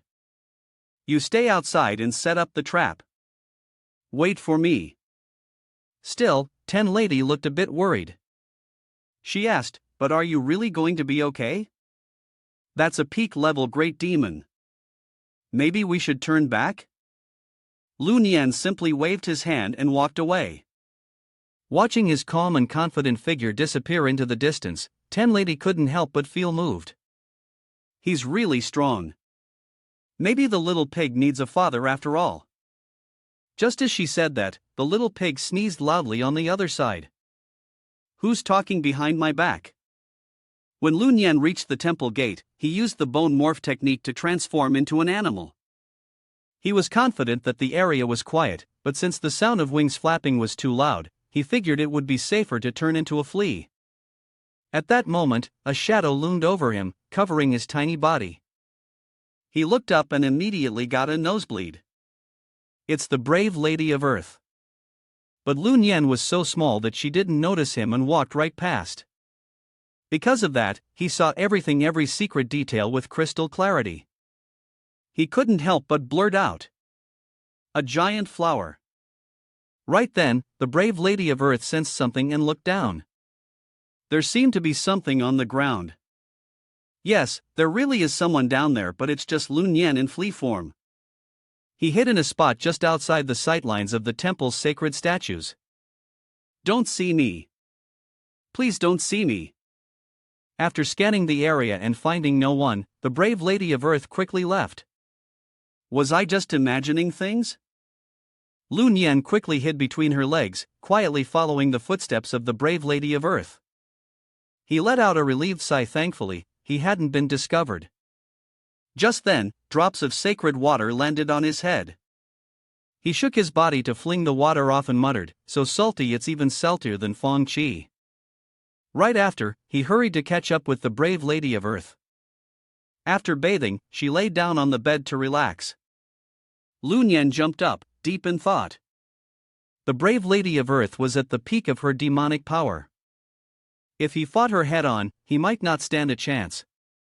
The system also issued a warning, mid-stage demon defense will last for another 10 hours. Seeing that, he made up his mind. Looks like the only option was to wear her down first, don't let her rest too comfortably. After tossing and turning for a while, probably because of earlier exhaustion, she finally fell into a deep sleep. Lu Nian felt full of confidence and even sang a little tune to himself, no one knows the power of fleas better than I do. Without hesitation, he leapt onto the Brave Lady of Earth. As he moved forward, Lu Nian couldn't help but be stunned by the landscape before him, towering, layered peaks. From a distance, it looked like a ridgeline, but up close, the elevation changed with every step. This was the first time he'd seen it from this angle. But faced with such a view, Lu Nian had to put it aside and get to work. The Brave Lady of Earth immediately felt something. It was a little itchy. She reached out to scratch, but Lu Nian quickly dodged and silently gloated, now this is agility. He leapt into a thick patch of grass and clung tightly to a blade, thinking to himself, you think you can catch me? I'll show you what a true ninja can do. Then, with all his strength, he charged forward like a lawnmower, tearing through the grass in a straight line as he chewed and pulled. Brave Lady of Earth grew irritated, quickly scratching the spot everyone knows too well.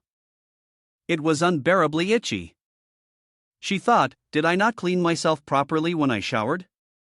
Seizing the moment, Lunyan braced himself and thought, now's the perfect time to claim the high ground. He sprang up with everything he had and landed on the hilltop. Reaching the peak filled him with immense pride. Still feeling itchy, Brave Lady of Earth began to suspect, could it be the bed? Maybe there are fleas? But I already purified everything with spiritual energy. Ugh, forget it, I'll just wash up again. She went to take another shower. Lunyan, struggling just as much, was nearly swept away by the water, but managed to hang on tightly to a patch of grass. Once again, Brave Lady of Earth used her spiritual energy to cleanse herself thoroughly. Fresh and fragrant, she took a deep breath, enjoying the scent on her skin. She thought, I smell amazing. I should finally be able to get a good night's sleep. Hearing that, Lunyan's eyes turned cold. He thought, a peaceful night's sleep? Dream on. There's no way I'm letting you rest easy tonight. After Brave Lady of Earth fell into a deep sleep, Lunyan jumped onto her thigh and stabbed into it, making her scream in pain. Now furious, Brave Lady of Earth started the whole routine again, another bath, another round of cleansing. And just like that, it kept repeating, bathing, sleeping, in an endless loop. By the 13th bath, the Brave Lady of Earth couldn't hold back her confusion any longer. I already shaved my skin clean, she muttered. Why can't I seem to get clean no matter how much I bathe? Hearing that, Lunyan smirked slyly. The moment was getting close. He just needed her to fall deeply asleep one more time, then he'd make his move. Outside the temple of the Heavenly King, Tenlady anxiously waited for Lunyan. He still hadn't come out, and a wave of unease rose in her chest. Could something have happened to that kid? She whispered to herself, then stood up, clenching her fists in frustration. It's all my fault for trusting his words. If I hadn't been so eager to take all the credit for defeating the Brave Lady of Earth and rushed to report to headquarters, he wouldn't have had to take this risk. Inside the temple, Lunyan crouched on a beam, watching the Brave Lady of Earth sleeping soundly below. Looking at her beautiful face and stunning figure, he couldn't help but sigh. A seductress this gorgeous must have led countless people to ruin. I have to take her back to the star-picking tower and teach her a lesson, make her serve the good of mankind. He summoned his dragon phoenix sword, transformed back into human form, and charged forward, aiming directly at the Brave Lady of Earth. But just as he got close, a celestial barrier flared up around her, blinding him with its radiant light. What the? How's that possible? Lunyan quickly scanned the room and spotted the sacred idol of the Heavenly King standing upright at the altar. It was releasing divine energy, blocking him from getting any closer. Seeing this, he grew furious. Well. Li Ji, how dare you shelter a demon right here in the middle of the official road?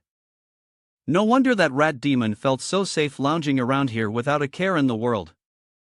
The loud noise woke up the Brave Lady of Earth. Who's there? When she saw Lunyan standing in front of her, looking around, a smug smile spread across her face. All this time, I've been searching for you without success, and now here you are, walking right into my hands. She quickly got out of bed and walked toward him. I heard you were born with a dual cultivation holy body before you died. Mind letting me enjoy it for a bit? Most of the people I've killed didn't get that kind of treatment. Realizing how bad the situation was, Lunyan turned to run. But the Brave Lady of Earth wasn't about to let him go that easily. With a wave of her hand, she sneered. Food delivered straight to the door, wants to run? Do you even know where you are? In an instant, a divine barrier formed, sealing off the door. Lunyan threw himself against it with all his strength. I'm done for, he thought. The plan was, if the assassination failed, I'd lure her outside the temple and join forces with Madame Chu to take her down. I calculated everything except that Li Ji would dare to use divine power to unseal a demon. He clenched his teeth. Looks like I really haven't read Journey to the West enough. Outside, Madame Chu noticed Lun Yen was taking too long and called for backup. But just then, a sudden surge of power hit, stunning her so hard she dropped her phone. The person on the other end of the line overheard part of the conversation and couldn't hide their surprise. What? How could that happen? The seal at the temple of the Li Heavenly King has already been activated. Even with all the supervisors we've sent, we still can't break the seal to save Lun Yen. Lady Ten collapsed angrily onto the ground. This is infuriating. The Li Heavenly Tower actually dared to use divine power to unseal demons. I'm going straight to the Patriarch and the Purification Altar Envoy to make him pay for this. Just a note, the Purification Altar Envoy here refers to Zhu Bajie. Inside the temple, the brave Lady of Earth slowly approached. With a flick of her hand, she said, "Let's fight somewhere else. Don't destroy my godfather's temple." Immediately, a bottomless pit opened beneath Lun Yen's feet. A huge hole appeared under him, and he was sucked into it. When he landed, Lun Yen couldn't help but be surprised. The brave Lady of Earth walked up to him and smiled. "Welcome to my underground lair." Startled, Lun Yen turned to look at her, thinking to himself, "There's no escape this time. Damn you, Li Ji. If I make it out of here alive, I swear I'll destroy your precious tower and let Naja teach you a lesson." Quick-witted, he tried to play the familiarity card. "Don't kill me, we're practically family." But to his surprise, the brave Lady of Earth had already seen through him. She responded coldly. "You mean the little brother of my god-brother Naja? Just a house servant." Then she gave a mocking smile. "Besides, do you really think ordinary mortals like you can enter the investiture of the gods game and make it out of this cultivation world alive?" Hearing that, Lun Yen's face darkened. He was shocked deep down. So this demon mouse does know something about what's really going on. Just as the white bone lady had guessed. But things weren't that simple. This game only lets you enter, there's no way out. It's full of glitches and buffs, and all kinds of demons have snuck in. That alone proves the immortals never had good intentions from the start. Realizing this, Lun Yen felt a rising sense of danger. The words of the white bone lady still echoed in his mind. The small cultivation world was never meant to let mortals like us leave alive. I suspect most people who enter the sealed world of deification will die. Only a few with strong immortal bloodlines might succeed in their cultivation. The rest will perish, becoming heavenly soldiers, disposable pawns for the celestial court's future conquest. He immediately drew his sword, eyes alert as he faced the brave Lady of Earth. "If you won't even show respect for my big brother Naja, then there's nothing left to say. Let's fight." The brave Lady of Earth laughed loudly, raising her claws. "Killing you? My adopted brother won't care. You're just a mortal doomed to die." With that, they charged at each other, locked in battle with no clear winner. The brave Lady of Earth looked surprised. She grinned and said, "A mortal, and yet you can block my attacks?" On Lun Yen's side, he was a little worried and thought to himself, barely holding on. The strength of a peak stage great demon really is overwhelming. Then the system notified him, mid-stage great demon's defense time remaining, 4 hours. Brave Lady of Earth quickly returned to a battle-ready stance. Just now, she had only used 50% of her power, but now her eyes burned with killing intent. She had held back because she still wanted to dual cultivate with him, but now she had changed her mind. Without another word, she lashed out with her claws at Lun Yen. The system triggered, blocking a critical hit, and his substitute was instantly destroyed. Seeing this, Lun Yen shouted, "Wait! If you kill me now, the meat won't taste as good anymore. Besides, you're already a peak-level great demon. If you dual cultivate with me, I guarantee you'll be able to break through and become a demon king." Those words clearly moved brave Lady of Earth. Lun Yen quietly calculated, "I've really been tricked badly by Li Ji this time. These so-called immortals let their demons run wild, completely ignoring the lives of humans. If I fight her head on, no matter how many lives I have, I'll never be her match. I have to outsmart her. At that moment, brave Lady of Earth suddenly realized, you're still alive. Could it be that you have some kind of life-saving treasure? A wave of emotion rose in her heart. It seems my foster brother Naja really did give him something valuable. Earlier, she'd wanted to kill him because he showed some strength, and she didn't want to take any chances. But if the third prince Naja truly values him, then if she kills him recklessly, will the prince let her go? Brave Lady of Earth fell deep into thought. But that guy has always looked down on us demons. If it weren't for our foster father protecting me, I would have been wiped out by the third prince Naja a long time ago. So, should I kill him or not? Lun Yan walked up to the brave Lady of Earth and asked, what do you think? It would really be a shame to kill me. How about we call a truce? If I help you break through and become a demon queen, you let me go just this once. The brave Lady of Earth quickly shot back, that all sounds nice, but what if I lose focus during our dual cultivation and you suddenly attack me? Lun Yan got annoyed and defended himself. How could I possibly do something like that? Do you really think I'm that low? Deep down, he was cursing, this old rat spirit is actually pretty clever. The brave Lady of Earth responded with disdain, I've seen plenty of your kind online sleazy guys using dirty tricks. Like taking a girl's umbrella while she's all excited. You really think I'm that easy to fool? Lun Yan had no choice but to offer up his storage ring as a condition. I'll give you my storage ring, and I'll even let you tie up my hands. That way you can feel safe, right? But you have to swear on your cultivation heart that you won't hurt me during the process. Hearing that, the brave Lady of Earth started calculating. Tying up both hands is actually a smart idea. Once I become a demon queen, I'll eat him, then find a quiet place to hide away. The thought of this made her happy, and she quickly replied, hands and feet both tied to the bed. Lun Yan agreed without hesitation. Okay, deal, the brave Lady of Earth said as she made the vow.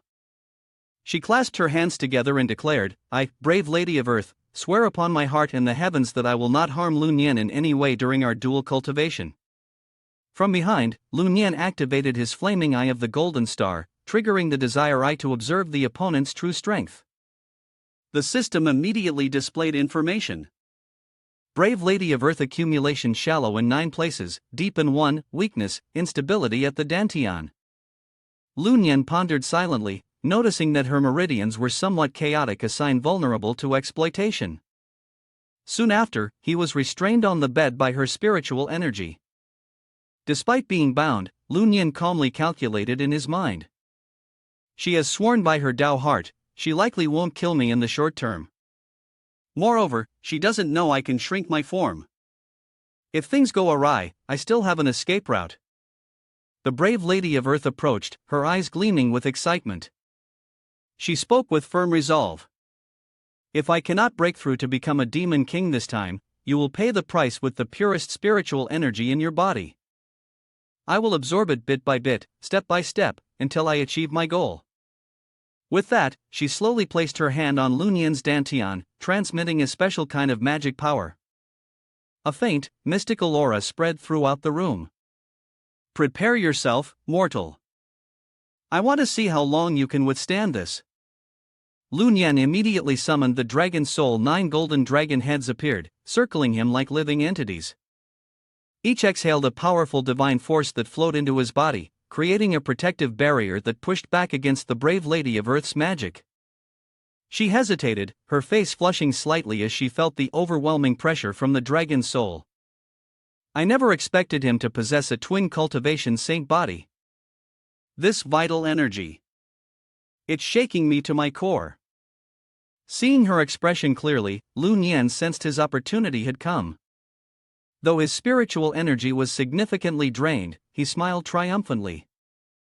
A counterattack imbued with pure dragon essence instantly triggered the internal formation within her. The brave Lady of Earth's entire body trembled, her eyes wide with shock, her thoughts in turmoil. Impossible. His demonic power is stronger than I imagined. If this continues, my cultivation realm might change. If I hadn't evolved into the 9 dragons form and gained the lustful eye skill, which let me see her weakness, I probably would have died right here. Lu Nian looked at the brave lady of earth, her body overwhelmed by desire, and thought to himself, her weak spot is the Dantian, hit it directly. Without hesitation, he commanded 2 dragons to activate the human emperor dragon technique. The twin dragons struck straight at her Dantian. In an instant, the brave lady of earth felt a powerful shock run through her body, leaving her completely limp. Seeing this, Lu Nian made up his mind he had to drain the spiritual energy from her brain completely. Then he maneuvered one of the 9 dragons to sneak around and wrap tightly around the brave lady of earth's neck. Lu Nian smiled inwardly, thinking, it worked. He pulled her away with all his strength. The brave lady of earth let out a pained groan, her eyes brimming with tears. Lu Nian didn't let his guard down. He kept up the attack from below, and sent the remaining 4 dragons to unleash flames into her body, forcing her into total submission. The system immediately announced, target's HP has dropped to 0. At that moment, the restraints vanished. Lu Nian let out a sigh of relief. Finally. Brave Lady of Earth is dead. The system updated again, announcing that the restraints had been removed. Lu Nian had slain the high-level demon boss, the golden-nosed white-furred rat spirit, and leveled up to 40. He could now unlock the human emperor's Jade Seal reward and had received rare materials, 10 golden hairs from the rat spirit and a demon core artifact called Fragrant Bamboo Blossom. The Fragrant Bamboo Blossom is a ceremonial candle used when the Buddha chants sutras. It enhances one's chances of enlightenment when cultivating techniques. Lu Nian gratefully accepted the demon core, quickly got dressed again, and smiled at his good haul. The brave lady of earth had been a top-tier demon. If he helped her break through to the Demon King level, she and Lady Whitebone could use massage techniques to help him gain early-stage Demon King level defense. Lu Nian quickly put his spatial ring back on and left. The scene shifts to a border somewhere in the southern region of the Heavenly Realm. This area is guarded by the pagoda-wielding Heavenly King Li, an early-stage De Luo Golden Immortal. Something had just happened to the brave Lady of Earth. Immediately, he felt a deep worry in his heart. A ripple of divine power left behind in the sealed realm of the function game had stirred. He took out her life record and, as he feared, something was indeed wrong.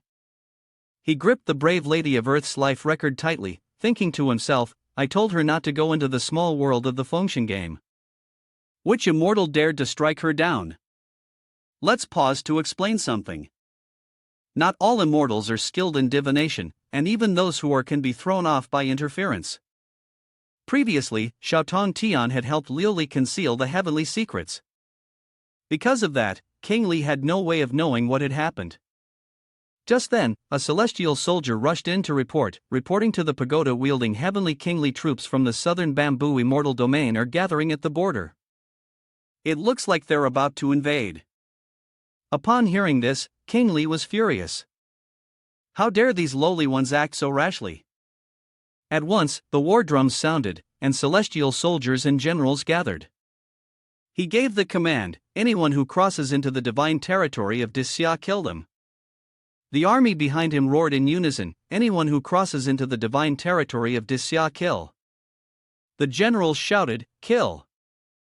The force of their voices was so overwhelming that the southern bamboo troops were caught off guard. General Jiana of Southern Bamboo, an early-stage De Luo Golden Immortal and the Thunder King, watched and said with admiration, no wonder the divine territory of Disxia has such a powerful reputation. Its background runs deep, and the number of De Luo Golden Immortals is astonishing. In each of our other 4 great divine territories, there's only one sage watching over things. But Disxia, they've got at least 6 or more. Can the spiritual energy of this primeval world handle the birth of a new sage? Thunder King Jiana spoke up, recounting the latest events. He said that the 2 sages, Zeus and Odin, had already sent out expedition teams to search for new territory. Originally, they planned to do the same. As he spoke, he couldn't help but look disheartened, recalling the scene of their battleship exploding. The ship had been made from the best parts imported from the divine realms, so how did it not become the strongest warship, but instead end up in ruins? With deep respect, Thunder King Jia Na said, King Li, don't misunderstand. We didn't come here to start a war with the Grand Xia Divine Realm. King Li frowned and asked, then why are you here? Jia Na immediately pointed upward, putting King Li on alert. With a smug smile, he said, because of her. As soon as he spoke, a stunning woman dressed in the style of the Southern Territory appeared. She was the saintess of Southern Bamboo, full of elegance and power. She had barely danced a few traditional Southern bamboo steps, yet all the soldiers nearby were already captivated, as if under a spell. Seeing this, Li Ji shouted angrily, wicked woman, how dare you? Then she launched an attack. Jia Na quickly pulled out a magical treasure man Hang La to block the strike. This artifact could withstand a blow from a mid-stage Great Golden Immortal, and its cooldown time hadn't even reached an hour. Jia Na quickly explained, please, Heavenly King Li, don't be angry. This woman is the reincarnation of the Southern Bamboo Saintess. She's just a mortal. I believe that, as a Great Golden Immortal, you shouldn't make things difficult for an ordinary woman. When Li Ji heard this, she grew cautious. She had assumed this woman was hiding her cultivation level. She never expected a mere mortal could charm the heavenly balance. Jia Na didn't waste time and got straight to the point. I heard your divine realm is opening a small cultivation game world for mortals. Honestly, we're quite envious. Our Southern Bamboo divine realm would love to have something like that too. But maintaining a small secret realm like that takes a saint in seclusion, constantly channeling spiritual power to keep it running. We only have one saint-level immortal. If he were to go into seclusion, our entire realm would be at risk. Li Ji raised an eyebrow. So what? Jia Na replied respectfully, so I humbly ask that you pass a request to the Jade Emperor, please allow the reincarnated saintess of the Southern Bamboo Divine Realm to enter your Great Xia's secret realm to study and learn. Li Ji snorted coldly, Great Xia may be full of talented people, and we're not afraid of outsiders, but we're not in the business of training talent for others either. Hearing that, Jia Na gritted her teeth. Great Xia is vast and blessed with both natural and spiritual resources. A nation of 10,000 immortals, yet you turn away someone from beyond your borders so easily? I'm afraid that might damage the reputation of such a grand realm. Li Ji was furious when he heard those words. He raised his voice. Enough talking. The resources of the Great Xia Divine Realm are for the people of Great Xia only. Jia Na wasn't backing down. He shot back. So the Great Xia Divine Realm refuses to let outsiders in? Is there some secret you're hiding? Don't forget the sacred pact of no expansion. Has Great Xia secretly started experimenting with mass ascension to sainthood? Here's a bit of context. To maintain the current power balance and prevent the spiritual energy of the Wildlands continent from being depleted too quickly, the major divine realms signed a pact to limit the cultivation of new saints. Li Ji reacted like he'd been struck on a nerve. Gripping his spear tightly, he snapped. Great Xia has always kept its promises. But you divine realms are the ones who constantly break your word. In the morning, you sign non-aggression pacts with the smaller realms, but by evening, you send troops to take them over. Then you try to cover it up by claiming they're part of some demonization experiment. Jia Na, just as enraged, gritted his teeth and shouted. King Li, stop slandering us. Just because Great Xia has many saints doesn't mean you can do whatever you want. If all the major divine realms join forces to attack Great Xia, not even your army of saints could be everywhere at once.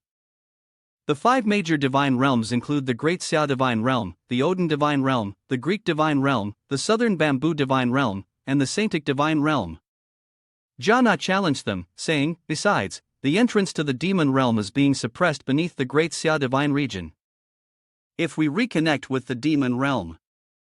Li Ji snapped, his voice sharp, don't you dare. Just then, a flash of light shot over from behind. It was none other than the third prince, Na Jia. Without a word, he charged past Li Ji and drove his spear straight into Jia Na, who immediately coughed up blood and collapsed from the blow. Even Li Ji was caught off guard. He scolded silently to himself, this rebellious brat has gotten even stronger. As for their father-son relationship? In a word, terrible. Naja was always causing trouble, and at one point, Li Ji was so fed up that he destroyed Naja's temple after it was built. That was the start of their feud. After dealing with Jia Na, Naja scoffed arrogantly, "Why waste words on you? One spear and it's over, right?" Jia Na crashed to the ground, struggling to get back up. The great Xia divine region bullies people too much, he grumbled. Seeing this, Naja immediately summoned his universe ring to finish him off. Still not dead? Just as Naja was about to strike, a voice rang out, "Third Prince, stop." The visitor was none other than Tai Bai Jinxing, a great golden immortal at the peak of the Deluo level. He gently advised, "Third Prince, show some mercy.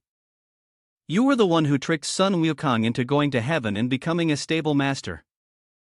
But it was already too late. Jia Na had gone off to sell salt. Tai Bai sighed in frustration, "I'm still a step behind. Just look at what they've done to someone else's child." Li Ji immediately stepped forward and bowed.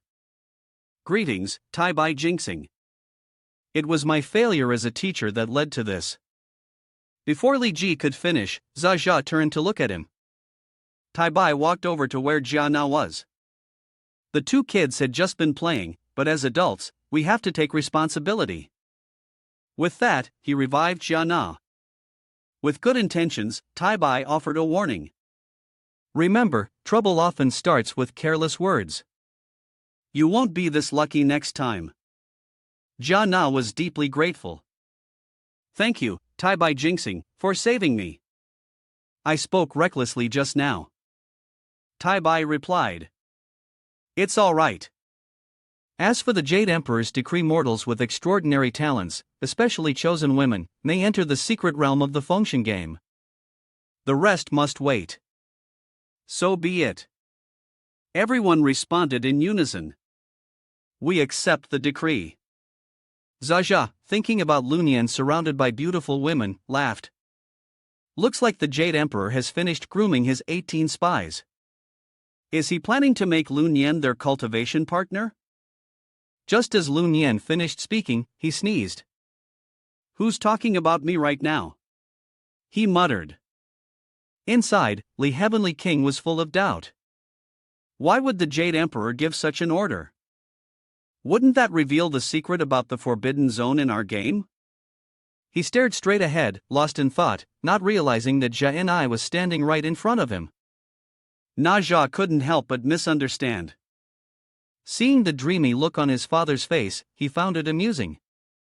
Looks like he doesn't know about Lunyan yet, he thought, while making his own calculations. The Jade Emperor and the Grand White Golden Star were indeed sharp. They must have already discovered Lunyan's innate dual cultivation sacred body in the mini-world. Those proud beauties who, in the eyes of mortals, seemed untouchable turned into helpless victims the moment they entered the game. Thinking about this, Naja couldn't help but smile. Brother Lunyan, I hope you'll wholeheartedly pass on the values of the great Xia divine realm to them and turn them into true women of our realm. The scene shifted to the mini-world in front of the Li Heavenly King Temple. Lunyan had just come outside. As soon as she saw him, Lady Ten quickly ran over and asked, "Are you okay? Where's the brave Lady of Earth?" Lunyan gave a wry smile. "I forced her to death." Lady Ten was stunned. Lunyan killed the brave Lady of Earth? She was a top-level demon, and she could even channel the divine power of the Li Heavenly King's pagoda. Suddenly, Ten Lady noticed Lunyan's leg and spoke with concern, "Lunyan, why is your leg so swollen?" Lunyan looked confused and asked, "Swollen? Which leg is swollen?" When he looked down, he was shocked. His leg was badly swollen and had turned a purplish blue, like it had been strangled. Oh no, he was really swollen. It must have been from earlier, during the fight with the brave Lady of Earth. The primal energy hadn't fully been released. Hearing this, Ten Lady quickly sat down and said, "Don't worry. Let me help draw out the primal energy for you. You'll be fine." Lunyan felt awkward. That's really embarrassing. But Ten Lady calmly got to work. As she did, Lun Yen felt a wave of relief wash over him, sending chills through his body. When she finished, Ten Lady looked satisfied. She had drawn out all the primal energy and the poison. Lun Yen was startled. Poison? There was poison too? Ten Lady guessed. Looks like the fight with the brave Lady of Earth wasn't just a normal match. She leaned in closer to Lun Yen. She must have applied poison to her body. If I hadn't drawn it out just now, in another hour it would have spread through your system, destroyed your immune system, and caused your entire body to break down. Hearing this, Lun Yen realized the truth. So that's it. The brave Lady of Earth swore she wouldn't lay a hand on me, but instead, she poisoned herself. Ten Lady smiled and said, "This poison is actually a great tonic for me. I'm going to channel my energy to absorb the power of the primal force and the poison I just swallowed. You guard me while I do that." Lun Yen agreed, "All right." With that, Ten Lady quickly sat down to cultivate. She absorbed all the primal force energy within her body. Once she finished, she immediately broke through to the next stage. Even she was a bit surprised by this. At that moment, Ten Lady had already reached the peak of the mystic immortal stage and stepped into the early stage of the true immortal realm. But Lun Yen had another question. Why is it that Feng Qi and the others absorbed my primal force energy but couldn't level up right away? Ten Lady explained, because they haven't become mystic immortals yet. Their meridians are still closed, so they can't fully absorb the laws within the primal force energy. She paused for a moment, then continued, right now, they can only level up by fighting monsters and absorbing spiritual energy to gradually refine their meridians. Once they become mystic immortals, the meridians will open on their own. But how were you able to open your meridians and even gain a special ability? Ten Lady couldn't hide her curiosity. At the mortal stage, opening the meridians usually requires someone who has reached the Tao to spend 1,000 years worth of cultivation to forcibly help you forge them. Who helped you? A normal person couldn't possibly do that. Lun Yen scratched his head shyly and replied, "Of course it was Big Brother Naja who helped me." Ten Lady looked a bit surprised. "Zaja, the third prince, is helping you with your training?" A strange image popped into Lun Yen's mind. Worried that Ten Lady might misunderstand, he quickly explained. No, it's not like that. He asked the Great Spirit God to help me with the training." Then he silently added in his heart, "Great Spirit God, I'm sorry. I have to trouble you for a bit." Ten Lady nodded and said, "Seems like Naja, the third prince, really values you and sees you as someone worth mentoring. Hold on, I'll craft a treasure for you." She took off her robe, revealing her belly button. From it, strands like spider silk shot out. In just a short moment, she had created a magical protective item, a sock-like treasure. While it looked like a sock, well, we can guess which foot it's meant for. She handed it to Lun Yen and instructed. "Next time you face a demoness in battle, make sure to wear this sock. It can adjust its size and thickness however you want, without affecting how it feels. More importantly, it protects against poison and even cleans itself automatically." Lun Yen was grateful and thanked her. He quickly stored it in his storage ring. Seeing this, Ten Lady frowned and asked, "Why are you putting it away already? Aren't you going to try it on to see if it fits?" Lun Yen looked confused. "Try it on? How?" Without waiting for an answer, Ten Lady took his hand and led him to a tree. She leaned back against the trunk, looked at him with a teasing smile, and said, "Obviously, like this. Oh, I've been a little constipated lately. Can you use your Spirit Chi Dragon transformation skill to help me check things out?" Lun Yen blushed. "All right." Ten Lady said, "First, put the socks I knitted on Tiu Lin Long." Lun Yen looked confused. "How am I supposed to do that?" He quickly put the socks on. Instantly, Tiu Lin Long transformed into a lively little Santa Claus. It leapt onto its reindeer and charged ahead, full of energy. Ten Lady trembled all over. This was the first time she had ever seen this. As Lun Yin carried on, he thought to himself, as expected, this really is helping Ten Lady heal, and it's isolating the contamination too.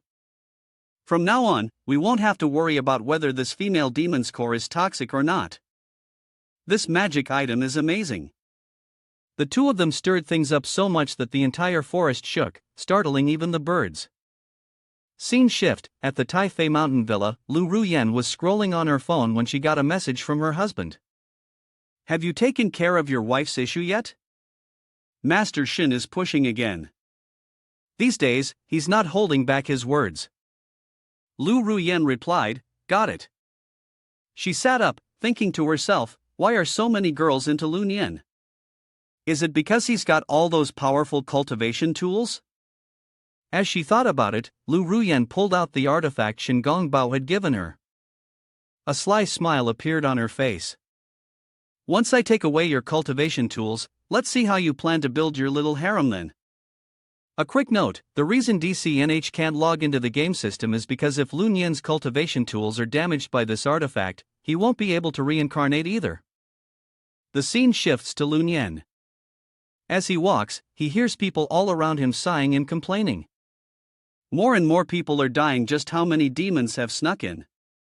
Someone nearby cries out in frustration, I don't want to die yet. Just then, a loud voice calls out, hurry to the square. An immortal has arrived. Hearing this, Lun Yin thinks to himself, which immortal could it be? Could it be Erlangshin, Yang Jian? I should go take a look too. He quickly squeezes through the crowd, trying to move forward. A man in front snaps, stop pushing. Then someone in the crowd recognizes the figure approaching and shouts, look, that's the Water Pavilion Immortal Division. Look, it's Gao Li Gue. Gao Li Gue stands with deep respect, waiting for the woman behind him. That woman is none other than Ma Lady. Instantly, everyone drops to their knees in reverence. Someone whispers in disbelief, I finally got to see Ma Lady. Just for this moment, my life is worth it. Lun Yin smiles. Turns out Ma Lady has quite a devoted following. Her influence in the mortal world might even surpass Yang Jian's. At that moment, Ma Lady speaks gently, everyone, please stand. I came today because there's something I need to tell you. The crowd eagerly responds, whatever Ma Lady wants to say, we're all ears. A man nearby agrees, that's right, everyone quiet down so we can hear Ma Lady clearly. Ma Lady continues without delay, by now, I believe you all understand this isn't some game. This is a hidden realm for cultivating immortality. Ever since this fragment of the wildlands appeared, the spiritual energy in this world has grown thinner and thinner. All three divine realms, heaven, earth, and humanity, have already begun to shut themselves off.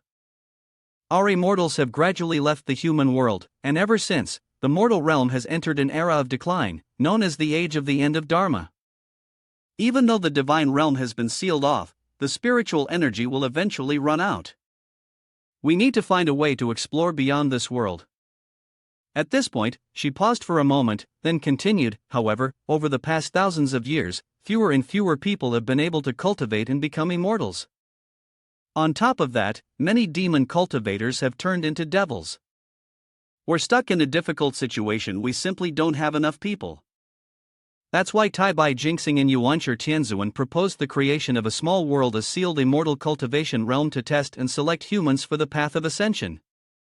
Hearing this, the crowd burst into excited cheers. So this isn't just a game, it's actually an immortal cultivation realm? Some people hugged each other in joy, shouting, we're going to become immortals. We'll live forever. But Lun Yin didn't see it that way. He looked at the cheering crowd and thought to himself, after reading Immortal's Journey to Immortality, I feel like cultivation is even more dangerous. How many of them will still be smiling in the end? Just then, Gao Li Gue shouted, quiet. Let Lady finish speaking. The crowd immediately fell silent in fear. Ma Lady said, even though you have a chance to become immortals, the odds are only 1 in 10,000 or maybe even less. Hearing that, the group grew nervous. Only 1 in 10,000? Still, some people held on to hope. Even if the chances were slim, there was still a chance. Ma Lady went on, that's not all. Although the entrance to the demon realm, which our divine territory of Great Xia has sealed, hasn't opened yet, they've still found a way to sneak into the mini-game world through some unknown methods. Since we're about to begin the Avatar Technique project to explore divine realms with higher spiritual energy, you'll be facing certain dangers. If you want to back out, please go to the game management hall and register within the next 3 days. We'll erase all your game data and escort you out after registration. This is your only chance to leave. But I still hope you'll stay and continue your training. After hearing that, everyone felt conflicted. A young woman asked, what should we do? Should we leave? The bald man next to her replied, didn't you hear what she said? Ma Lady wants us to stay? Others chimed in.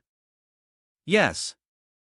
If Ma Lady wants us to stay, then staying must be the right choice. This is a rare chance to become immortals, after all. Ma Lady took out a glowing pearl and said, the Jade Emperor has granted me the soul-settling orb. Only those who continue their cultivation in this secret realm can reach level 50. Even if someone dies here, their soul will be absorbed by the orb and transferred to the Divine Board, where they'll be granted the title of Heavenly Soldier. Hearing this, everyone was overjoyed. Becoming a Heavenly Soldier doesn't sound bad at all. I've already reached level 30. It really did sound like a good deal. After all, everyone there was already close to level 50. No matter what happened, at the very least, they'd end up as heavenly soldiers. With that comforting thought, they all shouted in unison, we won't leave. Ma Lady, we're willing to stay and continue cultivating. I want to become immortal. I want to be one of the celestial beings too. As soon as those words were spoken, Lu Nian heard the sound of clapping behind him. He turned around and saw a familiar face. The man smiled and said, no wonder the Jade Emperor sent Ma Lady, the most respected person in the realm, to calm everyone down. But she didn't mention the terror of what it's like to be taken to the Divine Board. Seeing him, Lu Nian froze and thought to himself, Xiao Tong Tian. He called out Emperor just now, but quickly corrected himself. Lu Nian, congratulations on slaying another great demon, Xiao Tong Tian said. Lu Nian was stunned. How did you hear about that so fast?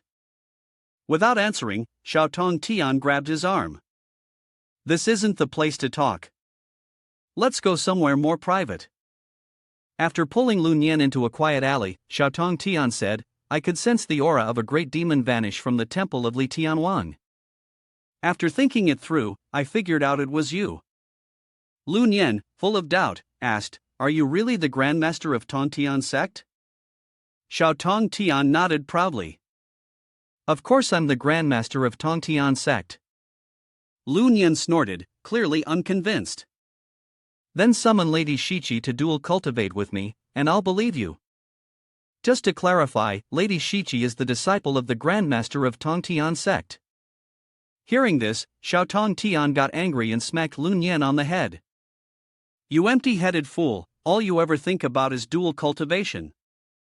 But once he calmed down, he admitted to himself that Lu Nian had a point. Still, it wasn't really his fault. After all, he had learned this cultivation method from the Shenyuan 3 demons and had been refined by them into a sacred body for dual cultivation. So it made sense he'd be obsessed with it. Lu Nian was a bit surprised and asked, you even know about DG? Xiao Tong Tian replied confidently, of course. I used to be a saint. Do you know what a saint is?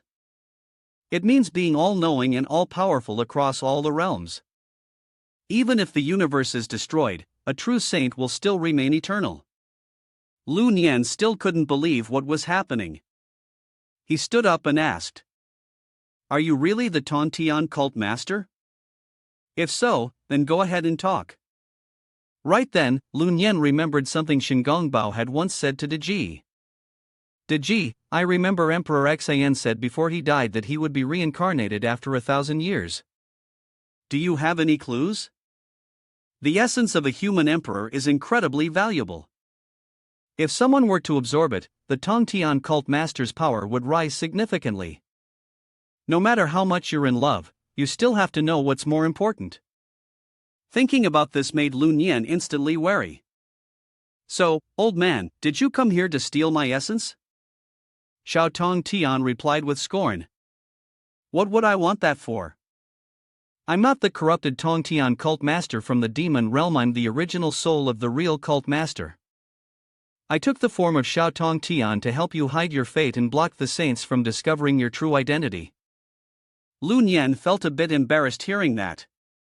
As long as you're not here to kill me, it's fine. You really know how to hide someone's fate? No wonder my Fire Eye's golden gaze couldn't see through you. Right now, Lun Yan's Fire Eye's golden gaze was only at the beginner level. He remembered something Xiao Tong Tian had just said. Earlier, you mentioned the Jade Emperor hiding how terrifying the Divine Board is from Ma Lady. What did you mean by that? Xiao Tong Tian quickly shared his theory. The Jade Emperor knew that Ma Lady had a deep emotional connection with the hearts of mortals, so he thought the best thing to do was let her comfort the players who were feeling anxious inside the game world. Lun Yan thought back to the expressions on those mortals' faces just moments ago, and he suddenly felt it made sense. That's right, when I first walked through the streets, the city was shrouded in a heavy, deathly aura. But now, people have returned to their usual lively selves. In fact, their eyes even seem more resolute than before. Xiao Tong Tian continued, the reason the Ma Lady is admired across the world is because of her compassion for humanity. If she ever found out that the function platform was built to suppress the fate of mankind, and that the Divine Board is actually a tool used to drain all spiritual energy from humans to offer up to the heavenly court in this minor immortal cultivation realm. If she realized it was all just a game allowing ordinary people to play alongside the descendants of ancient immortals, a ritual where everyone must be killed to replenish the ranks of the heavenly soldiers, and that this army is part of a much larger, hidden conspiracy, she wouldn't be able to calmly say the things she said. Xiao Tong Tian recalled the look on the Ma Lady's face and concluded, judging from her expression, I'd say she truly doesn't know. When Lun Yan heard this, he thought to himself, so the function platform and the Divine Board actually serve a purpose like that. He quickly asked, what happens after someone becomes a heavenly soldier? Xiao Tong Tian replied right away, it's even more tragic than what happened to Wen Zhong and his people. They would become emotionless puppets, without their own thoughts, knowing only how to kill for the heavenly court. Xiao Tong Tian's eyes were filled with rage as he said, the 84,000 evil star warriors are my 84,000 disciples. After they were killed, the Divine Board turned them into puppets, what you all now call heavenly soldiers and heavenly generals. Once they die in battle, they can't enter reincarnation anymore. They either vanish into the abyss of darkness or disappear completely. Xiao Tong Tian stepped closer to Lun Yan and continued, this Grand Sea plan caused a huge shortage of heavenly soldiers in the heavenly court. So the purpose of this game is to select people with strong spiritual power to join and make up for that loss. Those without enough spiritual power won't feel anything when they put on the game helmet and won't be transported into the game's miniature world. After hearing this, Lun Yan fell deep into thought. He told himself, my father, my cousin, and I must survive, we can't become heavenly soldiers. And Feng Qi, and the others too. I have to protect them. Xiao Tong Tian noticed that he seemed deep in thought and lightly nudged him, teasing, you're not a ruthless person, but you're still thinking about getting your fellow players out of this fiery pit. Maybe only Ha Su could break through successfully. Lun Yan unexpectedly responded, Ha Xianzi could help Ha Su become an immortal successfully.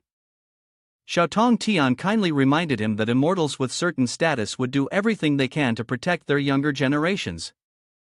Of course, their chances of success would be much higher compared to ordinary people who don't have resources or magical tools. Even if someone tried to log out of the game world earlier, they would die in an accident, either becoming immortals or perishing. That was the rule of the game. Only saints and high-ranking beings knew about this. To put it simply, if a player who had reached immortality was allowed to return, they would disrupt the balance of the world and become a mutant, also known as a superhuman. Therefore, those who entered the game world must either ascend or die. Lun Yan didn't believe it. Doesn't the Jade Emperor have any intention of letting us players out? If hundreds of thousands of players have died, isn't he worried about karma or the laws of heaven and earth? Xiaotong Tian snorted. Karma? No. No. He explained, do you know why they incited civil war among humanity during the Tang and Zhou dynasties? It was to avoid karma. And you are no different. You were killed by Shingong Bao and the demons. How does that involve the Jade Emperor? If a deity's servant is killed for neglecting their duties, then this would have happened long ago. Lu Nian's face darkened. He thought to himself, damn, I can't possibly fight the Jade Emperor if I want to lead everyone to survive. Maybe I should follow Lady Whitebone's suggestion and pursue the special path of immortality? If one celestial being protects someone, how many people would I need to protect just to test it out? He kept thinking deeply, unaware that Xiaotong Tian was trying to get his attention. Suddenly, the sound of a horn snapped Lu Nian back to reality. He quickly realized that the horn signaled the fleet of the Ma Goddess was setting off. Meanwhile, the Ma Goddess addressed the crowd, we are about to embark on an expedition to explore a new realm. When we find a divine realm filled with spiritual energy, the humans of the Great Xia will all become like dragons. Everyone responded in unison, wishing her success. Ma Goddess will triumph, Ma Goddess will triumph. Xiaotong Tian watched the ship sail away and thought, if they really find it, it might take thousands of years before humanity gets a turn. The Jade Emperor is still stuck at the semi-divine level because the spiritual energy here is too thin. In this world, what god doesn't want to become a saint, to attain eternal righteousness? Humanity is just a shield for others. Lu Nian sighed after hearing this, are these immortals using us as cannon fodder for their eternal righteous path? Xiaotong Tian thought of the image of his old father, crying out while holding his son's grave, and it filled him with sorrow. There's a saying among humans, a general's victory is built on the bones of countless soldiers. The world praises generals, but who remembers the soldiers whose bones have turned to dust? Xiaotong Tian fired up his power and said, I'll help you sever this karmic connection. Even if you kill immortals or descendants of the immortal clans, you won't have to fear others predicting your future. With that, he flicked his finger, and the karmic thread between Lu Nian disappeared. It was time for Xiaotong Tian to leave. Before he went, he added, if you ever kill another descendant of the Tang family, you can find me at the internet cafe for 1,000 people, and I'll help you hide the heavenly secrets. It'll be a small goal to achieve. Lu Nian heard this and tears started to flow. Hey, Xiaotong Tian, even if you help me hide things this time, it's useless. I've already been photographed by Deng Chanyu. Lu Nian quickly returned to the Taifei mountain. He locked the door behind him but couldn't stop thinking about everything.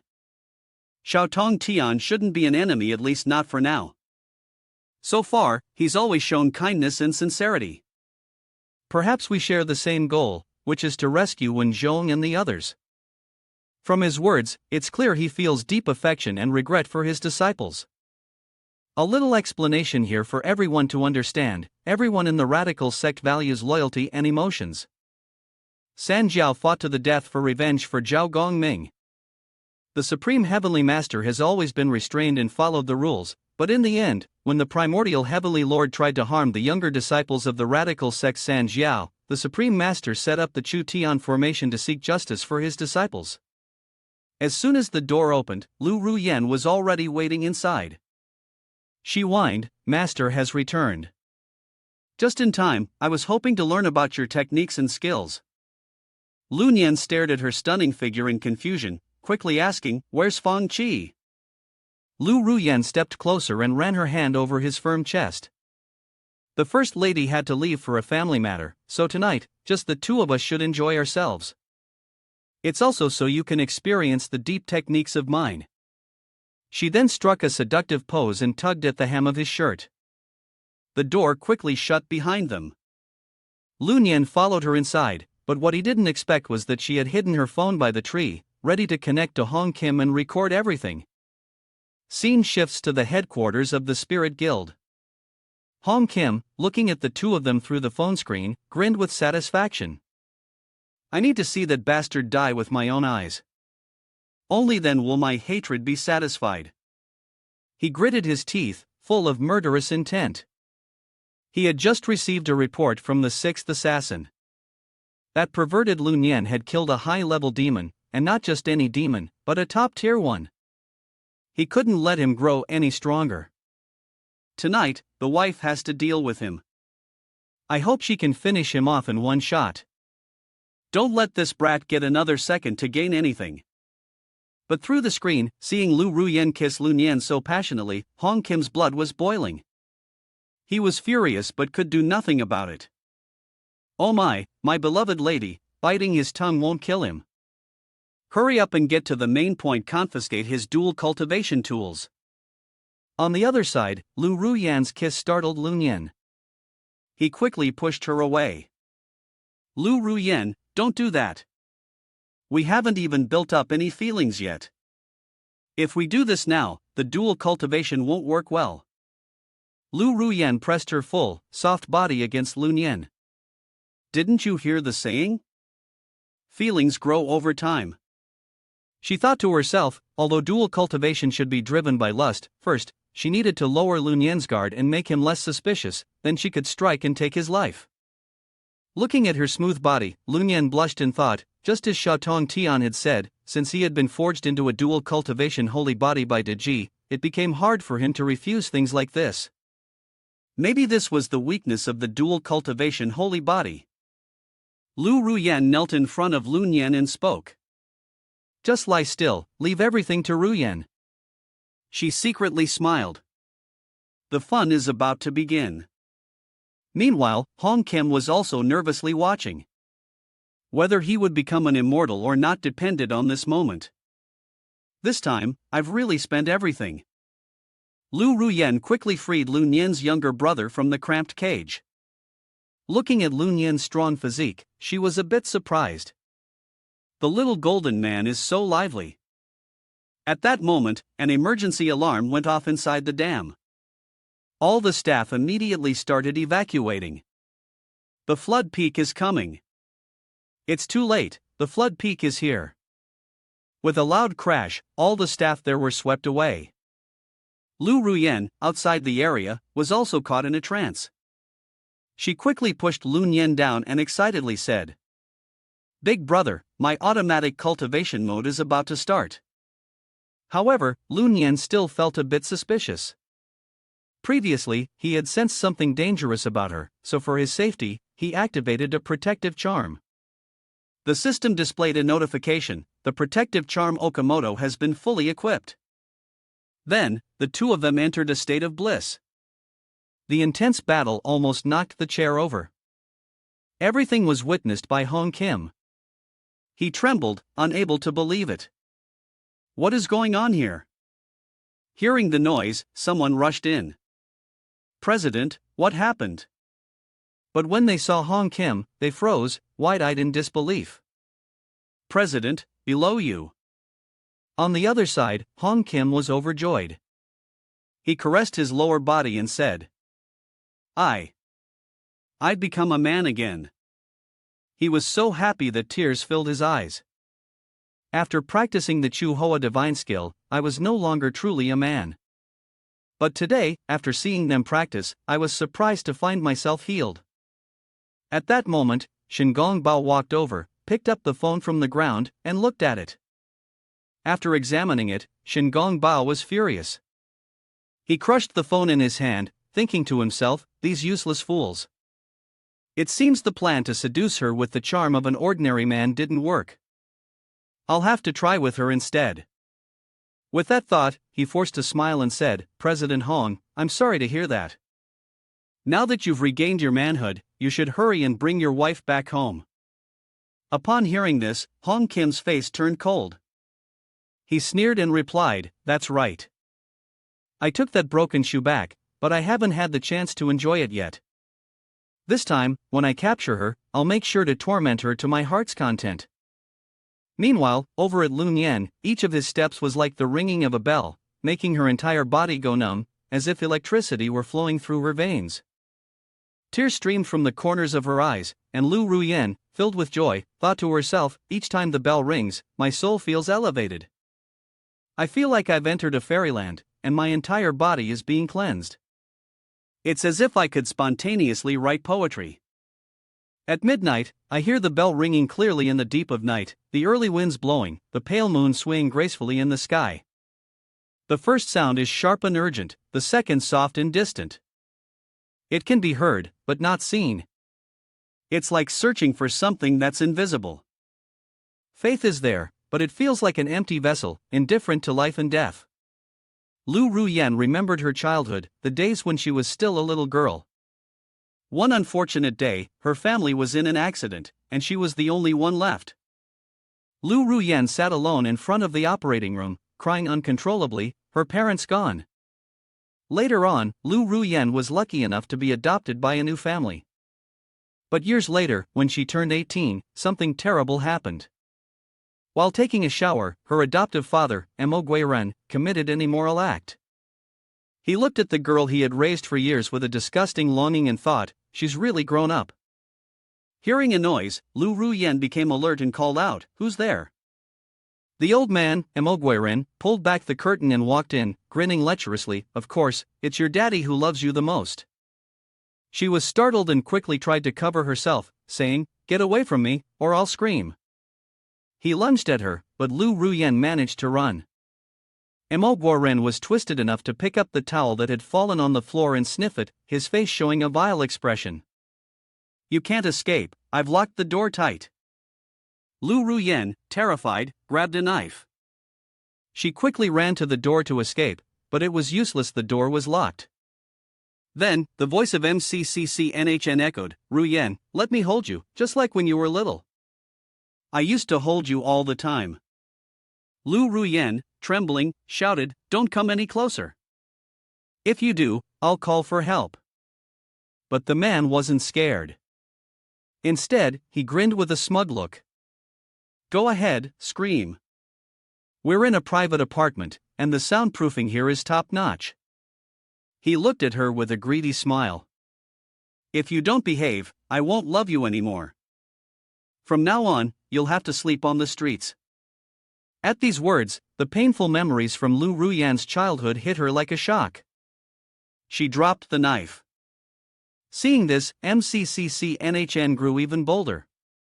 "Now you're being good. After this, I'll give you lots of money." Just then, Lu Ruyan kneed him in the groin and kicked him hard. "I'd rather die than let you touch me." He collapsed in pain, foaming at the mouth. But Lu Ruyan didn't stop there, she went further. The incident was quickly investigated by the police. Lu Ruyan was brought to court. After the investigation, it was concluded that after being kicked and falling to the ground, the victim was further harmed by the defendant. Therefore, there was no basis to claim this was an act of self-defense. Lu Ruyan was convicted of intentional bodily harm and sentenced to 8 years in prison. She was escorted away, but her face showed no fear or hesitation at all.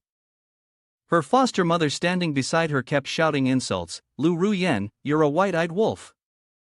Your uncle was just joking when he was drunk. How could you make me?" Everyone at the trial turned their attention to her. "This girl is so malicious, she even dared to cut that part off her uncle. Just look at her, she doesn't seem trustworthy at all. Maybe she seduced her uncle." After that, Lu Ruyan was thrown into a prison. Here, her nightmare continued. She ran into a group of gang members, and soon there was a new one. They immediately pinned her down and shoved a cloth into her mouth to stop her from screaming. The leader of the gang, Shin Suahan, walked over. "Everyone who arrives here has to go through a physical check. The main test is for HPV." Without warning, a girl stabbed 2 fingers into Lu Ruyan's body, causing her intense pain. The painful memories made Lu Ruyan unable to hold back her tears. Seeing this, Lu Nian was a little surprised. He quickly supported her and asked, "Lu Ruyan, what's wrong? Is it really that painful? Should we stop practicing?" But Lu Ruyan just hugged him tightly and said, "No, let's continue." In her heart, she felt deeply moved by his warmth. This guy actually cares about the pain of others? If you looked closely, he didn't seem sleazy at all, almost like a perfect gentleman. Thinking this, Lu Ruyan couldn't help but smile with satisfaction. But Lu Nian was completely confused. What's wrong with her? She was just crying, and now she's smiling. Has she gone crazy from retraining or something? Then, every little movement from Lun Yan made Lu Ruyan shiver all over. She grabbed the seat next to her tightly. I'm about to melt, she thought, feeling like a mermaid in cold water, being held by her master with a warm, magic staff. Lu Ruyan clutched the staff tightly. Thank you, master. This winter, I won't have to fear the cold anymore. Lun Yan, I can't stand it any longer. Please, use the primal force quickly. Lu Ruyan's seductive expression made Lun Yan pause for a moment, then he released the primal force. Once everything was done, Lun Yan, exhausted, fell asleep. Lu Ruyan lay in his arms, thinking to herself, after this kid finishes his training, he just falls asleep. He smells so good. I never imagined training with him would feel this comfortable. She gazed at Lun Yan's handsome face, her heart full of emotions. Although nothing romantic has developed between us, I've already fallen for him physically. This feeling of fullness in my heart is something I've longed for my whole life. Lu Ruyan lit a cigarette and took a deep drag, thinking to herself. At this point, there was nothing more she could do. The memories kept coming back. She remembered the dark days she spent in prison. Lu Ruyan had been gagged and bound, her hands and feet tied up, and then thrown into a pool of water. Tears filled her eyes as fear overwhelmed her. Just then, Shen Suahan walked over. Lu Ruyan, as long as you're my woman, no one will dare to hurt you, he said. With that, Shen Suahan forced her head under the water. A sense of triumph washed over him. Think it through and stretch your toes as far as you can. Lu Ruyan gradually lost consciousness, but all she could think about was one thing: she wanted to live, she didn't want to die. Lu Ruyan quickly obeyed Shen Suahan's command and curled her toes. Seeing this, Shen Suahan smiled smugly. If you're my woman, you should know what to do next. Then, two girls pulled Lu Ruyan out of the water. Shen Suahan yanked her pants down and looked at her, kneeling at his feet. Lu Ruyan quickly understood what he meant. Though she didn't want to, she had no choice but to do whatever it took to satisfy Shen Suahan. Achieving what she had hoped for, Shen Suahan was overjoyed. This is amazing. 8 years later, when her sentence finally ended, Lu Ruyan walked out of the prison, carrying with her a deep sense of hatred. Whoever has wronged me, I will repay them double.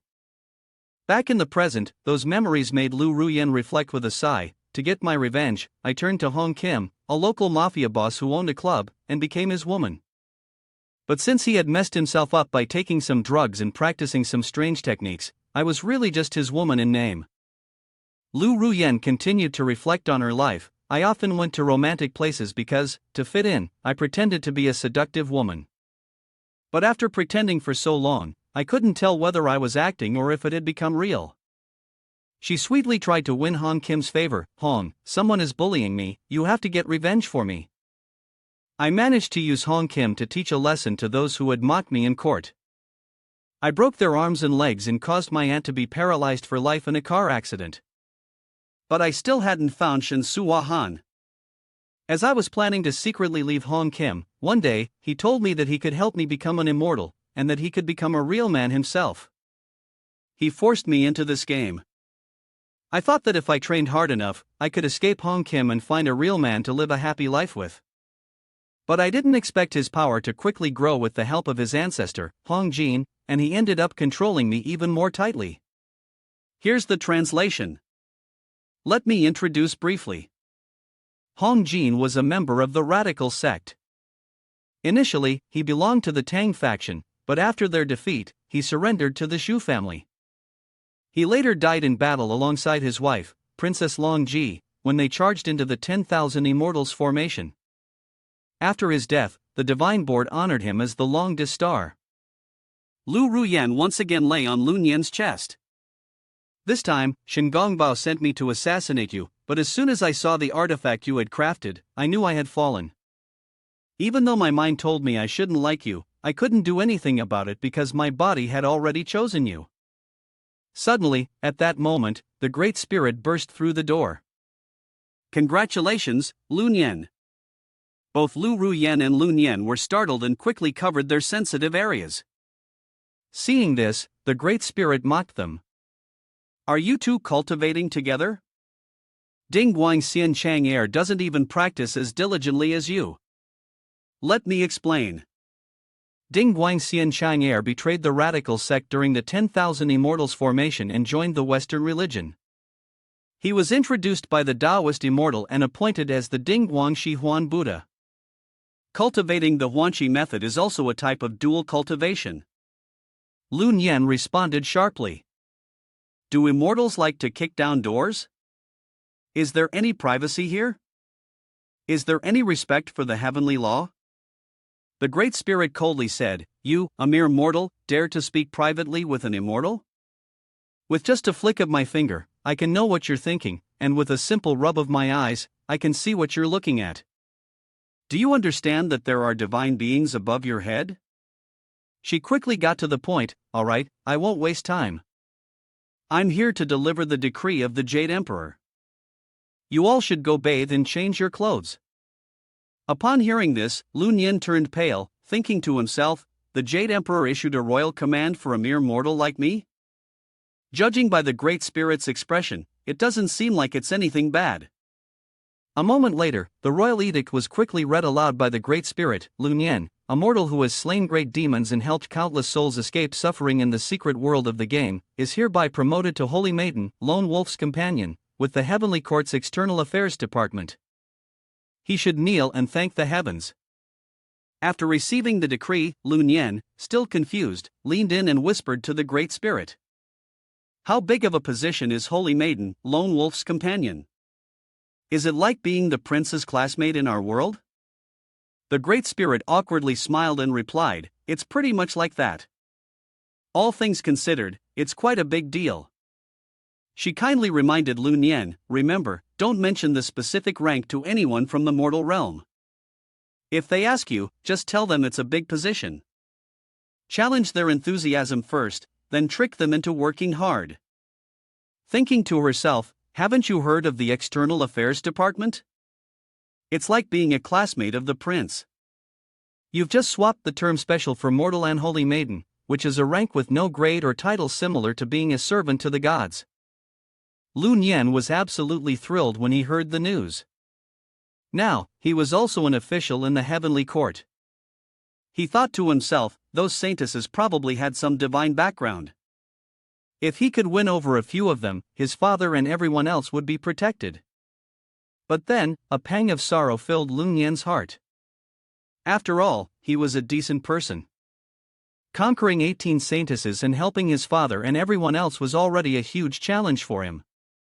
Hearing this, the Great Spirit was stunned. She was left helpless in front of Lun Yin. It was time for her to leave, so she spoke up, I'll go back and fulfill my orders.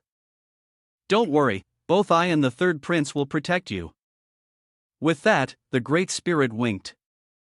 The Grand White Celestial Star Lord took a moment to remind Lun Yin, if you become close with the Lone Wolf, it might lead to a nice salary increase for you in the future.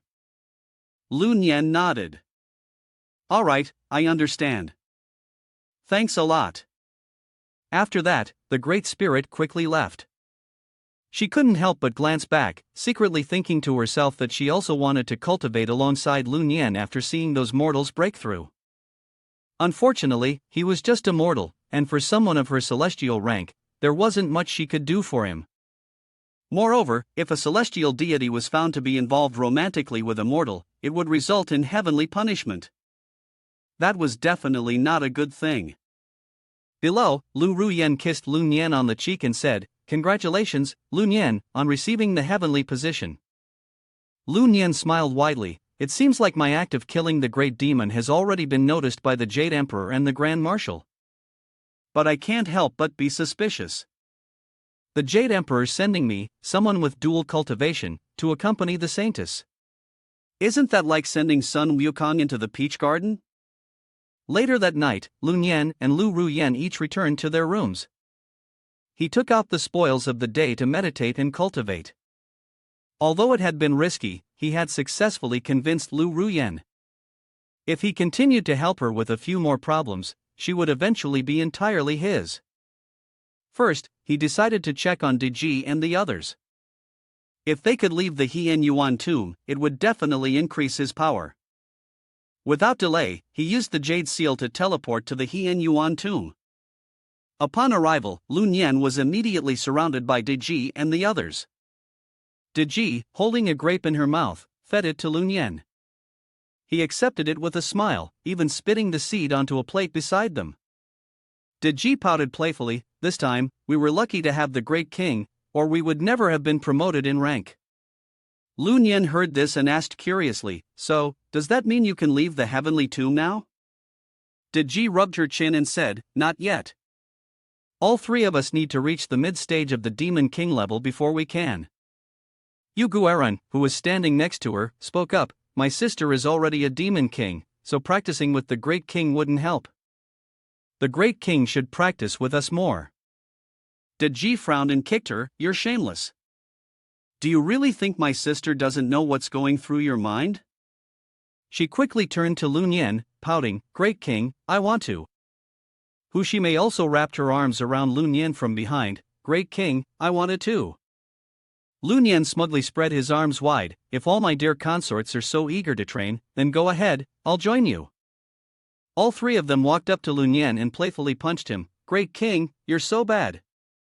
But soon, all three took their positions, and the training began.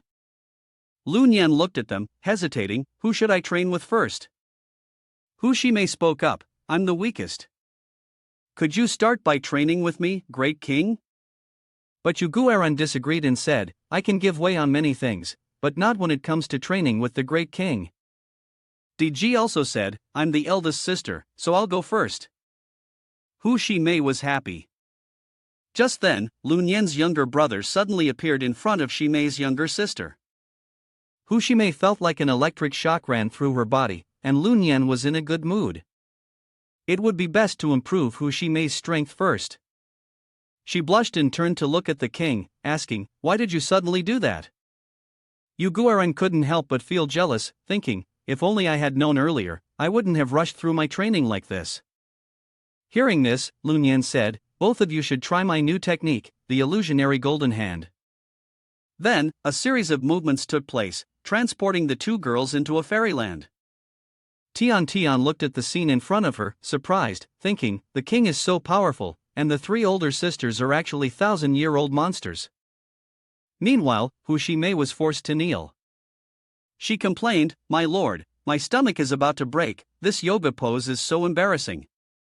Lun Yan slapped her on the bottom and scolded, "Who told you not to train regularly? Out of the three sisters, you have the lowest level of cultivation." Hushime looked at Lun Yan with a slightly pitiful gaze and said, "I'm naturally simple-minded. I hope the king will train with me." Lun Yan felt happy upon hearing this. He recalled past memories, especially the last time when the three sisters, Deji, had controlled his weapons, and now, he could fight them for 3,000 rounds. Deji and Yuguaran couldn't hold back the intense heat within themselves either, and they quietly pleaded, "Great King, we want it too." Lun Yan, feeling proud of himself, summoned the 9 dragons. "Listen carefully to what I say. You must train seriously. Once you leave the Xian Yuan tomb, I will guide you to become saints. As for the things that Lady Nuwa promised you but didn't deliver, let me explain those matters." Lady Nuwa had instructed Deji and brought the disciples of the radical sect into the fold to help suppress the fate of humanity. Once the task was complete, she would help Deji reach enlightenment and become an immortal. However, after the fall of the Tang dynasty, the saints refused to acknowledge this. Thus, Deji was killed and turned into an ordinary person, with her soul imprisoned forever in the Xian Yuan tomb. After thousands of years of cultivation, Deji rebuilt her body and swore to remain loyal only to the new emperor, vowing to help him restore the ancient glory of the human throne. Immediately, a surge of primal energy rushed into the bodies of the group. Lun Yan bound Deji's arms and legs with the 3 dragons of water, and then the 9 dragons were ready for action. A long battle arrow shot straight into the body. Watching this, Tian felt a strange sensation rise within her. She thought to herself, "Watching the elder sisters practice makes my whole body feel so warm." Suddenly, the heat intensified even more, and Tian Tian couldn't help but say, "It's so hot." Seeing this, Lun Yen immediately said, Tian Tian, come and train with us. Upon hearing this, Tian Tian couldn't help but feel excited and moved closer, saying, Thank you, my lord. But halfway through, Did Ji stopped her. She looked at Lun Yen and said, Please, my lord, don't be distracted. Keep helping us train, and leave Tian Tian to me. With that, she got close to Tian Tian, and the two kissed each other. Lun Yen, even though he was watching, couldn't help but blush. He helplessly said, Did Ji, you're stealing my business again. Did Ji immediately defended herself, saying, Tian Tian is free to come and go from the Shang Yuan tomb, but we really need the Lord's help to improve our strength and break through the restrictions. However, the Lord has been coming to the Shang Yuan tomb less and less, and the power of the Honghuang is also gradually decreasing for us. Lun Yen felt guilty hearing this. The reason is that I've been so busy leveling up. But you all probably understand how leveling works, right? Watching the intense scene between the two women in front of him, Lun Yen couldn't help but think to himself, watching them kiss is really making me excited. He immediately felt full of energy. Today, if I don't help you two break through to a small level of cultivation, I won't stop.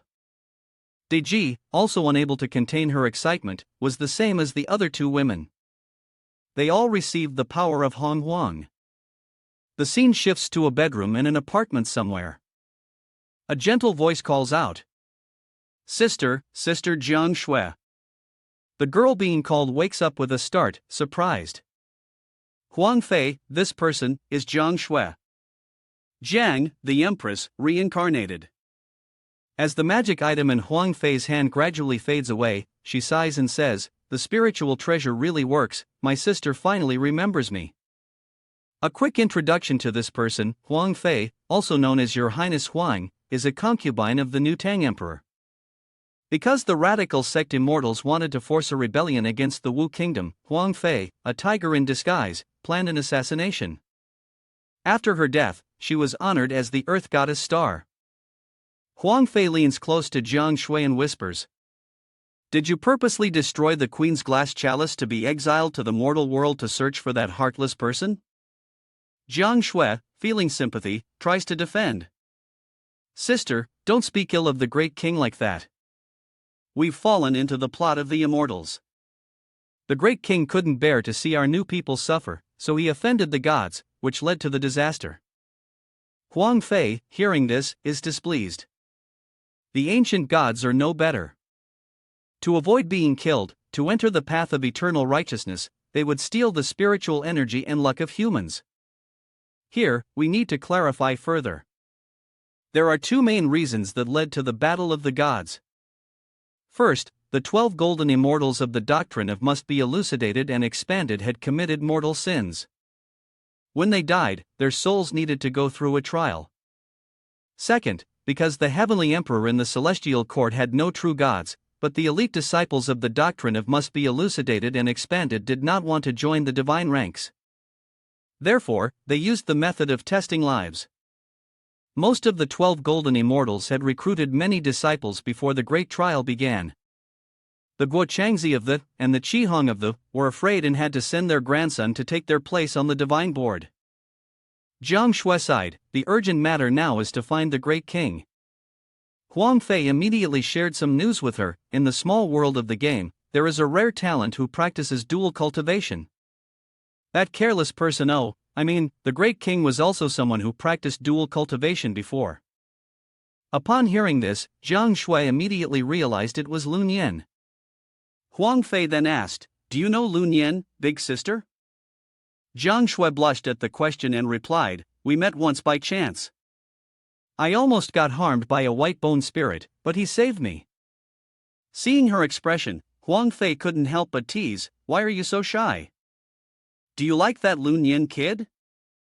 Jiang Shui, caught off guard, blushed even more and lightly hit Huang Fei, saying, You talk nonsense, Huang Fei, here, take this.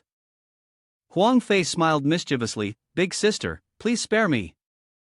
Jiang Shui, still embarrassed, clarified, In my heart, there's only one person, the new great king. I definitely don't love anyone else. Huang Fei, hearing this, hugged her from behind and sighed, "No wonder you're so devoted." If the great king wasn't in such a hurry to restore the ancient emperor's body, and if it weren't for the scheming of the radical sect and the long-sighted, self-centered traitors. If he'd never learned that cultivation technique and become more lustful, he wouldn't have teased Nuwa your highness, nor would he have met DG. It's clear that, in the past, the great king treated you like royalty. Jiang Shui heard this and said, even if the king doesn't fall for the plan, the ancient immortals will not forgive him. She remembered how Ji had once been imprisoned and clarified, the 12 golden immortals had to rely on the luck of the human race to save themselves, and they used the radical sect as a shield to take the fall for them. If this plan fails, there will still be other ways. After Ji was executed, her soul was trapped forever. The world will no longer have an emperor of humanity. And with that, the radical sect will also be destroyed. Your Highness, Nuwa, has to face the consequences of her actions and will be in closed-door meditation forever. At this point, Jiang Shui's tears streamed down her face. How tragic for the king. Not only did he fail to restore the glory of the ancient human emperor, but after his death, he will be scorned by future generations. All of this started with the ancient immortals' conflict. To explain briefly the 6 major crimes of Zhou Wang. First, he didn't use proper imperial relatives and instead trusted slaves. Second, he showed disrespect to the gods and ignored important sacrifices. Third, he favored petty people. Fourth, he was excessively warlike. Fifth, he listened to the advice of women. Sixth, he was obsessed with drinking. Huang Fei couldn't help but sigh, our fate is really hard. Why do the immortals fight like this, and we're the ones who have to suffer? Jiang Shui immediately walked over. Sister, you still have your divine position.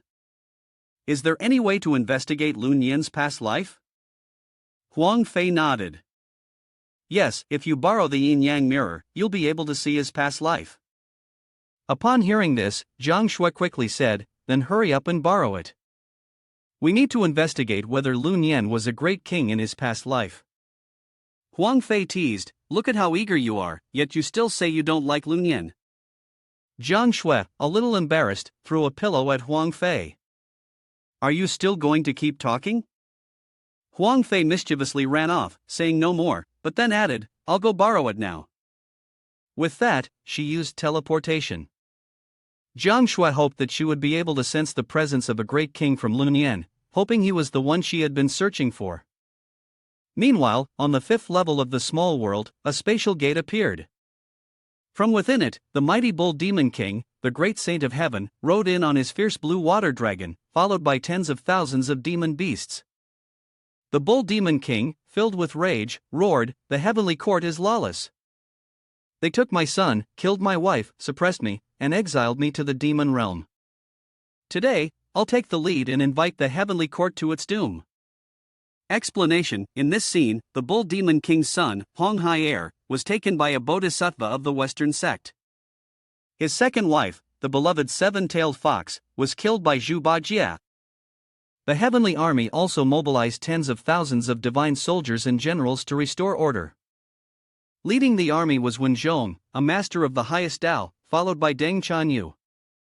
You're eager, and your appearance shows you're ready to volunteer, Wen Zhong said, granting his approval. Immediately, she shouted, raise the battle spirit. Deng Chanyu, a general of the Three Mountain Pass, had been ordered by the Grand Master to fight against the enemy. To explain further, Deng Chanyu had served as the general of the Three Mountain Pass before her death. The divine soldiers behind her shouted, kill. Then, she mounted her warhorse and charged forward. On the side of the Bull Demon King, the Yaksha King, and the top-tier demons, they quickly readied themselves for battle. Let me, the Yaksha King, experience your move. The two sides rushed into combat. Deng Chanyu swung her spear toward the Yaksha King. With a single strike, she cleanly decapitated him. She pulled the reins of her horse and shouted loudly, the enemy general, the Yaksha King, has been slain.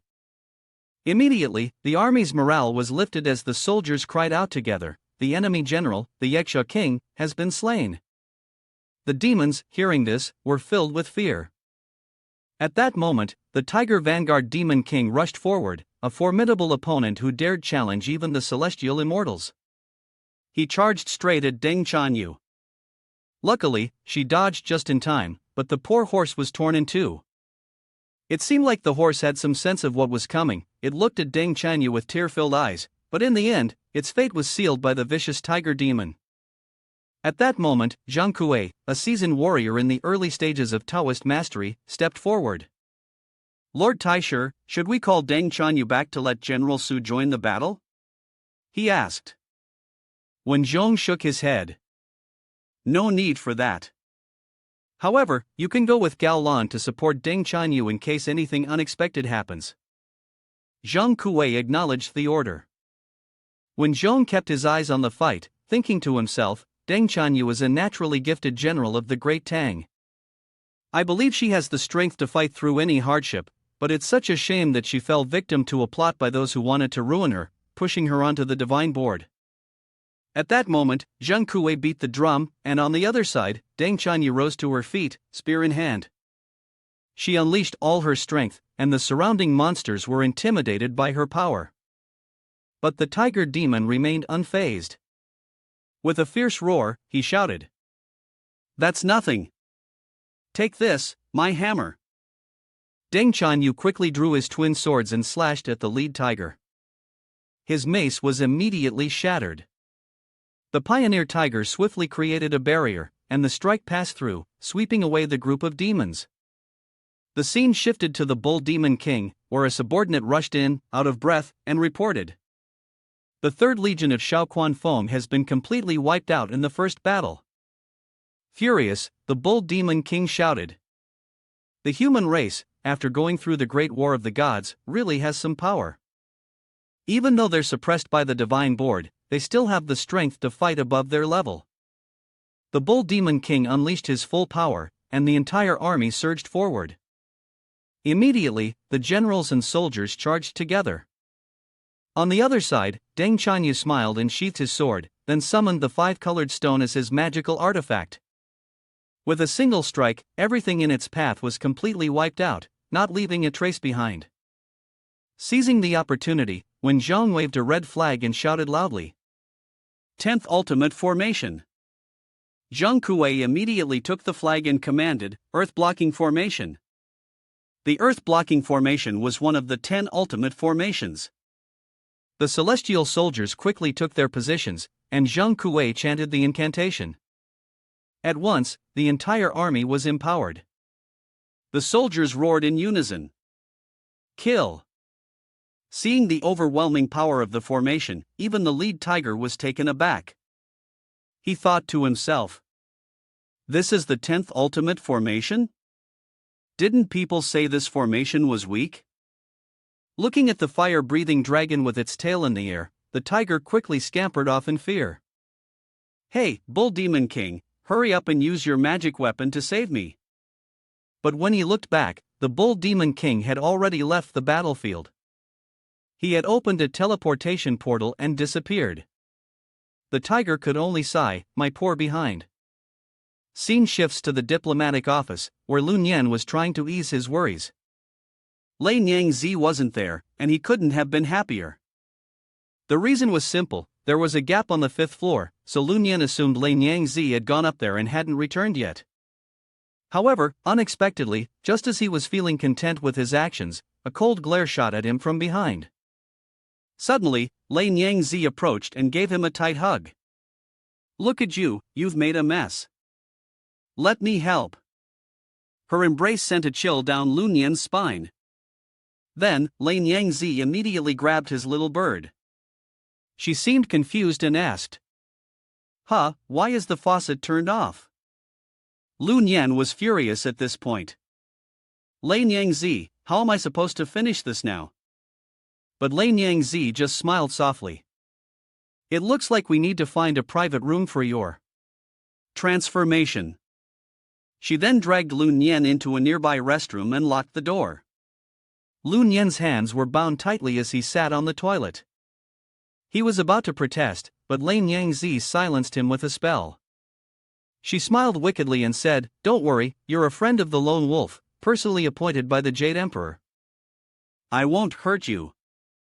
I came all the way down from the 5th floor today just to congratulate you." She then took out a large cup. "Look at this." Lu Nian's face went pale as he stared at it. What was she trying to do? Then, something unbelievable happened. Lei Niangzi began to lower her pants and, laughing, said, "I'm going to pour you some hot beer now." She poured a stream of golden liquid into the cup. She looked pleased with herself. "See? This is the hot stuff." "Sorry, I've been a little tired lately, so my protein levels are a bit high." Just then, the sound of a door slamming from outside startled Lei Niangzi. Outside, Huang Tianchang and the fully ascended immortal were angrily kicking over a water basin. Damn it, the battle was over in the blink of an eye, and all the credit for this mission went to Deng Chanyu. He remembered that when he was just 8 years old, he could kill cultivators like Fong Lin with his human body. If it weren't for the divine board holding him back, he would at least be a true immortal by now. At that moment, a thought crossed his mind. That's right. If he could pursue Lei Niangzi and marry her, maybe through her connection to her father, Lei Zhenzi, he could find a way to get off the rankings. But then he quickly grew disgusted with his own thoughts. Huang Tianchang was handsome and refined. If it wasn't to get out of the rankings, why would he have to pursue that ugly, purple-skinned woman? At that moment, someone walked in. "Hello, General Huang." Inside the bathroom, after hearing the words Huang Tianchang said to her, Lei Niangzi felt a surge of anger and thought to herself, "Huang Tianchang, you dare call me an ugly, purple-skinned woman?" It's because of this neglect that Lu Nian managed to slip away like a fly. By the time Lei Niangzi realized what had happened, Lu Nian had transformed back, wrapped his arms around her, and kissed her. Lei Niangzi was left dazed by Lu Nian's kiss. Had this kid really managed to escape his restraints? Huang Tianchang was just outside. If he found out and it spread, her affair with a mortal would be ruined. While she was distracted, Lu Nian quietly took the freshly brewed warm beer from Lei Niangzi and stored it in his spatial ring. He continued holding her and thought to himself, Lei Niangzi must be concerned about the water issue. "I'll take this beer to the little healer, Xuan for an examination. Maybe she'll have a solution. That way, I can build up some goodwill. But for now, I'm going to teach Lei Niangzi a lesson." With that thought, he immediately used his illusionary golden palm technique to lightly touch around Lei Niangzi's body, unable to hold back a soft moan. Outside, Huang Tianchang immediately heard the sound, and the person with him quickly shouted, "Who's making all that noise inside?" Huang Tianchang's heart skipped a beat. Could someone have been eavesdropping just now? Inside, Lu Nian pointed to his mouth, where he had been silenced, signaling for the restriction to be lifted. Though unwilling, Lei Niangzi had no choice but to grit her teeth and lift the restriction, especially with the loud knocking at the door. "Hey, is anyone there?" With no other option, Lei Niangzi reluctantly released the silence barrier. Only then did Lu Nian sigh in relief. The man pretended to flush the toilet and said, "Sorry, I was squatting earlier, and my leg cramped up a bit." Then, he awkwardly opened the door. "I'm a solitary friend, here for a report. Sorry about the loud noise earlier." Huang Tianchang finally relaxed. He looked at Lu Nian with a look of contempt. As a mortal, Lei Niangzi probably wouldn't even pay attention to someone like you. Since they were standing so close, Lu Nian was afraid that Huang Tianchang might sense his thoughts, so he didn't dare to think too much. Right now, Lu Nian just wanted to take advantage of Huang Tianchang being at the door to leave quickly, to avoid getting beaten to death by Lei Niangzi. After a quick check, Huang Tianchang gave a sharp order, "Go report now." Once everyone left, Lei Niangzi stayed inside. She was furious, her teeth clenched tight. "Lu Nian, the humiliation I suffered today, I will return 100-fold. The scene shifted to an office. Lu Nian followed the directions and called out, "Is anyone here?" No one responded. Just as Lu Nian was about to push the door open, a woman appeared behind him. "This is the External Affairs Department of the game. may I help you? Lu Nian nervously scratched his head and answered, I'm the solitary friend appointed by the Jade Emperor, Lu Nian. Hearing this, the girl immediately recognized him. She exclaimed, oh, so you're the mortal who cultivates both body and spirit, Lu Nian. She immediately walked around, sniffing Lu Nian, then commented, it doesn't seem like there's anything special about him. Lu Nian's face turned bright red. He hesitated and asked, hello, may I ask who you are? The girl introduced herself, hello, I'm Shaoan from the External Affairs Department of the game. A bit about this girl, Shaoan is a beginner immortal of the Fox Fairy tribe. She is the daughter of the Bull Demon King and the Jade-Visaged Vixen. After the Jade-Visaged Vixen was killed by Zhu Bajie, Princess Ironfan adopted Shaoan. When Princess Ironfan ascended to the heavenly court, she arranged for Shaoan to be her attendant. Seeing Shaoan's fair skin and hearing her sweet voice, Lu Nian couldn't help himself. He had to forcefully restrain his strength. No, the weaknesses of my dual cultivation holy body are becoming more obvious. I must control myself. Thinking for a moment, he asked, Sister Shaoan, where is my workplace? Shaoan was surprised, your workplace? Follow me.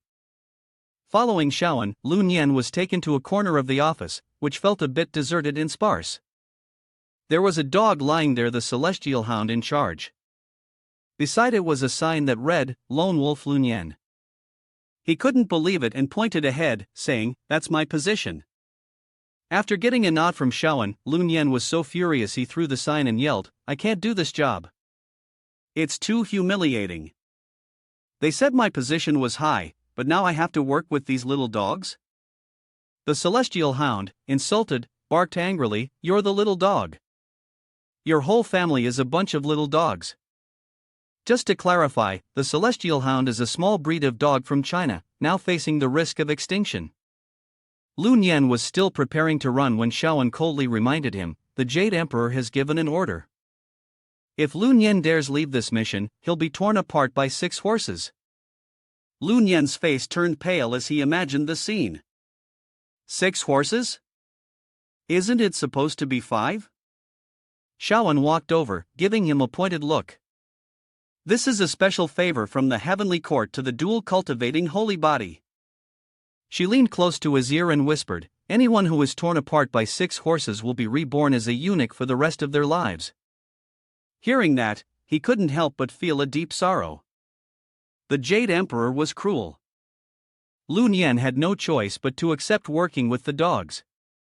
Everyone who passed by couldn't help but sneer. Look at him, he looks like a dog. Lu Nian, feeling insulted, snapped, what are you looking at? Keep staring and I'll make you pregnant. If you're not going to behave, don't blame me for being unfair. I originally just wanted to escape this game with my father and the others, but now, I've decided to go big. I'll turn all the gods into my lovers. Even the celestial hound was disgusted, thinking to himself, finally, I've found someone even more shameless than me. But unexpectedly, someone was hiding behind a wall, watching Lu Nian. It was Aoe, the son of the East Sea Dragon King. He took a puff of his cigarette and thought, this dog-like creature is Naja's favorite? Naja has quite the taste. This misunderstanding stemmed from an AI video of Lu Nian with Naja, the third prince, created by Xiao Siyu. Aoe shot a cold, hateful glance at Lu Nian. But, in the end, it didn't matter. He would use this kid to trap Naja and get revenge for his younger brother's death. With that thought, he flicked away the cigarette and left. Lu Nian shivered, wondering if he was about to catch a cold. At that moment, Shaoan came over and handed Lu Nian a leash. From now on, you need to go to the Ministry of External Affairs every day. Clock in for an hour, then take the celestial hound out for a walk. After that, you can go train and level up. Lu Nian wasn't happy about it. He snorted and said, is there really no benefit to this job? You're just wasting my time for training. Is this how the heavenly realm treats us, the workers? Hearing this, Shaoan smiled and tried to reassure him. Of course, there are benefits. Once you become an immortal, I'll make sure to promote you. But Lun Yan wasn't naive enough to fall for that anymore. He immediately refused. Stop right there, no more empty promises. I've heard that too many times. Though he wasn't thrilled, he reluctantly agreed. Fine, I'll take this little dog with me. Taking it out is better than staying here and being laughed at by others. The celestial hound immediately gave Lun Yan a look that wasn't very friendly. Though it wasn't happy about it, Lun Yan still had to take it for a walk. As soon as they stepped outside, they ran into a beautiful dog walking with its owner. Lun Yan, getting the hint, quietly asked, "Do you want to ride it?" The celestial hound nodded eagerly. Seeing this, Lun Yan casually said, "Go quickly and come back. I'll wait here." At that moment, he noticed Fong Chi walking toward them. Lun Yan was about to call out, but a few people ahead blocked his way. The subordinate looked at Fong Chi and said, "Great King, it's that woman." Meanwhile, Fong Chi was still happily thinking about the fact that this time, Master Fong had given him 2 life-saving magical items, one he gave to Lun Yan and the other he kept for himself. But while they were on the road, she was suddenly stopped by a group of people from the Long clan. "Let me introduce De Jie. He is the 9th son of the king of the Jinghe Dragon, who was once imprisoned by the crown prince of the West Sea Dragon King. After being released, he was appointed as a high-ranking official in the Celestial Court and became the general of the Tai Long King in the 9-tiered game world." Fong Chi was a bit startled when the road was blocked, and a group of small soldiers surrounded them. "Pretty girl, don't go, the Dragon King has taken an interest in you," De Jie said with a wicked grin. "You guys be gentle, don't hurt my little beauty. She needs to be treated like a precious gem." Hearing this, the 2 underlings chuckled lewdly. "Great King, we have an idea." At that moment, Lun Yan was about to make a move and beat up the group, but before he could do anything, Wang Ping suddenly rushed over from who knows where and kicked one of the underlings. The other soldier was furious when he saw this. Wang Ping turned to Lun Yan and said, "Big brother, you don't need to step in. This is a safe area, and I have something I need to tell you." De Jie, seeing that someone had dared to mess with his plans, angrily shouted, "You little brat, how dare you ruin my business?" The subordinate next to him immediately fired a signal flare to call the manager. "Where did these blind idiots come from? How dare they attack the manager in the safe zone? Don't you see that our Dragon King has already issued a special mission for this female player?" Wang Peng sneered and replied, "I only see you guys plotting against my sister-in-law." Wang Peng had learned through the network that the eldest daughter of the Chuishan Corporation was Lun Yan's girlfriend. At that moment, Lun Yan, who had been standing behind, coldly spoke up. "Step aside, cousin. This isn't your business." Seeing this, Fong Chi grew worried. "Lun Yan, don't do anything." Immediately, De Jie and his group surrounded Fong Chi. Seeing this, she quickly spoke up. "I am a descendant of the legendary General Fong, the Pathmaker. I hope the Dragon King will show some respect to my ancestors." However, De Jie and the others burst into mocking laughter. "Pathmaker General Fong, that's quite a high position." He looked at her with contempt, as if the gods on the divine board were less than dogs. His words angered Celestial Hound, who barked in fury. Roughly translated, it said, "What do you mean dogs are beneath you? You're the one who's worse than a dog." Hearing the dog bark, De Jie quickly stepped back in fear. "Whose dog is this? Catch it!" Taking advantage of the moment, Fong Chi quickly ran over to Lun Yan. He stepped forward, adding with a smirk, "Some of you really are worse than dogs, you need to be caught." Being scolded, De Jie was so angry that he was practically steaming. He shook with fury and shouted, "How dare you insult a god, mortal!" Wang Peng immediately stepped in front of him, saying, "Cousin, don't do anything." At that moment, Zhu Ten Lady appeared from the distance and asked, "Who has the nerve to fight in Taifei Mountain?" De Jie pointed straight at Lun Yan and said, "These 2 dared to beat up a staff member and insult a god, so the Dragon King wants to take them away." But Zhu Ten Lady wasn't concerned about that. She raised an eyebrow and asked, if I'm not mistaken, you're the Dragon King's ninth son, right? Why are you causing a scene here on the first level? Hearing about his background, Lu Nian thought to himself, so he's the ninth son of the Dragon King of Jinghe, who was killed by someone. His mother was the sister of the Dragon King of the West Sea. He did something bad in the Blackwater River, so Sun Wukong had to send the West Sea Prince to bring him back for punishment. Looks like he's been released to continue his role as a Dragon King.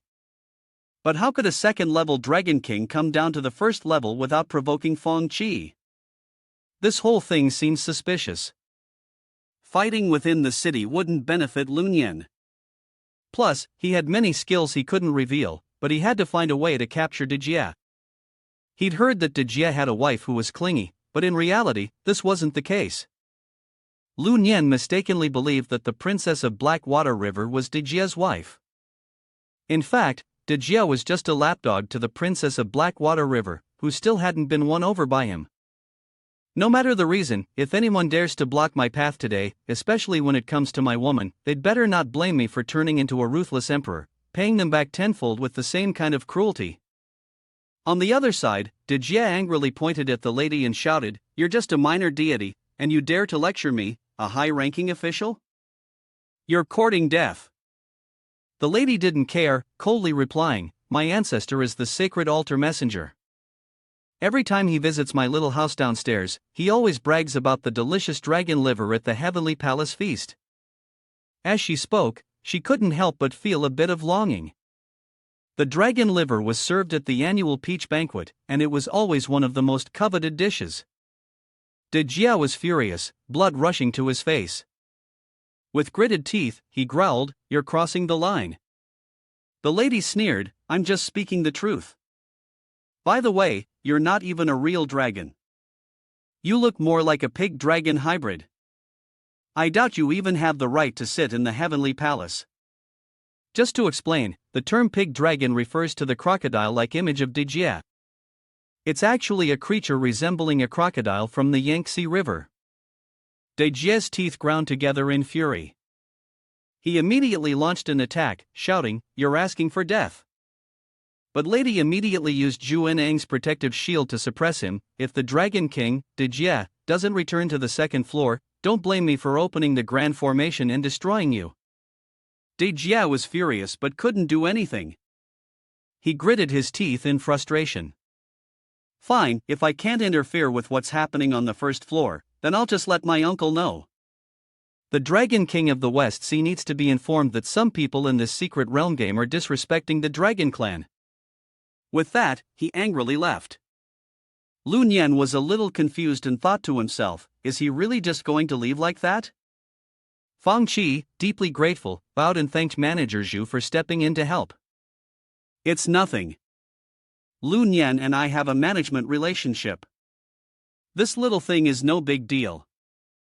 Hearing Feng Qi's confusion, the manager realized she had misspoken, so she covered her face and hesitated. "Right, what I meant to say is that the term management relationship refers to a shared commitment to a common goal. Zhang Xiaobai is a descendant of Zhang Ziya." Feng Qi was surprised and said, "Oh, so that's what it means. It's a good thing I actually paid attention in class back then. So, you two are close friends." At that moment, Lady walked over and leaned in close to Lu Nian, whispering, "Do you think I could invite my close friend over to my house to fix the plumbing?" This startled Lu Nian, but Feng Qi, who was clueless and didn't understand, scolded him. "Look at you, even fixing a friend's plumbing and you have to drag it out like this? Hurry up and go already." Lu Nian quickly made an excuse, saying he had to go back to the building to return the dog. He felt a little nervous inside, secretly thinking that her plumbing issue wasn't just a simple fix, it was like a bottomless pit. Feng Qi then said, "Let me help you return the dog. Remember to come back soon." The lady, extremely pleased, took Lu Nian with her. Wan Peng was left in the dust, crying silently. "Hey, cousin, have you forgotten about me?" The scene shifted to the lady's house. It was a modest apartment, with a pot of delicious-smelling chicken soup simmering on the stove. The lady was thrilled, deciding to eat first to gather her strength. Meanwhile, Lun Yen sat anxiously, his mind racing. What if the little piglet found out about this? Would he go to Zhu Bajie's ancestors to complain? A quick explanation: Zhu Ten Lady is the daughter-in-law of Zhu Bajie. Since Zhu Bajie had no biological sons, his adopted son came from his brothers. At that moment, the lady brought out a bowl of wolfberry chicken soup, gazing into the pot as Lun Yen muttered to himself. Why are there so many wolfberries? She ladled some soup into a bowl, speaking softly. Don't move. Let me feed you. Open your mouth. Lun Yen reluctantly opened his mouth, but as the spoon approached, the soup was so hot it almost burned his tongue. Seeing this, the lady quickly grabbed a towel to wipe his mouth. Is the soup too hot for you? Lun Yen, embarrassed, said, I can feed myself. It's like you're treating me like an invalid. But the lady shook her head. No, I don't want that. I like feeding you. Then, she took a spoonful of soup herself and fed it to him directly from her mouth. This was completely unexpected and caught Lun Yen off guard. He ended up with a nosebleed from excitement. Who knew eating could be like this? A while later, the chicken soup was gone. The lady pouted, Look, you've eaten your fill, but I'm still starving. Lun Yen awkwardly replied, The food was so good that I didn't even notice when I finished. Let me help you order more. But the lady smiled and said, My mouth is already full, do you understand? Hearing that, Lun Yen could only cry silently. He knew it would be like this. The two quickly moved into the bedroom, their gazes full of affection. The lady said, Well, I'm going to start eating now. Immediately, Lun Yen dove deep into the blue ocean of her affection, and the whole house shook violently. Lun Yen gritted his teeth and said, Lady, I want to pour all my strength into you. The lady, excited, replied, I've reached the final stage of my cultivation, go ahead. Lun Yen bit down hard and unleashed a powerful burst of energy into her body. Instantly, her cultivation level skyrocketed. Afterward, the two of them just held each other, feeling content. At that moment, a knock came at the door. Mom, are you there? Something's wrong. Your son Lun Yen is in trouble. Hearing this, the two of them quickly hugged each other in panic. The little piggy continued, Mom, something's happened to Lun Yen. The Dragon King of the Four Seas wants. Inside, the lady had hidden Lun Yen under the blanket, nervously trying to stop him. Son, I'm not feeling well today. You go to the Tian Sun Trading Guild first, and I'll join you later. Hearing this, the little piglet asked worriedly, Mom, why is your face so red? Are you feeling sick anywhere? Under the blanket, Lun Yen quickly thought, the little piglet probably won't lift the blanket, so I'll just keep quiet for now and see how things go. Noticing the little piglet's concern, the lady quickly responded, Don't come over here. I'm practicing my cultivation and still absorbing some toxins that haven't fully been processed yet. If you come over, you might get infected. Relieved, the little piglet said, As long as you're okay, that's good. I'll wait for you at the trading guild then. With that, the little piglet turned and left. He thought to himself, Mom has practiced like this before, so it's probably nothing to worry about. But at that moment, his eyes caught sight of a foot sticking out from under the blanket. He didn't say anything but quietly left. As soon as the little piglet was gone, Lun Yen quickly got up. Well, I'll head out first, he said. The lady immediately reminded him, putting on her cloak before heading out, watch out for the bushes, and if anything happens, run immediately. I'm worried the little piglet hasn't gone too far. Hearing this, Lun Yen immediately used the fire silver needle to check the situation. I didn't expect that behind the bush outside the door, the little pig was lying in wait, ready to catch someone in the act. He looked on helplessly, knowing that no one understood his son better than his mother. Sure enough, the little pig was hiding in the bush, so Lun Yen used his white bone 8 transformations technique to turn into a mosquito and quietly slipped away, leaving behind the little pig, who was still waiting with red eyes. Afterward, Lun Yen returned to the star-picking tower, and Xiao Chonyang immediately came to serve him. She lay beside him, gazing at him with pleading eyes. "Great king, please use the golden finger technique that made me surrender last time." I really liked that. Lu Nian smiled and replied, "How can a finger be as powerful as the 9 dragons?" He remembered that Xiao Chonyang's loyalty had reached 50%. Please choose the hand and foot massage skill. It can open the meridians, boost immunity, and is very effective for treating hidden injuries. Lu Nian, full of affection, thought to himself that this time, he would help her improve her abilities a little. Upon hearing this, Xiao Chonyang's eyes lit up with happiness. She hugged and kissed Lu Nian. "Really? Thank you, great king." Lu Nian quietly considered that while he could directly order Xiao Chonyang to help him with things, like treating Lin Yangzi's skin, he still needed to give her some benefits so she would dedicate herself wholeheartedly. When the little piglet mentioned the Four Seas Dragon King, it seemed like I needed to hurry and catch Lin Yangzi, asking my father, Lei Zhenzi, to protect me. Naja has been missing recently, and Wen Taishu is not here either. If the Four Seas Dragon King shows up, I'll be in real trouble. Naja has already been sent to the edge of the Divine Realm, and Wen Zhong is still fixing the gap on the 5th floor. At this moment, Xiao Chonyang sat on Lu Nian, her back to him. She turned around and said, "Great king, lie down. I want to practice on my own." Lu Nian's mind flashed to the image of old man Shuangguo riding a donkey and laughing loudly. Meanwhile, Xiao Chonyang began her practice, breathing heavily as she said, "This yoga pose will help me improve my cultivation quickly." Behind her, Lu Nian couldn't help but gaze at Xiao Chonyang's smooth, white back, his nosebleed starting. Her back was really beautiful. He slid his hand up her back, making her shiver as if an electric shock ran through her. Xiao Chonyang teasingly scolded, "Great king, you're so naughty." "Great king, let's change the pose, I feel like I'm about to break through." Then, Lu Nian left her and went to find Feng Qi. He stared at the jade pendant he had obtained earlier, thinking about it.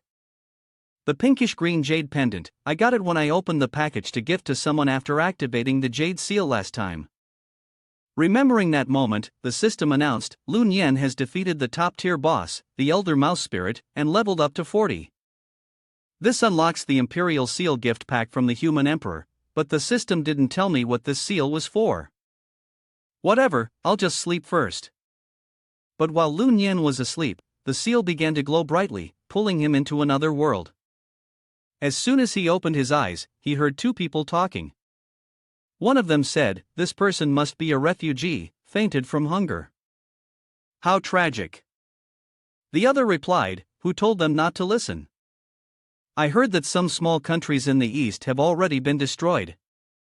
Let me explain a bit about this world. The ancient demon clan, also called the One-Eyed Nation or the One-Eyed Tribe, is described in the Shanhai Jing, classic of mountains and seas. They are giant, one-eyed beings, towering and skilled in combat. They often invade neighboring tribes and follow the ancient custom of cannibalism."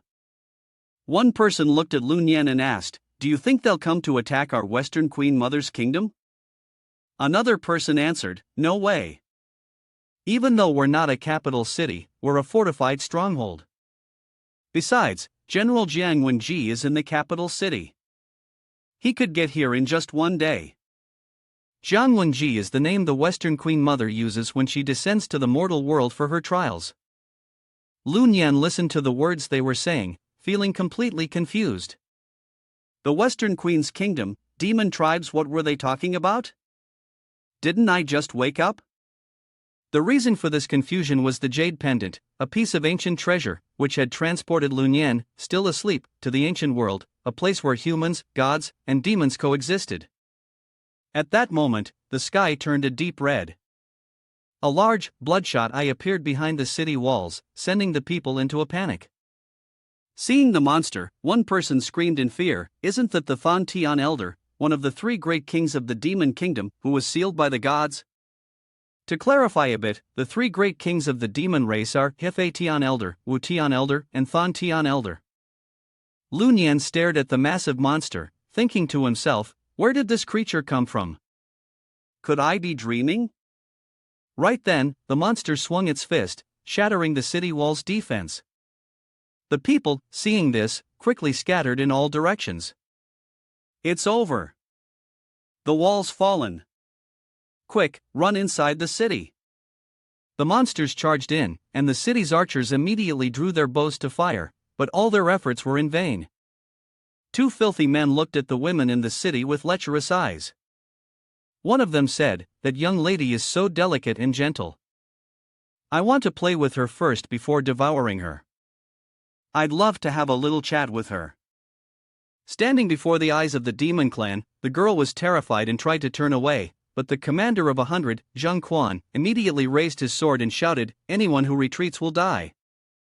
First, let's get the people to evacuate to the inner city. General Jiang Junchang will arrive soon." Tian Junchang was the capital of the Queen Mother of the West's kingdom. The monster roared loudly in front of the commander of 100, then grabbed him and swallowed him whole. The soldiers on the wall, stunned, watched in silence. Commander of 100 is dead. Run, everyone, scatter quickly. A drop of blood dripped onto Lun Yan's face, and he silently thought, is this a dream? Why does the smell of blood feel so real? At that moment, he saw two frightened girls behind him. He immediately ran over to cover their mouths, one eye still staring ahead. "I've found you." Seeing the hand reaching toward them, Lun Yan quickly grabbed the two girls and ran off. Whether this is a dream or not, saving them is urgent. "First, I need to hide them." One of the girls spoke up, "Big brother, I know a safe place. There's an underground shelter over there." The scene shifted to the inner city, which was packed with people. Voices shouting everywhere, some pushing forward. "All you country folks from the outskirts, move out of the way. Let me through. I'll pay you, just let me pass. But if the officer kicks him, line up properly." Li Chang was furious. "I've always lived inside the city. Why do I have to stand in line with these country folk outside the walls?" The officer kicked him again. "Damn, because I'm the country bumpkin you're talking about from outside the city." Just then, a wounded soldier came over. "Li, commander of 100, they're all dead." Hearing this, his hand, holding the sword, trembled. He raised his sword and shouted, "Brothers, let's charge." A little while later, on the battlefield, the officer had been severely wounded. He hugged his own body and cursed, "Damn it, Zhang Quan, damn you. You can't have gone far. Wait for me." He immediately got up, charged forward, and yelled for an attack. But in the end, the entire squad was wiped out. Scene shifts to an underground cave. Lun Yan was holding two little girls. "Don't be scared. Tell me your names. Where are we? What's up with that one-eyed giant outside?" The two girls answered, "I'm Jiu Xin, and she's Jiu Su. This is the fortress of the Western Queen Mother's kingdom." The one-eyed giant outside is a member of the demon race, also called the One-Eye Tribe. Upon hearing this, Lun Yan thought to himself, Western Queen Mother's ancient kingdom, the One-Eye Tribe. This is the era written about in the classic of Mountains and Seas. The ancient primordial age. No wonder this place feels so full of spiritual energy. Only a place with this much spiritual power could give birth to such monsters. Suddenly, at that moment, Lun Yan's jade pendant lit up, and a screen appeared from within it. The jade pendant, a rare and precious artifact from the primordial chaos, was a time-based treasure that could send its wearer through time to the primordial era. The time reset is 1 week. To activate it, you must consume the treasure. If the traveler dies or the time travel ends, they will be forcibly sent back to the original world, and their health will be restored. The time-traveling spiritual energy lasts for 24 hours, the post-primitive spiritual treasure lasts 1 week, the post-primitive supreme treasure lasts 30 days. The primordial spiritual treasure lasts 1 year, and the effects of the primordial supreme treasure are unclear. To clarify the classification of these items, post-primitive spiritual treasures, post-primitive supreme treasures, primordial spiritual treasures, primordial supreme treasures, and chaotic supreme treasures. After reading this, his face darkened, and he thought, I admit that recently I've been managing my time more, but there's no need to gift me a time-based treasure and send me to such a dangerous era like the primordial chaos. Here, whether you're a regular person or a one-eyed giant, everyone is surrounded by spiritual energy. If this were the future, even that would be considered close to transcendent power. As for a mortal like me, if you even touch me for a moment, I'd either be dead or crippled. It's absolutely essential to head to the star-picking tower one day to patch up the defense layer. Seeing him muttering to himself, Jiao Xin and Jiao Su stared at him, confused, and asked, "Who are you talking to, big brother?" Suddenly, a loud thud echoed above their heads. Lun Yan jumped in surprise and quickly motioned for silence. The voices of the one-eyed monsters came from above, and they could sense human presence below. They were eager to feast. "Dig, dig," the man sitting next to them laughed joyfully. "The killing intent created by the fear before humans die is the purest, perfect for offering to the boss to evolve his weapon." One of them spoke up. "The Heavenly Village Elder and most of the team have gone to ambush Quan Man Ku. Hurry, we need to move out too." Hearing this, Lun Yan's hand clenched, trembling with anger. He thought to himself, these disgusting human-eating monsters, even though I could shrink and escape, these two girls would definitely meet a terrible end.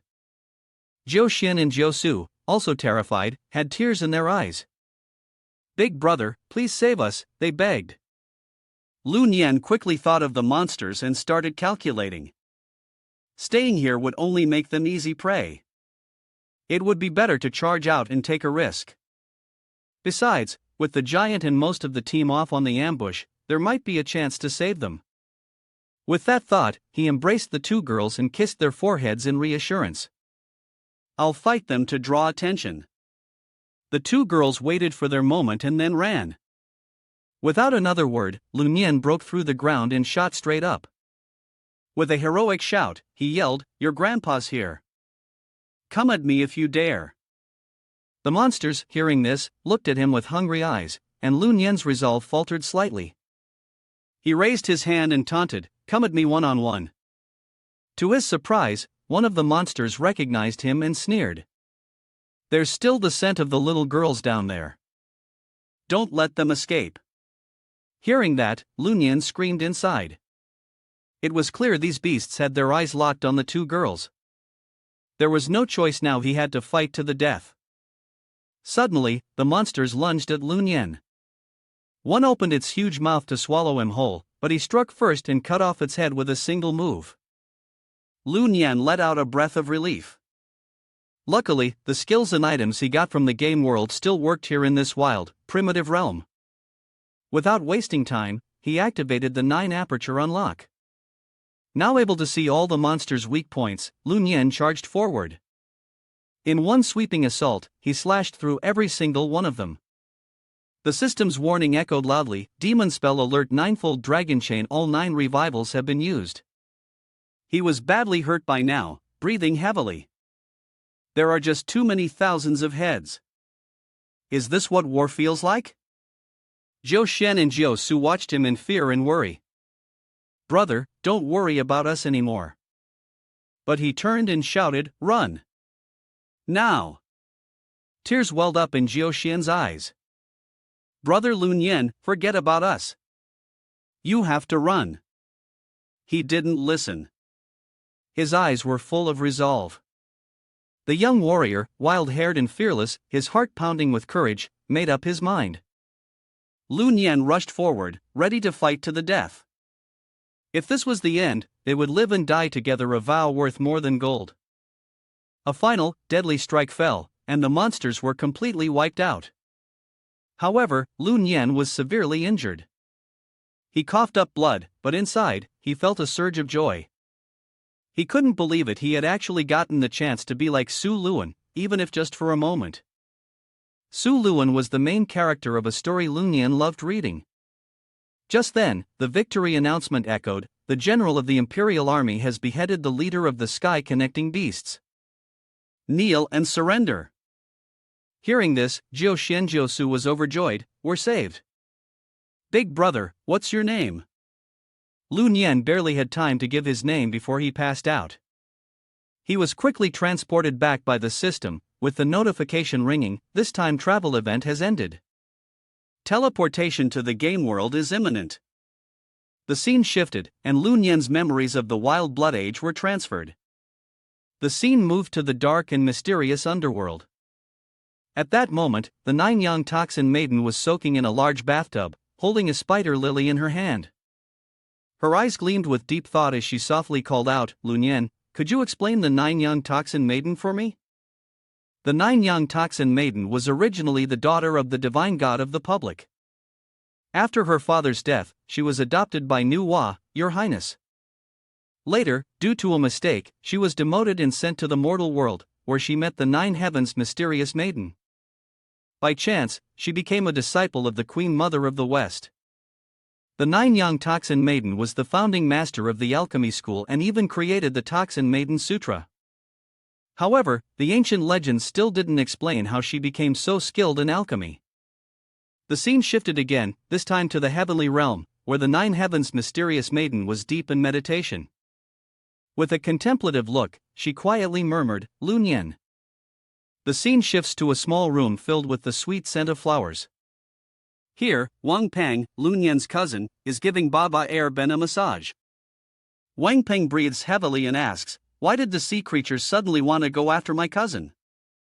Baba Air Ben responds, "When Ao Bing was fixing the hole in the 5th level game, he was struck and crushed, leading to his death. The East Sea Dragon King was furious.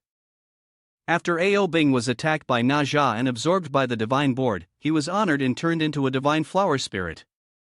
Wang Peng still has many questions and asks, "What does Ao Bing's death have to do with my cousin?"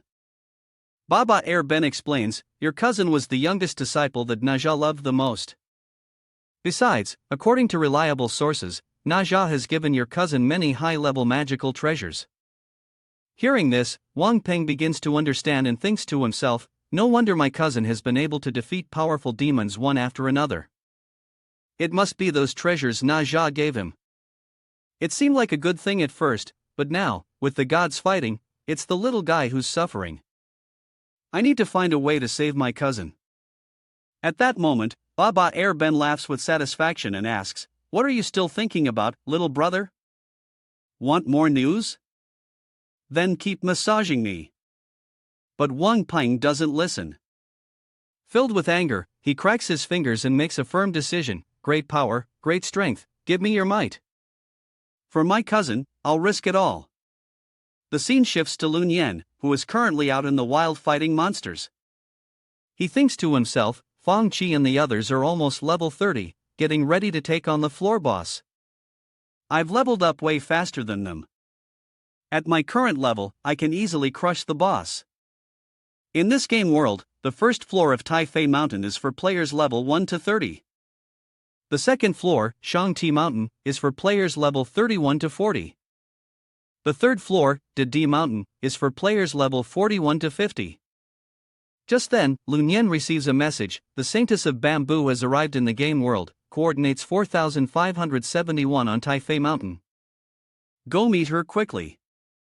Seeing the message, a sly gleam appears in Lu Nian's eyes as he thinks, "The Saintess is here. If there's a girl around, I'm not one to miss an opportunity." At that moment, an arrow speeds toward him. He quickly dodges and thinks, "This isn't good. There's a water tribe army closing in on me right now. Why are all these water tribe creatures monsters?" He charges forward, dealing blow after blow to take them down, but there are so many of them. At the same time, in another place, the holy woman of the southern bamboo, Padukai and I, was captured by a group of people. And those people were none other than Huang Yi and her followers. She even boldly started a livestream for everyone to watch. The people had already set up the massive rocket in the square. As soon as they saw her livestream, they were all shocked. "Look, a woman's been caught by a demon." Kainie's image was displayed on the big screen for everyone to see. Meanwhile, Huang Yi walked over and grabbed Kainie's pale, delicate neck, eyeing her hungrily and saying, "So this is the southern bamboo holy woman? Smooth skin, soft flesh, she must taste delicious." Everyone couldn't hold back their disgust at her behavior. This demon was so arrogant, daring to capture someone in broad daylight. The girl standing next to them couldn't help but speak up. I heard that recently, large cracks have appeared in the 5th level, and many demons have slipped through. A man nearby sighed in frustration. I'm still not at level 50 yet. Even if I die, I won't get a chance to become a heavenly soldier. Who is this southern bamboo holy woman? A foreign cultivator? Someone else couldn't contain their anger and cursed. What is the management doing? Is Wenjong just useless? On Huang Yi's side, she was touching Kaine's body, praising her. Great figure, so firm and bouncy. Then, she touched Kai and I in a very inappropriate place, making her jump in fear and scream. Please, don't. At that moment, the Bull Demon King walked in and said, "Had enough fun?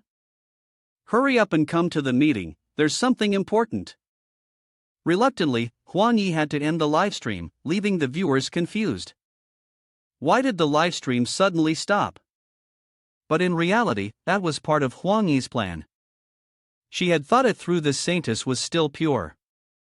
If the livestream continued and she absorbed her energy, the results would be quite surprising. The Bull Demon King heard this and sneered, such a nasty habit. Lord Laho had told her not to hurt the saintess and to focus on the main task first. After explaining, it was clear that the saintess's body was still in a state that hadn't undergone any certain actions yet. The scene shifted to the meeting room, where Ao Bing had been waiting for a long time. When the two arrived, he spoke up, "Bull Demon King, Huang Yi, the Demon Queen, you've arrived." Seeing Ao Bing, Huang Yi was a bit puzzled. Why was Ao Bing here? Wasn't he a deity of the Divine Board? After Ao Bing was killed by Naja, the Divine Board had taken him in and made him a flower among the gods. The Bull Demon King then explained to Huang Yi. Ao Bing has been persuaded by me, he's now on my side. I used Lord Laho's magical artifact to cut off the Divine Board's pursuit, and it can be used 3 times. Each time, it can sever the connection for 10 days. To completely cut off the ties, the only option is to destroy the board or escape to the demon realm. As he spoke, the Bull Demon King took out the Water Moon Mirror, a magical artifact that Laho had given him. Ao Bing stood up, fuming with anger, and said, "Naja took my tendons, and then the Divine Board bound me for 1,000 years. I can never forgive him for this. I'm about to head to the demon realm, and who knows when I'll be back. But before I leave, I have to kill Lady Ao, the woman my father loved most, and Lun Yen, his closest younger brother. I'll make them suffer the same way I have, to heal the wounds I've carried for 1,000 years." The Bull Demon King, listening closely, praised Ao Bing while subtly flattering him. "Exactly, a tragic past like yours should be avenged with the blood of your enemy's entire family." He thought to himself, "This is perfect. I'll use your thirst for revenge to stir up chaos in the little world of the game. Hopefully, it'll lead the Dragon Clan to betray their own and side with the demon race." After thinking this, he turned away. The situation had calmed down for now, and it was time to meet Xiaoan, the daughter with the jade face. With a loud pop, the Bull Demon King transformed into a small, adorable bull. He was quite pleased with himself for having taken a transformation pill, which changed his appearance and erased all traces of his demon energy. Now, no one would recognize him. Meanwhile, in the square, the Heavenly Realm had just issued a statement to all servers, announcing that due to the poor performance of the Foreign Affairs Division of Taifei Mountain, the Saintess of the Southern Bamboo had been kidnapped by a vile person. If they didn't find the Saintess in 3 days and capture the culprit, Xiaoan, from the Foreign Affairs Department, would be demoted to a mere mortal, and Lun Yen, also from the Foreign Affairs Department, would be torn apart by 6 horses. This news quickly spread, causing Xiaoan to collapse in her office at the Foreign Affairs Department. She couldn't believe what she was hearing, and tears filled her eyes. Isn't Lei Nyangzi the one in charge of the lookout? Shouldn't she be the one responsible for this? What does this have to do with me? I'm just a humble servant of the ancient gods, not the head of the Foreign Affairs Department. To explain a little about the role of director here, the director of the Foreign Affairs Department in Taifei Mountain is called the head female.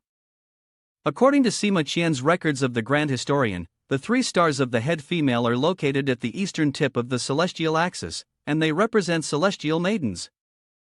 Meanwhile, the Book of the Later Han mentions that the celestial head female, also known as the true female of the Emperor, is said to be the daughter of the Heavenly Emperor. This news also reached Hasu, and she was extremely worried about Lu Nian. She started thinking, Lu Nian's in trouble. I can't just sit here, I have to find Ha Xianzi. Bai Ji, who was standing behind, smirked quietly to himself. Lu Nian, I never thought I'd see you in this situation. I think you're as good as dead this time. Meanwhile, over at Lu Nian's side, after a tough battle with the aquatic creatures, he was exhausted but thankful for his experience in large-scale battles from the ancient chaos period. Otherwise, he would have had to transform and run for his life. At that moment, an announcement came through: if the culprit behind the capture of the Saintess of the Southern Bamboo isn't found within 3 days, Shaoan's jade face would be stripped of its divine power and sent down to live as a mortal. Meanwhile, Lu Nian from the Foreign Affairs Department would be tortured by the 6 horses. Lu Nian was stunned when he heard this. He had been ambushed, and the Saintess was taken by a demon. How could things possibly be this coincidental? But at that moment, a thought suddenly crossed his mind, and he immediately noticed the punishment. His face turned pale. Wait a minute, I'll be torn apart by the 6 horses. Lu Nian quickly used his strength to run back. Damn, if something goes wrong, it all falls on me. Just wait until I get stronger, I'll definitely break through the southern heavenly gate and attack the Jade Tower. He quickly arrived at the entrance of the dungeon, Lan Rua Temple, to meet Shaoan. As soon as he saw her, Lu Nian said, Shaoan, I. But before he could finish, Lu Nian was slapped. He didn't understand, feeling angry as he said, Why is this crazy woman hitting me? Shaoan trembled and replied, Do you know how much I've struggled to get to this point? I thought I could become a full-time employee. After finishing the work in this game's secret realm, I thought I'd finally be able to stay with my mother forever. Now everything is ruined. Shaoan said that her mother was the adoptive mother, Princess Tai Fan. With tears welling up in her eyes, she ran up to grab Lu Nian's clothes and scolded him. Because you didn't bring the Saintess on time, I'll be banished to the mortal world, and I'll never be able to stay with my mother again. Lu Nian quickly stopped her and explained, First, I was just attacked by demons. Second, I'm also a victim here. If this case isn't solved, I'll end up being torn apart by those horses. Third, we must solve this case within 3 days. Shaoan was left confused, thinking to herself, he says the case can be solved in 3 days, and even uses the word we. What role do I play in this? I have no idea how to solve this case. At that moment, Lu Nian's image in Shaoan's mind turned into the brilliant detective Sherlock Holmes from England. In her imagination, she stood proudly next to Lu Nian, thinking, Sherlock Holmes. That means I'll be Watson. Meanwhile, Lu Nian was deep in thought, planning his next move. Although he still had the memory of the demon attack, the distance was too great, and even if he opened up all the 9 bloodlines, he wouldn't be able to trace it. Just then, the image of the celestial hound appeared in his mind. Lu Nian was overjoyed. I've got it, that stupid dog. He quickly grabbed Shaoan's hand. Come with me. Shaoan felt a sudden jolt in her heart. She wondered, why is he suddenly holding my hand like this?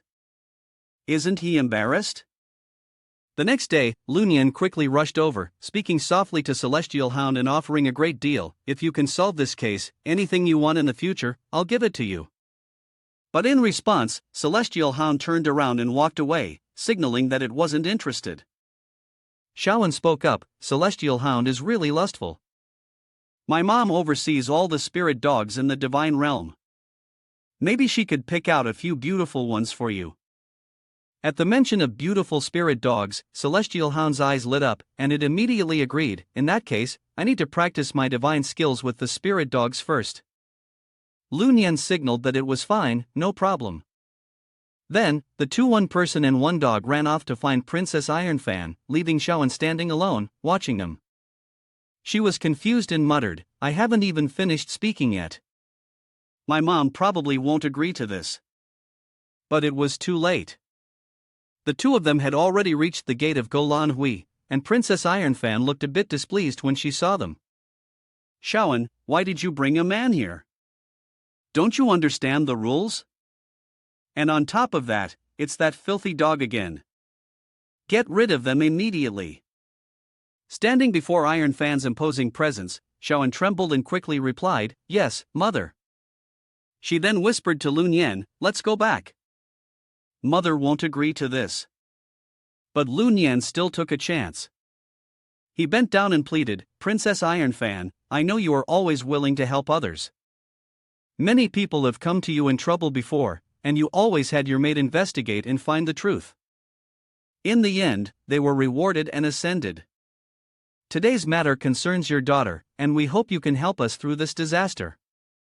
In response, Princess Ironfan coldly said just 2 words, "See them out."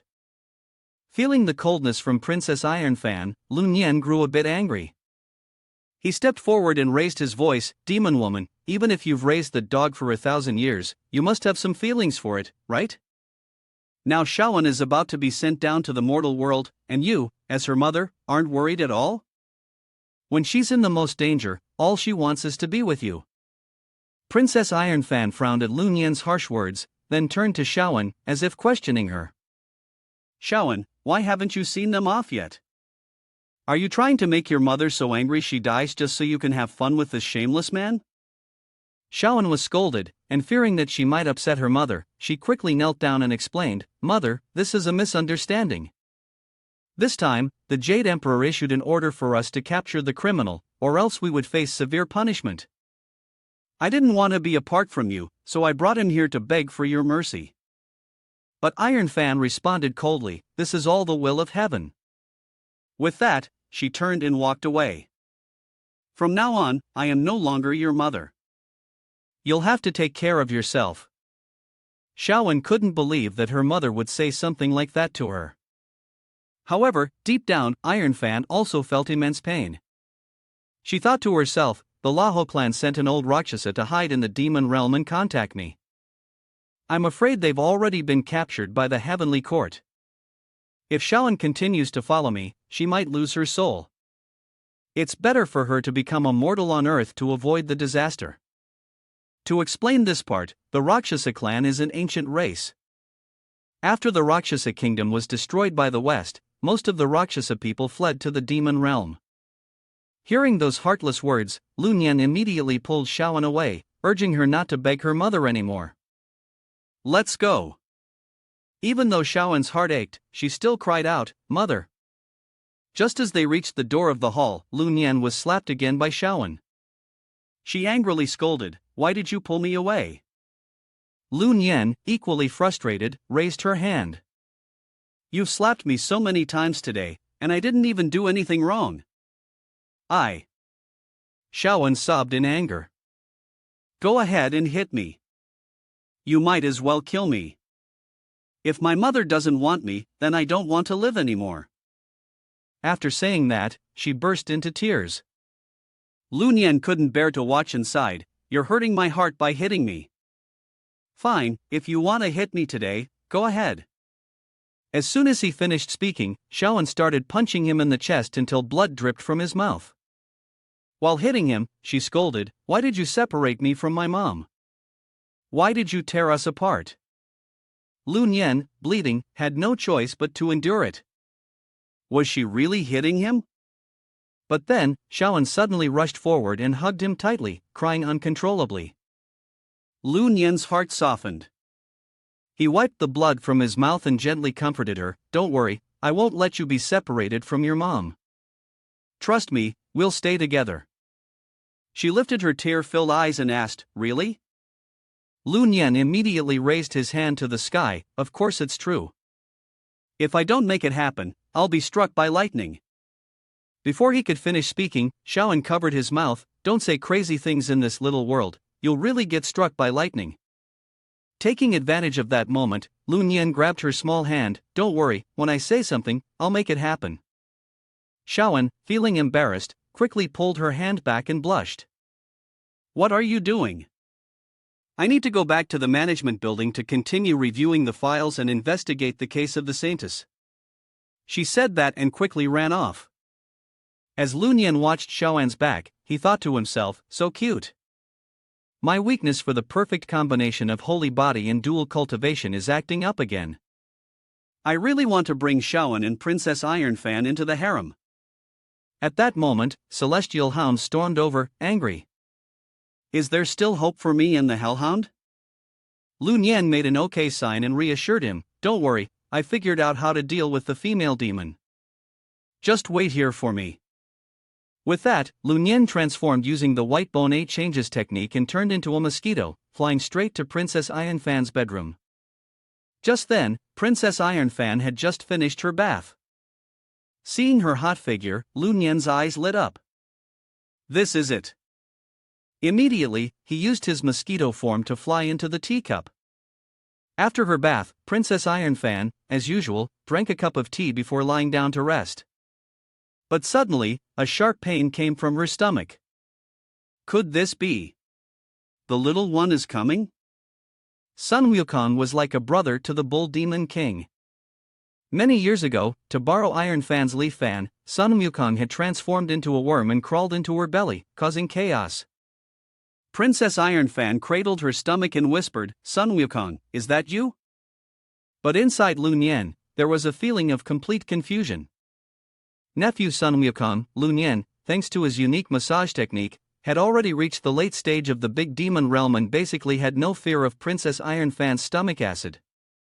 He forcefully stabbed into her stomach lining, shouting, I am Lu Nian, Sun Wukong's disciple. But in truth, Lu Nian wasn't actually Sun Wukong's disciple, he was just lying. Princess Ironfan couldn't take it anymore and gripped the bedsheets, pleading, Lu Nian, I can't stand it anymore. Nephew, please go outside for now, and we can talk things over. Lu Nian heard this and shouted, if you don't help me deal with the Celestial Hound, I'm not leaving. Princess Ironfan gasped for breath and immediately nodded in agreement, fine, you can go outside. At that moment, Lu Nian flew out from her stomach, but as he approached the door, Princess Ironfan unexpectedly turned on him. She gritted her teeth, aiming to kill Lu Nian. Trapped, he angrily yelled, this Princess Ironfan is playing dirty. The system also notified that the 9-dragon love spell had been activated, resisting a fatal blow. Hearing this, Princess Ironfan sneered with disdain, I can't believe that after 1,000 years, there's still an idiot like you. You crawl into my belly and think you can escape? But to her surprise, Lu Nian played even dirtier. He latched onto her tongue and said, Princess Ironfan, your tongue smells so good. The sensation in her tongue made Princess Ironfan frown. She can't believe you're still alive. Do you think you can escape? Facing this threat, Lu Nian responded without fear, don't forget, you have a safer way out. These words made Princess Ironfan's face tighten, and a sense of unease surged within her. Could he be planning something? In an instant, Lu Nian put on the lady's stockings that she had woven for him and swiftly made his way down. His excited voice rang out, it's that particular hole, although it's a bit disgusting, I can use my spiritual energy to transform into a dragon and clear the path. The intense sensation inside his body made Ironfan scream. Inside the 9 dragons, the force continued to surge forward. He even shouted, I don't want to do this, but since you wanted to bite me to death, I have no choice but to go through the back. So, first, I have to widen the way to get out. Princess Ironfan couldn't bear the pain. She gripped her thigh tightly, tears streaming down her face. It hurts so much, I agree, I'll agree to anything. Upon hearing this, Lu Nian said, then swear to the heavens that you will never harm me again, that you'll do everything you can to help me solve this case, and that you'll treat Xiaoan well in the future. With no other choice, Princess Ironfan gritted her teeth and said, I swear to the heavens that I will never harm Lu Nian. I will do everything I can to help him solve the case and treat Xiaoan with sincerity. As soon as these words left her mouth, Celestial Hound walked in, shifting the scene to the Dragon Palace. In the East Sea Dragon Palace, Aoguang, the Dragon King, angrily shouted, that damn Naja killed my son, causing him to be suppressed by the Fengshan altar for 1,000 years. Now, his primordial spirit has been completely destroyed. Aoi, standing below, tried to calm him down, Father, please don't be angry. I've already come up with a perfect plan to drag Naja into the game. To explain a little, after the war gods on the divine board die, most of them turn into puppets or have their souls completely destroyed. Since the divine board can't sense Ao Bing, the East Sea Dragon King assumed that his son Ao Bing's primordial spirit had been wiped out. After hearing his son's words, Ao Guang snorted coldly, "Your plan isn't big enough. I'll ask the true dragon immortal, one of the 12 golden immortals of the Jade Void Palace. If he's willing, he could use a magic weapon to temporarily control Naja." Upon hearing this, Aoe bowed and said, as expected, "Father is wise. Xiao Tuolong is useless, not even able to deal with a mere servant. This time, I'll take matters into my own hands. I'll spread the rumor that Lun Yen is the new emperor and lead Lady Yin to rescue him." At this moment, Naja was still in the borderlands. When he returns to the game world, he will discover that his mother has been tragically killed. Lady Yin is the cousin of the new emperor, Yin Shou. Here's the translation. At this point, Aoe was filled with pride. Given the nature of the primordial chaos pearl, Naja would definitely fall for it. Aoe furrowed his brow, deep in thought. This plan had been sent to him by his third brother, Ao Bing, before he perished. As an older brother, he had to make sure to see it through. Ao Guang, hearing this, was very pleased. "Keep going, but be careful with everything." Aoe bowed deeply. "Understood, father." Ao Guang's heart was filled with determination. "Xiaobing, this is the last thing I can do for you." The scene shifted to the kennel headquarters. After a show of strength, Celestial Hound had knocked out all the beautiful dogs there and arrogantly left. The moment Lun Yan saw Celestial Hound emerge, he immediately spoke up. "Celestial Hound, you see, I've completed what you asked of me, so now you can help me solve this case, right?" Celestial Hound confidently led the way. Following his keen sense of smell, the two quickly arrived at the entrance of the Lan Rua Sea Dungeon. Following Celestial Hound's scent trail, he said, "Follow me." Lun Yan quickly followed him. When they reached a tree, Celestial Hound pointed to it. "This is the spot." Lun Yan quickly examined the tree. It definitely held some kind of secret, but he couldn't figure it out. Celestial Hound shook his head. "I have no idea either." He quickly used his fiery eyes to scan, and sure enough, he saw the figure of Kai and I below. He thought to himself, "I've spotted her. As expected, she's the holy maiden of the bamboo sect. But now, there's a problem.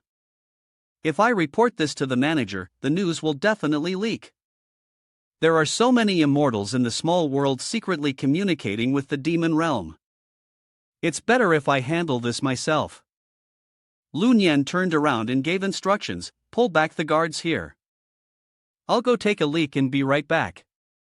Once he reached a hidden corner, Lun Yan quickly opened the information panel for the Brave Lady of Earth. He was excited, thinking, the Brave Lady of Earth is waiting. I'm going to take her skills. A panel appeared showing the Brave Lady of Earth, a mouse spirit with a white nose and fur, a peak-level big demon. Her drilling skill could dig 100 meters into the ground in just 3 seconds, with a cooldown of 30 minutes. The Earth Claw skill increased her attack power by 300% for a single target and could heal her after hitting an enemy. The cooldown for this was 5 seconds. The scene then shifted to the star-picking tower, where the bone spirit was dancing to the music, while Lun Yan was enjoying the service of Xiaojiu and Wan Shang. At that moment, a voice rang out, "Your Majesty, the demon, Brave Lady of Earth, has arrived. The one who brought her is none other than Xiao Chonyang." Lun Yan spoke up and asked, "Why isn't your sister, the 100-eyed demon lord, here?"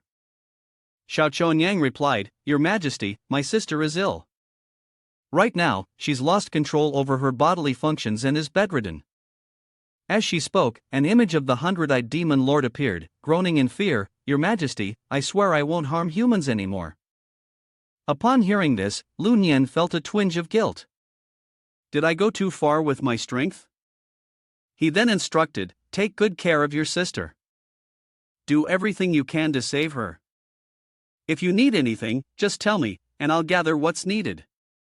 Xiao Chonyang was moved and began to cry, saying, "Thank you, Your Majesty. In the future, if you need me, I'll be happy to help you learn the power of the wilds. As for my sister's responsibilities, I'll take them on as her younger sister." Hearing this, both Xiao Jiao and Wan Sheng frowned in displeasure, sensing a hidden threat. They quickly knelt and said, "Your Majesty, we're also willing to take on the wild's power responsibilities for you." The brave Lady of Earth saw this and wanted to speak, but her mouth was sealed. She could only make muffled sounds. Lady Whitebone, upon hearing this, angrily slapped the brave Lady of Earth across the face, "You noisy witch, making a scene in front of the king. I won't allow you to be so rude." She thought to herself, that slap wasn't hard enough to ruin her beauty. This little rat demon is too charming. I'm afraid she'll be favored by the king. At this moment, Lun Yen spoke up, "All right, everyone, you can all leave now." Everyone immediately obeyed the order. "Yes, Your Majesty. We take our leave." But secretly, each person harbored thoughts of backstabbing one another, throwing sharp glares at the others. The position of Empress is mine. Once everyone had left, Lun Yen approached and kicked the brave Lady of Earth. She almost killed him, and yet she dared to poison her own body. The brave Lady of Earth was knocked to the ground, coughing up blood, her body trembling. Lun Yen stepped forward, grabbed her by the throat, and lifted her up. "You've slaughtered so many people. Tell me, how should I punish you?" The brave Lady of Earth responded, "Kill me. I will never bow to mortals. Humans are only fit to be food for me." Without a word, Lun Yen turned her around and attacked the brave Lady of Earth in her deepest, most vulnerable spot. Once you enter the star-picking tower, your life or death is no longer in your hands. The brave Lady of Earth suppressed her pain, her body shaking. "I won't get excited. Even if you beat me to death, I won't be excited anymore." Upon hearing this, Lun Yen tightened his grip. "I'm just protecting myself.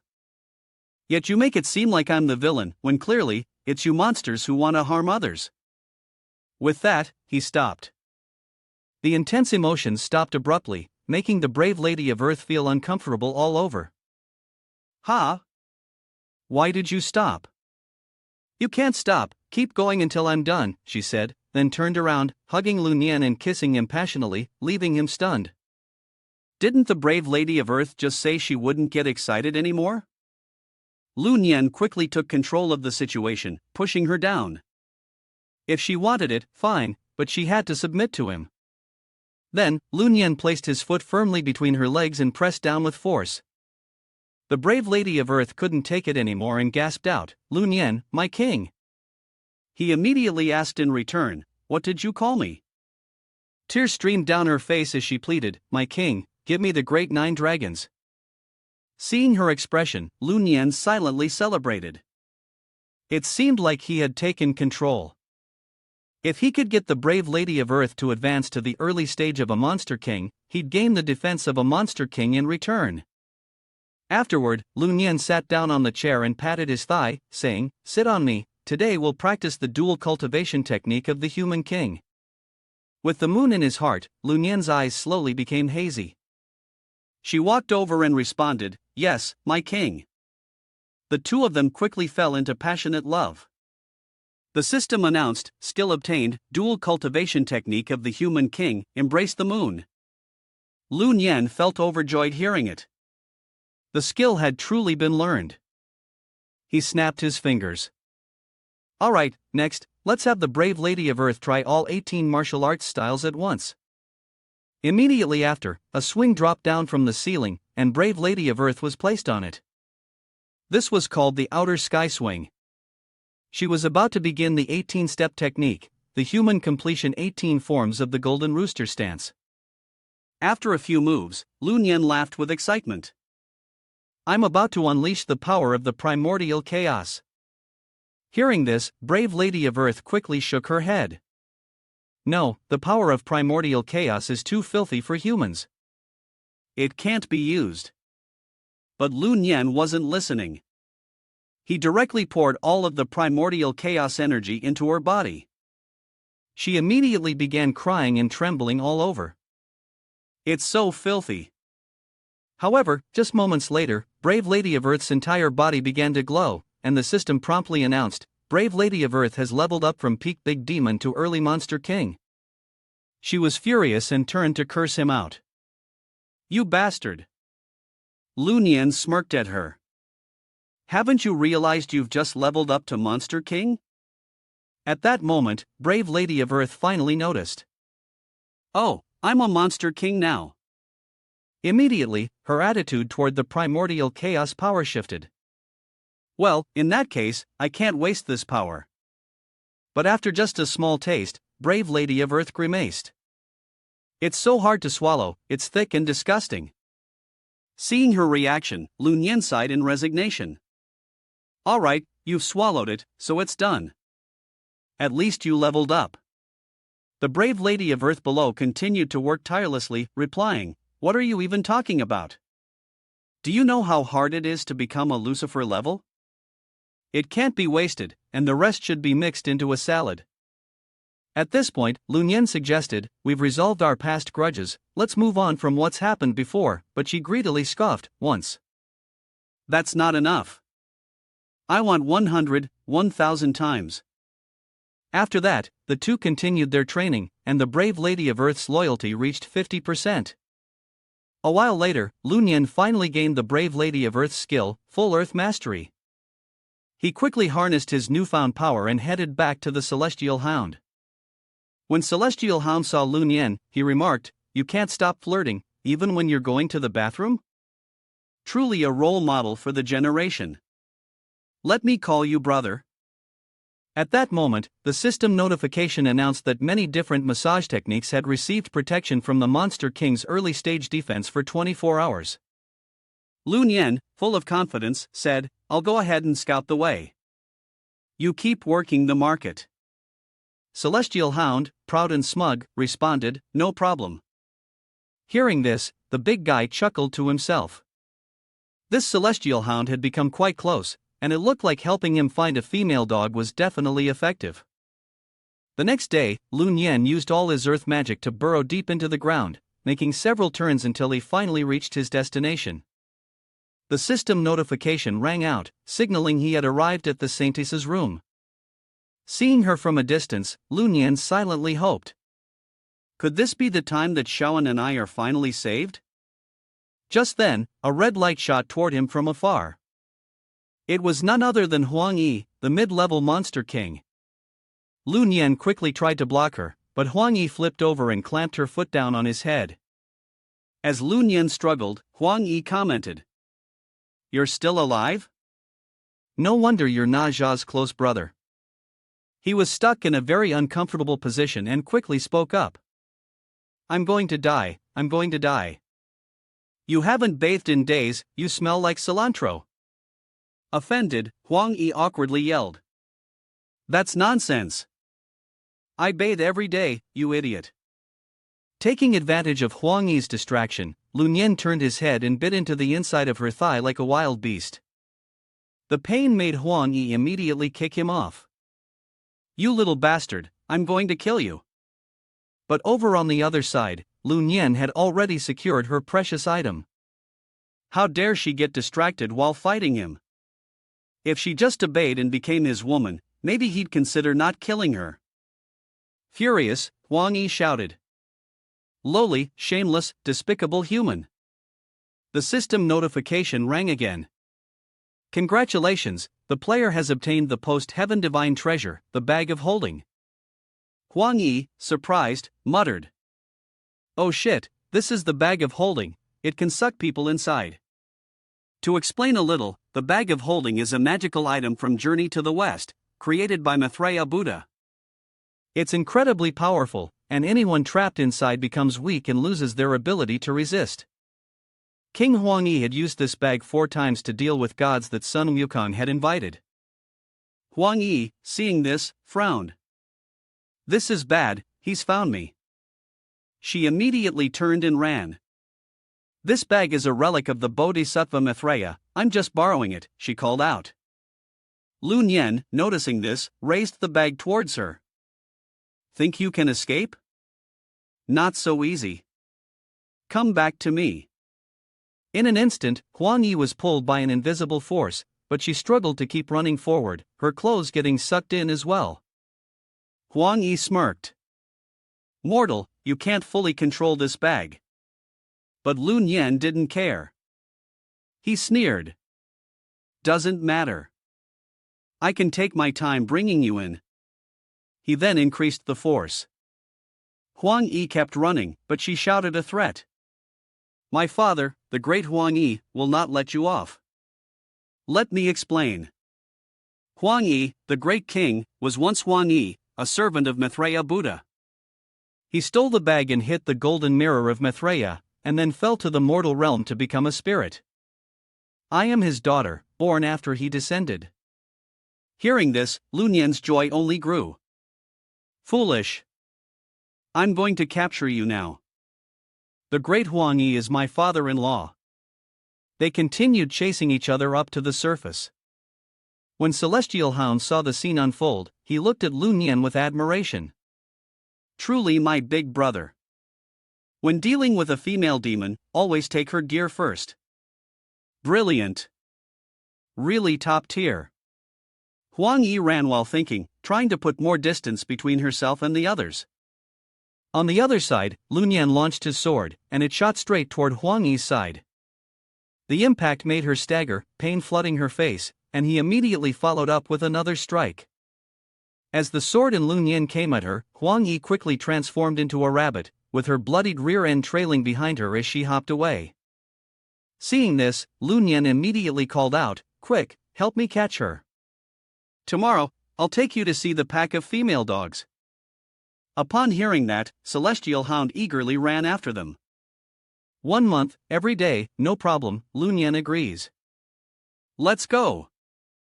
Celestial Hound charged forward like a fierce tiger. Meanwhile, Lun Yan quickly pulled out his phone and sent a message to Shaoan. Go pick up the Saintess. If we can get Huang Yi into the star-picking tower, my strength will grow significantly. In this dangerous game world, even a small increase in power boosts our chances of survival. Then he hurriedly continued his chase. As for Lun Yan's current buffs, they were as follows: a potion that increased agility by 10%, a potion that boosted intellect by 10%, a potion that enhanced spirit by 10%, a potion that raised physical strength by 10%, a world light buff that increased all attributes by 2%, a blessing of warmth and comfort, and an early stage Monster King defense buff. When Lun Yan reached Celestial Hound, he couldn't find Huang Yi anywhere. Lun Yan asked, Where's that woman? Celestial Hound, frustrated, replied, She jumped into the river and ran away. Hearing this, Lun Yan gritted his teeth and thought to himself, both Celestial Hound and I are not good at fighting underwater. It looks like learning the water avoidance spell is a must. The water avoidance spell allows non-aquatic cultivators to move freely in water. Sun Wukong used it when he entered the Dragon Palace all those years ago. Below, Huang Yi clenched her fists in anger and muttered, Lun Yan, I will make you pay for this humiliation. On the shore, Lun Yan decided to move on. If we can't catch her, let's go meet the Saintess. Shaoan is probably already there. Celestial Hound didn't complete his mission. Celestial Hound lowered his gaze. So, will you take me to see the female dog? Lun Yan immediately gave a thumbs up. Of course. When have I ever treated you badly? Celestial Hound was deeply moved by his words. As they headed back to meet the Saintess, Lun Yan's actions caught the attention of 2 sea monsters. Quick, go report back. We've spotted Lun Yan. But Lun Yan had already noticed the 2 sea monsters' presence. He shouted, Who's there? The shrimp monster hurriedly explained, Don't kill me. I'm from the Eastern Sea Dragon Palace, an NPC from the game, one of our own. Lun Yan gritted his teeth, thinking, what kind of trick are these sea creatures trying to pull now? They want to cause trouble, don't they? At that moment, the group led by AOE arrived, followed by a cart carrying prisoners and celestial hounds. AOE laughed and said, Today's luck is pretty good. We've caught so many female demons. After my brothers enjoy them, we'll send them to the heavenly court to be turned into pills. Hearing this, the celestial hounds inside the cart grew scared. The hounds growled in response. They weren't demons, they were celestial dogs, who entered the cultivation game alongside players, absorbing the spiritual energy of the game world to become celestial hounds. This happened because some players would even give their pets hats and enter the game with them. Some dogs absorbed the spiritual energy of the small world, eventually transforming into celestial hounds. Lu Nian stepped forward to clarify, saying, "I've observed them along with Naja's magical weapon. They don't have demonic energy, so they're not real demons. Plus, there are even some humans among them." AoE responded nonchalantly, "So what? If I say they're demons, then they are demons. Besides, we've even been given a 5% margin for killing the wrong target. This woman is stopping us from catching demon dogs, so she must be a demoness, just like the demons." The girl locked inside immediately spoke up to protest, "She's not a demon dog, she's my celestial hound, and I'm not a demoness." AoE looked at Lu Nian with a challenging gaze. Lu Nian, ever since the new emperor of the human realm had eliminated the ritual sacrifices and following the Great War of the Gods, the divine realm had been in a state of sealing. It had been a long time since I had tasted the flavor of a human. Today, I will use this seductive woman as an appetizer. Among the 6 greatest crimes in the overthrow of the Zhou dynasty, one was disrespecting the gods and neglecting the sacred rituals. Let me briefly explain the 6 major crimes during the overthrow of the Zhou king. The first, failing to use royal relatives to promote slaves. The second, disrespecting the gods, neglecting sacred rituals.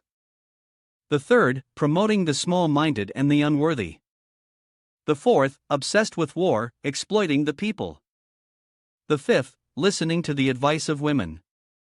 The sixth, being addicted to young wine. AoE took out a pill, holding it before Lu Nian's eyes, and said indifferently, "Don't think that I'm the only one doing this. Tell me, when immortals above consume immortal pills, do they ever wonder which pill is made from demons and which is made from spirit beasts? Are these dirty things only done by us little gods?" These words directly enraged Lu Nian, and he immediately shouted, "AoE, release the human and all the guard dogs right now." Celestial Hound quickly intervened, saying, "Don't get too worked up. This is something beyond our control, it's a matter for the gods." Lu Nian clenched his teeth in anger and said, "But those people in the cage are your own kind. Can you really just stand by and watch them get taken away to be turned into elixirs? I can't do that." Celestial Hound felt a pang of sympathy, but it also had its reasons. A mortal who dares to strike at a deity would have to face the punishment of being struck by the 5 thunders. Meanwhile, AoE poured fuel on the fire.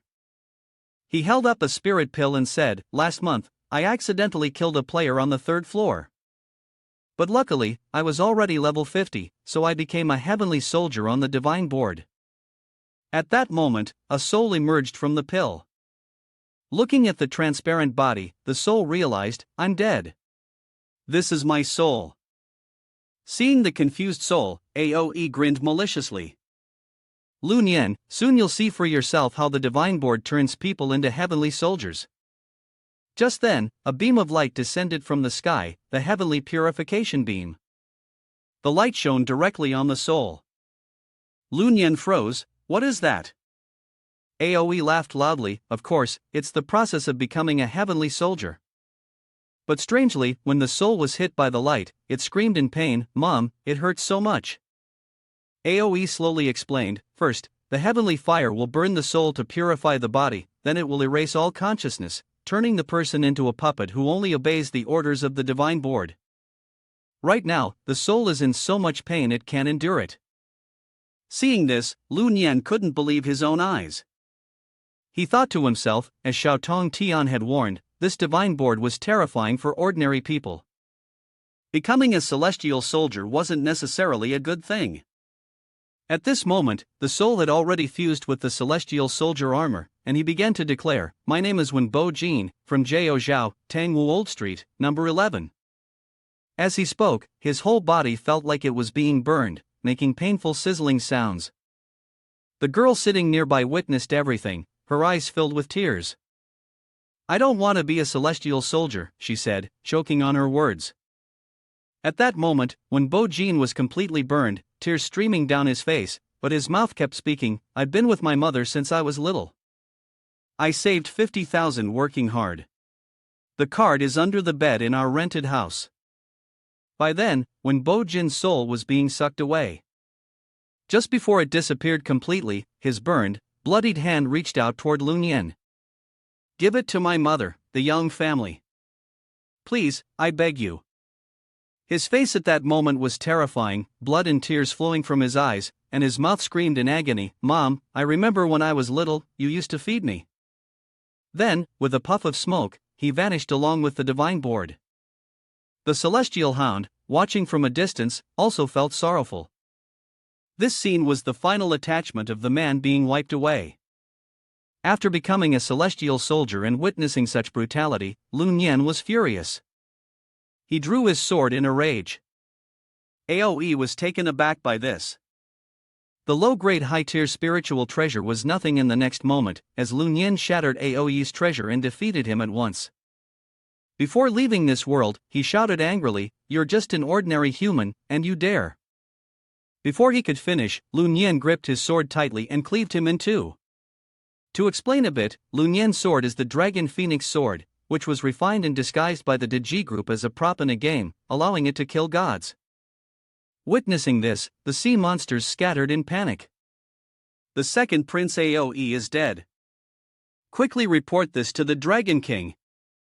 Celestial Hound immediately took shape, looking worried, Brother, disaster is upon us. At the same time, somewhere else, the news that Lun Yen killed Aoe had already spread. Xiaotong Tian, upon hearing this, couldn't hide his shock, one strike to kill the Tai immortal. I didn't expect Lun Yen to be able to manipulate human fate. Could it be because he was enraged seeing his people die? This might be the first strike by a human to challenge the heavenly Tao. Meanwhile, Lun Yen quickly freed the captured spirit dogs. You should leave quickly and don't talk about what happened here. It'll only attract the gods' attention. Seeing this, Celestial Hound advised, letting them run like this is pointless. First, we should let them hide with Iron Fan. With the support of Tai Shan Lao Jun, no one will dare to touch her for now. Looking at Celestial Hound in his new form, Lun Yen was surprised. Celestial Hound, you've turned into a human? After thinking for a moment, Lun Yen spoke up, this is the only way. Let's take them to meet Iron Fan right away. The scene shifts to Princess Iron Fan, and news quickly reaches Lun Yen. As soon as she hears it, Iron Fan trembles, Lun Yen is back again. I just got a message. That girl has found the Saintess, and the plan to send her to the mortal world to avoid the disaster has completely failed. However, Princess Iron Fan feels a bit uncomfortable at the moment. The reason is that Lun Yen has opened the back door, causing her muscles to loosen. Thinking about this, Iron Fan quickly comes up with a new plan. Now, we can only pray to the Supreme Elder. Maybe he can help us both. This is because Princess Iron Fan was originally a little servant, guarding the 8 trigrams furnace for the Supreme Elder, which makes this task fairly easy. At this moment, Lun Yen arrives, My lord, the case has been solved. On my way back, I saved a few people from the hands of the demons. I hope the princess can take them in and protect them. Lun Yen, don't go too far, Iron Fan frowns when she hears this. But before she could finish, something behind her distracts Iron Fan. Oh no, the muscles around my... It's leaking again. Noticing that Iron Fan isn't speaking, Lun Yen shows concern. Is something wrong, my lord? Iron Fan grits her teeth and thinks to herself, isn't this because of you? After a moment of pain, she agrees, fine, I understand. Quickly, take them away. Lun Yen, hearing this, is grateful, thank you, Iron Fan, my lord. Seeing Lun Yen's impressive figure as he walked away, Princess Iron Fan suddenly felt a stir in her heart. After taking a closer look at the young man, she couldn't help but think, why do I suddenly feel like he's kind of handsome? Just as she finished her thought, Bull Demon King, who was nearby, sneezed and felt a slight pain in his head, as though horns were about to sprout. But he quickly brushed it off. At least his daughter had found the Holy Maiden, so he wouldn't have to personally go and free her. However, after taking a few steps, he ran into Lun Yan, who looked grim, clearly troubled by the consequences of killing Aoe. When Taisher, Naja, you two need to hurry back and go to the internet CAF to check with Xiaotong Tian first. Lun Yan and Bull Demon King walked right past each other, unaware of the fateful connection that would tie them together later. Switching scenes to the internet CAF, Xiaotong Tian immediately handed Lun Yan an iPad as soon as he arrived. This has been going viral online lately. Does this look like me? I mean, I'm one of the 3 celestial Taoists, how could there be anything about me in this? Lun Yan glanced at the video and covered his mouth, laughing. I think I've seen this before. Seeing Lun Yan's reaction, Xiaotong Tian grew angry. How can you still laugh? You lost, and now my reputation has taken a hit. Mentioning this, Lun Yan really felt frustrated. He waved his hand dismissively. This isn't my fault. You so-called saints were fighting each other. What do you expect ordinary people like us to do about it? Xiaotong Tian furrowed his brow. After the catastrophe, humanity has become the dominant force in the world. The path of humanity is now on equal footing with the will of heaven. The 3 emperors can even manipulate the fate of mankind to stand against the saints. If it weren't for the way humanity is suppressed by the will of heaven, humanity would have an unlimited future. As he spoke, Xiaotong Tian snatched the iPad back. Lun Yan scoffed and replied with annoyance, next time, you can lecture me about human and heavenly paths. I came here today to ask for your help. I killed Aoe. Can you help me figure out how to handle this? Xiaotong Tian sighed in resignation, you little brat, you're asking a saint for a fortune-telling? Fine, whatever, I have some free time. I'll do it for you. Then, he used his magic to peer into the future. Humanity is thriving. You and the human king will eventually burn yourselves in the star-picking tower. Now, the ultimate fate of humanity will be protected by human principles, turning disaster into fortune. Upon hearing this, Lun Yan couldn't hide his excitement. Really? I'm going to be okay? Xiaotong Tian snapped his fingers confidently. I've never been wrong when I've made predictions. You can relax. Lun Yan smiled, that's great. However, as Lun Yan stood up to leave, Xiaotong Tian stopped him, hold on. He immediately took out his phone, grinning widely. The fortune-telling fee was 10 million. Looking at the steep price, Lun Yan's eyes widened. That's so expensive. Are you robbing people? What do you gods need money for anyway? Xiaotong Tian took the 10 million and explained. Do you think money is just a piece of paper or something that can be exchanged equally? That's a very shallow way of understanding it. Money is the result of people's hard work. A thin piece of paper that represents humanity's vision and desire for a better life. That's why money contains the fate of mankind. This is also why the currency in this little world can be exchanged for real-world currency. Hearing this, Lun Yan couldn't help but ask. So, if we lose our money in the small world, can humanity's fortune be restored?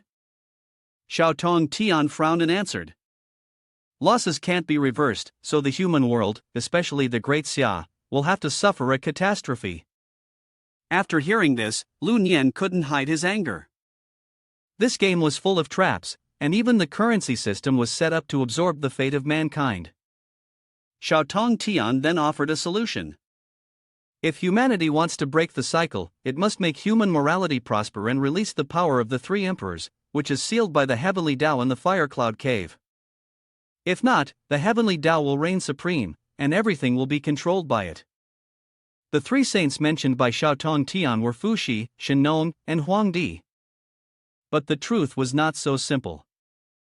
He thought to himself, in reality, his mother, his friends, and even the whole of Xia would have to face the disaster. Meanwhile, in the game, his father, Feng Qi, and everyone else, including all the players, could die and be sent to the divine board.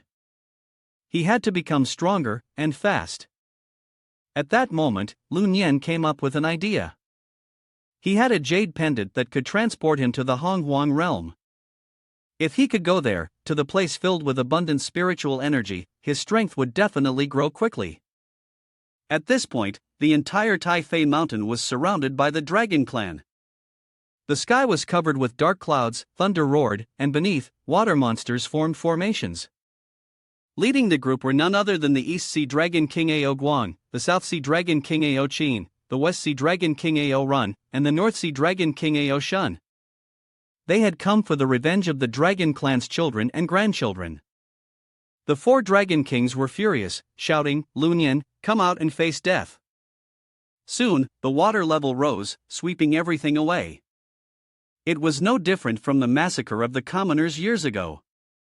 The people quickly fled. Damn, the Dragon Kings are flooding the place. Ten Lady was deeply worried when she saw this. Are the 4 Seas Dragon Kings not afraid of violating the heavenly laws by drowning the city of Taifei Mountain? She said anxiously. The East Sea Dragon King dismissed her concerns, replying, "Lun Yan is a criminal. He killed the immortal Aoe, breaking the heavenly laws.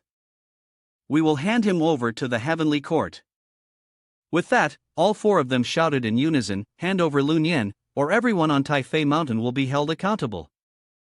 With no other choice, Ten Lady activated her defenses while thinking of a plan. Grandmaster Wen wasn't here. Huang Tianchang and Lin Yangzi had been summoned back to the heavenly court several days ago. If they were here, they could have escorted Lun Yan to the heavenly court for trial. But if she handed Lun Yan over now, he might be killed on the way. Above them, the 4 Seas Dragon Kings continued to shout, "Hand over Lun Yan." Watching this, Ten Lady couldn't help but sigh. It reminded her so much of the past. Let me explain how she ended up here. Ten Lady, worried about the Tang family, had been living in the small world of Fengshan alongside the loyal ministers of the Tang family, residing within the Divine Board. She was responsible for the seals, capable of defending against attacks from those at the mid-stage of the Great Luo Golden Immortal level. As mentioned in Chapter 21, Grandmaster Wen had told Lady Yin that Lun Yan was the reincarnation of her cousin, Yin Shou. The rumors about Aoe spreading that Lun Yan was Yin Shou's reincarnation turned out to be a strange coincidence. Looking at the scene before her, Ten Lady couldn't help but think back to the past, to the time when the 4 Seas Dragon Kings were also in the sky, summoning storms and demanding that Naja be handed over. The memory was painful, and she silently called out, "Naja, Lun Yan, Yin Shou." Ten Lady reflected on those memories. When I was younger, I was a little girl who wasn't afraid of anything, not the sky nor the earth. Ten Lady practiced sword fighting with her younger brother, Yin Shou. With her natural strength, she quickly defeated Yin Shou. "You only know how to do that much?" she said. Yin Shou, not satisfied, struggled to get up. He replied, "Cousin, you only rely on the fact that you're a little older than me. If we were the same age, I could easily beat you." Yin Shou wasn't happy about losing and tried to stand tall. Hearing this, Ten Lady sighed and said, "Yin Shou, you are the prince of the Tang family. In the future, your enemies might be devious schemers or even celestial beings. But none of this is an excuse to lose to them. The fate of humanity will rest on your shoulders." These words left Yin Shou stunned. Ten Lady turned away, tears streaming down her face. "I'm so jealous of you, being a man. No matter how hard I try to become strong, in the end, I'll just get married and take care of the kids. If only I were a man." She couldn't say more, her voice choked with emotion.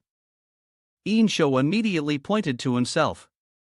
"Once I become the king of the Tang family, I'll definitely reform and free the women of Tang. I'll make sure they can pursue their dreams just like men. My cousin is the great general of the Tang kingdom, after all." But what he didn't know was that later, in the history books, one of his 6 major crimes would be that he listened to a woman. Those memories pushed Ten Lady forward, her gaze growing more determined. She stepped toward the shiny armor neatly placed in the room. Without hesitation, she put on the helmet and the armor with great confidence, then walked outside, ready to protect the Tang family just as Yin Shou had once said, a general guarding the nation. At that moment, the 4 Seas Dragon Kings gathered their strength and attacked the barrier. In an instant, the great formation was shattered, and the seawater rushed in like a waterfall. The East Sea Dragon King roared, "Hand over Lun Yen, and we'll spare your lives." The Dragon Kings of the West, North, and South Sea were equally filled with rage. "Hand over Lun Yen," they demanded. Lun Yen appeared without making them wait long. He wasn't afraid at all and instead shouted, "You old mudfish, back in the day, the East Sea tricked and killed the daughter of Emperor Yen.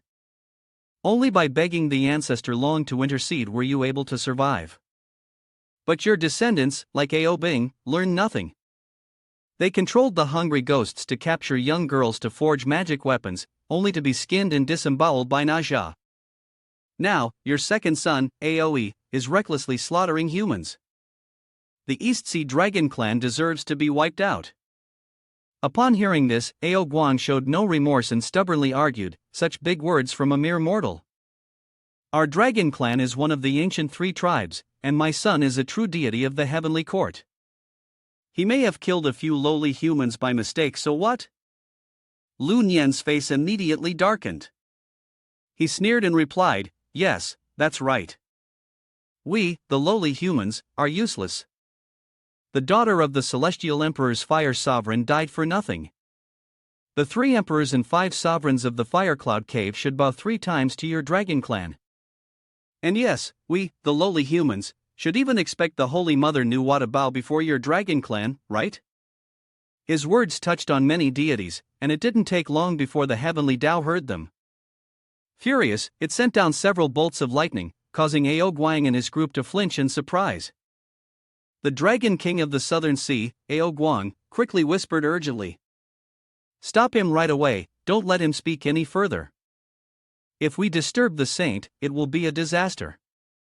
Immediately take him back to the Dragon Palace." But before they could do anything, Fang Qi, the leader of Lun Yen's harem, stepped forward and said, "Don't even think about hurting Lun Yen."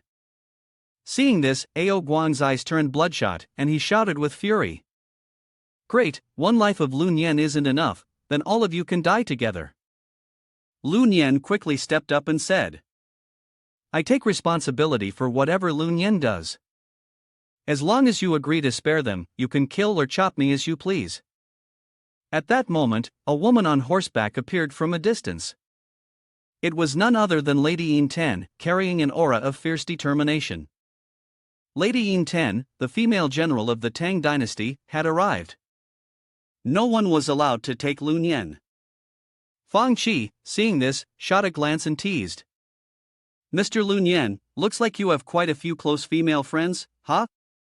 Though Fang Qi's words were full of jealousy, Lun Yen broke into a cold sweat and quickly replied, "I don't know her." Lady Zhu Ten immediately recognized her and said, "She's the mother of Naja, the wife of Li Tianwang, the great warrior." Lady Yin Ten. Those words left everyone stunned. What? Ao Guang also saw this and couldn't help feeling secretly pleased. The Yin lady had indeed fallen into the trap. She had left her mansion, where there were protective wards, so today, he could finally take revenge for both of his children. To explain here, Aoe had once spread a false rumor that Lun Yan was the reincarnation of Zhou Wanyin Shou, tricking the Yin lady into leaving her mansion, where the protective barriers were in place. He immediately signaled his subordinates, who swiftly summoned the demon Bao. The Lucifer Bao, a magical artifact, had been a prize from the Eastern Sea's battle with the demon realm. Ao Guang planned to use it to kill the Yin lady, then blame it on the demons, hoping to provoke Naja into entering a state of rage and turning to the dark side. Without delay, an arrow was shot toward the Yin lady, directly shattering her protective magic shield. Lun Yan noticed the suspicious movement of the figure hiding behind. As he prepared to shoot a second arrow, Lun Yan panicked and thought, "This is bad." He immediately used a magic tool to try to pull the Yin lady toward him, but due to a lack of power, he could only pull her halfway before it stopped. The Yin lady was pulled right into Lun Yan's arms, and she felt embarrassed. "Come on, lady, don't make this awkward for Lun Yan." He froze for a moment, but quickly realized the danger. He thought to himself, "Heaven must be watching over me. Yin lady, don't blush like that. It's going to lead to misunderstandings." If he didn't die today at the hands of the Dragon King, he would definitely be killed by Li Tianwang in the future. Yin quickly pulled away from Lun Yan's embrace and raised her sword, pointing it directly at Ao Guang, the Eastern Sea Dragon King. Your dragon clan has bullied the human race time and time again and even sought Lun Yan's life. You'll have to step over my dead body to get to him. Ao Guang, though outwardly respectful, lowered his head. Lady Yin, you were just ambushed. The city is full of chaos, and there may be people from the demon realm lurking around. Please return to your mansion. I'll take Lun Yan to the Celestial Court. If something happens, I'll have a hard time explaining it to Li Tianwang. The Eastern Sea Dragon King deliberately referred to Yin as Lady Li, thinking that the Shang dynasty had already fallen and that the royal family held no more value. In his mind, he had already set his plan in motion. Lady Li, I strongly advise you not to return to your mansion. Once you're assassinated, I'll take your body and cry out loud, using it as an excuse to launch a military campaign against the demon realm and avenge you. Just in case, I'll even invite the true dragon of the doctrine of the 12 golden immortals to set up a defense formation. Before his retreat into seclusion, the dragon clan's ancestor had passed down his profound knowledge and treasures, helping him cut through a body and reach the early stage of quasi-sainthood. Even if Naja comes, I won't be afraid. Furthermore, Lun Yan killed the gods in the heavenly court and broke heaven's laws. Anyone who tries to stop me will be guilty like him and can be killed on the spot. The laws of heaven and my power are on my side. Everything is in my favor. A quick note for better understanding: to cut 3 bodies is a crucial step to becoming a great Luo Golden Immortal and then a saint. Cutting 1 body reaches the early quasi-saint stage, 2 bodies reach the middle stage, and 3 bodies reach the late stage. Neither Naja nor Li Tianwang has reached the quasi-saint stage yet. Naja can't break through because of his poor talent, and he has lost his original body, which has greatly harmed his luck and power. The next day, Ao Guang issued an order. His army of shrimp soldiers and crab generals obeyed, moving to capture the criminal Lun Yan. Anyone who tried to stop them would be punished with death. Following the command, the water soldiers charged forward like ants towards Lun Yan. At that moment, a cold voice shouted, "You want to capture Lun Yan? Have you asked me first?" Hearing this, Ao Guang became angry. Who's there? But when he looked up, all he saw was a woman's figure, her sleeves stirring the wind and clouds, shaking the entire ghostly realm. Her gaze was as cold as ice, enough to freeze the soul. Dressed in deep black, with a presence that was both haunting and regal, she stepped through the snow as if she owned the skies. She was none other than the Maiden of the 9 Nether Realms, a being at the peak of semi-saint power. The news of her appearance at Taifei Mountain quickly spread to the Ling Tiao treasure palace. When the Jade Emperor heard about it, he suddenly stood up. The Maiden of the 9 Nether Realms came out of the realm of light? Back at Taifei Mountain, after the Maiden of the 9 Nether Realms appeared, the 4 Seas Dragon Kings felt trapped, like beasts in a cage, paralyzed by fear. The Dragon Kings of the Southwest, North, and West stared in disbelief, unable to believe what they were seeing. They quickly turned to Ao Guang and began scolding him. What is going on here? The female emperor of the 9 Nether Realms from the realm of light is on the same level as the Jade Emperor. Ao Guang, trembling, replied, "You've doomed us all." The Maiden of the 9 Nether Realms called him Lun Yan. Damn it! You knew someone this powerful and didn't say anything earlier? You've been playing us like fools.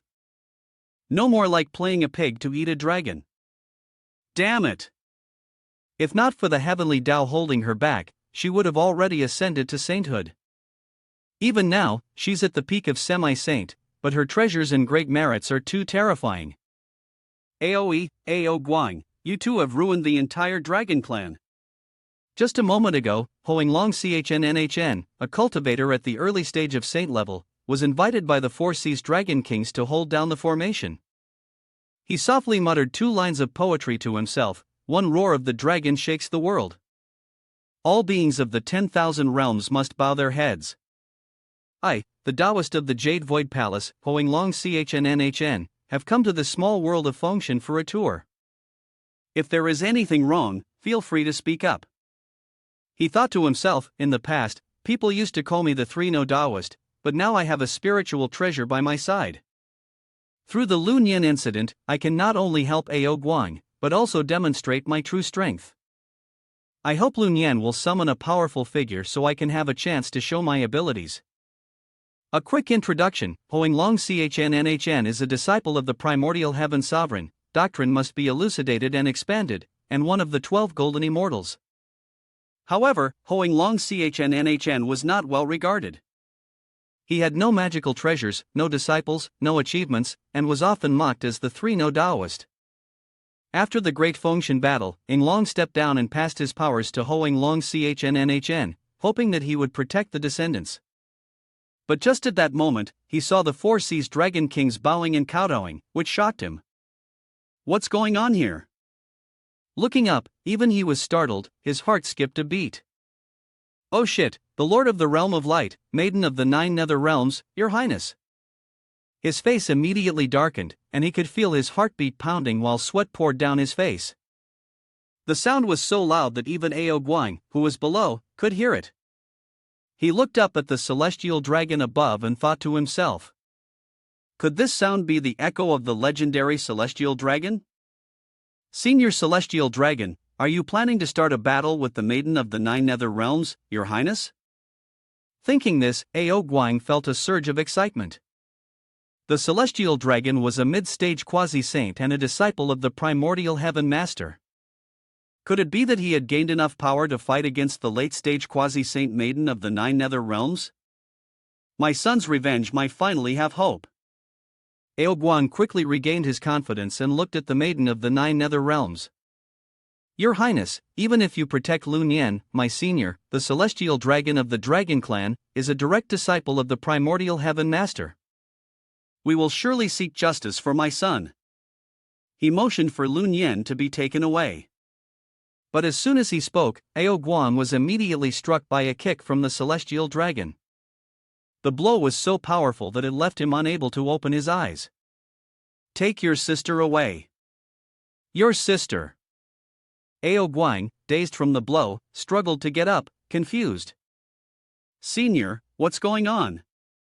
My Dragon Clan is one of the 3 great ancient clans: the Dragon Clan, the Phoenix Clan, and the Qilin Clan. But before he could finish speaking, Hoanglong kicked him again, shouting, This is what you get for acting all ancient. If you want to take a bath, don't drag me along. After that, he bowed his head and said, Maiden of the 9 Nether Realms, Your Highness, as a mere descendant, I beg for Your Highness's forgiveness for my ignorance.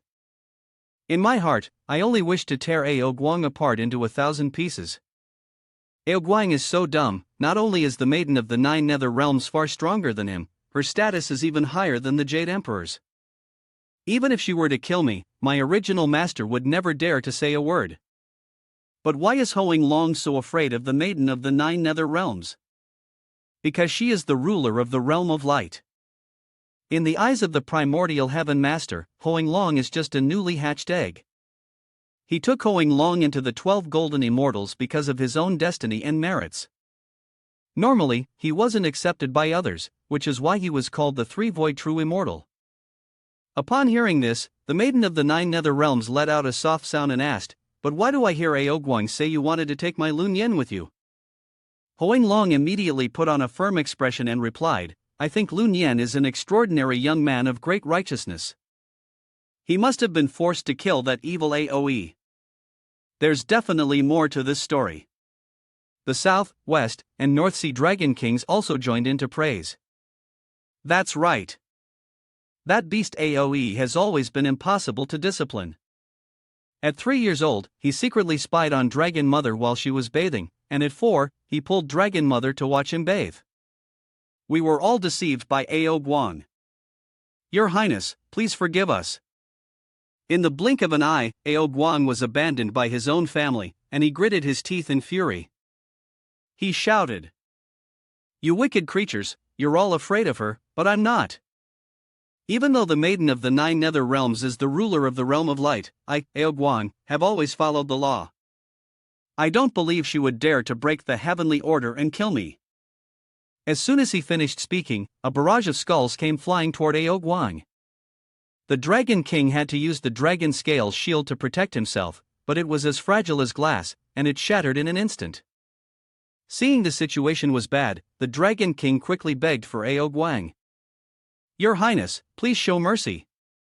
Think about it, the dragon scale shield was a gift from the Dragon Emperor to protect me, but after just one strike, it's shattered. I become a mere mortal again, and my heart aches." Originally, this shield was meant to delay and block Naja, but who knew it would be shattered by the Maiden of the Nine Nether Realms? Upon hearing this, the Maiden of the Nine Nether Realms frowned. Dragon Scale Shield, the personal protection artifact of the Dragon Emperor. If you want to remind me about the Heavenly Order, then let me remind you of what Aoe did during the function ceremony. The next day, Xiao Yanmo followed the spiritual image and quickly projected the images contained within the stone. These were the images Your Highness had used when performing the summoning technique to extract memories from the sea of consciousness of Aoe's subordinate. Through the image, Aoe was seen pinning a woman to the cold ground, his gaze full of brutality. Aoe smells so good. There are a few of the pre-heavenly races who are too scared to eat human flesh. What's the big deal if I have a bite? Nuwa, Your Highness, you really are a fantastic chef for our dragon clan. Thank you for creating such a delicious human delicacy. After showing everyone Aoe's vile actions, the Maiden of the Nine Nether Realms spoke up. "Maiden of the Nine Nether Realms, you shamelessly call us the chefs of the Dragon Clan, intentionally killing the human race in this world with your twisted games. The Dragon Clan of the Four Seas deserves to be eradicated. Xiao Yanmo, I will gather the 100,000 troops of the Nine Nether Realms. Today, I will wipe out the Dragon Clan of the Four Seas and avenge Nuwa, Your Highness." A saint cannot be insulted like this. The Maiden of the Nine Nether Realms and the Nine Heavens Mysterious Maiden were originally disciples of Nuwa. However, due to a mistake made by the Nine Heavens Mysterious Maiden, they were both punished and exiled from the palace, descending to the mortal realm. There, they met the Queen Mother of the West and became her disciples. Seeing the filthy images of his own son, Ao Guang was struck with fear, sinking to his knees, trembling as he muttered, "It's over. It's all over now." Hoang Long also regretted it. He covered his face, feeling a deep frustration. How did he end up in this situation? If he had known, he would have kept training at the Hoang Long cave. The Dragon King of the Four Seas from the southwest quickly bowed and said, "Your Highness, please, for the sake of the Jade Emperor and the Ancestral Dragon, spare our Four Seas Dragon Clan. We are willing to compensate Lun Yen in any way you see fit." At that moment, the Maiden of the Nine Nether Realms took out a book and said, "Lun Yen owed me a favor in his past life. Today, I will pass down the tea and scripture to him for his cultivation. The Four Seas Dragon Palaces must each send one woman from the royal family to be Lun Yen's consort for his training. Or Lun Yen may choose one himself. Additionally, the East Sea Dragon Palace must compensate with 100 magic treasures, all of which must be at least post-heavenly spiritual treasures." This order caused great losses for the Four Seas Dragon King, but none dared to protest. Everyone remained silent and obeyed the command, except for Ao Guang, who seemed to be struggling with the situation. The tea in scripture, which is said to have been created by the Maiden of the Nine Nether Realms, is a text on dual cultivation from the era of the Lower Red Emperor. Seeing that Ao Guang was unwilling, the Maiden of the Nine Nether Realms gave him a sharp look and said, "You don't want to do this? Then I will hold you accountable for Aoe's insult to the Saint Nuwa." Immediately, Ao Guang bowed his head repeatedly. I accept. All four of them could only grit their teeth and agree. They were all afraid of Lun Yen making a choice on their behalf. What if, by chance, he picked one of their wives? With 100 magical artifacts at stake, would they risk bankruptcy to the East Sea? To take a royal woman from the Dragon Clan and force her to be a concubine for a mere mortal, this Maiden of the Nine Nether Realms is deliberately insulting the Four Seas Dragon Clan. I'm just expressing a bit of anger on behalf of Nuwa, Your Highness. At that moment, there was a commotion in the sky, and the heavenly soldiers of the Jade Emperor had arrived. One of them shouted loudly, "The Jade Emperor has issued an order. Aoe has insulted the sage and is to be banished to the mortal realm. or he will live as a fish or a mudfish, doomed to be food for humans for all eternity. East Sea Dragon King Aoguang, failing to properly educate his son, was punished with the removal of his scales, 100 lashes, and a sentence of punishment from the Jade Emperor. Aoguang could only cry, too afraid to protest. The decree continued. Lun Yan, for killing Aoe, is rewarded for his merits. He is promoted to an unruly rank of 9th grade official in the Fengshan world and granted a real Iron Beast mount. The magical item Najia gave him is not to be confiscated, and he may use it freely. The Maiden of the 9 Nether Realms, after handling all matters swiftly, returned to the Realm of Light. No one was allowed to leave without further orders. Everyone lowered their heads in obedience to the decree. Deji's small class. Although the Jade Emperor is officially the ruler of the 3 realms, there are many immortals who don't listen to his decrees, and some only cooperate out of necessity. This situation is especially common now, as the number of true saints continues to rise. This has caused the Jade Emperor great frustration. Another note about Lun Yan's title, Righteous Renegade, it originally referred to an official position during the Tang Dynasty. In that era, the government often used people with questionable backgrounds to serve in lower ranking, more obscure roles, so such individuals were called righteous renegades. The help from the Maiden of the 9 Nether Realms this time caught everyone in the 3 realms by surprise, including Lun Yan himself. Can someone explain to me what's going on here? The Maiden of the 9 Nether Realms asked. Brother Lun Yan, since I can't leave the Realm of Light often, I'm temporarily leaving Aoguang's life in your hands. When I arrived here just now, I found evidence that he wanted to kill Naja's mother. I'll knock him on the head again shortly, and I'm sure he'll submit. It wasn't until this moment that Lun Yan realized the Maiden of the 9 Nether Realms was the young girl Jiusu he had saved in the primordial world. Lun Yan was stunned. You're Jiusu. The Maiden of the 9 Nether Realms communicated with Lun Yan, saying, You finally recognized me. Thank you for saving us from the One-Eye tribe all those years ago. Afterward, my sister Jiuxian and I became disciples of the Queen Mother of the West, and I later came to the Realm of Light and became the 9 Nether Maiden Empress. Upon hearing this, Lun Yan humbly responded, feeling a little embarrassed, I didn't expect that one good deed from back then would be remembered by you, Your Highness, for thousands of years. The 9-tailed fox maiden smiled and said, Of course, it's only natural. Our ancestors always said that good actions lead to good outcomes. Your brother's kindness is why he has the good fortune he enjoys today. Lun Yan blushed a little and said, I just got carried away for a moment. I couldn't just stand by and watch 2 young girls, both so sweet and beautiful, die tragically right in front of me. Hearing this, the 9-tailed fox maiden gave a soft exclamation and then asked teasingly, So, are my sister and I really that sweet and beautiful? Which one do you like more, Lun Yan? This question made Lun Yan break out in a cold sweat. He panicked and thought, here it comes, the deadly question. If I don't answer right, my sister must be the 9 Heavens mystical lady, Your Highness. At this point, the 9-tailed fox maiden returned to the main topic. Alright, no more teasing, Lun Yan. There's something serious I need to discuss. While I don't know why the laws of heaven allowed you to tear through the river of time and return to the ancient world, this must never be revealed to anyone, and you can't change history.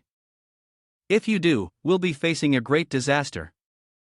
Remember this, brother, next time you travel through time, make sure to disguise yourself well. Lun Yan took her words to heart and replied firmly, Understood. The Maiden of the 9 Nether Realms, through Xiaoyan Mo, reported on the situation regarding the sealing of the small world's divine realm.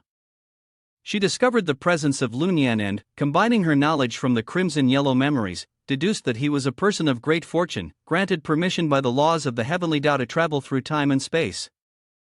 She also felt concerned for him and warned him about the precautions he should take when crossing realms.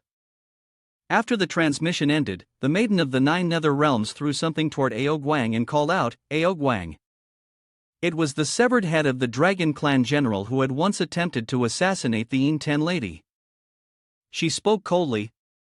Do you recognize this person? Aoguang broke into a sweat, hurriedly shaking his head and waving his hands. No, I don't know him. But unexpectedly, the Maiden of the Nine Nether Realms had proof. She took out an image from the dragon's head, showing the Dragon Clan general when he was given his mission. In the image, Ao Guang had promised, "I, the Dragon King, grant you the heavenly treasure of the True Sea Palace and command you to kill the Intan lady. If you succeed, I will take you as my adopted son." The general proudly accepted the order. "Thank you, Dragon King." The Maiden of the Nine Nether Realms glared coldly at Ao Guang. "Lun Yen owed me a debt of gratitude in his past life.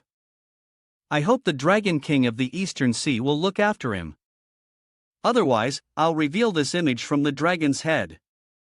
In reality, the maiden was pretending to claim that Lun Yen had once helped her, as a cover for the fact that he had crossed over into the Crimson Yellow world. Ao Guang, seeing a lifeline, quickly kowtowed repeatedly. Little Dragon will definitely do everything in his power to help Lun Yen, fellow Daoist, achieve enlightenment and immortality. The Maiden of the Nine Nether Realms was satisfied. "It's good that you understand." The Dragon King of the Eastern Sea was overjoyed to assist Lun Yen, because if the Maiden of the Nine Nether Realms exposed the evidence that the Eastern Sea Dragon King had sent someone to assassinate the wife of Li Tianwang's tower, not only was the Dragon King punished by the heavens, but also his 3 children in 10 ladies' sons, Kim Jia, Mu Jia, and Na Jia, especially Na Jia. "I don't care if I die, but I want you to die. I will definitely cleanse the entire Dragon Clan across the 4 seas with blood." With that, the Maiden of the Nine Nether Realms rose into the air before landing gracefully in front of Lun Yen. She reached out, intending to touch him. "Lun Yen," she said as she immediately grasped his hand. "I know you're someone who values loyalty, which is why I'm giving you the soul calming flag for your protection. This flag can not only summon the 9 Netherworld's ghost soldiers, but it also has another function that I think you'll really like. The Ghost General is none other than Quan Due." The Maiden of the Nine Nether Realms, appreciating Quan Dui's loyalty, had made him a general in the Realm of Light. Now, she was sending him as a military instructor for Lun Yen, to teach him the art of war. She moved closer to Lun Yen, smiling behind a veil that barely concealed her face. "I know you'll enjoy this, especially because you can take Nie Xiao Chen in as well. If you encounter any beautiful female spirits, you can bring them in too." As soon as she mentioned Nie Xiao Chen, Lun Yen couldn't help but picture her stunning beauty. Lun Yen scratched his head, feeling helpless. "Isn't she implying I'm not a righteous man?" he thought. "I'm only doing this to train, it's not like I want to."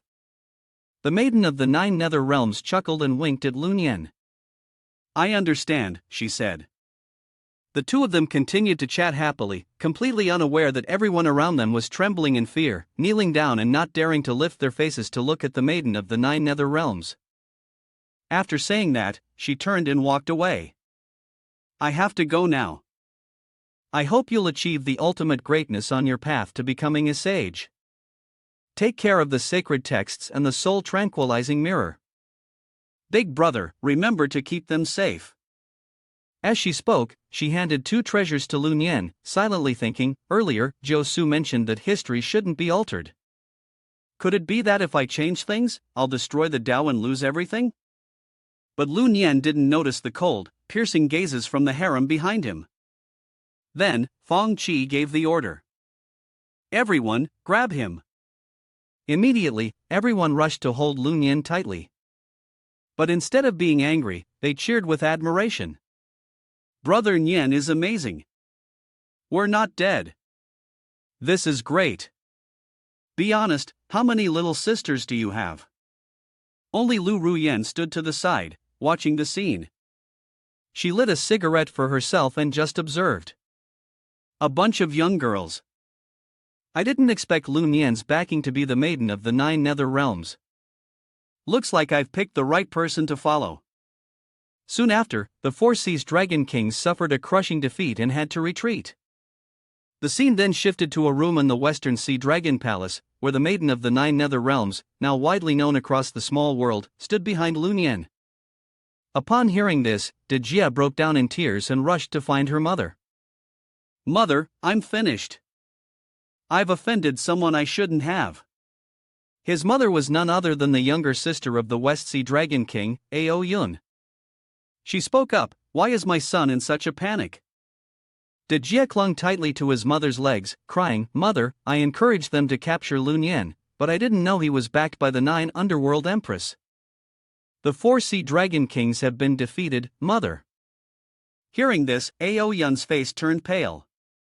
She asked, "Is it the Lun Yan that Aoe told you to stir trouble with, the one with the wife?" De Jie cried harder and nodded, "Yes, that's him." Ao Yun immediately reassured him, "Don't panic. I'll fetch a treasure and personally apologize."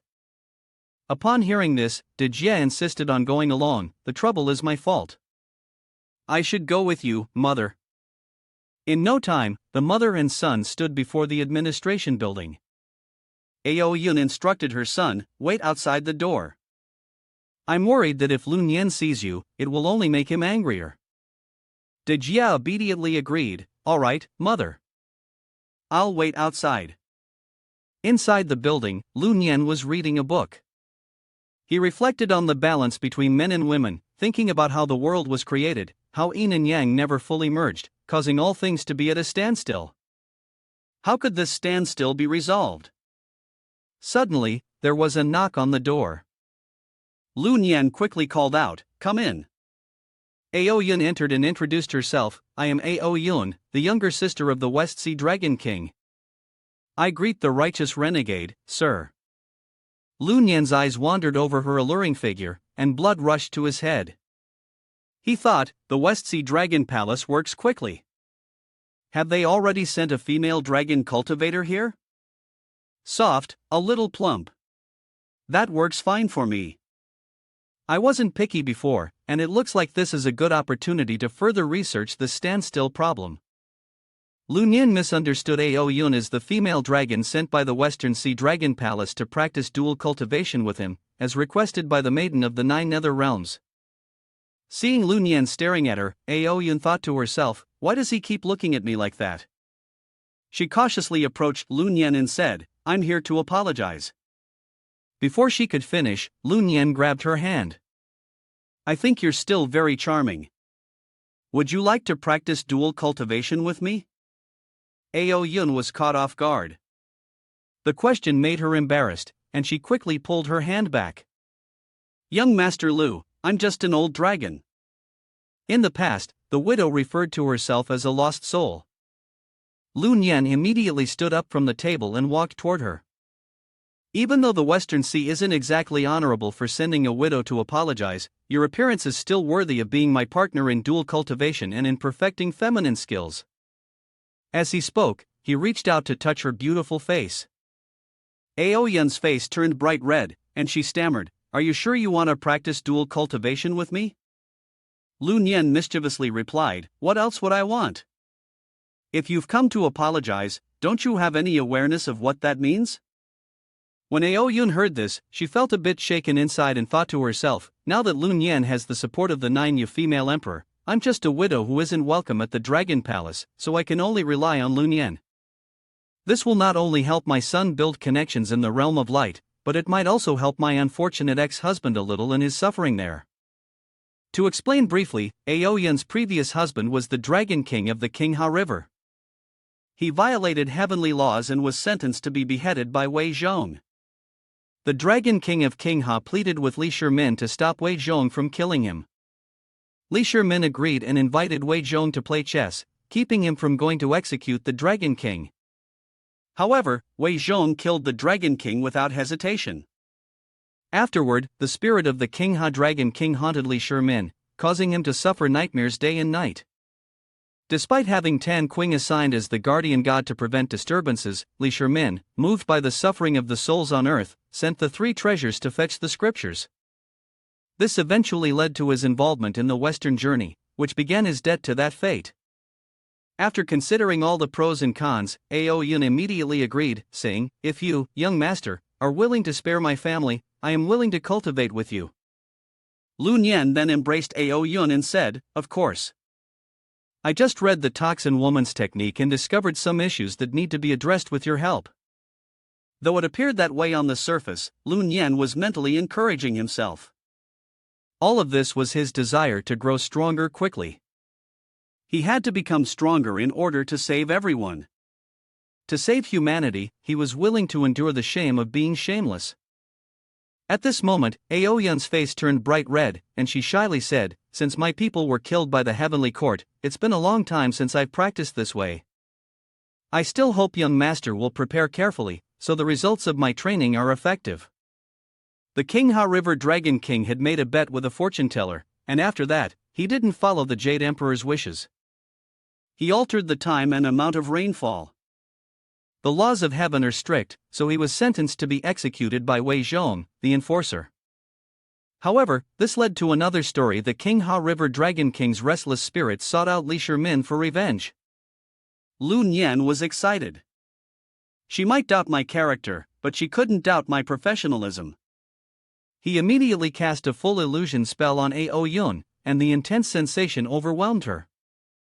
She quietly screamed inside, "Is this the sacred touch of dual cultivation?"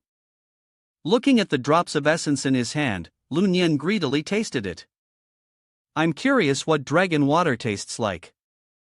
After tasting it, the new sensation made him exclaim, "It's a bit like a mild soy sauce." This made Aoyun embarrassed, her face turning even redder as she teasingly scolded him, "Young master, don't speak nonsense." Lu Nian pointed to a small table nearby. "Please sit there, madam. I'd like to study this fragrance on your body a little more." Following his words, Aoyun sat down and spread her legs apart. "Is this how it's done?" Lu Nian gave a thumbs up in praise, thinking that only a Dragon Clan elder could have nurtured such a delicate, smooth fragrance like this. Aoyun, feeling embarrassed, hesitated to listen further, saying, "Young master, please stop looking, it's so embarrassing." But Lu Nian didn't care. He sat down, holding the bottle of aged wine, thinking to himself that this wine had been sealed for so long, and today he would finally open it and taste it. With that, Lu Nian used his mouth to break the seal. Immediately, a rich, intoxicating aroma surged out from inside. Lu Nian couldn't help but feel greedy, drinking it all in one go. Aoyun, on the other hand, couldn't handle the intense sensation and felt something strange. "I need to go to the bathroom." Meanwhile, at the Heavenly Gate in some palace, the Jade Emperor was having a conversation with Tai Bai. He looked very troubled. "Tai Bai, the heavenly court that Master Hong Jun entrusted to me is becoming harder and harder to manage.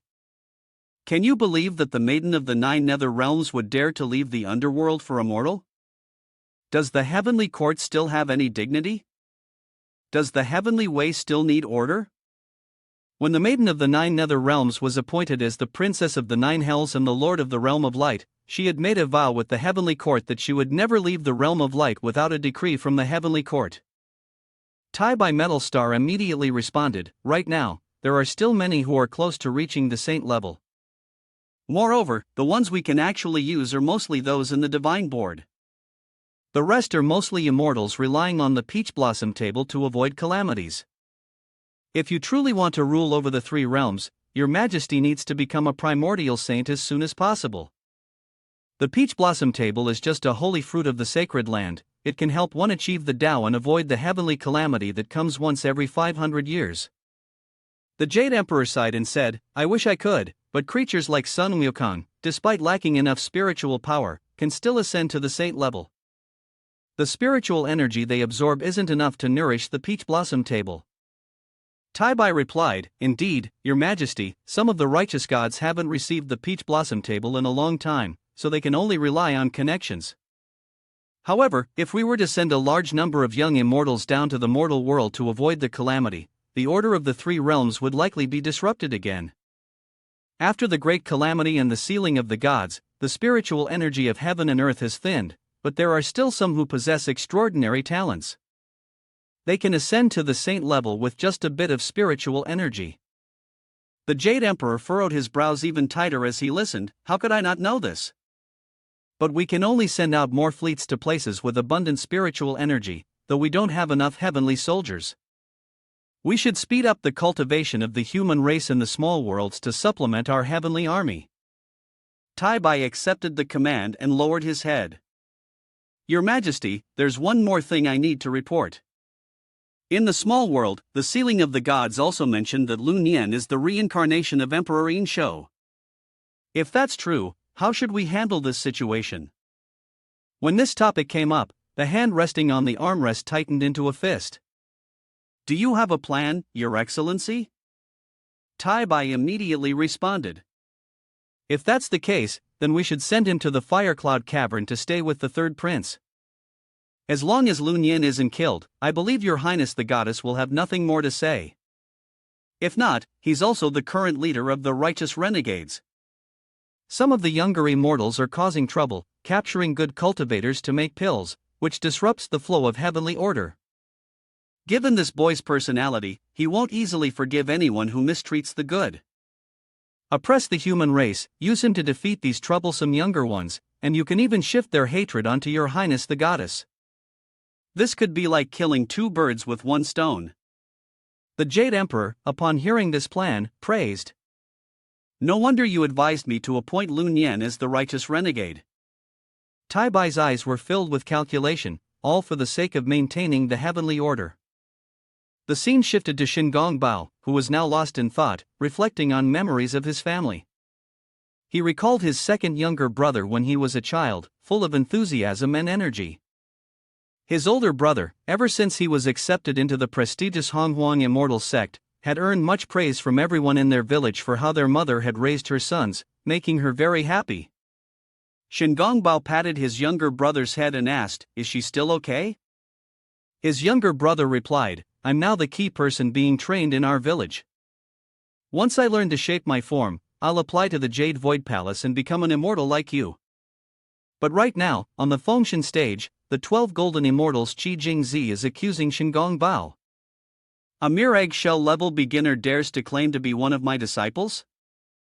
If it weren't for the fact that my master saw you as someone with a destiny linked to the Fengshan, someone like you, with no virtue or ability, wouldn't even be able to enter my school, no matter how hard you tried. Hearing this, Shingong Bao immediately pleaded, "Please take into account how many disciples of the radical sect that helped elevate to the divine board. Senior brother, I beg you, please ask the master to spare me." But Qi Jingzi, still furious, shouted, "You insolent fool! How dare you, a mere eggshell-level beginner with no virtue, call me senior brother?" He Tong-er, shut him up. As soon as he finished speaking, the girl named He Tong-er raised her hand and slapped Shingong Bao across the face. He wiped the blood off his nose. "I've risked my life for the doctrine to be elucidated and expanded. I've made great contributions in eliminating the radical sect. You can't treat me like this." Meanwhile, Qi Jingzi shouted at the heavenly soldiers, "Bring the people from the Shen family village here." Immediately, Shingong Bao's neighbors were escorted in, including his mother and younger brother. Both of them saw Shingong Bao and anxiously called out, "Son, brother." At this moment, He Tong-er took out the imperial decree from the Shuhu Palace.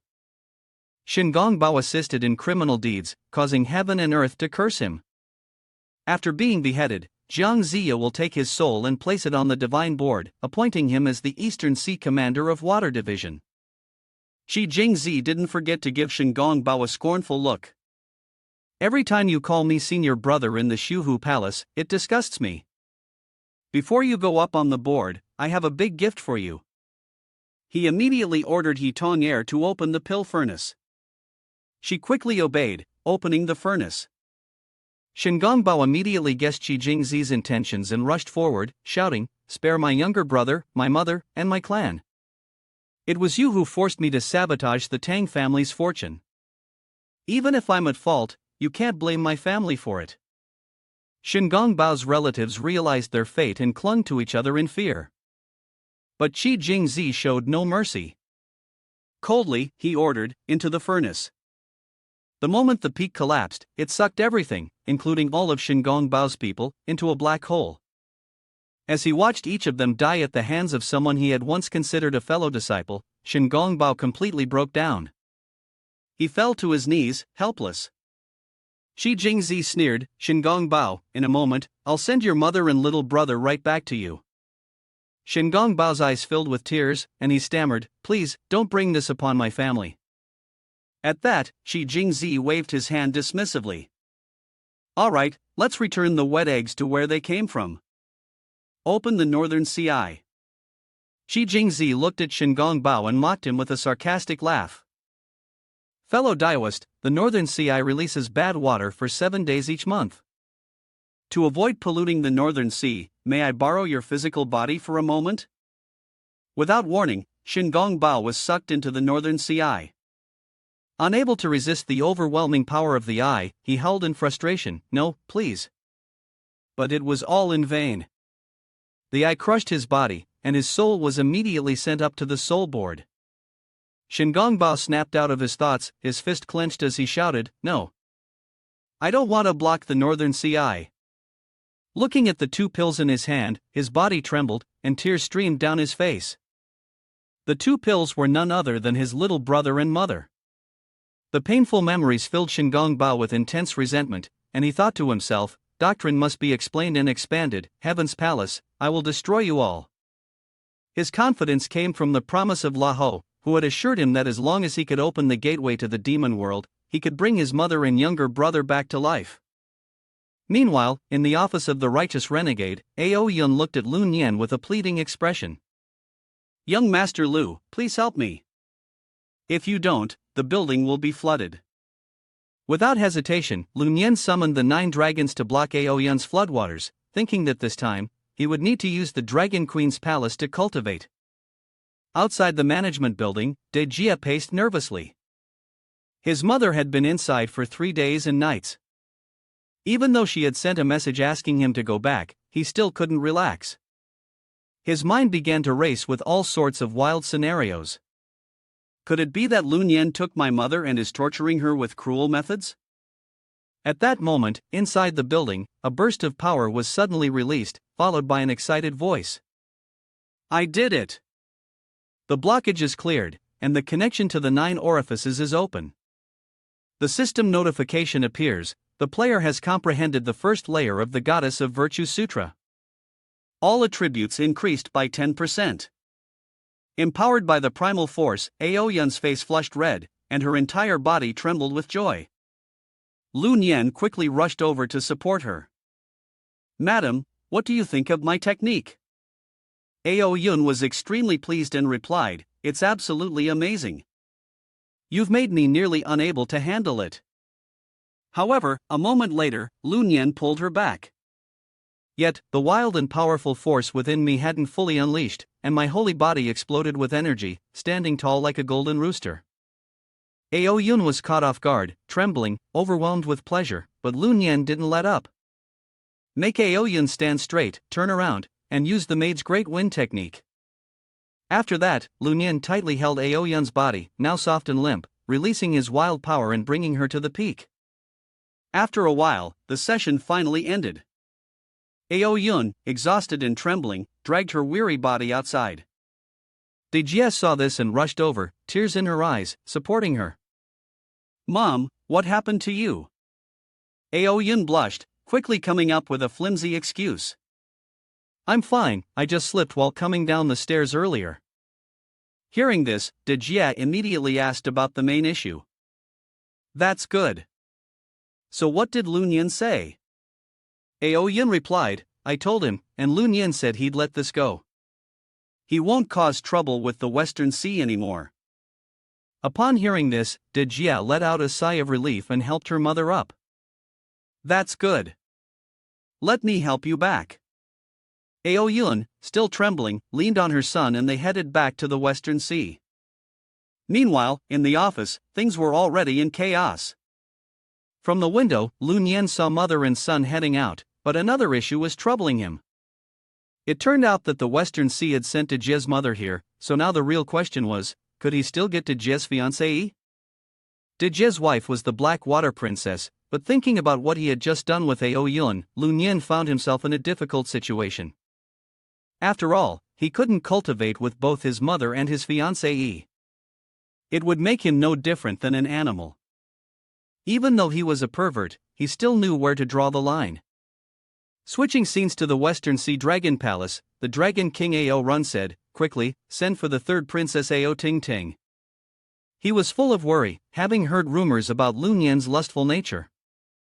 If he were to come to their western sea and choose their wives, it would be disastrous. He needed to get his daughter there as soon as possible.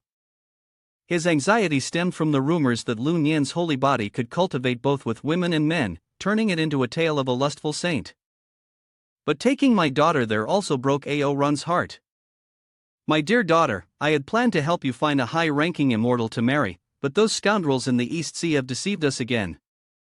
Because of the West Sea's crisis, we have no choice but to disappoint you. This is the warmth of a father's love, truly. At that moment, Ao Ting Ting stepped forward and asked, "Father, why did you call for me?" Ao Run replied, "My good daughter, I need to ask you for a favor. As you can see, the most suitable woman from our royal bloodline for marriage is none other than you. This time, with the West Sea in trouble, we have no choice but to marry you to Lun Yan." But Ao Ting Ting protested, "Someone like me would never agree to that. I'd rather die than marry a mortal, and to be his concubine on top of that? If you force me, I'll kill myself." Ao Run, hearing this, angrily shouted, "My little troublemaker, if you don't marry that lustful saint, he'll come to our dragon palace and choose someone. If he picks your mother or your sister-in-law, our dragon palace will lose even more face. Your aunt is still single, but she's a widow with an older son. Lun Yan will definitely take her instead." Ao Ting Ting was furious. "Is everyone really so scared of the maiden of the nine nether realms, your highness?